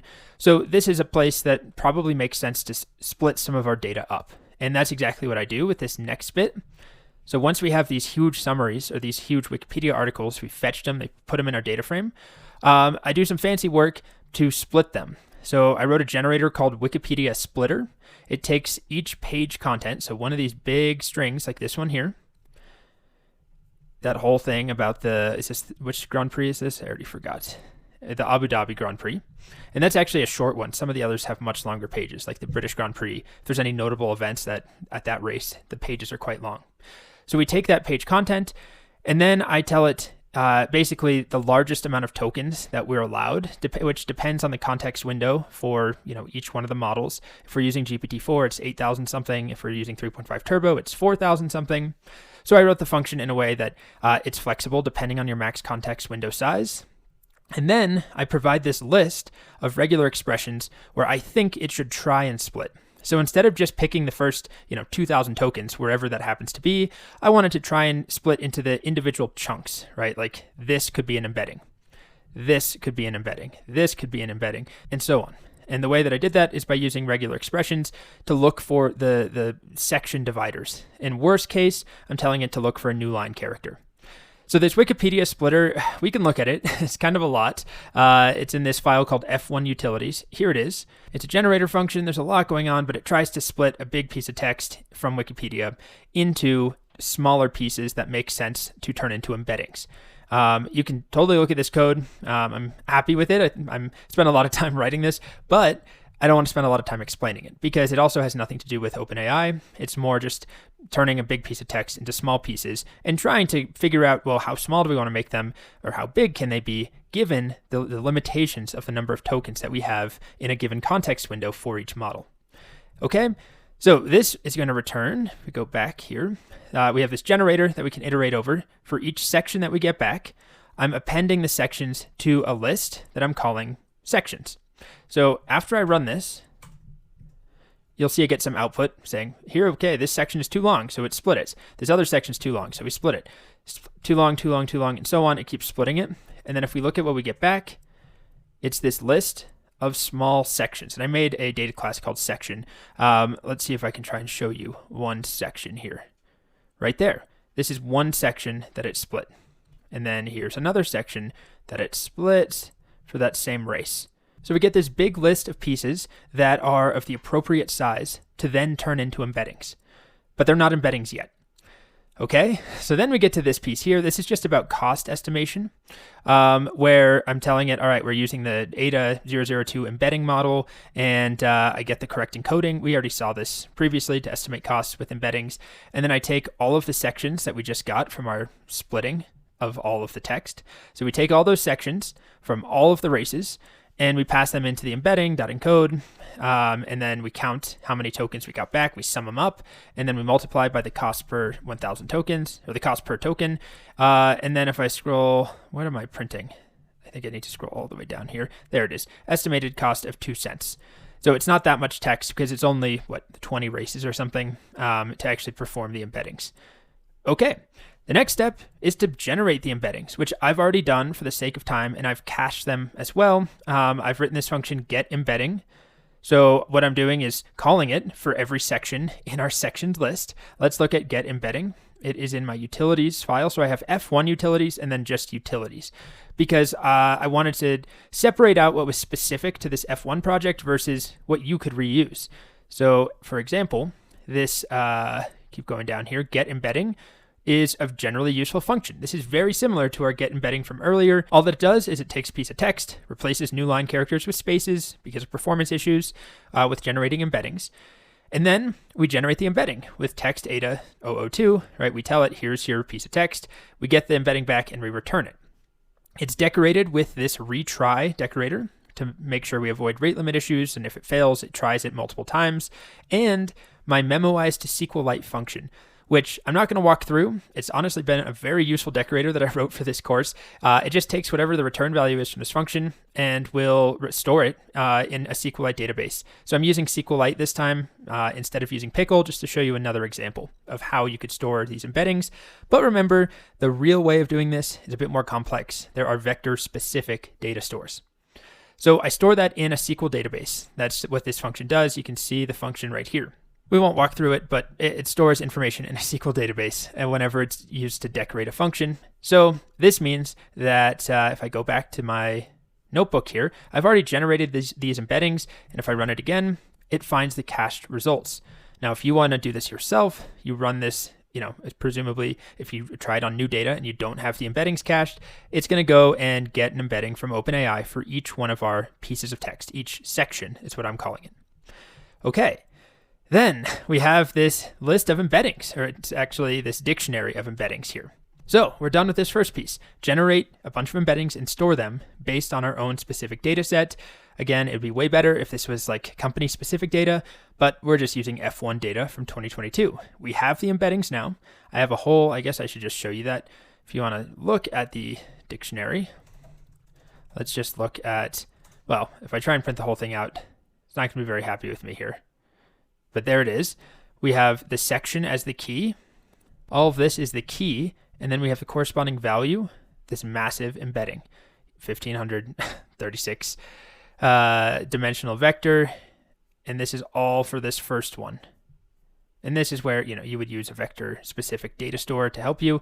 Oh my gosh, a lot of scrolling. And then we get to our second section here and its corresponding embedding. And then we repeat that for however many hundreds of embeddings I have. It's a pretty small data set I'm working with. And that's another reason I chose F1. It's cheap. It doesn't cost multiple dollars to generate the embeddings. In the next video, we'll wrap things up and I'll show you how we can actually do the question and answer portion. All right, so next we move on to the final piece here of creating this Formula One 2022 season Q&A bot. We have the embeddings generated from all of the Wikipedia data about the races. We've stored them. Now, what we need to do is write the code that takes a user's question, like who won Monaco 2022, turns that into an embedding, compare that embedding to all of our embeddings that we already have, pull out the matching 5, 10, however many, 3 little sections of content that correspond, that were the close matches, put those in a prompt, and then send that prompt off with the question to GPT 3.5, Turbo, or GPT4. All right. So the first thing I'll show you, very simple, a function called getMessages. This simply returns the initial set of messages. Very simple. So it has things like, the initial prompt, the system prompt, you will receive a question from the user and some context to help you answer the question. Evaluate the context and provide an answer if you can confidently answer the question. If you're unable to provide a confident response, kindly state that it is the case and explain the reason. Prioritize offering an I don't know response over conveying potentially false information. The user will only see your response and not the context you provided, so please respond in precise detail, directly repeating the information that you're referencing from the context. So that's the initial system directive. Then we have a second message. This is a user role. Using the following information as context, I'd like you to answer a question. And then we're going to put the context that we pull out using embeddings, which will be passed in to this function. And then finally, please answer the following question, and the question is also provided as an argument to this function. All right, so that's get messages. But then the real thing that makes this all work, that actually makes our request, is this function right here, ask embedding store. It expects a question, it expects a list of embeddings, and then a number that specifies the max number of documents that we want to search for. So you can include more context if you want, but then the problem is you take up more space in the prompt. So you could do 3, 5, 10, it's up to you. Okay, and then in here, the first step, just like I said here, is take the user's question and turn it into an embedding.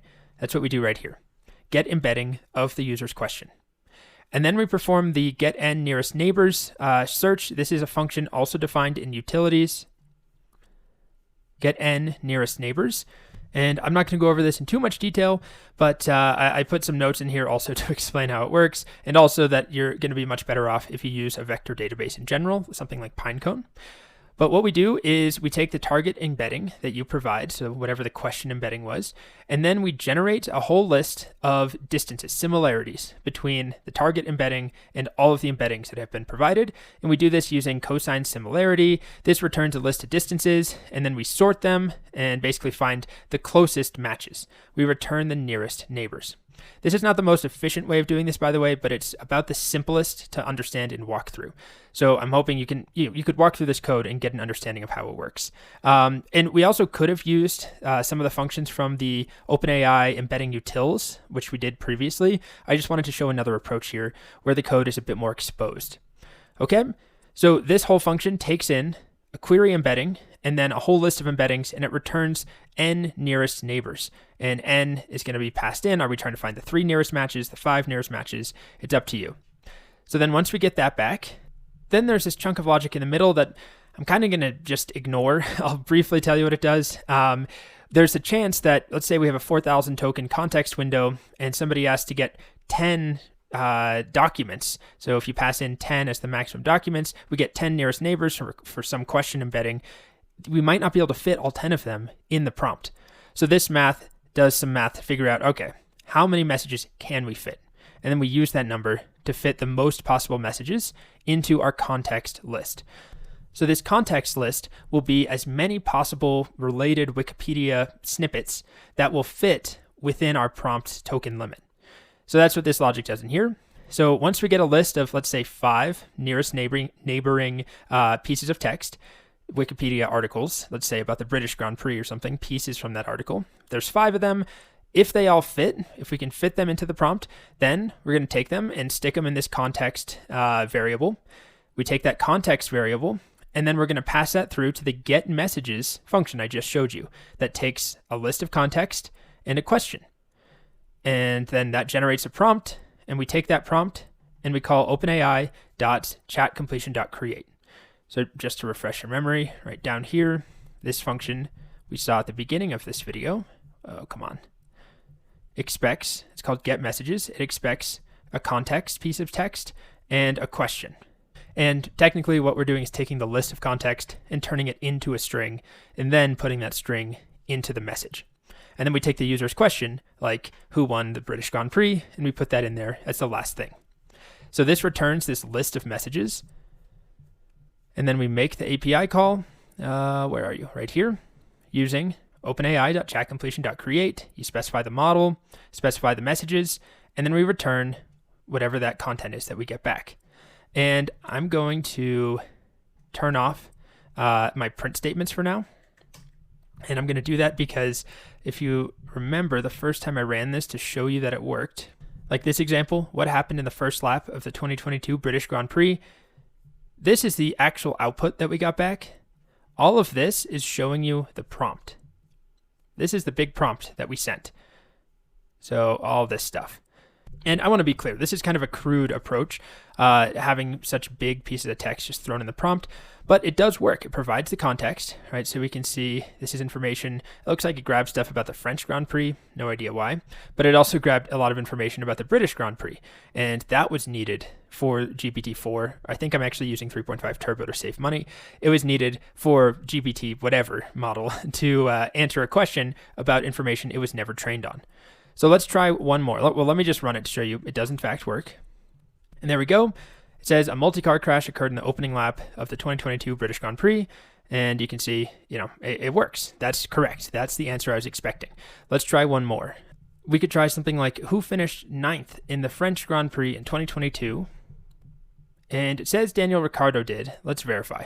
Okay, this is the Wikipedia page for it. Let's look. This is qualifying results. It's not what we want. Here's the race classification. 9th was, in fact, Daniel Ricciardo. All right. And let's try another example that is not race specific. So something like, who won the F1 Drivers' Championship in 2022? So GPT-4 on its own won't know that. But let's see. Okay, it got it. Max Verstappen won the F1 Drivers' Championship in 2022. By the way, I'm passing 10 documents through as the maximum. We could try adjusting this. The risk is if you just provide one, that it's not going to be accurate enough. If you do 2, 3, 4, somewhere in here, let's do 5. It probably will still work just fine. Yep, Max Verstappen won the F1 Drivers' Championship in 2022. Pretty cool. I think it's a fun little demonstration, and I know I'm a broken record on this, but imagine instead of using F1 data from Wikipedia, you have real legitimate customer data. Private, manuals for your company, whatever information you would want a chatbot to know about that it does not know about natively. It was not trained on. So that might be recent sports data, sure, but in all likelihood, it's something specific to your company or your project. But we can make an assistant, which, right now we could easily turn this into like a chatbot, make a little UI for it and build a front end in the browser, for example. And you could do a big project using this. I'm just showing you, with a simple function that we execute, the logic works. So I think it's a pretty nifty use case for embeddings. And that's it. I hope you enjoyed it, even if you don't care about F1. Welcome back. So in the next couple of videos, I'm going to walk through a small project I put together that involves scraping or collecting a bunch of Reddit comments from the Reddit API, saving them, and then sending those comments to OpenAI. We're using GPT 3.5 Turbo to save some money, and classifying their sentiment. And the end result eventually is that we'll basically have a plot of sentiment for certain subreddits. And the data set I chose to work with is cities. So each city has a subreddit. I'm just using American cities, New York City, Seattle, LA, that sort of thing. And then eventually we end up with, all the way down here, a plot showing the sentiment of the comments on a given subreddit. Now, I'm not saying this is the most accurate thing on earth. It's just a simple demo. Although it is interesting, we can see on our plot the most negative sentiment is concentrated in Orlando. And recently in Orlando, so I chose to go with recent comments from each subreddit from recent posts. And in Orlando recently, there's been a whole bunch of drama between Disney and Ron DeSantis' administration and all sorts of negativity around Disney trying to basically fight off the government, or depending on whose side you take, the government trying to rein in Disney. Anyway, so I'm not surprised to see Orlando have such a high concentration of negative comments. What is interesting is, other cities I would have expected to have a lot of negativity based on my experience browsing the San Francisco subreddit. I thought there'd be more negative comment sentiment. It seems to be actually one of the most neutral heavy. If we're on a scale from negative 1.5 to 1.5, it's really a scale from 1 to negative 1 to 1. The plot just adds in some extra space on the left and the right. So it's really from negative 1 to 1. San Francisco has a pretty heavy concentration of neutral sentiment. And then Washington, D.C. has a lot of very positive sentiment. Again, I'm not drawing any conclusions from this, although I do think, you can definitely look at, sadly, also Nashville recently had a school shooting. So there's some negativity there. But on the other side of things, maybe I'm just sort of looking for that in the data because I have no idea why Austin has a lot of negativity and Columbus and Seattle. I might think Seattle, has all sorts of drama with city politics, and their subreddit has lots of posts about crime and homelessness and drug use. But San Francisco over here, I can tell you firsthand, there's a lot of comments too about drugs and crime and homelessness, but it doesn't seem like they're as negative. So not trying to draw conclusions. I just want to show you the project. And there are different data sets we could try running this on too.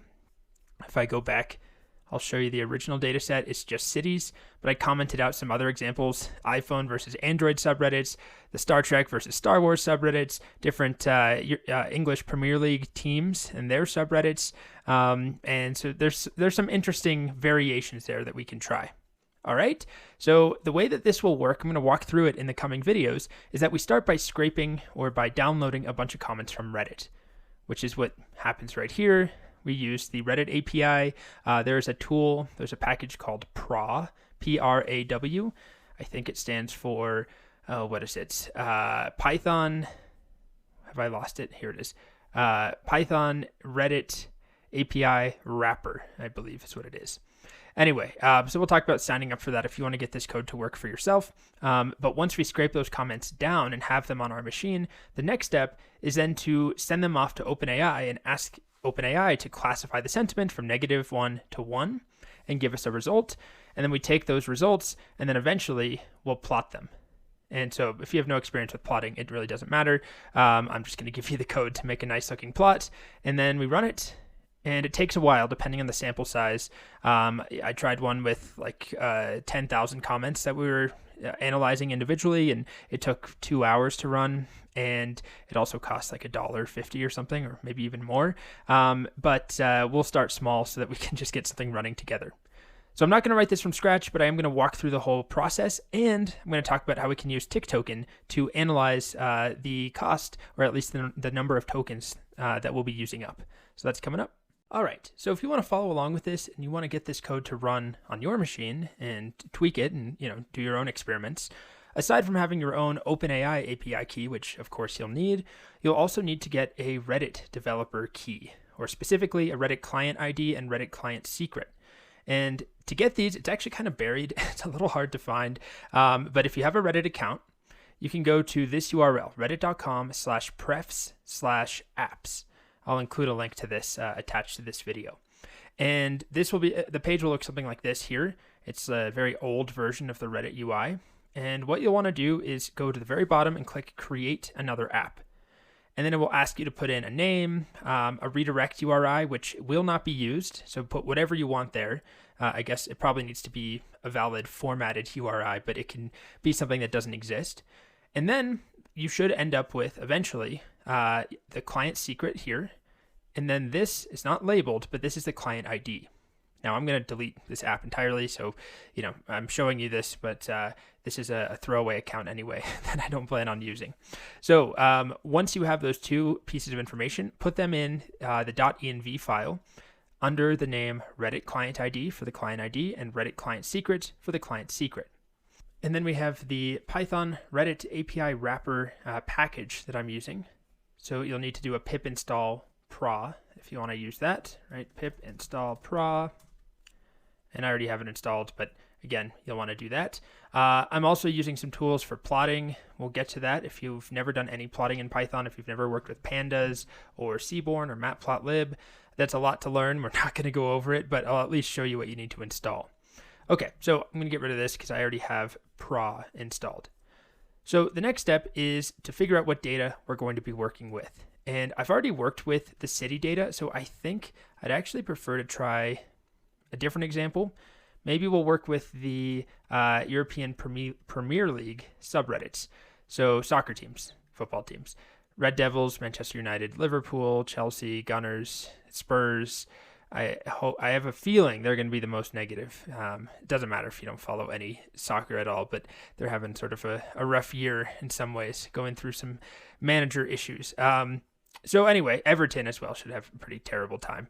I just picked 8 different teams based off of their subscriber base, the most popular subreddits, as far as the number of people following each one. Okay, and then I'm going to save them in a file name called epltop8.csv. There's no reason really to do this on a single line. I just had a couple different examples I was toggling on and off, so I'm just setting 2 variables. That doesn't do anything. It's just 2 variables. Then we have the code that's actually going to go and collect the comments. And it's a little bit complicated, to be honest. Basically, what I'm doing here is looking to see if there's a file that already exists with the file name, in my case, epltop8.csv. It doesn't exist yet. If it did, we would read it in and try and get data from that file first. And this basically, it's kind of going to cache the results as it goes. And then in case our requests get cut off somehow, our computer shuts off, we close the window, whatever, it can then pick up where it left off. Because if I'm trying to scrape hundreds and hundreds of comments, it can take a decent chunk of time.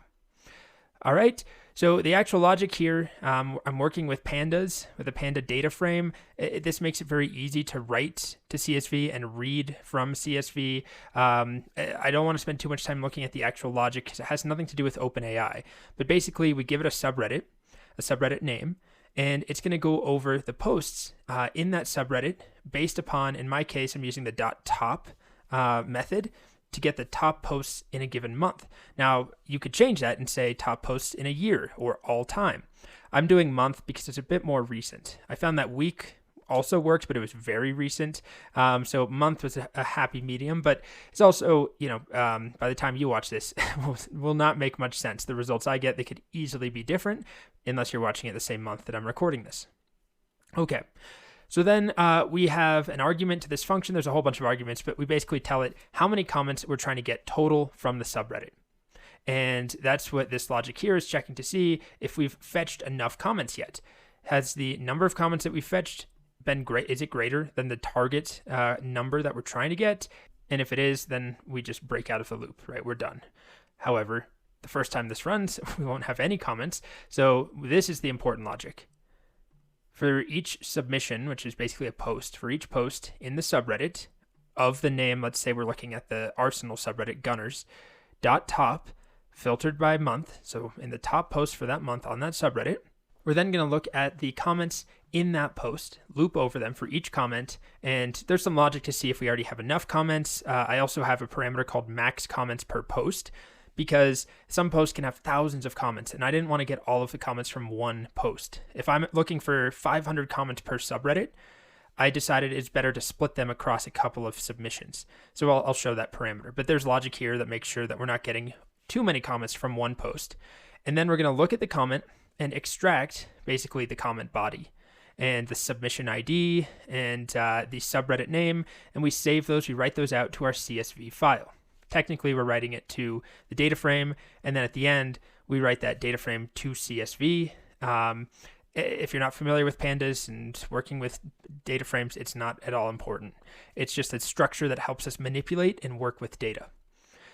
The other thing that I should mention is that I wrote a little generator here to help me with the comments. If you're not familiar with Python generators, it's also not a big deal, but it takes all the comments that we get from the API wrapper for a given submission, and it filters out the ones that have been deleted or removed and the ones that don't have a comment body, and it returns one comment at a time. It yields one comment at a time. It's a generator. So if you see me using this comment generator down here, that's what's going on. It's right here. For each comment in the comment generator, it just extracts some of that logic so that we can remove the deleted comments, the removed comments, the ones that aren't actually even comments, and only make sure we're getting one comment at a time that has a comment body. And then we take that comment body and we just store it in a CSV file. We're storing the subreddit name, submission ID, the post ID basically, and then the body of the comment. So let's try running this. Down at the bottom, just the scraping portion, I'll show this. Has nothing to do with OpenAI, remember. That's the next step. So I'm going to save them to a file called epltop8, that's file name, and my subreddits, I have 8 subreddits. So I'll scroll down. I'm going to go past all the plotting stuff and the OpenAI stuff to the part where I actually run my code. And the first thing I'm going to do is decide how many comments per subreddit do I want to get. So if I have 8 subreddits, let's just start small. let's do, because this can take time, I'm going to start small, 50 comments per subreddit, which is a very small sample size, just to be clear. This is not a good enough data set, but it's good enough to show that it works. So I'm going to try and get 50 comments per subreddit, and I want at most 5 or 10 from a given post. So max comments per submission. This is all just going to be passed into my collect comments function I just showed you. And then I can also set a maximum comment length, just so I don't get some huge comments where, you know, I'm paying a lot of money to OpenAI to get them analyzed. So this is the line that will go and collect those comments. Let's see if it works for us. Here we go. I'm going to run it, and it says it's processing the subreddit Red Devils, which is the Manchester United subreddit. And it tells us it added 10 rows to our CSV file. And this is going to take a while, even though I'm only doing 50 per subreddit. But I'll just show you, if I look at this file, it should have made me an EPL top 8 file, and here it is. And it will grow as more comments are added, but this is from Manchester United. We can see just our comment text, right? I'll never forget Bruno standing, blah, blah, blah, blah, blah. These are comments from the top posts in the most recent month. Anyway, the comments are in here. If I refresh, we'll probably see some more. Yep. So this is all still Manchester United comments, CSV format. One thing that I'm not doing that I could do is get rid of the empty lines in some comments. Like if somebody leaves a long comment like this, or like this one right here, they often will put returns in the comment just to break it up. I'm putting it in my CSV file. It will be fine. It will be read and parsed, no problem. But it's kind of ugly to look at, and there's no reason, you know, we don't really need those, the proper formatting in the returns, because I'm just trying to get the sentiment for each comment. I don't care about reading it myself. So this will take a little while. I'll end the video and come back when it's done. It's on Liverpool at the moment, and I'll let it keep going. All right, so in the previous video, I started the scraping or the downloading process of the data. It just finished up. So I only got 400 comments. That's fine. I did 50 comments per 8 subreddits. I was trying to do something quick. It took about 3 minutes or so. And you can see a little preview. I returned a data frame. So even though it's writing to a CSV file, we can see the subreddit, you know, for each row, the post that they belong to, the comment itself, and then the score. And the score is not assigned yet. That's going to be the sentiment analysis score that comes back from OpenAI. So in this video, I want to talk about that process. Once we have this CSV file, whether it's 500 comments or 10,000 comments or more than that, how do we use OpenAI to perform the sentiment analysis? The first thing I would say is that there are certainly other libraries I would go to first for sentiment analysis that are cheaper. With that said, this is a fun example, and it works. It's just that it can add up a little bit if we're doing something with, you know, hundreds of thousands of requests. So I'm not doing that, but I am going to talk about trying to calculate how much it will cost. So let's start there. The first thing I'll show you is the basic prompt that I've written to score a single comment. I have a function called generate prompt messages. All that this does is it takes in a comment or a piece of text, and it returns a list of comments. So I just moved this into a function because it's kind of long. And it's just a basic prompt that has, you know, our messages format where we have our different roles. So user specifies a comment, you know, the following is a comment from a user on Reddit, score it from -1 to 1, where -1 is the most negative, 1 is the most positive. And then I gave it an example. The traffic is quite annoying. And then I give it the corresponding response I expect. Role is assistant, content is -0.75. I should mention there are different strategies for sentiment analysis. The one we saw earlier was just basically, it's not binary, but it's trinary, whatever you call it when you have 3 choices, -1, 0, or 1. It's either negative, neutral, or positive. In this case, I decided to go with a sliding scale, a gradient of sentiment, where it goes from -1 to +1, but any value along the way is perfectly fine. So I gave it an example, right? Traffic is quite annoying. It's not fully horribly negative, but it's pretty negative, -0.75. I give it another example, right? This is neutral. The library is downtown. That's neutral, 0.0. And then here's a more positive one. I really love the summertime. Everything is so green. The sun is out all the time. It's a positive 0.8. And then what we do is we have an F string where we give it the same prompt, and then we'll actually add in the comment text itself. So this is just for scoring a single comment. Now, there are optimizations you definitely could make where you could score multiple comments at once. This is just a simple version. It takes one comment, whatever the text is, it puts it in here. And this doesn't make the API call yet or anything like that. This is simply generating our prompt that will then pass through. It generates the list of messages. Okay. The next thing that we'll look at is the function called score sentiment right here. There's a score sentiment singular and score sentiments plural.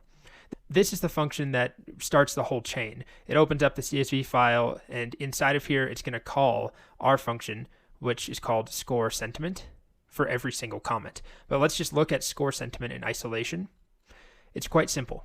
It has a piece of text you provided in a model. So the comment text, like, I hate living in this place, and then the model, GPT4 or 3.5 Turbo. And then it calls the generate prompt messages function I just showed you. So that gets a big list of messages that has the comment inserted in it using an F string. And then it just calls OpenAI.chatCompletion.create. We tell it the model, we give it the messages, and then we get the data back. And basically, there's some error handling in here, but at the end of the day, it's going to return a single number, a float, -1 to +1. There is some fancy stuff up here. I'm using a tool called Tenacity. This basically gives me a decorator called retry that gives me some nice logic where I can tell, I can decorate this function that's making a request. And if it fails, I can retry it. There's different ways that I can retry it, how many attempts I want it to stop after. I can set up this random exponential wait, basically a delay, so that I don't get rate limit issues. So it staggers my requests if needed. If it starts to fail because of rate limit issues, I can retry for certain exception types. So there's different exceptions that I'm retrying for. So it just cleans up my code a little bit. It's a pretty popular library. Again, it's called Tenacity. You definitely don't have to use it, but it makes it easier when we're trying to do a bunch of these requests in succession. So this scores a single comment. And then we have the score sentiments function. This is the function that expects a file name and it expects a model. Whatever that file name is, it's going to read in the data from that file, a CSV file, turn it into a data frame, basically, thanks to pandas. And then the first thing that it does is it calls another function called estimate cost to score comments. And this function uses tick token. So estimate cost to score comments is right here. It's very simple. All that it does is it takes in our data frame and it goes through all of the comments in that data frame. It has a number of tokens. It starts at 0. And it passes through the result of our generated prompt for each comment, right? We pass each comment through to this function. And this is what's nice about separating out the message logic is I can then test this and I can figure out how many tokens are in the prompt because this function exists in isolation. It's not baked in to the actual request logic. This just makes me the prompt. And then we can do this for every comment. So I'll pass in each comment. I'll get this big messages array or list back. And then we can use that function that we learned about a couple videos ago, num tokens from messages. It will tell us how many tokens are in that list of messages. And we basically repeat that over and over and over. And we do that for every comment in the CSV file right here. And then I have some cost estimation here. This is based on using GPT 3.5 Turbo, and it may change, but GPT 3.5 Turbo is $0.002 per 1,000 tokens. So we count up all the tokens and all the prompting and all the messages that are required to do every single comment in our CSV file. And then we take that number of tokens we get back from our function, num tokens from messages, and we multiply that by the cost. All right. So that happens first. I mean, technically it'd be nice if we just had like a little input where you had to hit enter or type Y or something to proceed. Because right now it just tells you what it's going to cost and then it just goes on with it. You can always exit out anyway. And then once we've done the cost estimation, we then are going to go over every record. So right here, what we're doing is taking our data frame, turning it into a dictionary, saving in a variable called record. So this will be a dictionary basically that has all of the data from the CSV file. And then for each element in there, we loop over it. We take the comment ID and the comment. That's the actual text of the comment. And we're going to pass that through to score sentiment. So score sentiment will get the body of the comment and then the model. We accept an error. Sometimes there are certain comments that are unscorable. So we just try a couple times and we accept it and just basically ignore it if it doesn't work. And then I'm printing out just some stuff that says, how many comments have been analyzed. the body of the comment and the score just so you can see it. And then finally, we write everything back to CSV. So we're working with a data frame. We turn it into a dictionary. It's kind of confusing. Then we take that dictionary, turn it back to a data frame, take that data frame and export it or save it to CSV. It has nothing to do with OpenAI. Now remember, the core logic of actually requesting the chat API is happening up here in our score sentiment function. That's where the OpenAI.chat completion comes in. This function just serves to call our cost estimation, to import the data from a CSV file, and then to actually call the individual score sentiment function over and over and over. So let's see how this goes. You already saw the prompt. It's pretty straightforward. I gave it some examples. Let's try it out with our data down here. So I've collected the comments. The next step is to score these sentiments. And I already have my variable called file name. And it tells me it will cost approximately 20 cents. Now, this doesn't actually take into account the response tokens that we get back, but it's fine because it's just going to be a single number that we get back. It's a small number of tokens, so it's not entirely accurate. It's just counting the prompt tokens. Now, you can see it's going, and sometimes it may get hung up, and that's where our retry logic comes in. So let's take a look at an example. Like this is a comment right here. He looks fitter now than he did in the 90s, whoever that's about. And it got a score of 0.6. So pretty positive, but not like astoundingly positive. Here's a very negative one. I'd be embarrassed to have him on my team. It's a negative 0.9. There is some bad language in here, by the way, so I apologize for that. It's coming from Reddit comments. So you can see we're getting results, pathetic from Luke Shaw, negative 0.9. Or pathetic from Shaw. It's working. We're at least getting some results. And it takes a little bit, but it's not that bad. Let's see, we're already 25% of the way done or so. Yeah. So I'm going to let this finish. And that's pretty much all there is for the OpenAI portion of this. Once we get our data back, it's going to be saved into that same CSV file, but now it will include a score. Sentiment score. And I didn't really show that logic. I wanted to focus on just a high level overview because I don't know how much you actually care about the code itself compared to the OpenAI side of things, which is pretty straightforward here. It's just a basic prompt that I've extracted into its own function that returns a bunch of messages, and then a function that calls OpenAI.chat completion. Simple enough. The logic to work with CSV and data frames and dictionaries and all of that is a bit more complex. So if you have questions, you can definitely take a look at the code, download it, and I'll give you the CSV file so you don't have to actually do the analysis yourself and pay the 20 cents or so that it costs. Anyway, you can then ask questions in the discussion forum if you do have any about the implementation here. So I'll be back when this finishes up. Okay, that finished up. It shows me a little output that just says scoring completed. Right, so we don't really need this output, but it helps just so you know what's happening. And the final step is to plot things. Now, this has nothing to do with OpenAI, but now our data set looks like this. If I refresh, here we are. We have a CSV file that has, the ID of the comment, the subreddit, the submission that it belongs to, the post, and then it now has a score. So we're going to take all of those scores and plot them. And I'm not going to do a whole introduction to plotting, but basically, first of all, I have a course on that if you're interested in learning more about things like pandas and matplotlib and Seaborn. There's the plot sentiments function that's most important. This is what goes through and actually creates the plot. So it expects a data frame. There's some styles that we're setting using Seaborn, the color of the axes, and then we're getting the two things out of the data frame, the score and the subreddit, because that's what I care about. I don't care about the individual commenters. I just want to know the overall scores for each subreddit, all of the comments belonging to the Come On You Spurs subreddit or the Gunners subreddit or the Chelsea FC subreddit. And then we plot them using a KDE plot, and there's a bunch of parameters that we set. Again, doesn't really matter if you're familiar with it or not. Then we label the axes, and why don't I just show you that it works or that it doesn't work? Let's see. There is a function as well here to sort them. So we sort them by the average positivity or negativity. So I'm going to run this down here. It's called plot sentiments. It gives me some warnings about running out of tight space. I mean, I could make this prompt a bit bigger, or the plot a bit bigger, but here we are. This is our result. And as I mentioned, I expected the COYS, Come On You Spurs subreddit to be the most negative. They're not actually the worst performing team if you don't know anything about the Premier League this season. They're just kind of a long time, I don't want to offend anyone, a running joke is that they're bad. And there's a lot of pessimism about the team in recent months and that they should be performing better and that their best star is going to leave the team in the future. And anyway, you can see clearly they are far and away the most negative subreddit. And this is a very small sample set. Let's be clear. It's only 50 comments per subreddit.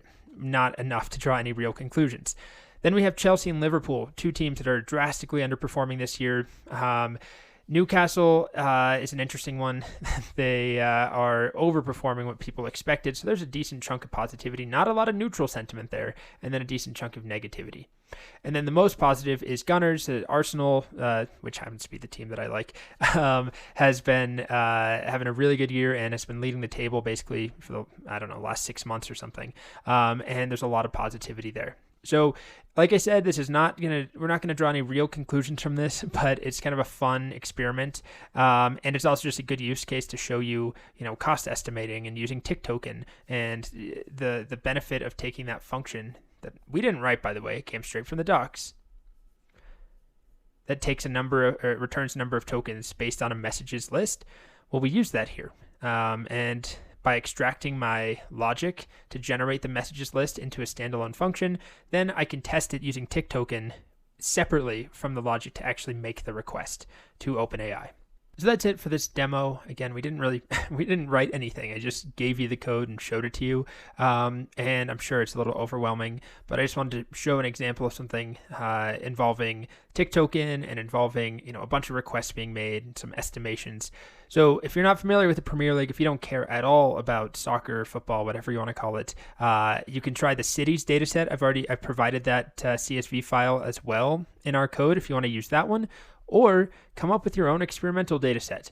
Find subreddits that make sense. So I tried cities, iPhone versus Android, Star Trek versus Star Wars. If there's different fandoms or some different group of subreddits, maybe politically different aligned subreddits, conservative versus liberal subreddits versus the moderate subreddits versus the default politics subreddit, different TV shows and the way their fans talk about them, stocks and companies and startups. I'm sure there's things you could come up with. That's pretty much it though. So simple enough, right? The complex logic really comes from doing the scraping or the downloading of the data. And then the actual prompting is straightforward. It looks bloated just because we have some examples in here, right? Showing it the format that we want. But then if you ignore all this stuff around retrying and adding this weight random exponential multiplier, all this stuff and the different exceptions that we'll retry on, if you ignore that, it's a very simple call.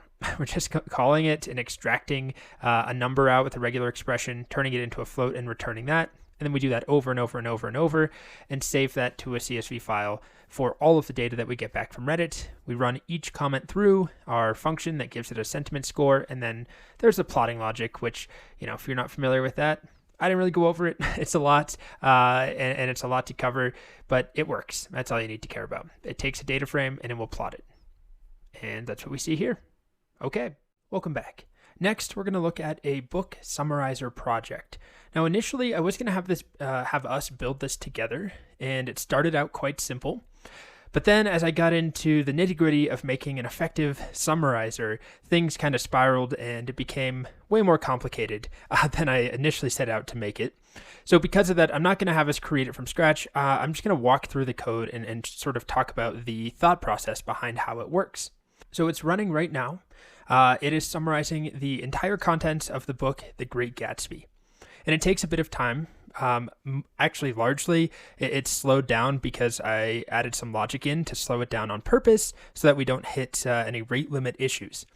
Again, I'm going to walk through how it works in a bit. I just want to show you it is running. And the core problem we have here is that every model has a maximum token context window. So I'm using 3.5 Turbo to do most of the summarization, and then I actually use GPT4 at the end because GPT4 is way more expensive, and I found it to be just as effective using 3.5 Turbo. Anyway, I'll talk about that strategy too, but you can see the max token is, or the context window size is 4096. And this is not specifying, the maximum input size or the maximum output size. It's the overall context window. So the prompt plus the output tokens has to be within 4096 tokens. Now, GPT-4 has a more expensive model that's 8,000 something tokens context window, but it's twice the price. So what we do here is we have to take a book that is very large. It's 100 something thousand tokens, I think. And we have to figure out how do we break it down and summarize it in small pieces where each request is no more than 4096 tokens. But it's not just 4096 input tokens, it's 4096 tokens for the input plus the output. So we have to do a bit of work to make it actually work and function. So the strategy that I used for this is to use a recursive algorithm where we tell our algorithm to summarize the entire book. So imagine this is the whole book over here. This is like one paragraph of the book, but imagine that's the whole book, hundreds of thousands of words. When I want to summarize that whole book, that's far too big to make in a single request. I can't tell GPT 3.5 Turbo summarize this entire thing. So what I have to do is split it into a smaller piece and see if it can summarize that piece, right? And then once I get small pieces that have all been summarized, then I can join them back together in a new sort of meta summary, a summary of summaries. And I can keep going back and summarizing all these small pieces together until we get an overall summary. So I'm visualizing it here as essentially a binary tree, which is not correct. I only did this diagram here just to show that there's recursion involved, but it is not a binary tree. That implies a left and a right and only two branches. It is a tree structure. It's a recursive algorithm, so there's a tree structure involved. I'm going to walk through it, but if you're not familiar with recursion at all, it might be quite overwhelming. Let's check in on it and see if this finished up yet. Okay, it finished up. It cost me about 20 cents to summarize the entire book, although I'm actually summarizing it 3 times. I'll talk about why. So each individual summary is less than 20 cents. So let me grab the overall summary that it came up with right here, and we'll take a look at it. So this is the overall summary it came up with. Let me paste it just into a file so we can look at it. If you're not familiar with The Great Gatsby, I guess this will spoil some of it, but it's a pretty good summary, I think, if you have read it. So I don't want to read it out loud, but it's pretty good. It talks about the characters, the locations, the themes, the actual plot, infidelity, the tragic end, criminal background. It talks about the different, events and conflicts, the tension between Gatsby and Tom. And then it talks about, at the very end, spoiler, the death of Gatsby, who was found murdered, his father's pride and his son's potential, blah, blah, blah, blah. And then it ends with the famous line with Nick reflecting on his own past. So it still adds in some, this famous line at the end. So I think it's a pretty good summary, to be honest. And we can control how long the summary is. But this is one example. So it works, but like I said, it's quite a bit more complicated than I had set out to create it, because I added some caching logic in. My request kept running into trouble, so I'm caching all the small individual summaries in a file, and that way, if one of our requests fails and we have to rerun it, we don't have to start from the beginning. We can instead just resume with however many individual summaries we had already created. And I guess I'll end by showing that it works with other books too. So I'll run it to summarize the book Peter Pan. And I'm only working with free Project Gutenberg books, which are available online. It would work with any text book if you could find one. I just wanted to steer clear of any copyright issues. So only old books at this point. Okay, so when this runs, it takes a little bit of time. I'll just fast forward to when it finishes. Okay, it finished running for Peter Pan, and let's see, it cost 39 cents this time, but again, that's actually for 3 full summaries of the book that I'm synthesizing together. So, 39 divided by 3 is about 10 cents per summary, or a little bit more than that. So again, you get a summary here. I won't read it out loud, but we can change the length of this, but this is based on the entire contents of the book. And I think it does a pretty good job. I played around with it quite a few times and tried some different algorithms, some different approaches. And in the next few videos, I'll walk through how it works. Now, if you want to try it yourself, of course, you can just download the code. And you'll need to have, a couple of things. We use TikToken, OpenAI, use some standard libraries like random and time. But most of the work here is just breaking it up into small chunks, summarizing those chunks, stitching them back together as bigger summaries, and then caching anything in case our requests fail. So there's a decorator function. I'll talk about this. But basically, it's a little technical looking when you stare at it. But overall, the actual requests are quite simple. So in the next video, I'll start to walk you through how it works. I just want to demonstrate that it does, in fact, work. So we summarize Peter Pan, and we summarized all of The Great Gatsby. And it takes about 5 minutes, maybe 4 minutes. And most of that is because I've added logic in to slow it down deliberately to avoid any rate limit issues. Okay, in the next video, we'll take a look. All right, so let's talk about how the summarizer works. And before we even think about summarizing, let's just look at how we get book data. So I'm using Project Gutenberg, which includes all sorts of free transcripts of books online. So this is the transcript or the book of Peter Pan. It's just a massive text file that we can request. And there's a little bit of work we have to do because it does include at the beginning some metadata, right? Talking about the language, the character encoding, the author, the licensing, and then same thing at the bottom. So if I go all the way to the bottom, keep going, same thing here, there's the license at the bottom and some information that is not actually part of the book. So we want to get rid of that when we're doing the summarization. I mean, presumably we don't care about a summary there. And the way that I did this is that Project Gutenberg bookends the beginning and the end of the actual book content with 3 asterisks, and then, in this case, end of Peter Pan. And at the top, it has something similar where it says start of Peter Pan. 3 asterisks on either side. So the logic that I used here is pretty simple. We start by requesting the book data. So I save that in a variable called response. And you can see I tried it with Great Gatsby and Metamorphosis, so those URLs are here if you want to try them. Then I just make sure that the request worked. We got a status code of 200, and then we take the text out, and that gives us the whole complete text of the book. All of this here, including the stuff that we don't really care about when it comes to summarizing. So the next thing that I did is split the book on a regular expression where we have the 3 asterisks followed by some text followed by 3 asterisks. And so when we do that, it's going to give us 3 chunks of the book. It will split it, right? So that we have this is one chunk, and it splits right here. And then the actual book content is the second chunk. And then it does the same thing at the very end where it splits on that final little divider with the 3 asterisks. So this is specifically tuned to Project Gutenberg formatting. So if you had any text document, you would need to sort of tweak and get the data into the correct format at the beginning, where all we have is we want to isolate the book content. But whatever your book format is, what we care about is the actual content of the book.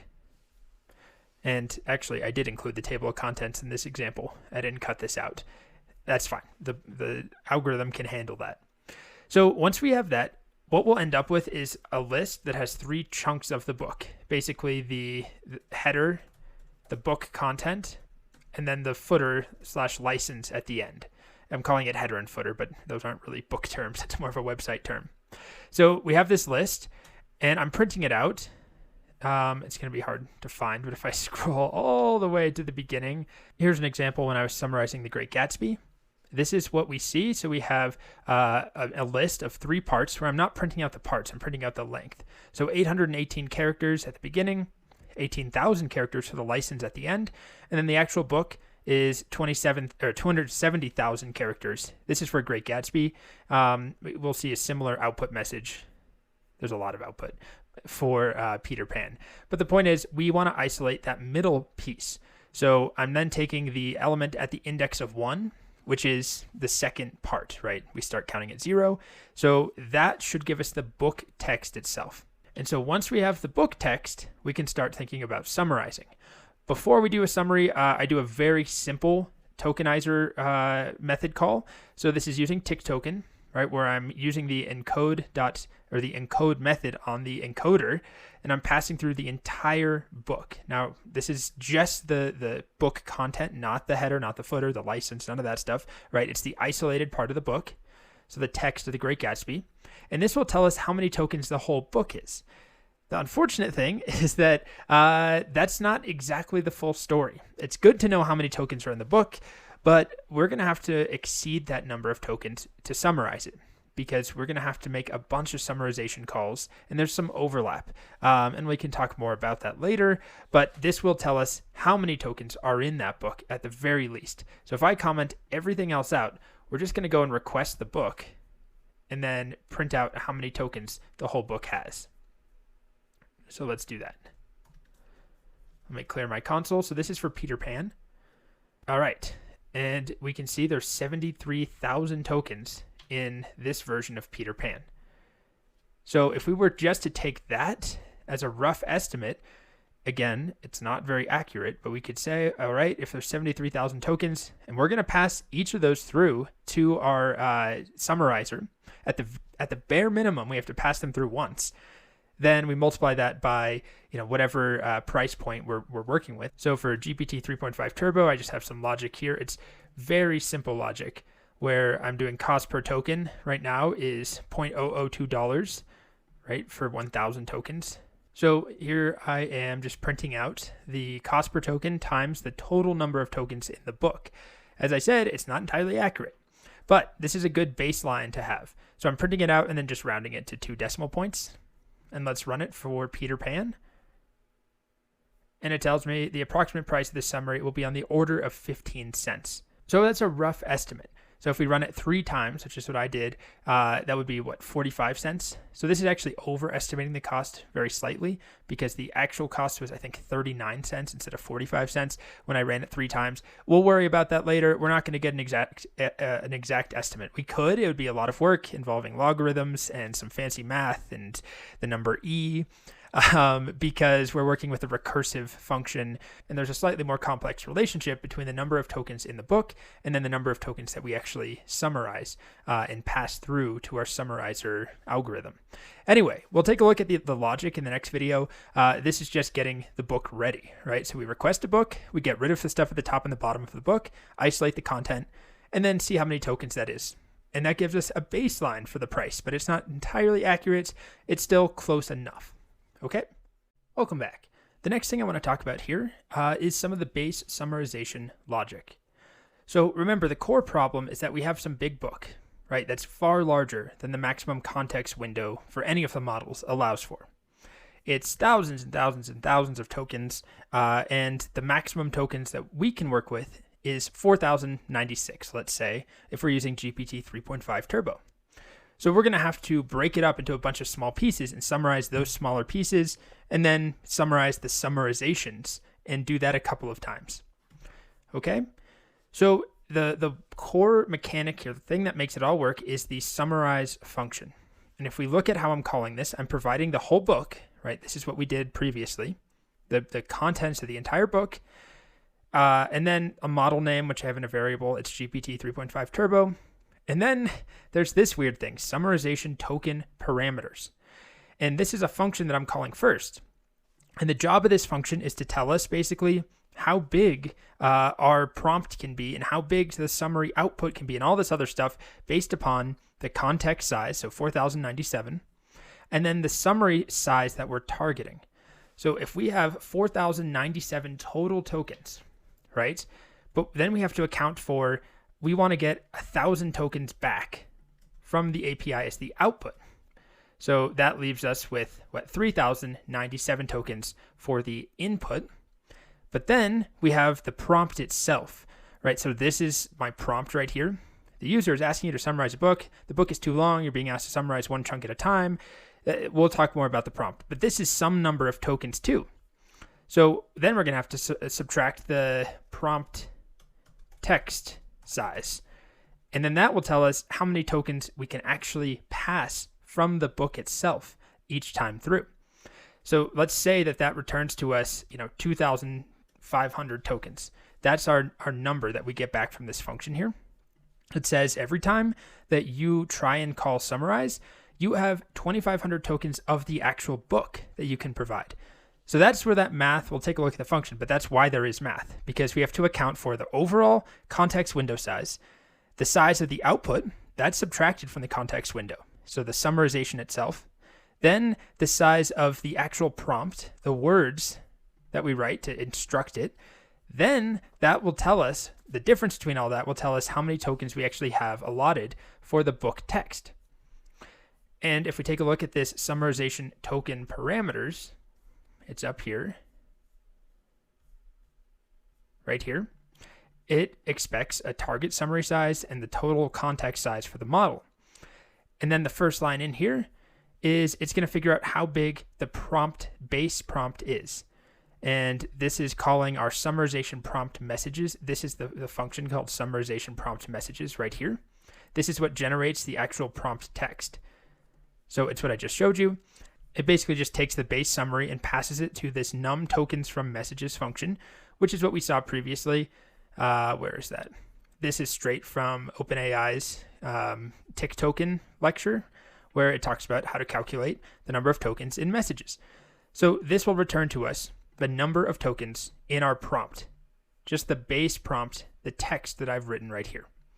Okay, so when we have that, then the next step is to use that base prompt size and subtract that from the model context size, but we're also going to subtract the target summary size, which is what was passed in. So it's this equation that I showed you down here. It's hardly an equation, but it's this process right here. Whatever the prompt text size is, that's what we just calculated in that function. Our desired output size of the summary, what I'm calling target summary size, and then the model context size. So this function just returns to us, it actually returns two values. I'm using some typing annotations in Python. You don't have to do this, but you can see it returns something of type summarization parameters, and you can see I've defined summarization parameters up here. This is just a way of setting out a strict set of rules for what data should look like, the shapes of data. So for something to be summarization parameters of that type, it has to have a target summary size and then our summary input size. And summary input size is that's the most important part. That tells us how many tokens we have left when we provide the actual book content to each request. So it's a lot of work just to figure that out. I mean, it's basic math, but you have to think about it. So once we know how many tokens that is, it's returned as a summarization parameters, and it's called specifically summary input size. This is how much of the book we can pass each time through. And target summary size is the overall end resulting size for the output that we want. Each summary should be 1,000 tokens, or each summary should be 500 tokens. I'm calling it down here, right here, with a target summary size of 1,000 tokens. Okay, so this is just returning to us those two numbers. So it takes the context size and our target summary size. It does the math to figure out how much space we actually have to pass the book through each time. And then we provide a division point. And this part's also important. Let's say we find out we can use 2,500 tokens. That's how much space we have for the book. And let's say 2,500 tokens goes like up to there, although that's actually going to be far less than 2,500, but just suppose it stops on the letter M. Well, that's not ideal when it comes to summarizing, because the next time through, our summarization will start here at 2,500 tokens. And it probably can figure some stuff out, it will omit some information, but there's a chance that it splits on a really important word or in the middle of a critical sentence, and that will be lost. So instead, the logic I've written says, we want to try and get, let's say, 2,500 tokens, the maximum that we can fit, but I don't want you to split in the middle of the word. I want you to make sure to stop at a period, or whatever your division point is that you provide. So I'm using a period. It's just a simple way. You can see right here, division point is a dot or a period. We pass that through. And now we'll look at the summarized logic in a moment. It will try and split. It will take the correct number of tokens up to a period. So it will make sure to stop on a period and try and take as much as it can out of that 2,500. The alternative is just to say, take 2,500 every time and who cares where you split. Or an even fancier version would be to try and split on chapters, new line characters for paragraphs. Depending on the book that you're working with, there's different signifiers, to show that there's a new chapter or a section. There might be asterisks. There might be some regular expression you could write to look for the word chapter. And that would be great if we could summarize one chapter at a time, but that's too specific to individual books, because a lot of books have very long chapters where that wouldn't work. We would hit our max token limit. Anyway, all of this video is to say that there's some work that goes into figuring out how much of a book we can actually summarize at any given point, because we have to account for not just the amount of the book, but the prompt-based text. This takes up tokens. The output, target summary size, takes up tokens. And then we have to consider the overall model context size. There's a hard limit. So once we have those numbers, and we have the division point, the model name, and the book, in the next video, we'll walk through what actually happens in the summarize function. All right, let's carry on with the summarization logic. So we have our summarize function. We call it with our text initially the entire book, which is what I did down here. All right, we pass in right here the entire contents of The Great Gatsby or of Peter Pan. And then we pass in the result of this summarization token parameters, which basically just says, it calculates, we saw in the previous video, how many tokens we have available for the actual book content in every prompt. And then a division point, which I'm using a period for, and then the name of the model, which I defined, I think, way at the top somewhere. It's just GPT 3.5 somewhere. Anyway, inside of the function body, I have some logging. This has nothing to do with the summarization. It's just generating output. So when I run it, we see, where's my terminal? Things like summarizing this amount of token text, and then a little preview of the text. Summarizing this amount of, it just shows me what's happening. So it has nothing to do with the actual summarization. This is the crux of the summarization. So initially, we're going to pass in a full book. And the first conditional here, there's 3 branches. The first conditional checks to see, is this piece of text shorter than the target summary size? And in my example where I called summarize, I passed in the target summary size as 1,000 tokens. So that's my end summary goal. I want a 1,000 token summary. So our first conditional checks to see, is this text smaller than 1,000 tokens? Right, it's using the encode method. Remember, this is what we saw previously from tick token. This tells us how many tokens are available or are in this piece of text. Now we know when I pass through the book initially, this is not going to be true. So then the second piece checks to see, all right, well, what about, is this number of tokens in this text smaller than or equal to the space we have allowed in a single prompt? Is it less than or equal to, in my case, it's like 3,000 tokens or something. Will it fit in this number that we calculated? Remember, this number is calculated based upon the context window size subtracted by the prompt number of tokens subtracted by the actual number of output tokens that we want. So it's checking to see, is this small enough to fit in a single request? And if it were, then we simply run GPT summarize, which is a method we'll look at soon. And in our case, it is not small enough. Right? If it's the initial book passed in initially at the beginning, it's way too big to fit into a single request. So that's where the else comes in. And the else is the most complex part. What we do is we split the text into a bunch of sections. We split it into sections that are of some size based on the summary input size. So we have a method called split text into sections. It's in the utilities file. It is right here. It takes a piece of text. It takes the maximum token quantity, it takes a division point, which for us is a period, and then it takes the model. And what it does is it divides this big piece of text into a bunch of smaller sections that are at most max token quantity tokens long. And it aims to split them along the division point. So in this case, we're passing through, when I executed it, the period as the division point. And then our summary input size, let's call it 3,000 tokens. It's going to try and split the entire book, which is what happens the very first time it's called, into a bunch of pieces that are 3,000 tokens or smaller, and they're split naturally on a period. We could have written it to divide it exactly into 3,000 token pieces, but then as I mentioned, we would probably almost certainly end up with words being split, let alone sentences. So by using the period, it's a way of at least getting some sort of logical endpoint for each chunk. So you can look at this function. It's relatively straightforward. It calls another function called take tokens. And this take tokens function is a little more complex, but it's the function that gives us, given a piece of text, it will give us 3,000 tokens of that text, or 5,000 or 2,000, and strive to divide on a division point. And it is right here. So it's a little bit more complicated. This is take tokens. I don't want to spend too much going over it. I've commented it pretty well, I think. So it uses tick token, right? Because we have to know how many tokens are in our piece of text. And then we split it on the division point. So we split it on a period, and then we try and get as many of those split sections to add up to 3,000 tokens, or whatever the max token quantity is. So there's some logic in here. It's nothing terribly complicated, but basically we accumulate as much text as possible while ending on a period. And then we do that over and over and over, and we build out this list called sections, and we return sections. So sections is going to be a massive list with a huge chunk of, let's call it 3,000 tokens that ends on a period, or as close to 3,000 as we can get. And then each one of these can be summarized.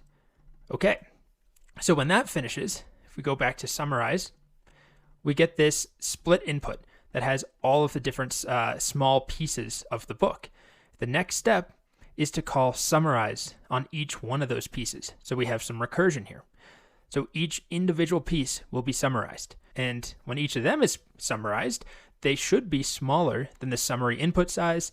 So at that point, we actually call the GPT summarize method on each one of those small individual chunks that are split on a period. And GPT summarize is what actually makes the request. And it is right here. And GPT summarize is a little complicated only because I'm trying to manage rate limit and error issues. But at its core, it's simple. It's making a completion call, or a chat completion rather, where we pass through some messages. And I created a method, right? Summarization prompt messages. If you look at the prompt messages function, it's this one right here. It takes a piece of text, and this text is going to be smaller than our maximum size that we allowed, and then it takes that target summary size so that we can plug it in right here. And if you look at the prompt, there's kind of a lot going on. There's the basic part that just says, we want you to summarize a book. The book is too long. You're being asked to summarize it one chunk at a time. And then this part is a little tricky. It says, if a chunk contains a section surrounded by 3 square brackets, such as this, then the content enclosed is itself a GPT-generated summary of another larger chunk. Weigh such summaries with greater significance than ordinary text. And I'll talk about that piece and why I added that in a bit. But notice down here, we tell it, strive to make your summary as detailed as possible while remaining under, this will be 1,000 token limit, whatever the limit is for that summary size. And then at the end, we tell it summarize the following text. And that's the actual chunk of text from the book. Okay, so we return that list of messages from here, and we call it, right? This is what's actually making the API call. And there's some logic in here to try 3 times at most if something goes wrong for each request. And then you'll see, we are accepting certain errors. I'm adding in a random sleep time, so it waits between 1 and 5 seconds. If the initial request, if we hit a rate limit error, then we wait and we try again. So there's some logic to slow it down and pick a random number of seconds to wait, just because if you don't delay it at all, I kept hitting rate limit issues. Okay, but let's just assume it works. So we ask it to summarize the first chunk of text. Let's just say it's this chunk of text right here. When it returns back its summary, notice what we're doing is wrapping it in those triple braces. And the reason I had to do this, imagine this is a whole book. If I asked it to summarize this chunk, and it summarizes it, and then summarize this chunk, and it summarizes that, and it summarizes this chunk, and maybe now it's able to summarize all of this together because it's smaller now, right? This is a small piece, small piece, small piece. It can summarize it all together. What was happening is that the model wasn't treating these earlier summaries as important. It was basically treating them like any other sentence. So if I reduce this down, 10 paragraphs down to a single, let's say 3 sentences, and then it has to summarize that with a whole bunch of other text, it doesn't treat the smaller summary that I made at the beginning with enough reverence. It sort of ignores it. So that's where this prompt comes in. I tell it, if you see text wrapped in triple braces, I just picked some symbol that was unlikely to come up in the actual book. If you see something wrapped in triple braces, This means it's already a summary that you generated earlier, and you should treat it with more respect than something similarly sized. So this tells you this is a summary already that you've made. I keep saying you, but this is a summary that the model has made. And so it knows that this is important. And a single sentence in there might have been generated from, paragraphs and paragraphs of text. So that's why we wrap the result from the API call in these triple braces. All right. So if we go back to the summarize method or the summarize function, right, it gets all these summaries, it returns each one. And then if we go back to the initial recursive call, each summarize call is going to be added to a list called summaries. And then at the end, when all those individual summaries have been returned into this list, we call summarize on that overall list joined together. So all the smaller summaries joined together into a bigger paragraph or multiple paragraphs, and then we summarize that. And if it needs to, call itself again and again, it will. It's a recursive function. So I illustrated it as this binary tree. It is not at all a binary tree, but it is a branching tree structure. It's just not a nice and neat binary tree. And that's pretty much it for the summarize logic. I mean, there's a lot there. It's a little hard to understand, especially if you have no experience with recursion. This probably made no sense at all, but trust that it does work. And what makes it hard is having this maximum limit for the overall context window of how big the prompt plus the output can be. So we have this limitation. And then, of course, a book is way bigger than that. So we're going to have to split that book up into a bunch of small pieces, summarize them individually, and then join those small summaries together. That's what's happening right here. And re-summarize them. And then that itself, those joined summaries together might be too big. So they'll be split and generate into smaller summaries potentially.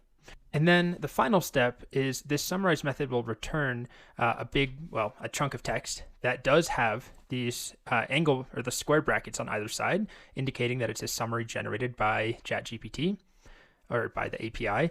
And so we want to remove those when we output the result. So let's call this like overall, or summary. And then I can print the summary. Okay, and let's check it out. I'm going to run this in my terminal.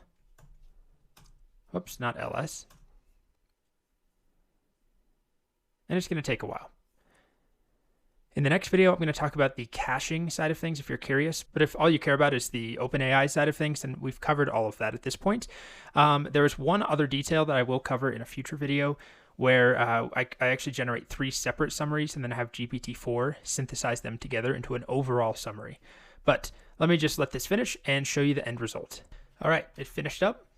And if you notice, every time it says summarizing this amount of tokens, summarizing this amount of tokens, summarizing this amount of tokens, and then it shows a little preview of what it's summarizing, right? It's just the first couple of characters, and then it adds a ...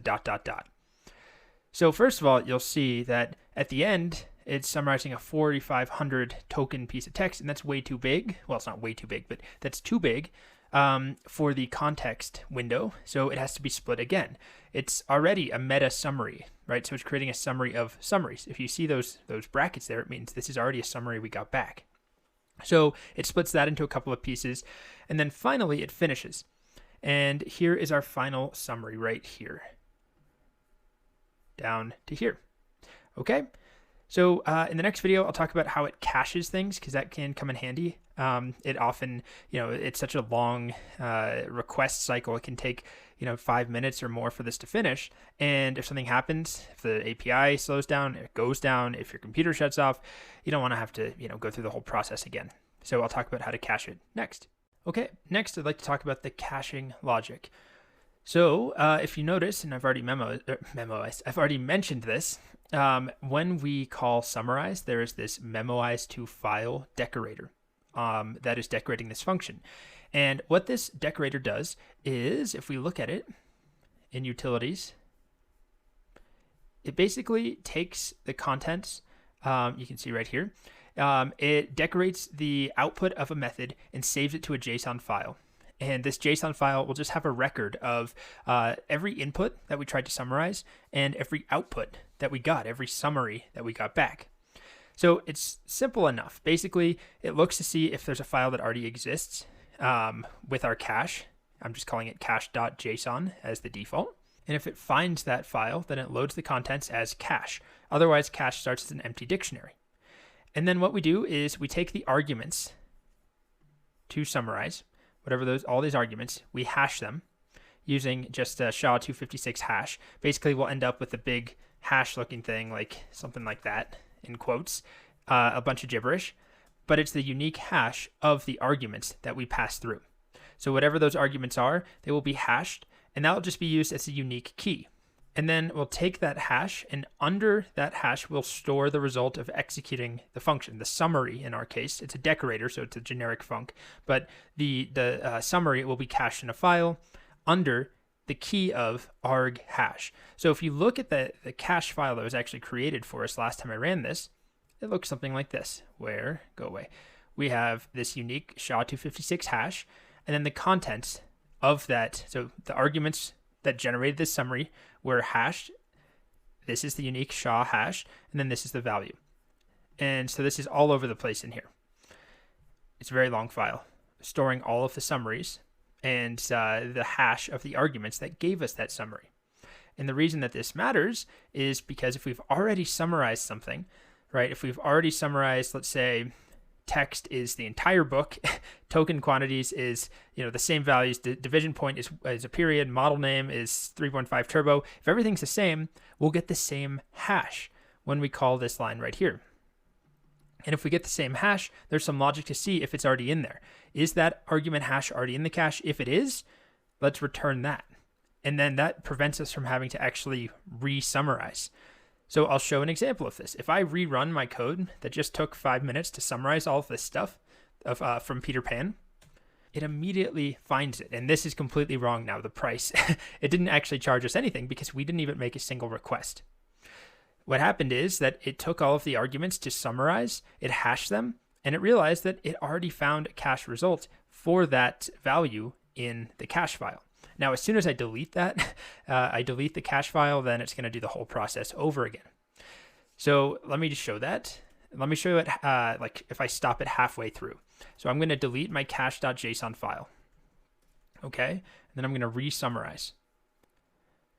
And then you can see I'm printing out cache not found every time it doesn't find the cache. You really don't need to have that. We can clean that up. It's just showing it's not going to find anything in the cache because nothing has been cached. But now if my cat walks on the keyboard and stops, let's pretend that it was almost done. In reality, we were very early on. Now if I summarize again, it's going to find the first couple of summaries that it needed in our cache. And you'll see cache result found, cache result found, cache result found, and then it doesn't find the remaining summaries, so then it has to actually get back to work and make requests. So it's adding to our JSON file as it makes new summaries. And then it stores them there.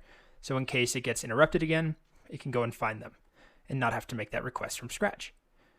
Okay, now if you're not familiar with decorators or hashing, I mean, this is overwhelming. It has nothing to do with OpenAI. It's just a nice little helper function, basically, that we can throw on top of any other function and cache the output of that function. So I actually use it in another place, which is right here. In the next video, I'm going to talk about this synthesize summaries function, and then we'll be done. All right, so we're almost done walking through the summarizer code. The final piece I want to talk about is this bit of logic down at the bottom I've had commented out.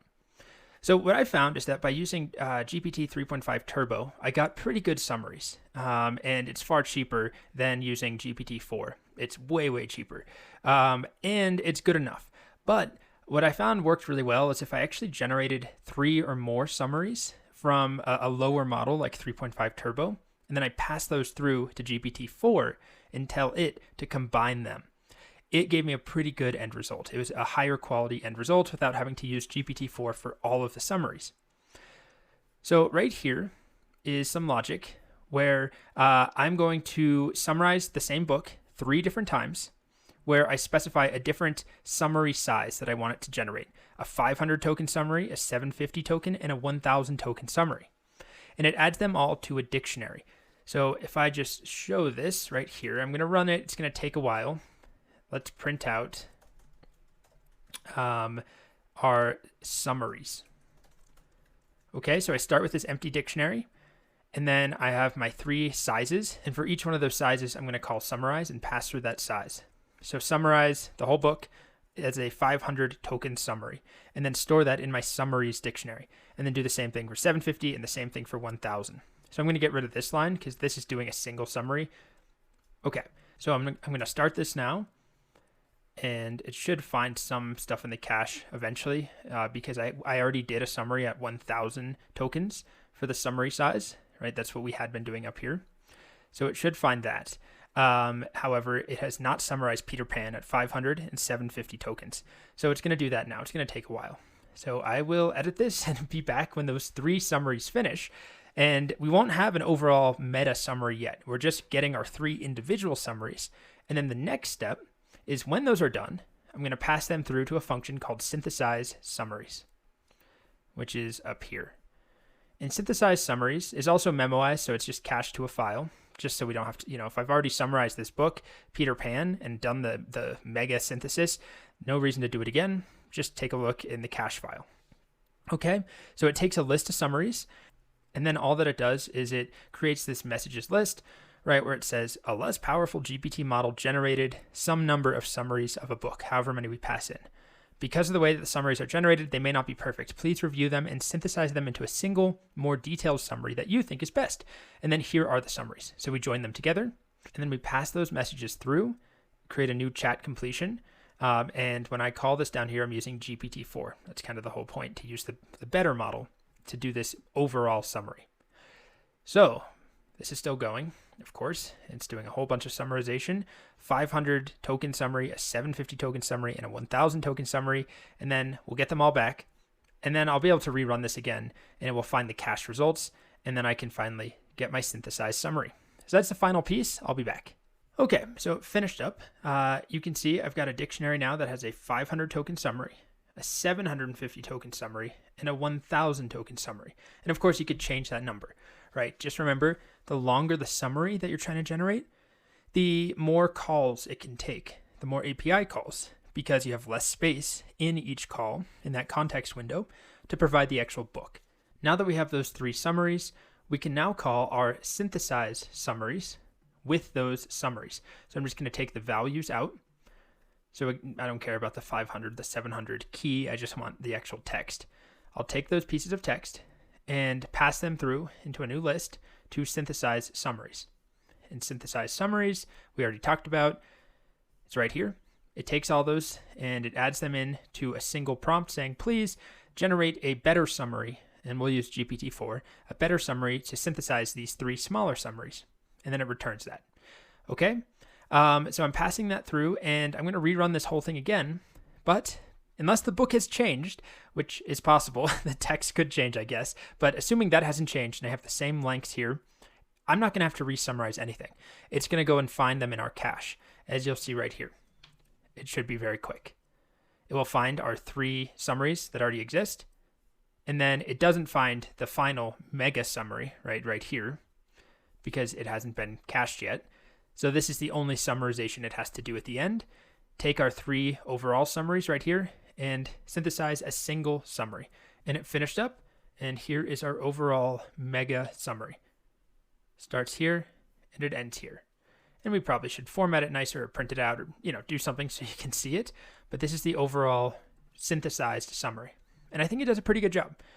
Peter and Wendy by J.M. Barrie follows the adventures of Wendy Darling and her brothers John and Michael as they travel to Neverland with Peter Pan, the boy who never grows up. In Neverland, they encounter pirates, mermaids, magical creatures, and the Lost Boys. Throughout the story, the struggles of motherhood and eternal youth of childhood are highlighted. After adventures, Peter returns Wendy and the Lost Boys home, where their parents decide to adopt the Lost Boys. Peter, however, chooses not to stay and continues his life in Neverland. As Wendy grows older, she recounts her adventures to her daughter Jane, who eventually meets Peter and flies with him to Neverland.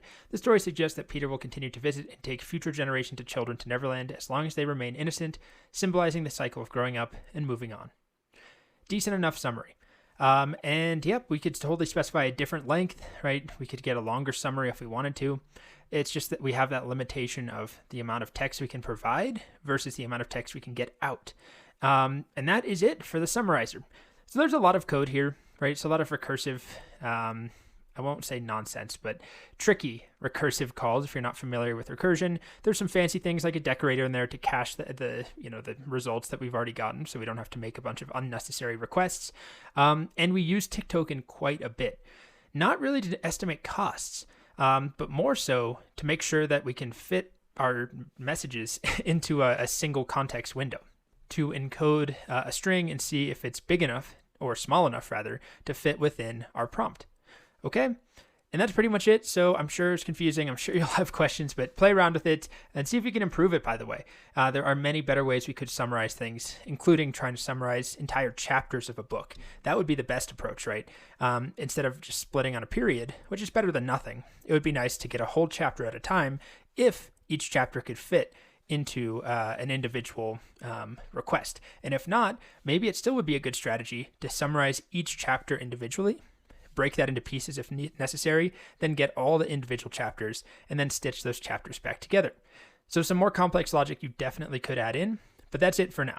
So GPT 3.5 does the bulk of the lifting here, and then at the very end, we come in with GPT4 and stitch together 3 summaries. And you could add more in too, right, of a different length. That's it. Welcome back. Next up, we're going to switch gears to talk about a completely different OpenAI model, which is DALL-E, specifically DALL-E 2. Now, you're likely familiar with DALL-E. It's been very popular. It sort of became the new sensation of the year before ChatGPT was released. It is a image generating model. So it takes in text, a prompt, and it will generate images based on that text. So I'm not going to talk much about how it actually works behind the scenes, but basically it was trained on tons and tons of images that were labeled with text descriptions. And now it usually will give us decent enough output, although sometimes I'm not thrilled with the results. If you give it the right prompt, it can do pretty well. We'll also take a look at a completely different, unrelated to OpenAI model called Stable Diffusion in the next section that is essentially an open source competitor to DALL-E that I feel does a better job than DALL-E 2. So just like with the Chat API, there's a client in the browser where you can interact with the chat, but there's also the API that you use in your code. Same deal here with DALL-E. We can try DALL-E in the browser. A lot of you have probably done this before. It's fun just to have it surprise us with some sort of prompt. How about a macro 35mm photograph of 2 mice in Hawaii wearing tiny swimsuits and carrying tiny surfboards, digital art? I'll generate this. It takes a moment, and then it's going to give me a couple candidate images that I can then choose from and see if I like any of them. And there we go. So we get 4 different images. And what you'll notice is sometimes things get cut off. It happens all the time. And it's more annoying when it happens when you're using the API. It does happen. It's something you kind of have to train your prompt on and maybe say, well, I shouldn't use the word train. It's something you need to refine in your prompt, where you might say, centered in the photo, for example, or make sure the heads don't get cut off. So it's generating these 4 images from that prompt. Let's try another one. A stained glass window depicting a hamburger and French fries. So we'll use it in the browser for fun, but most of what I'm going to show you in this section is how to use the DALL-E API using the OpenAI client. Basically, we'll make requests in the same way that we've made requests using OpenAI.chatCompletion.create. We'll do OpenAI.image.create. And there's some different parameters and rules that we have to understand about how it works, but that's essentially what we're going to focus on in this section. Then we'll talk about Stable Diffusion, an open source and kind of better model that does the same thing. It takes text and generates images. And then we're going to build, or at least I'm going to show you a finished project, a choose your own adventure application that allows you to sort of play an interactive story that generates images and text, and you pick a branching pathway to go down. And we'll do that using DALL-E and Stable Diffusion. You can swap them out and decide which you prefer. All right, so I'll leave you with one more. What should we do last? Abstract pencil and watercolor art of a lonely robot holding a balloon. And there we are. Very, it's got a good job of making the robot look sad and lonely. Very good one here, except they're all getting cut off, or almost all of them are kind of tight and, not enough space. The composition's not ideal, so you can tweak that. Okay, so that's the DALL-E web client where you can try it in the browser. We're going to focus on the API, and that is coming next. I'll see you in the next video. Okay, so next, instead of using the web client to generate images with DALL-E, let's do it using the API. So I'll be using the OpenAI package again for Python, although you could just send a request to the designated endpoint and that will work, but we're using the package, why not stick with it? It makes it much, much easier. So it's as simple as OpenAI.image.create, and then we specify a prompt. and then we'll talk about size in just a moment. So I have a new notebook where I've imported OpenAI and added my API key in. Now let's try an OpenAI.capitalimage.create. So just like we would do completion or chat completion, same deal here. It's image. And then we specify our prompt. And the more detailed the prompt, the better. Not just about the contents of the image, but also the style of the image, the perspective, the colors. There's all sorts of stuff there. Why don't I try just stealing a prompt from the actual client here? Let's see what this looks like. So far the server has been sort of acting up for me today when I try and use the web app, but it has been working when I've been making API requests. So, it seems like it's working here. So let's just steal one of the prompts from the DALL-E website. An astronaut lounging in a tropical resort in space, pixel art. Okay. And then the next thing I need to do is specify a size. I think it will work if we don't specify a size, but we'll talk about why you probably want to specify a size. Let's save this to a variable, and let's just look at that response. Now these can take a little long because it's just more involved and time consuming to actually generate an image. But here we are, we get a response, and this response looks different than the other responses we've seen so far for the completions and chat completions. The format's different. Inside of data, we have, in this case, a list, and that list has one element that has a URL. So we can control how it sends the image back to us, but by default, it will send us a URL. So if I just copy this URL and open it up in a browser window, there's my image. An astronaut in a space resort in the style of pixel art, or something like that is what we specified. Now this URL is ephemeral. They've changed how long it will last, but basically it's a very short period of time. If you came back to this later today, this URL will not work. Or if I came back to this, if you tried to type this URL out yourself, it's not going to work. They don't just infinitely forever store every image that they've ever generated using DALL-E. But that doesn't mean that we can't save the image. It just requires a couple extra steps, which I'll show in the next video. But before we do that, let's just narrow down our results. So let's do res of data 0. Remember, it is a list. And then I'll get the URL out of there. So let's try this again. And we should get a different image. Okay, so there's the URL. And by the way, notice it's only generating a single image for us so far. Just one at a time. But we can change that. There is a parameter, which is n, that specifies how many images it should generate. But I'll hold off on doing that until we talk about pricing. The next thing I want to talk about, though, is size. So we have 3 different sizes that we can generate. All are squares. Only square images. We can do a 256 by 256, 512 by 512, or 1024 by 1024. Now the smaller images are faster to generate, especially if you're generating multiple, and they're also cheaper. As of today, March 27, 2023, pricing looks like this. The cheapest image to generate is the smallest at 256 by 256, $0.016 per image, up to $0.02, aka 2 cents per image for a 1024 by 1024 resolution. So I'll show generating a larger one here. The way that we specify the size looks like this. Size, and then as a string, 1024 by 1024. And let's do a different type. Instead of pixel art, let's do digital art. And we wait.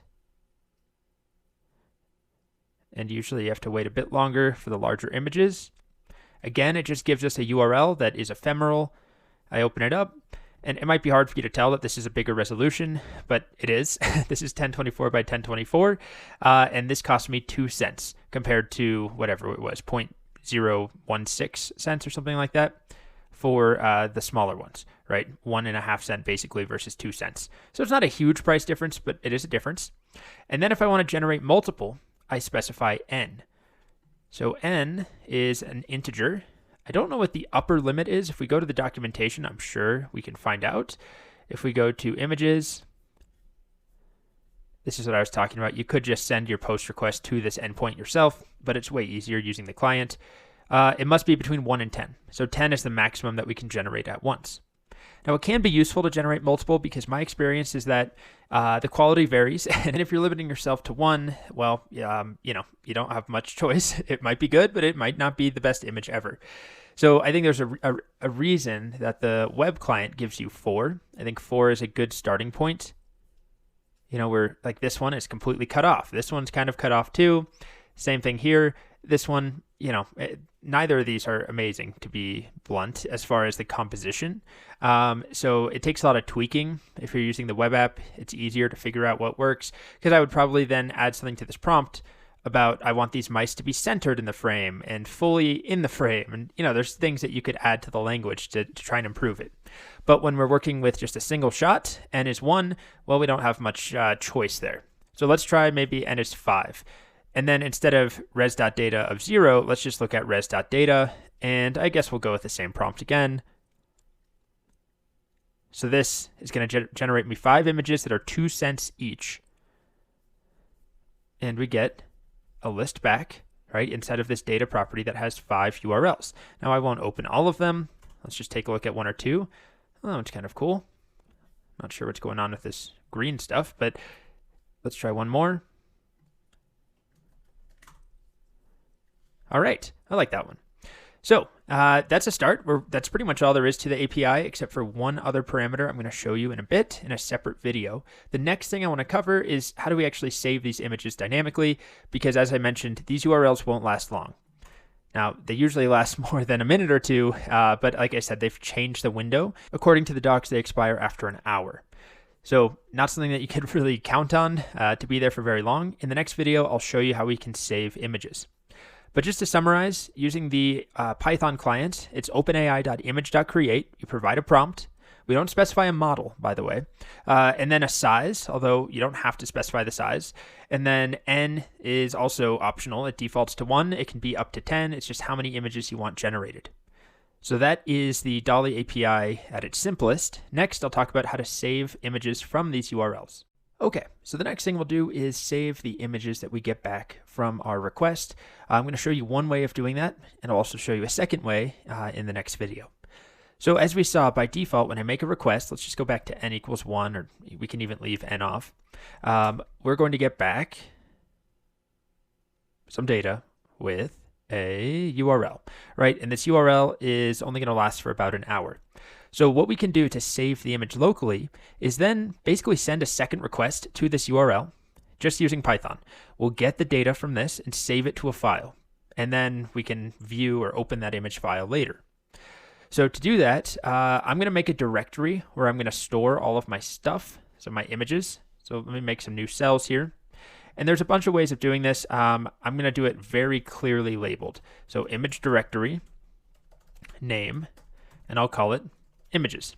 So this is just a variable, but then I'm actually going to make a directory, and I'm going to use the OS library here. So import OS, which allows me to do things like access the current directory, for example. So cur-dir, or current directory, cur-dir. And I'm going to join it together. So this is kind of standard Python, where I can do os.path.join, os.currentDirectory, comma, and then my image directory name. So basically, I'm just making a new path using the current directory plus my image directory name up here, which is images. And this way I could do it dynamically. And so this image directory, if we just look at it, right, it's just referencing the current directory / images, which is the name of my directory that I set up here. So then what I'm going to do is make sure that exists. So if not os.path is directory using my image directory, aka if that directory doesn't exist, make it. Okay, and I guess I'll just put this all together here. This is all kind of our basic setup. So make our directory based on the current directory plus the image's name, and then check to see, does that path exist? If not, make a directory there. So I'll run this cell, and then I can actually see it just made me an empty images directory. So we don't really have to do that, but if you're writing code or a script to go get a bunch of images from the API, you probably want to programmatically make some directory to put them in. Okay, so then we have our prompt, which I moved down here. this is what's actually going to ask for the image URL, right? We're going to get a URL. Let's change the prompt a bit. How about a mermaid swimming in a coral city? Let's see if that looks interesting or not. And I'll just keep it at 1. So this is going to make my request. I'll save it to a variable called res. And from res, what I want to extract is data, but specifically 0, and then the URL, which is what we saw earlier. So hopefully we get a URL back here. And there it is. So the next thing I'm going to do is put that in some sort of variable. Let's call it image URL. Okay, so when that finishes, I'll have a URL in here that will last for an hour. And then my next step is to go and request that URL, download the contents of it, and put that in a new file. So the next step is to start really by making that file. So I'm going to make a new file path. I'll call this image file path equals os.path.join. It's basically the same thing that we just did, where I'll have our image directory that we've already made right up here. And then I'll just specify the name in here for the, well, I can do it dynamically, or I can just call this, mermaid.png, for example. Okay, so that will make me a new file path. And then I have my URL right here for the image. The next step is to go and get that image. And the way that we'll make a request is by using the requests package. So import requests. And request has a method called get. We pass it a URL. So this is the URL we got back from OpenAI. We'll make a request to that. And then specifically the stuff that I want is located in the .content property. So I'm going to save this content, let's call it image content, equals request.get of that image URL .content. So let's run this, run that. Now if we try and look at image content, there's not much to look at. There it is. Okay, so what we want to do is save that to a file. That's our next step. So I'm going to do a with, open, and then I'm going to provide this file path, image file path. Okay. WB, which means we are writing to this file in binary mode. And I'll give it a name as image file. Then I'll do image file.write, and then I'm going to write in the image content that we just got here. So I'm opening this file at this file path, and then I'm writing into it the content that we got back from making our request to the URL. Okay, now when I run that, if we take a look in this directory, images, we now have a mermaid.png, and there it is. Not the best quality image ever from DALL-E, but it did save that image for us. So what I would probably do next here, well, another thing we could do is actually display the image for us to look at in the notebook. That's a separate thing. It's easy enough to do, but all we've done is save the image locally on our machine. If I want to display the image, there's a couple of options. The easiest option is this. From ipython.display import image, and then I'll do this separately just so that we don't have to import it over and over. We call image, which is what we imported, capital I image, and then provide a file name. Now in my case, the file name should be my image file path. All right. And, oh, I didn't run this line first. There we go. It displays the image for us right here in the notebook. So what I'll end with here is maybe let's just write a function that will save an image given a URL. And that way we can sort of repeatedly make our images without having to run each of these cells one at a time. So I will maybe just down at the bottom here, let's delete this and let's hide that. Okay, so down here, let's make a couple more cells. Let's make a function called save image. And it will expect a URL, and that will be coming from OpenAI. And then maybe we should also provide a image name, right? Like image name when we're setting it up, maybe, or we could just do a random image name. I don't know how we want to name these images, but let's just start with this. So we'll use images still as a default directory name. That's fine. But then when we're actually making the file, we'll use image name. Okay? So then we're expecting that we're going to get this URL back and pass it in right here. So the next step is to make the image file name, or the file path, right here, right, image name. Join that together with the image directory from up top. Then we're going to request our URL,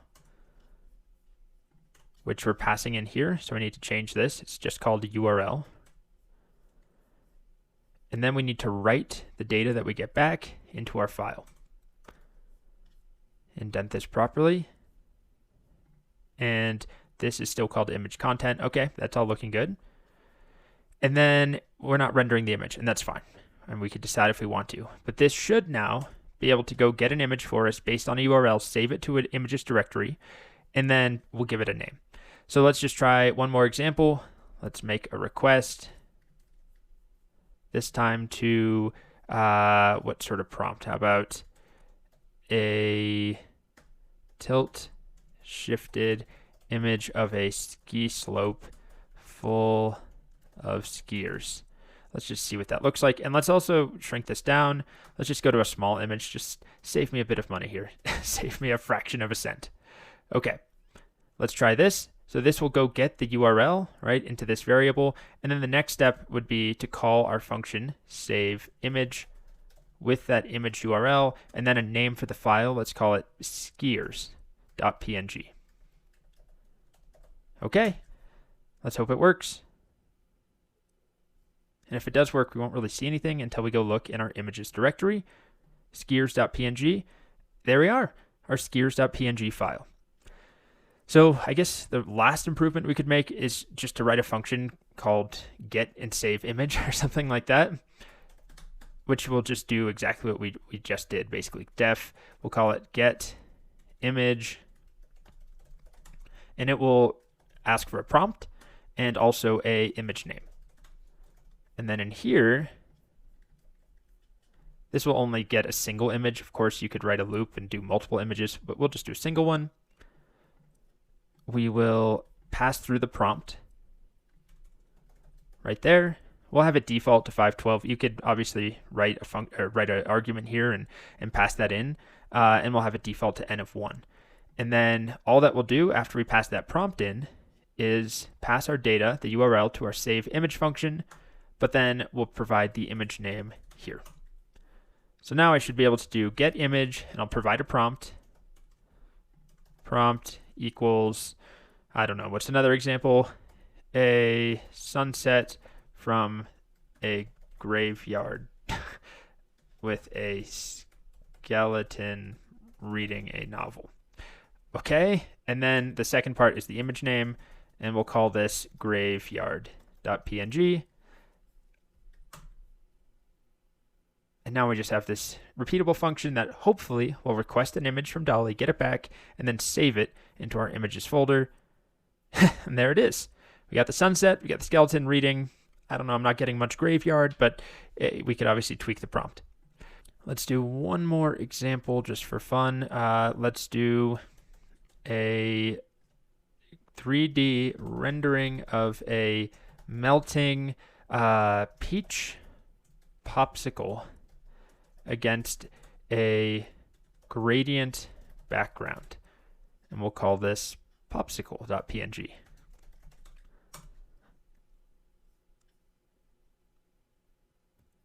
And go back to images. Here's popsicle. Not bad, not bad. Okay, that's pretty much it. So in this video, we saw that we can save images by requesting the URL and then saving the contents to a file. I'm actually going to show you another way of doing the same thing in the next video that involves working with JSON data directly. Welcome back. The next thing I'm going to show you will be pretty brief. There's actually a second option for how the data is sent back to us when we generate an image. By default, if we go to the API reference, it sends back a URL. As we've already seen, it's ephemeral. It lasts for, an hour or so. But there is a response format that we can specify. It defaults to URL, but we can set it to B64JSON, which is base 64 JSON. And if we do that, it will send the data for the actual image, not as a URL, but actually as base 64 JSON. It will send the full image data to us. And then we just have to do a little bit of work on our side to actually turn it into an image that we save. So depending on your use case, it might be preferable actually just to request the data itself. That way we don't have to make 2 requests, because what we're doing so far is requesting using our prompt, give me a picture of a cat wearing a beautiful hat. And then that takes time. We get that back. Then we're making a second HTTP request to go and load based on the URL that we got back from OpenAI. So the other option, if I guess we'll write a function to do this for us. That's fine. We'll write a function called get and save image. And I'll do that. It's going to expect a prompt to be passed through. And then we'll just copy the logic right here to make our request. So we'll pass through the prompt. We'll just keep it at 512 by 512 to start. N will be equal to 1. But the main difference is that we're going to set response underscore format to be equal to B64 underscore JSON, as they say right here on the docs. Okay, and why don't we just start by printing the response so you can see what that looks like. So let's call our get and save image function, and we'll provide a prompt like a friendly cactus sitting in a pot, digital art. Sure. And when we run this, it takes a bit of time. But as you can see, instead of getting a URL back, we're getting JSON here, base64 JSON. It's obviously not going to make any sense to us humans, but it is data. That is the image itself as data. We can take that and save it to a file. So that's the next step. If we want to save this image, we will extract out of data B64 JSON, and it's in a list, right? So we're going to do print res of data 0, because there's only one element, n is 1. And then we're going to look for the B64 JSON. So that should give us the actual raw data, right? We can save this to a variable, image data. And then the next step is going to be to make a file and go through that whole thing we did previously up here with all this fun stuff where we have our image directory, we have the making of the image directory if it doesn't yet exist, creating the new file, and then let's just copy this part just to save ourselves a bit of time. So we'll start by getting the image. Hopefully that works. And we'll keep with the images folder name. That's fine. The only thing we will need to specify here is a new name for the image. So I guess we'll do the same thing where we expect you to provide an image name, and then we'll pass that through here. So, I might call this like cactus.png. Okay, so that should make us a new image file path. Now what we have to do is take our image data, which is at the moment base64 JSON, and we basically have to decode it. And the way we're going to do this is by using a built-in thing called base64. So we'll just import that. And base64 has a method called b64 decode. And then we specify, in our case, what we want to decode, which is our image data. And I'll save that to a variable called decoded image. The final thing to do is write that out to a file. And here's one way of doing that. So we'll open our image file path, which is basically what we did previously, right? It's the same sort of concept from this video, the previous video where we were working with a URL. It's the same thing. The only thing that's different this time is that we're actually writing a decoded image that's coming from this base64 decode method. But really, it's the same logic. Open a file, write mode, binary, we'll call it F this time, and we'll write to that file the decoded image data. Let's run our function. Okay, and then let's try executing. Here we are, get and save image, friendly cactus sitting in a pot, digital art. The title is cactus.png, and we hold our breath. Does it work? Okay. Let's go look in our images directory. Is there a cactus.png? There it is, our friendly cactus. Okay. Not so sold on the actual image itself. It looks a bit odd, but it did work, right? So this is just another way of requesting the DALL-E API. The main distinction here is that it's only one request involved. And as far as I know, this is a newer option that wasn't around originally when the DALL-E API launched. So Either one will work, but this I think is a little bit faster as long as you're comfortable. And remember to call the base64 decode function. And in Python, it's super easy, right? We don't have to do anything fancy. It's just a single line to get the image data out of base64, and then we can write it into a file. Let's try one more. What should we do next? Let's do a painting of a vase full of lollipops in the style of Van Gogh. And we'll call this Van Gogh.png. And we wait. In our images, here it is. Oh, looks pretty good to me. Although, still not thrilled when things get cut off like that. But it's fine. we could adapt our prompt or request more than one image, although right now our function is only set up to actually save the first image right here. We could add a loop in and save all of them. The only other thing I would say about what we've learned in this video is you don't always necessarily have to save every image that you're creating. There are apps and use cases where maybe you do want the URL, you're just going to show an image to a user briefly, and there's no reason to save it on disk just to then delete it later. But I do want to show you, and I have hopefully shown you 2 ways of saving those images if you do want to use them and save them for later, do something with them. Okay, the next DALL-E endpoint that we'll look at has to do with generating image variations, where we actually provide a specific image and then ask it to generate variations upon that image. So this image could be your own image, or it could be one that's already come back from DALL-E that you like and you want it to sort of riff on. There is one very important restriction, well, 2. It has to be a square PNG image. Everything in DALL-E world is square, and it has to be under 4 megabytes in size. And the way that we do this is if we're using the client, OpenAI in Python, OpenAI.image. Instead of create, it's create variation. And then we specify the image that we're trying to get a variation on. So let's try it. I'll go ahead and duplicate our saving DALL-E images notebook because that has some of the functions I probably want to keep. Okay, I'll just rename this DALL-E image variations. Keep all the imports the same, and I'll work with the URL version instead of our base64 version. And the main reason I'll do that is because it means that I don't have to save the file. If I just get the URL, I can open it and show it to you, and we can just prove that it works. So I have my get image, and then I have save image. Let's get rid of some of these cells I don't need. Okay, so down at the bottom, what I'll do is make a few cells. And the first thing we have to do is figure out what image are we going to make a variation upon. And I'll just use one of the ones that came back from DALL-E because they're already squares. They're under 4 megabytes. Let's try the popsicle one. And you can use any image, of course, but I'll do this popsicle one. So the first step is to call OpenAI dot, and then it's image.create variation. And then we have to specify the image itself, as you can see here.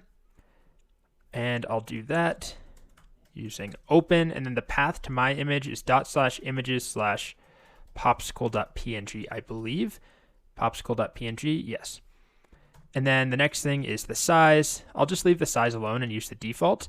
And then I'll say I want 1 variation to start, just because if I do more, I'm going to have to write a loop to work with all of them. And that should go and get me a new image, and it should return a URL format by default. And it looks like my API key is missing. Let's try this again. I didn't run these. Amateur. Okay, let's try running this again. Whoops, I forgot to specify that we're reading binary. Try that again, because it was complaining. I was trying to read it as with UTF-8 encoding. We wait. And we wait a bit more, and we won't see much because I'm not actually outputting anything. So let's look at our res here. Okay, so it gave me this URL. Let's open it, and there's my variation. Original and the variation. Okay, so next, why don't we try asking for more variations, like 6 variations. So that's going to return to me a list. It already returns a list, right? Under data, it's a list with only 1 element. But let's iterate over all of them and save them all. So to do that, right, we're going to want to work with res dot or square bracket data, but then instead of 0, I'll do a loop. And I'm going to use enumerate to loop over the results because I want access to the index. You'll see why in a moment. It basically has to do with naming the files. So I'll do for index, comma, image in enumerate. And then I already have this handy function I wrote called save image, which expects a URL and an image name. So I'm just going to call save image. And I'm going to pass through my URL, which is image square bracket URL, because this represents one image. So I'll pass through that, but we'll have 6 of them. And then I'll pass through a string. Let's do an F string here. That's just, what should we do? Popsicle. And then I'll use a dash, and then I'll put in index.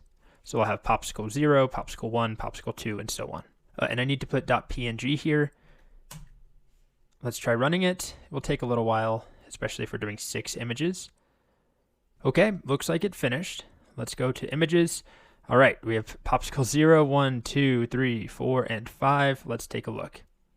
There's our first variation, our second variation, our third, our fourth, our fifth, and our sixth. Okay, so I just want to show one more example. This time, what I'm going to do is a more common workflow where I'll request initially that it generates me 6 images on a given prompt. It doesn't have to be 6, but let's call it 6. And then I'll pick one to try and get it to go more in that direction and generate variations upon the image that I like. So I'll do openai.image.create. Not create variation, but create. And then my prompt is going to be a photo of a white fur monster standing in a purple room. I'll make them small. So 512 by 512. And I'll set n to 6, I think. So we'll get 6 of them, hopefully. Save that to a variable. And I'm going to save all of these images. So for each one of them, I'll save them using the name monster-index. So this is going to go and get me 6 new images. And then we'll open them, we'll look at the one that we like the best, and then request variations on that one that we like. So let's find them. Monster, here we are, 0, 1, 2, 3, 4, 5. Ooh, not the best. Really, not the best either. Okay, that one seems like the best so far. Yeah, not a fan of this one. Okay, so what I'll do next, see if you agree with me. Yeah, I think this one's the best. I'll take this, it's monster-4, and then I'll generate variations upon that. So I'll just duplicate this, but I'm going to change what we did here. Instead of image.create, it's now image.create variation. And then I'll keep n set to 6, but I'm going to specify the image itself, which is located at /images/monster, and I already forgot, monster4.png. All right, and then I want 6 of them. And the only other thing I'll change is down here. I guess, I probably shouldn't reuse the name res, so I'll call this variation res. And then here it's variation res. And then I'll call this monster variation. Okay, let's see if that works for us. I need a comma. And I have to specify, we want this as read binary. Okay, that one took a little while, but it did finish. And here's our variations. 1, 2, 3, 4, 5, and 6. So this was the original, and then this was the variations it generated. Good variations, yeah, not bad. Anyway, so you can see how that could be useful if you want to generate variations on a given image. Whether that image is generated from DALL-E or it's one of your own images, the main constraint is it has to be square, and it has to be under 4 megabytes. So that's variations. Welcome back. Next, the final thing I'll show you with DALL-E is that we can have it edit existing images. So not create variations, but create edits where it tweaks a portion of an image. And the way we do this is by providing the original image and then a masked version of the original image where we have some transparent area. And it will fill in whatever we specify with our prompt in that transparent area only. And it will try and get it, it should get it to match the existing context of that image. And the way we do this is by providing a prompt, but also the image and a mask. And those images, the image and mask have to be squares, and they should be the same size. So I've already created, if I go to my images folder, I've created the mask for the image we're going to use is the Great Wave famous woodcut. Who is that? Hokusai. And then I've added a transparent circle to this other image, which is called Great Wave _ mask. So we have those two images. And I've made a new notebook, basically going to delete what we have in here. I'll import OpenAI, get the API key going. And then I'm going to start by just opening both of those images and getting them to display. So I'll just display them so we can see them. I'm going to use, there's multiple ways of getting an image to display, but I'm going to use ipython.core.display import image. And this image function will then take a image file. So I'm going to open up the first image, which is .images or ./images/greatwave.png, and I'll specify that it's a read binary, and I'll read that file. I'll save it to a variable. I'll call it wave image, and then I'll render it using just in the notebook using image, this function we imported, and we'll set the data equal to wave image. Now it's kind of big, so I think I'm going to also set its width, maybe just to be 256 or 512 or something like that. Let's do 256. Okay, so there is the original image. Then I'm going to do the same thing for the mask. So that's called Great Wave _ mask. You can download this exact image if you want with the mask, and I'll call this wave image mask. And then down below, I will render that as well. And this will be wave image mask. Okay, so the final thing is to actually make the API call, which will look like this. OpenAI dot image, and then instead of create, it's create edit. And then in here, we specify the original image, which is our variable called wave image. Then we specify the mask, wave image _ mask. Then we specify our prompt. So what do we want to put in there? I don't know. Maybe a surfer, a boat, a fish. Let's try a surfer riding a surfboard on the Great Wave. Let's just see if that will do it. And then after that, I'll say n is 1, that's a default. And then size, these are 1024, so I'll just keep it. I'll go as big as possible, 1024 by 1024. And that will get me my response. And then we'll render the image on the next line. Let's see if that works for us. I'll just preemptively start typing. It's response, and then we want data, and then we want 0, and by default it's going to give me a URL, and that's fine. I'll just take that. There it is. And what I can actually do is just provide that to my image. So the image function can take data, which is what we did earlier, or it can actually just take a URL. So we're not saving this anywhere. I'm just having it use that URL. Okay, I don't know how we ended up with 2 surfers, but we'll try, I said a surfer, right? A single, let's try this again.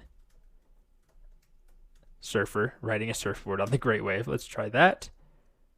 I mean, you can tell it worked, right? It only added it into that circle, and it sort of blended with the original image. Let's try again. Whoops. Oh, it's still going. Okay, there we go. Yeah, it's decent.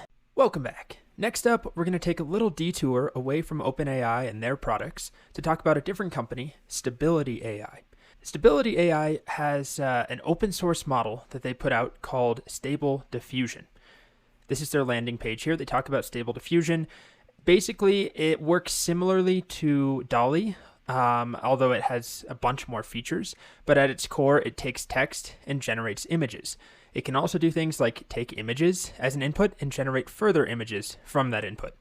So it's more capable than DALL-E, at least the version of DALL-E that we have access to at the moment. But the most significant difference is that it's open source.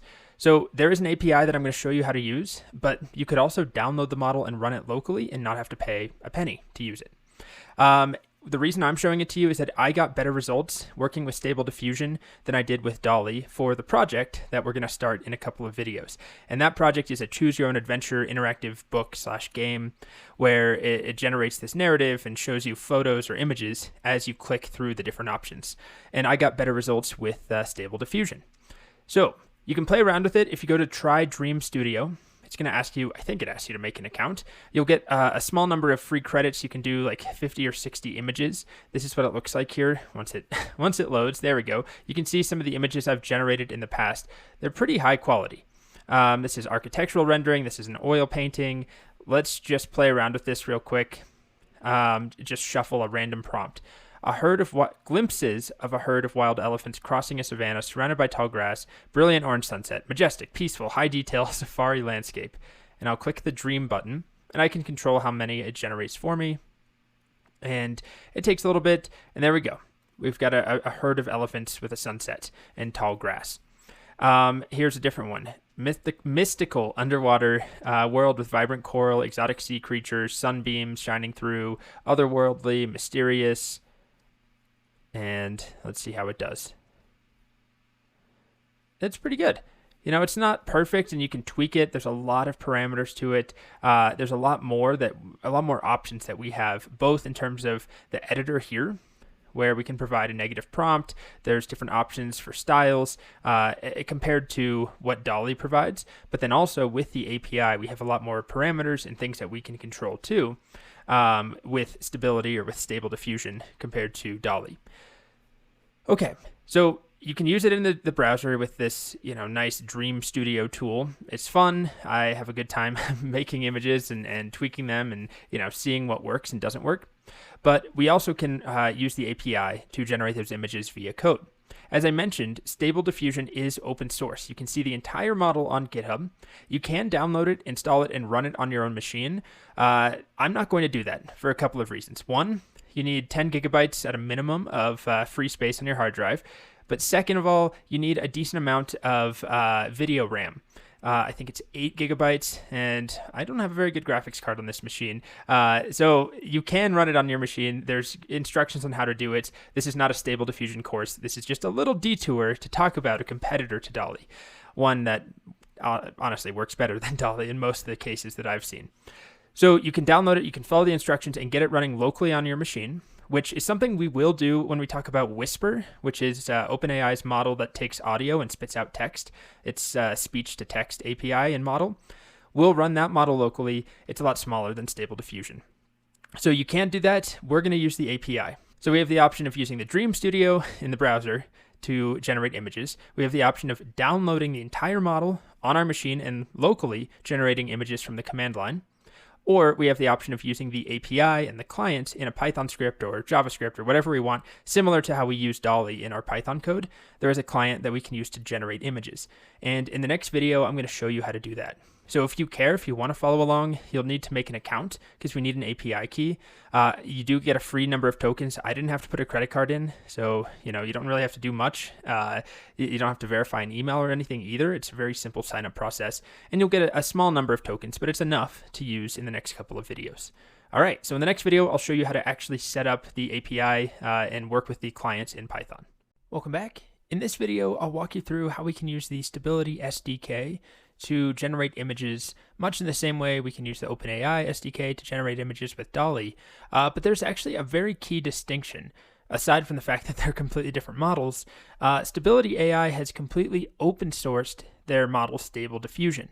So you can actually download this and get the whole model to run locally on your machine, which we'll see how to do that when we get to Whisper. OpenAI has open sourced their Whisper model, which is audio to text. So they have not open sourced DALL-E, so we can't run DALL-E on our machine. Stable Diffusion can run on our machine, but it's kind of a lot of work to set up. I'll leave you with this link if you want to try it yourself. It involves a lot more dependencies, and it's a big process to get it up and running. But you can, and it's a very popular tool. But we can also use their API, which is what I'm going to show you here. Now, the API is not free, right? You have to have tokens. So if you were doing something at scale where you needed a lot of images, then I would definitely run the model locally on our machine. But the API is simple enough to use. It's not quite as simple as using DALL-E with OpenAI. There's a lot of parameters, but the first thing you have to do is install the SDK, stability_SDK.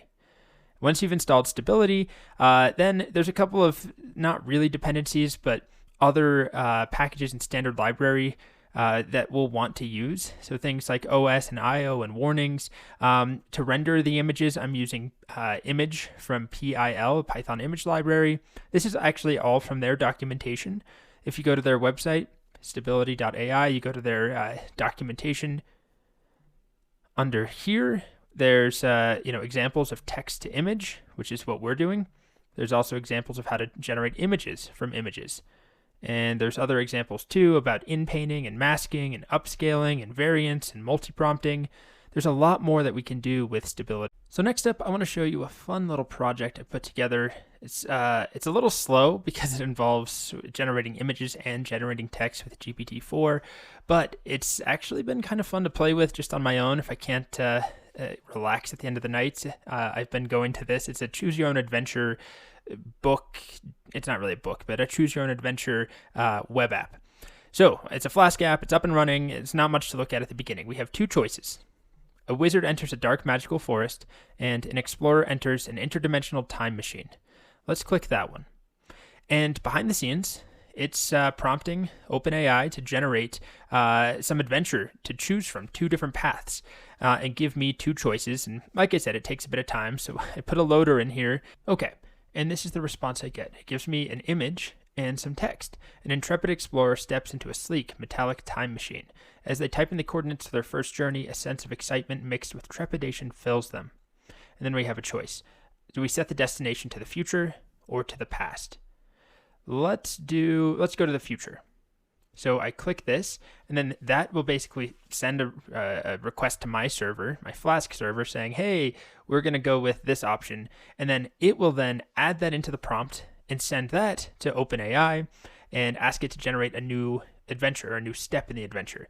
And it says the time machine whirs to life, and the explorer is hurled forward in time. As they emerge from the other side, they see a world vastly different from their own, and you can see we get a nice, pretty good image. This is stable diffusion.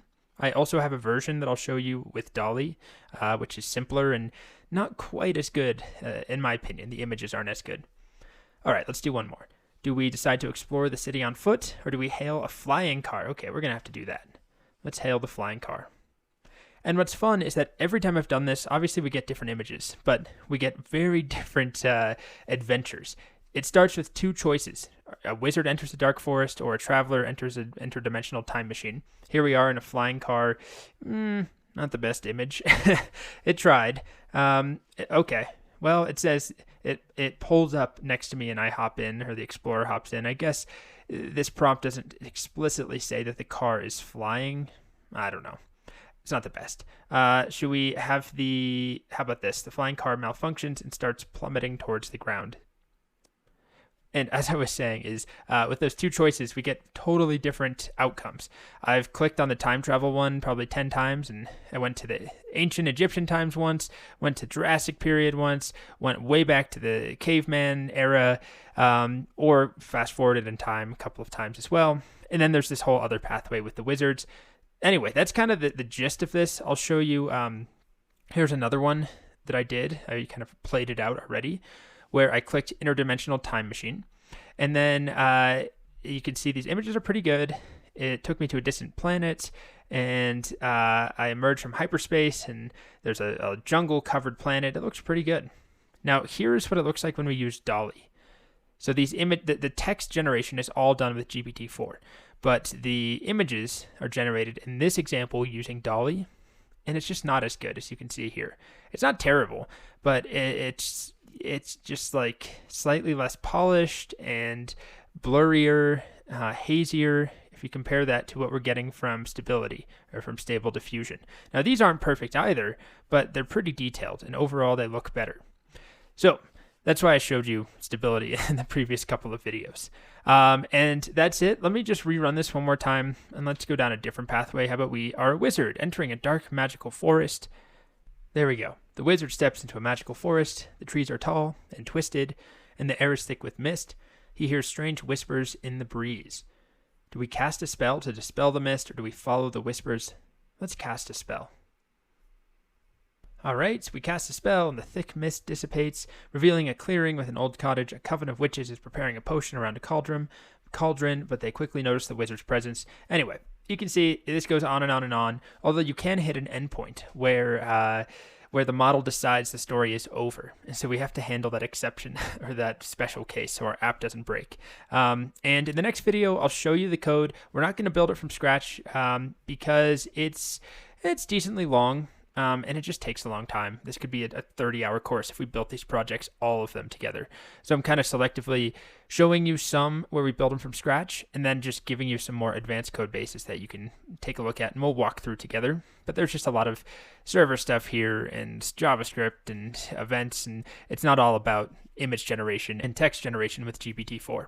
But I'll walk you through it, and at the very least, download it and play with it and tweak it. I think it's kind of fun. I'm serious.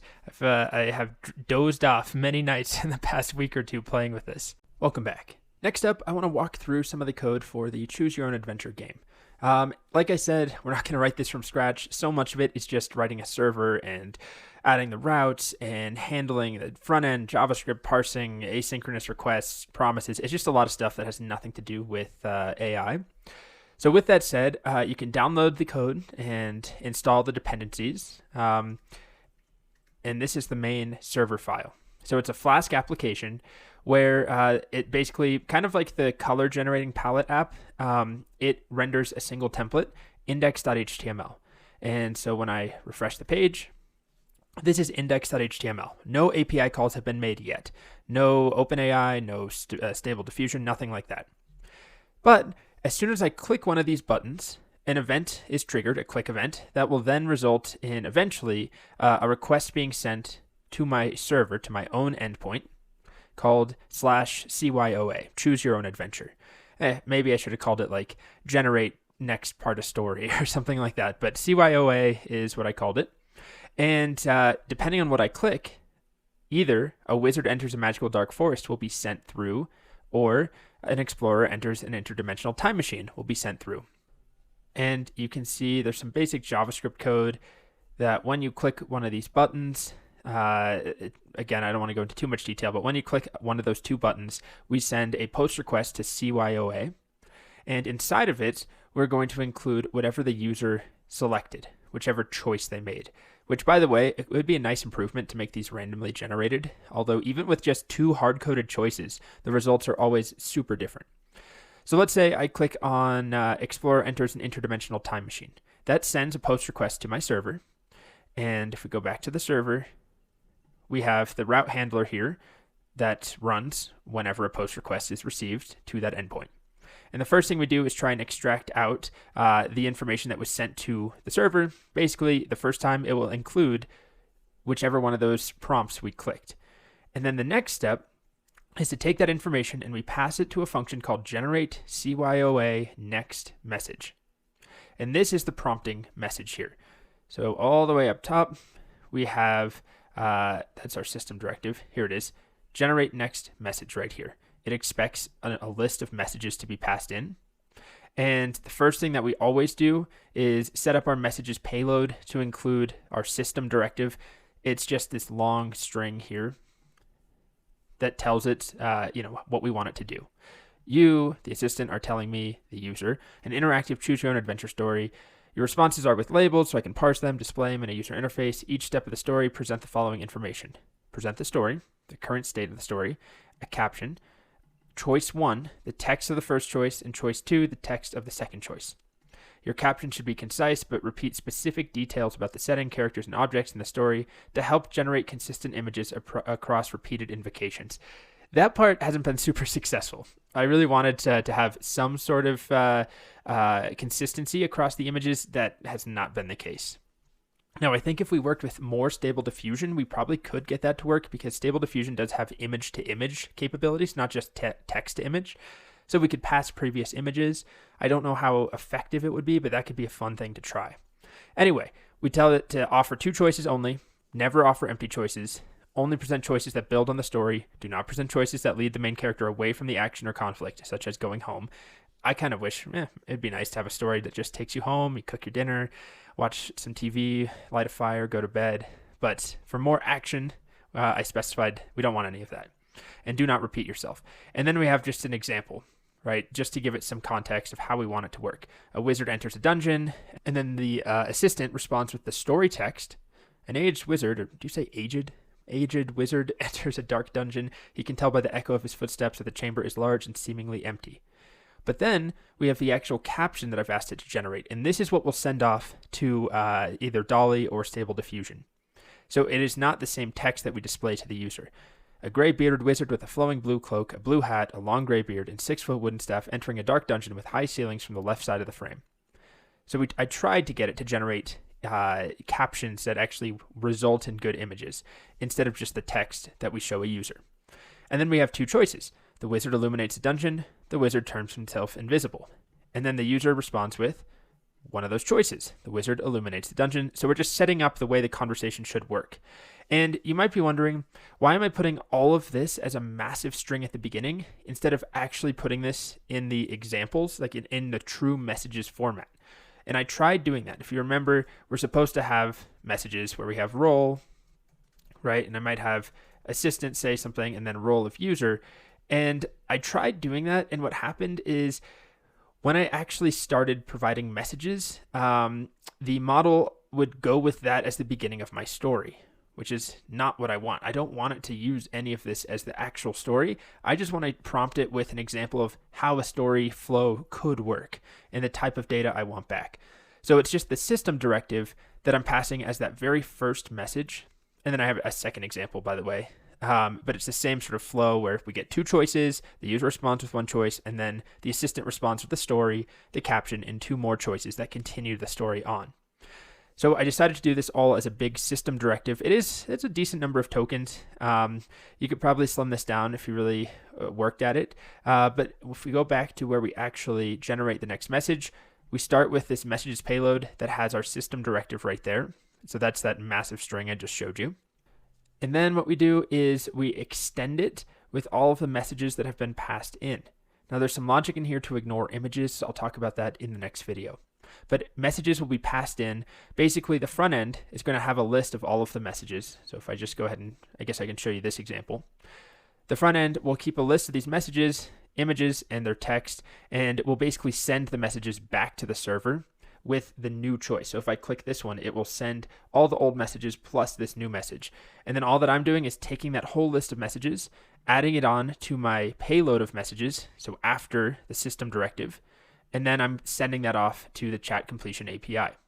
So if I print this message payload here, maybe I'll add something like just a bunch of asterisks so we can see it, because it does get a little tricky to see. I'm going to refresh the page on one of these, and let's do a dark magical forest. And we should see my messages payload over here. It starts right here. And this is my messages payload. So it includes the whole system directive, this long thing, right, all the way up to, it's hard to find, right there. And then we have role user, where the content is a wizard enters a dark magical forest. That's the button I clicked. So our code sends that off now to the server, and we'll get a response back that has a story and a caption and 2 new choices. And I'm using 3.5 Turbo just to save money. You could use GPT4. I know everyone cares about GPT4, so maybe we'll try a version with GPT4. It's going to be slower. I've noticed their API has just been super down and super slow for a while. But let's try GPT4. I'll refresh the page and do it again. Let's enter a dark magical forest. Okay, so ignore the image. Not my favorite image anyway. But you'll see that the caption that comes back is an aged wizard cautiously enters a dark forest filled with glowing plants and mysterious creatures. He can hear strange sounds in the distance and feels the magic tingling in the air. And then we have 2 choices. We send off our messages to the chatcompletion.create call. And then we get our response back.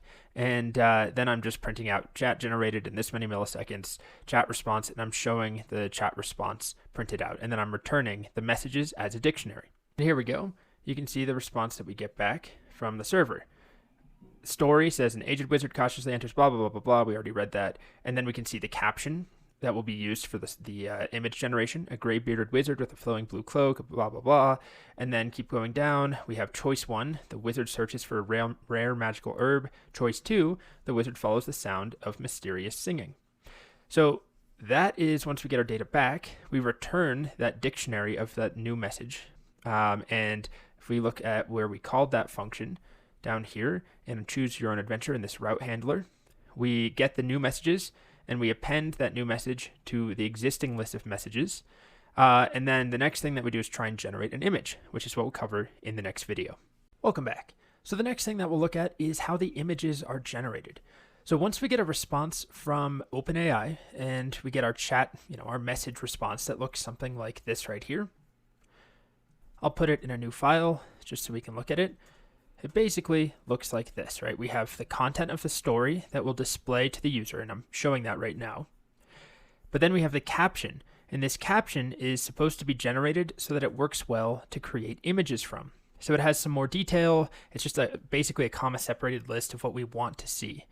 It's not perfect. The image generation part is not perfect, but the caption is decent enough. So the next task is to take that caption, once we get it back, and generate an image using it.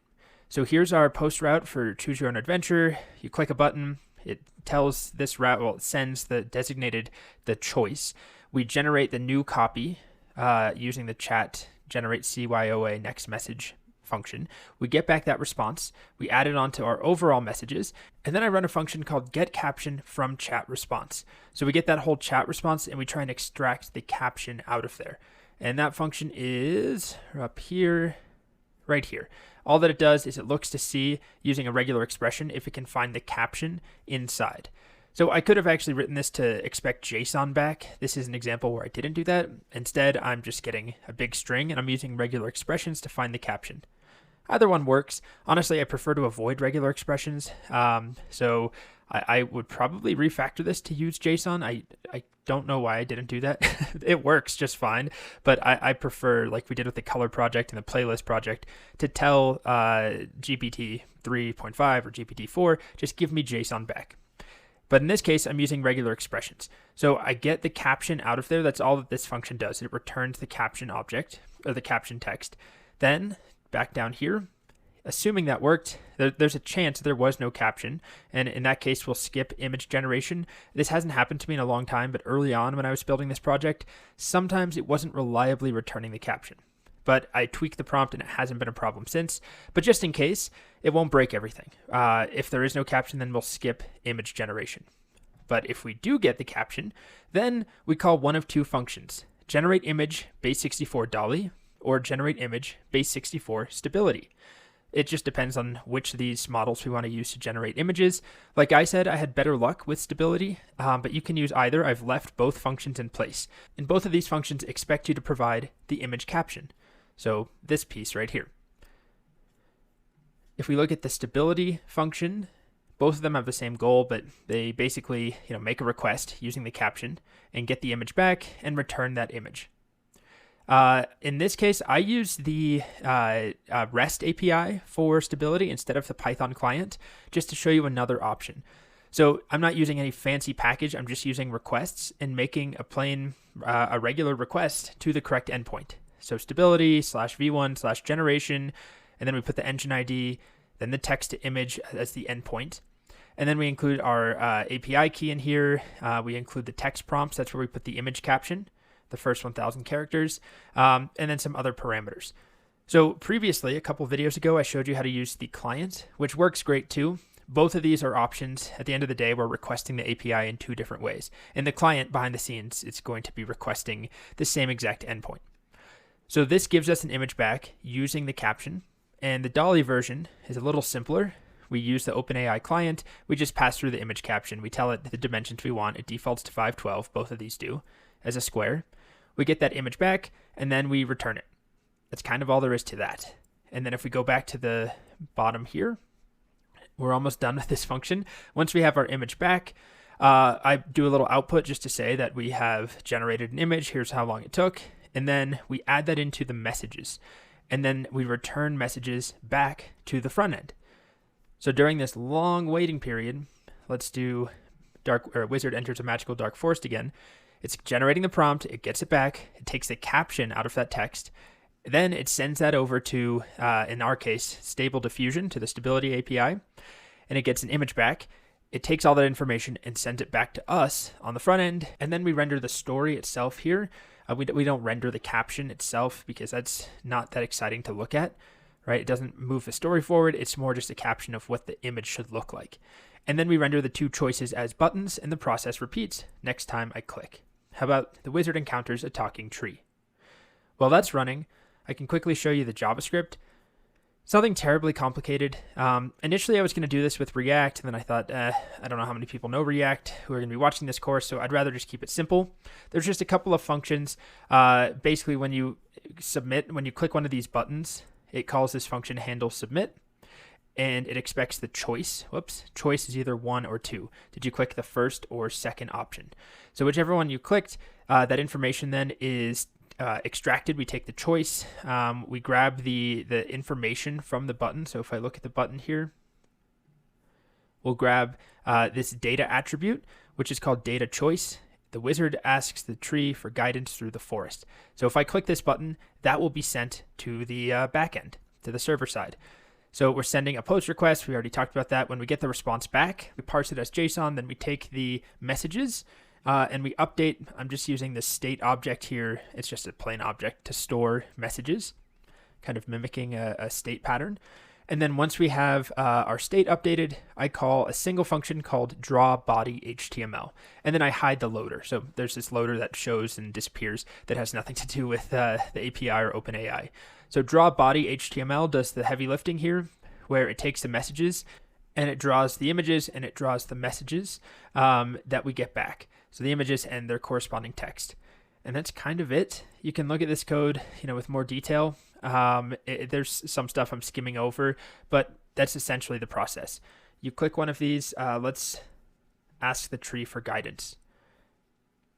The data is extracted out of this button. The text here, it's sent to our server, and then a big prompt is generated using all the old messages plus the new message from the user. Sent off to GPT 3.5 or 4, we get back the response. Then we generate an image, in my case using Stable Diffusion. When that's done, we get that image back, we get the text back, everything is sent to the front end, and then we render all of this stuff again. Simple enough. You could swap out using the DALL-E function at the bottom here. If we go to my app.py, all that we would do is switch where I've commented this, right, where are you? Right here. We have this other option instead. If you want to generate it using DALL-E, you can turn this one on or off. And that's our Choose Your Own Adventure app.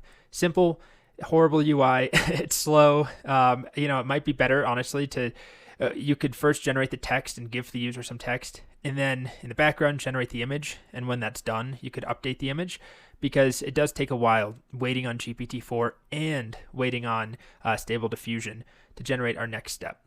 We're waiting here for 10 seconds or something, which it's a little slow. It's not a production ready, product you could charge money for.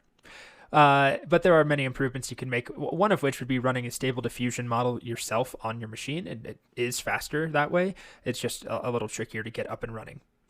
And that's pretty much it. So if you have questions, put them in the discussion board, take a look at the code, and play around using Stable Diffusion versus using DALL-E. Either way, the images are still wonky. They're not perfect at all. I believe, though, give it a couple of months or a year or two, and the newer versions of Stable Diffusion seem to be very promising, and we'll probably have really good results.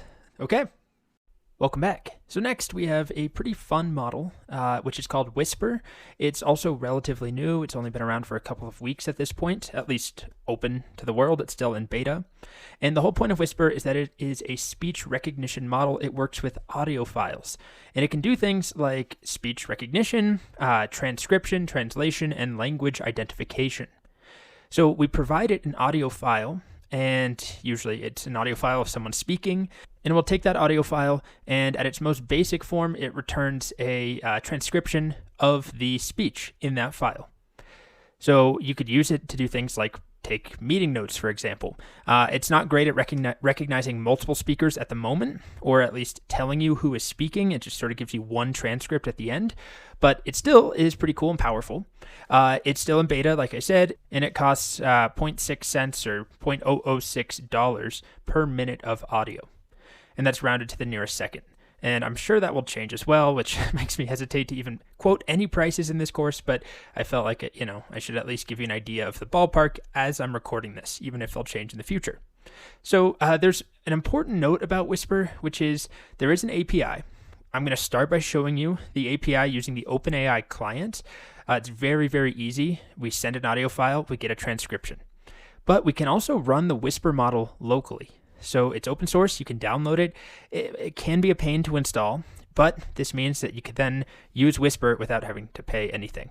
So I'll show both, but I'm going to start with the easy version, which is using the OpenAI API, right? We send a request, we include the file, and it will respond back with a transcription. I'm going to show you that in the next video. That's just a quick orientation to what Whisper is. Okay, so as I said in the previous video, Whisper is a speech recognition model, and we have two ways of working with it. The harder way is to install it locally on our machine, actually get the model running on our machine, and there's a Python wrapper for that where everything happens on our computer without OpenAI, API, tokens, none of that really involved, where we're not being charged. We will get to that. But in this video, I'm going to show you how to make a request, send a file, and get a transcription. It's the easiest, most painless way, but it does cost some money. Okay. So the first thing we have to do is get some audio. And if you're following along, you have a couple of choices. You can record yourself just using your iPhone, like any audio recorder, and get some sort of WAV file or MP3 file of just a voice talking. You could go find one online, get a famous speech. There are many free online resources. Or what I'm going to do is actually write a function. Well, I found this function. I'm not writing it myself. Let me show it to you. Okay, here it is. This function I'm calling record audio. Expects a number of seconds. And then what it will do is record an audio file that number of seconds long and save it, in this case, as output.wav, whatever I name this, and whatever path I provide. So it's just an easy way to record audio dynamically. This way I can show you some of the things that Whisper is good at and not good at, instead of having a bunch of pre-recorded audio. The problem with this function is it requires Pi Audio. Now, Pi Audio is notoriously annoying to install if you don't have it installed. There's a lot of dependencies and things that could go wrong. So if you want to try and follow along, you can download this notebook, copy this function, try running it. You're going to have to import or install Pi Audio, pip install Pi Audio. But things go wrong all the time. You might need to install if you don't have the command line developer tools on a Mac, you'll have to install that, which can take sometimes over an hour. You'll probably need to install Homebrew if you don't have that. There's just all sorts of errors that you might come across. So I'll have a text lecture after this video with some pointers if you do run into trouble. But remember, it is not a dependency of Whisper. This is just to get a function that will record audio and spit out a file. The only thing Whisper cares about is that we have an audio file. So if you want to just record something on your phone, record something in like GarageBand or whatever audio recording app you have, feel free to do that instead. Okay, so I'm going to run this function, and I'll just prove to you that it works. Hopefully. Down here, I will do a record audio for 5 seconds. Okay, so 5 is just supposed to be a number. And it says it's recording. Hello, testing, 1, 2, 3. I hope this works. Let's see if it works. Okay. All right, so it says it saved a file at output.wav. I didn't have it put it in a folder. I probably should do that. But it's in here somewhere. Where are you? There it is. Here's the audio file. Now, I don't think my computer is going to be happy about playing it out loud while I'm also recording this. I've had it happen in the past where it just quits my recording software unexpectedly. So there is an audio file here. And the way that we'll test if it works is by just providing it to Whisper. So I have a file that just says like testing 1, 2, 3, nothing exciting. But if you have any audio file, just make sure that you're able to access that file, put it somewhere where you can then, know the path and know the name, and send it to Whisper, which is what I'm about to show you.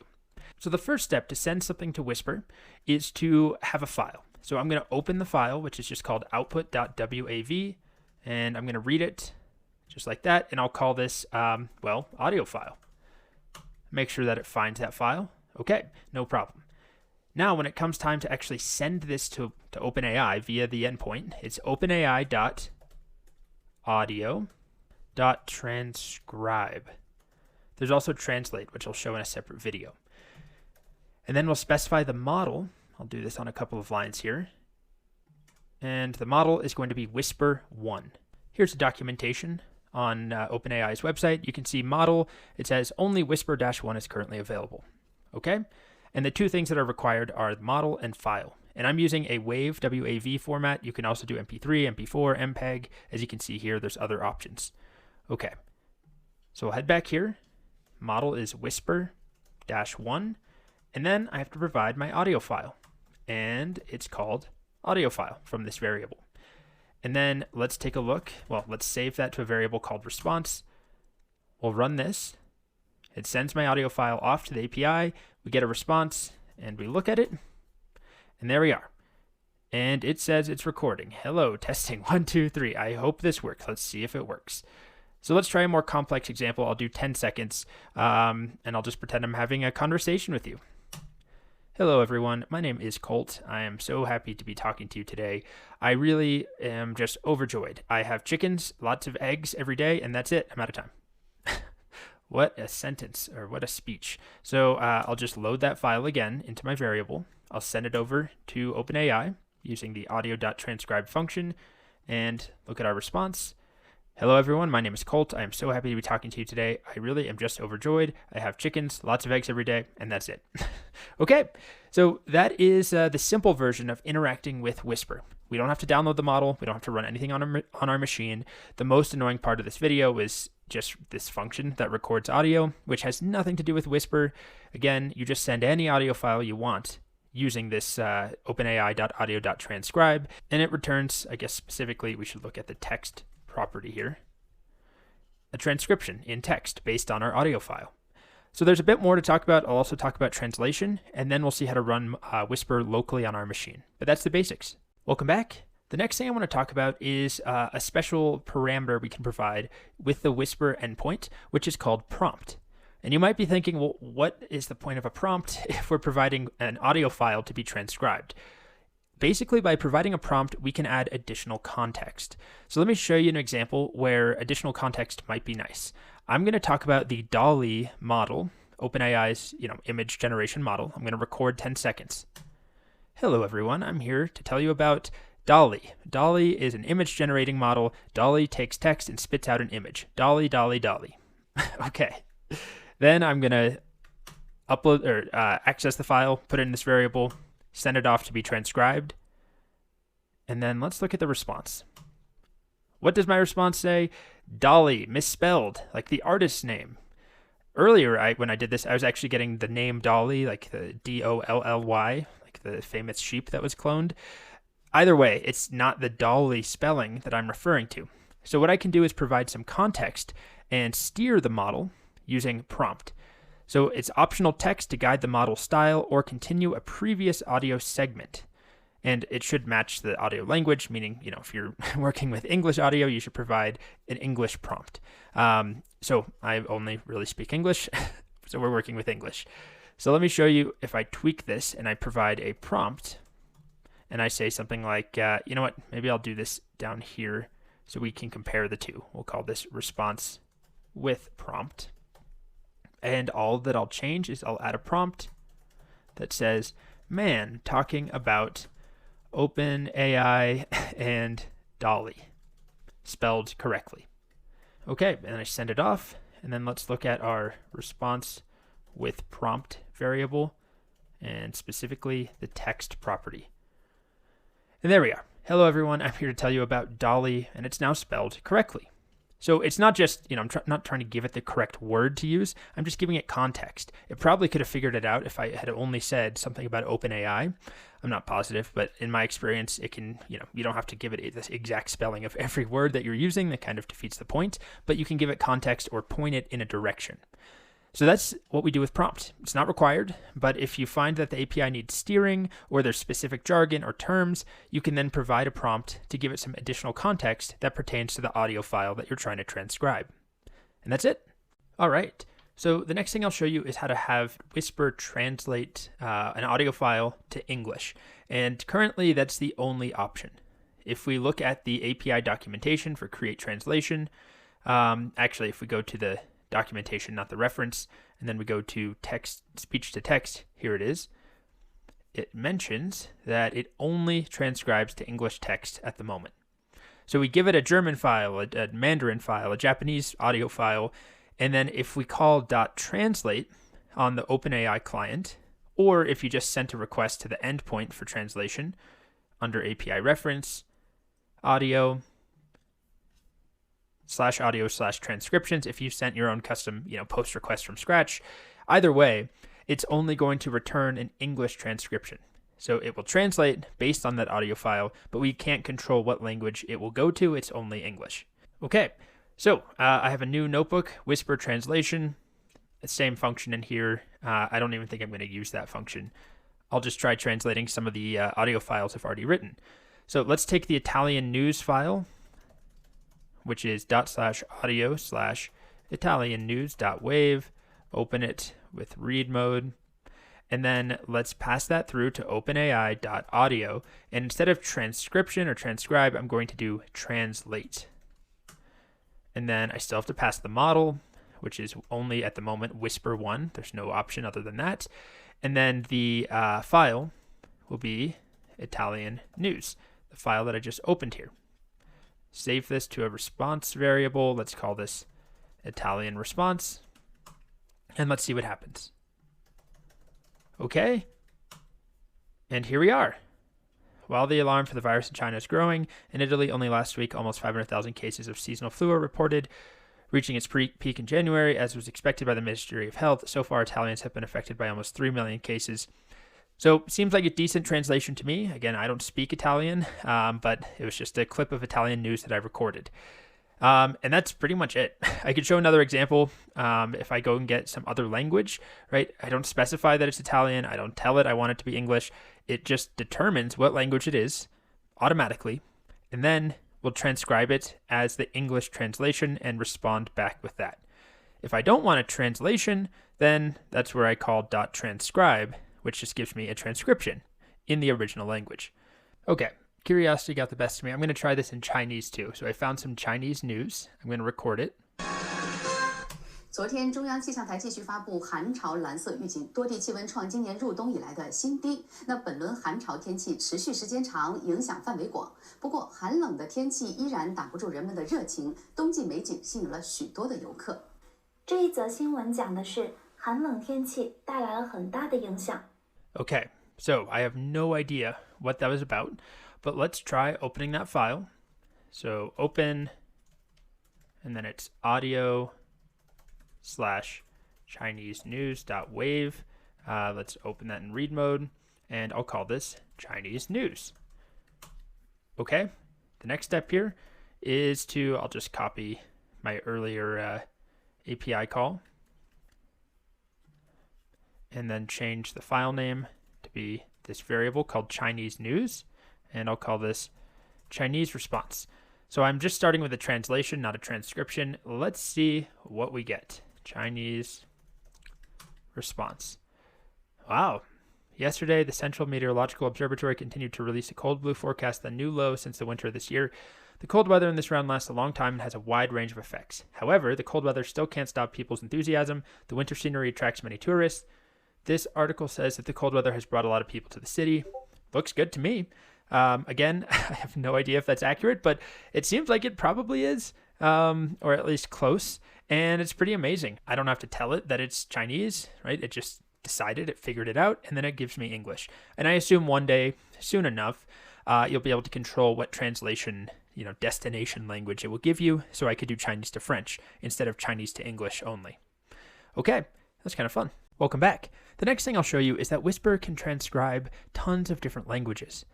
So it's been trained on, I don't know how many, I think it was 90 something languages. However, there's a subset, a pretty large subset that you can see here on the GitHub repo for Whisper that are considered accurate enough where their word error rate is under 50%. So the least accurate is Nepali.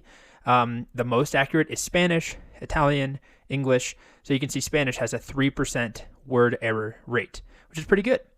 My understanding, by the way, is that Spanish and Italian, the phonetics and the vowel sounds make it easier to transcribe those languages compared to something like English, and certainly compared to some of these other languages, which also just have a smaller training data set.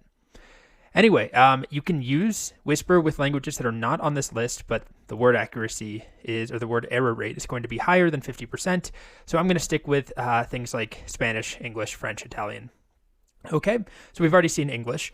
There's nothing fancy we have to do. If we wanted to transcribe Spanish or French or Chinese or really any language on this list, you just pass it that file with somebody speaking one of those languages, and it should recognize it and transcribe it properly. So I have a new document or a new notebook. I've slightly tweaked the recording function. I've added a file name argument just so that I can record with different file names and not overwrite the same file. And I'm also storing them in an audio directory now. So I'm going to call record audio and attempt to speak like a sentence or two of French. Let's do 5 seconds. And I'm going to call this French.wave. Okay, so here we go. Wish me luck. What am I going to say? I don't know French. Bonjour, je m'appelle Colt Steele et je voudrais un croissant. Okay. My name is Colt Steele and I would like a croissant, I think is what I said. So now I'm just going to pass that on through. I'm going to open that file up. So let's call this French file equals open. And then the path is /audio/French.wave, because now, again, I'm saving them in an audio directory, which looks like this. I have a couple of things I've already put in here. There's our French file I just recorded a few seconds ago. And of course, you could send in or use any file.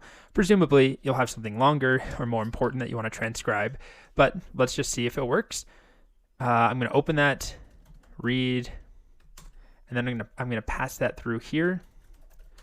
French file, and I'll call this French response just in case I have multiple responses. Okay, so let's take a look. French response. Bonjour, je m'appelle Colt Steele. I misspelled my name, that's okay. Et je voudrais un croissant. Okay, un croissant, I guess. Again, I don't really speak French. So just like in the previous video, if I add a prompt, I could provide the name Colt Steele, and it should be able to actually use the correct name. But this is fine for now. I'll show you another example. I have a Italian newscast that I recorded. So I'm just going to open that file, Italian news, and I called it Italian news.wave. Okay, and I'll go ahead and pass this through Italian response. And I'll pass through my Italian news file. It's only like 20 something seconds of news. And if I take a look at the response, no. Here we are. So I don't speak Italian. You can tell, virus in China, 3 million something, influenza, 500,000 cases. So something around the coronavirus, I believe, although I just recorded the audio without even knowing what it was. In the next video, we'll see how to translate using Whisper. But that's really all there is to getting transcriptions. You don't even specify what language your audio file is. Although I believe if it is ever having trouble figuring out the language, then it's probably not going to give you a good transcription. But you could try guiding it by using the prompt attribute and steer it and say, hey, here's a conversation in Cantonese or something, if it was struggling to figure that out. Okay, so next I'll talk about translation. Welcome back. The final thing we'll see with Whisper is how to run the model locally on our machine and get transcriptions and translations without having to involve an API at all. There's no requests going on, meaning no charges. However, somewhat surprisingly, it's a little bit slower. The OpenAI Whisper API that we've been working with has some enhancements that make it more efficient and faster, but you do have to pay 0.6 cents per minute of audio. So I'm just going to show you how to run it locally, and you can decide if it's worth doing or not. So the package that we want is on GitHub. It's called Whisper. It's also just a registered Python package. You can install it with pip, but this is the documentation. So it talks about how it works. and then it talks about how to set it up. And the first thing you need to do is run pip install, and it's not just Whisper, it's OpenAI-Whisper. This is one of the packages that has a different name when you download it versus when you import it. It kind of drives me crazy, but it's fine. It's simple enough. We only install it, usually once. So let's run it now. I've already installed it, but I'll just do it here. So pip install OpenAI-Whisper. And as you can see, it's all the requirements have been satisfied. So I already have it. The next step is to import it. And we import it under the name Whisper, not OpenAI Whisper, but Whisper. And then the next most important step is to actually download the model we want to use. And there are different sizes of models that have speed and accuracy trade-offs. The larger the model, the slower, but the more accurate. And the one I've been using is Base. It's the one they recommend. It works very well. But I've already downloaded it, so I'm going to show you something else. Maybe I'll download the small one. But the way that we use the model is we call whisper.loadModel. And that will return to us a model that we can then call methods on. So this variable model will then call transcribe on, or translate. So I'm now going to head over here. And like I said, I've already run this once. The first time you run it, it can take quite a long time, sometimes a couple of minutes. So I'll show you if I do a different model I have not yet downloaded, like the small model. This will take a little while. You can see it downloading here. It's 461 megabytes that it has to download. I might even just quit this so you don't have to wait because I've already downloaded the base one. But if you haven't, presumably you haven't, if you download base, it won't take as long, but it still takes a bit of time. But then once that's done, let me just stop that cell. Once that's done, you'll have it on your machine, and you can see it's not downloading it again from scratch. And once you've done it one time, it's already on our machine, so it's almost instant. Okay, so I now have my model. The next thing I need to do is take a look at the methods that we have access to. And the first one is model.transcribe. And what's nice about doing it locally is that I don't have to open the file up myself. I don't have to call the open method and read the file and pass that to the API. Instead, I can simply provide the path to a file. So why don't we transcribe? I know I have a couple of audio files. I can't remember what I named them. Why don't we transcribe the testing file I recorded way early on? It's just me saying like testing 1, 2, 3. Is this working? So we'll do model.transcribe. And then I need the correct path. So for me, it's ./audio/testing.wave. And let's save that to a variable called result. And when this finishes, there it is. Let's take a look at res. And here we are. There's a text property. It says, hello, I'm just testing to see if this works. And it saves my file as testing.wave in our directory called audio, I hope. And then you can see there's a bunch of other stuff, segments. We're not going to worry about that. Really any of this stuff here, but there's a lot of information about the different segments that it transcribed. You can see the tokens, the actual text like I hope, temperature, the language is English, but again, we're not really going to worry about that. I just wanted to show you that it does work. So this is free. There's no request involved. OpenAI put the package out, but the API itself is not being touched. I'm not making any requests. It's all happening on my computer. So I'll also show it does work. Like if I use the Italian news.wave file, it will transcribe other languages, just like it does using the API. I don't have to specify that it's Italian. It figures it out. It transcribes Italian for me.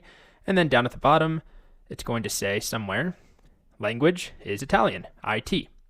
There's more that you can do with the Whisper model itself, including a command line interface where you can provide files and have it transcribe the text for you.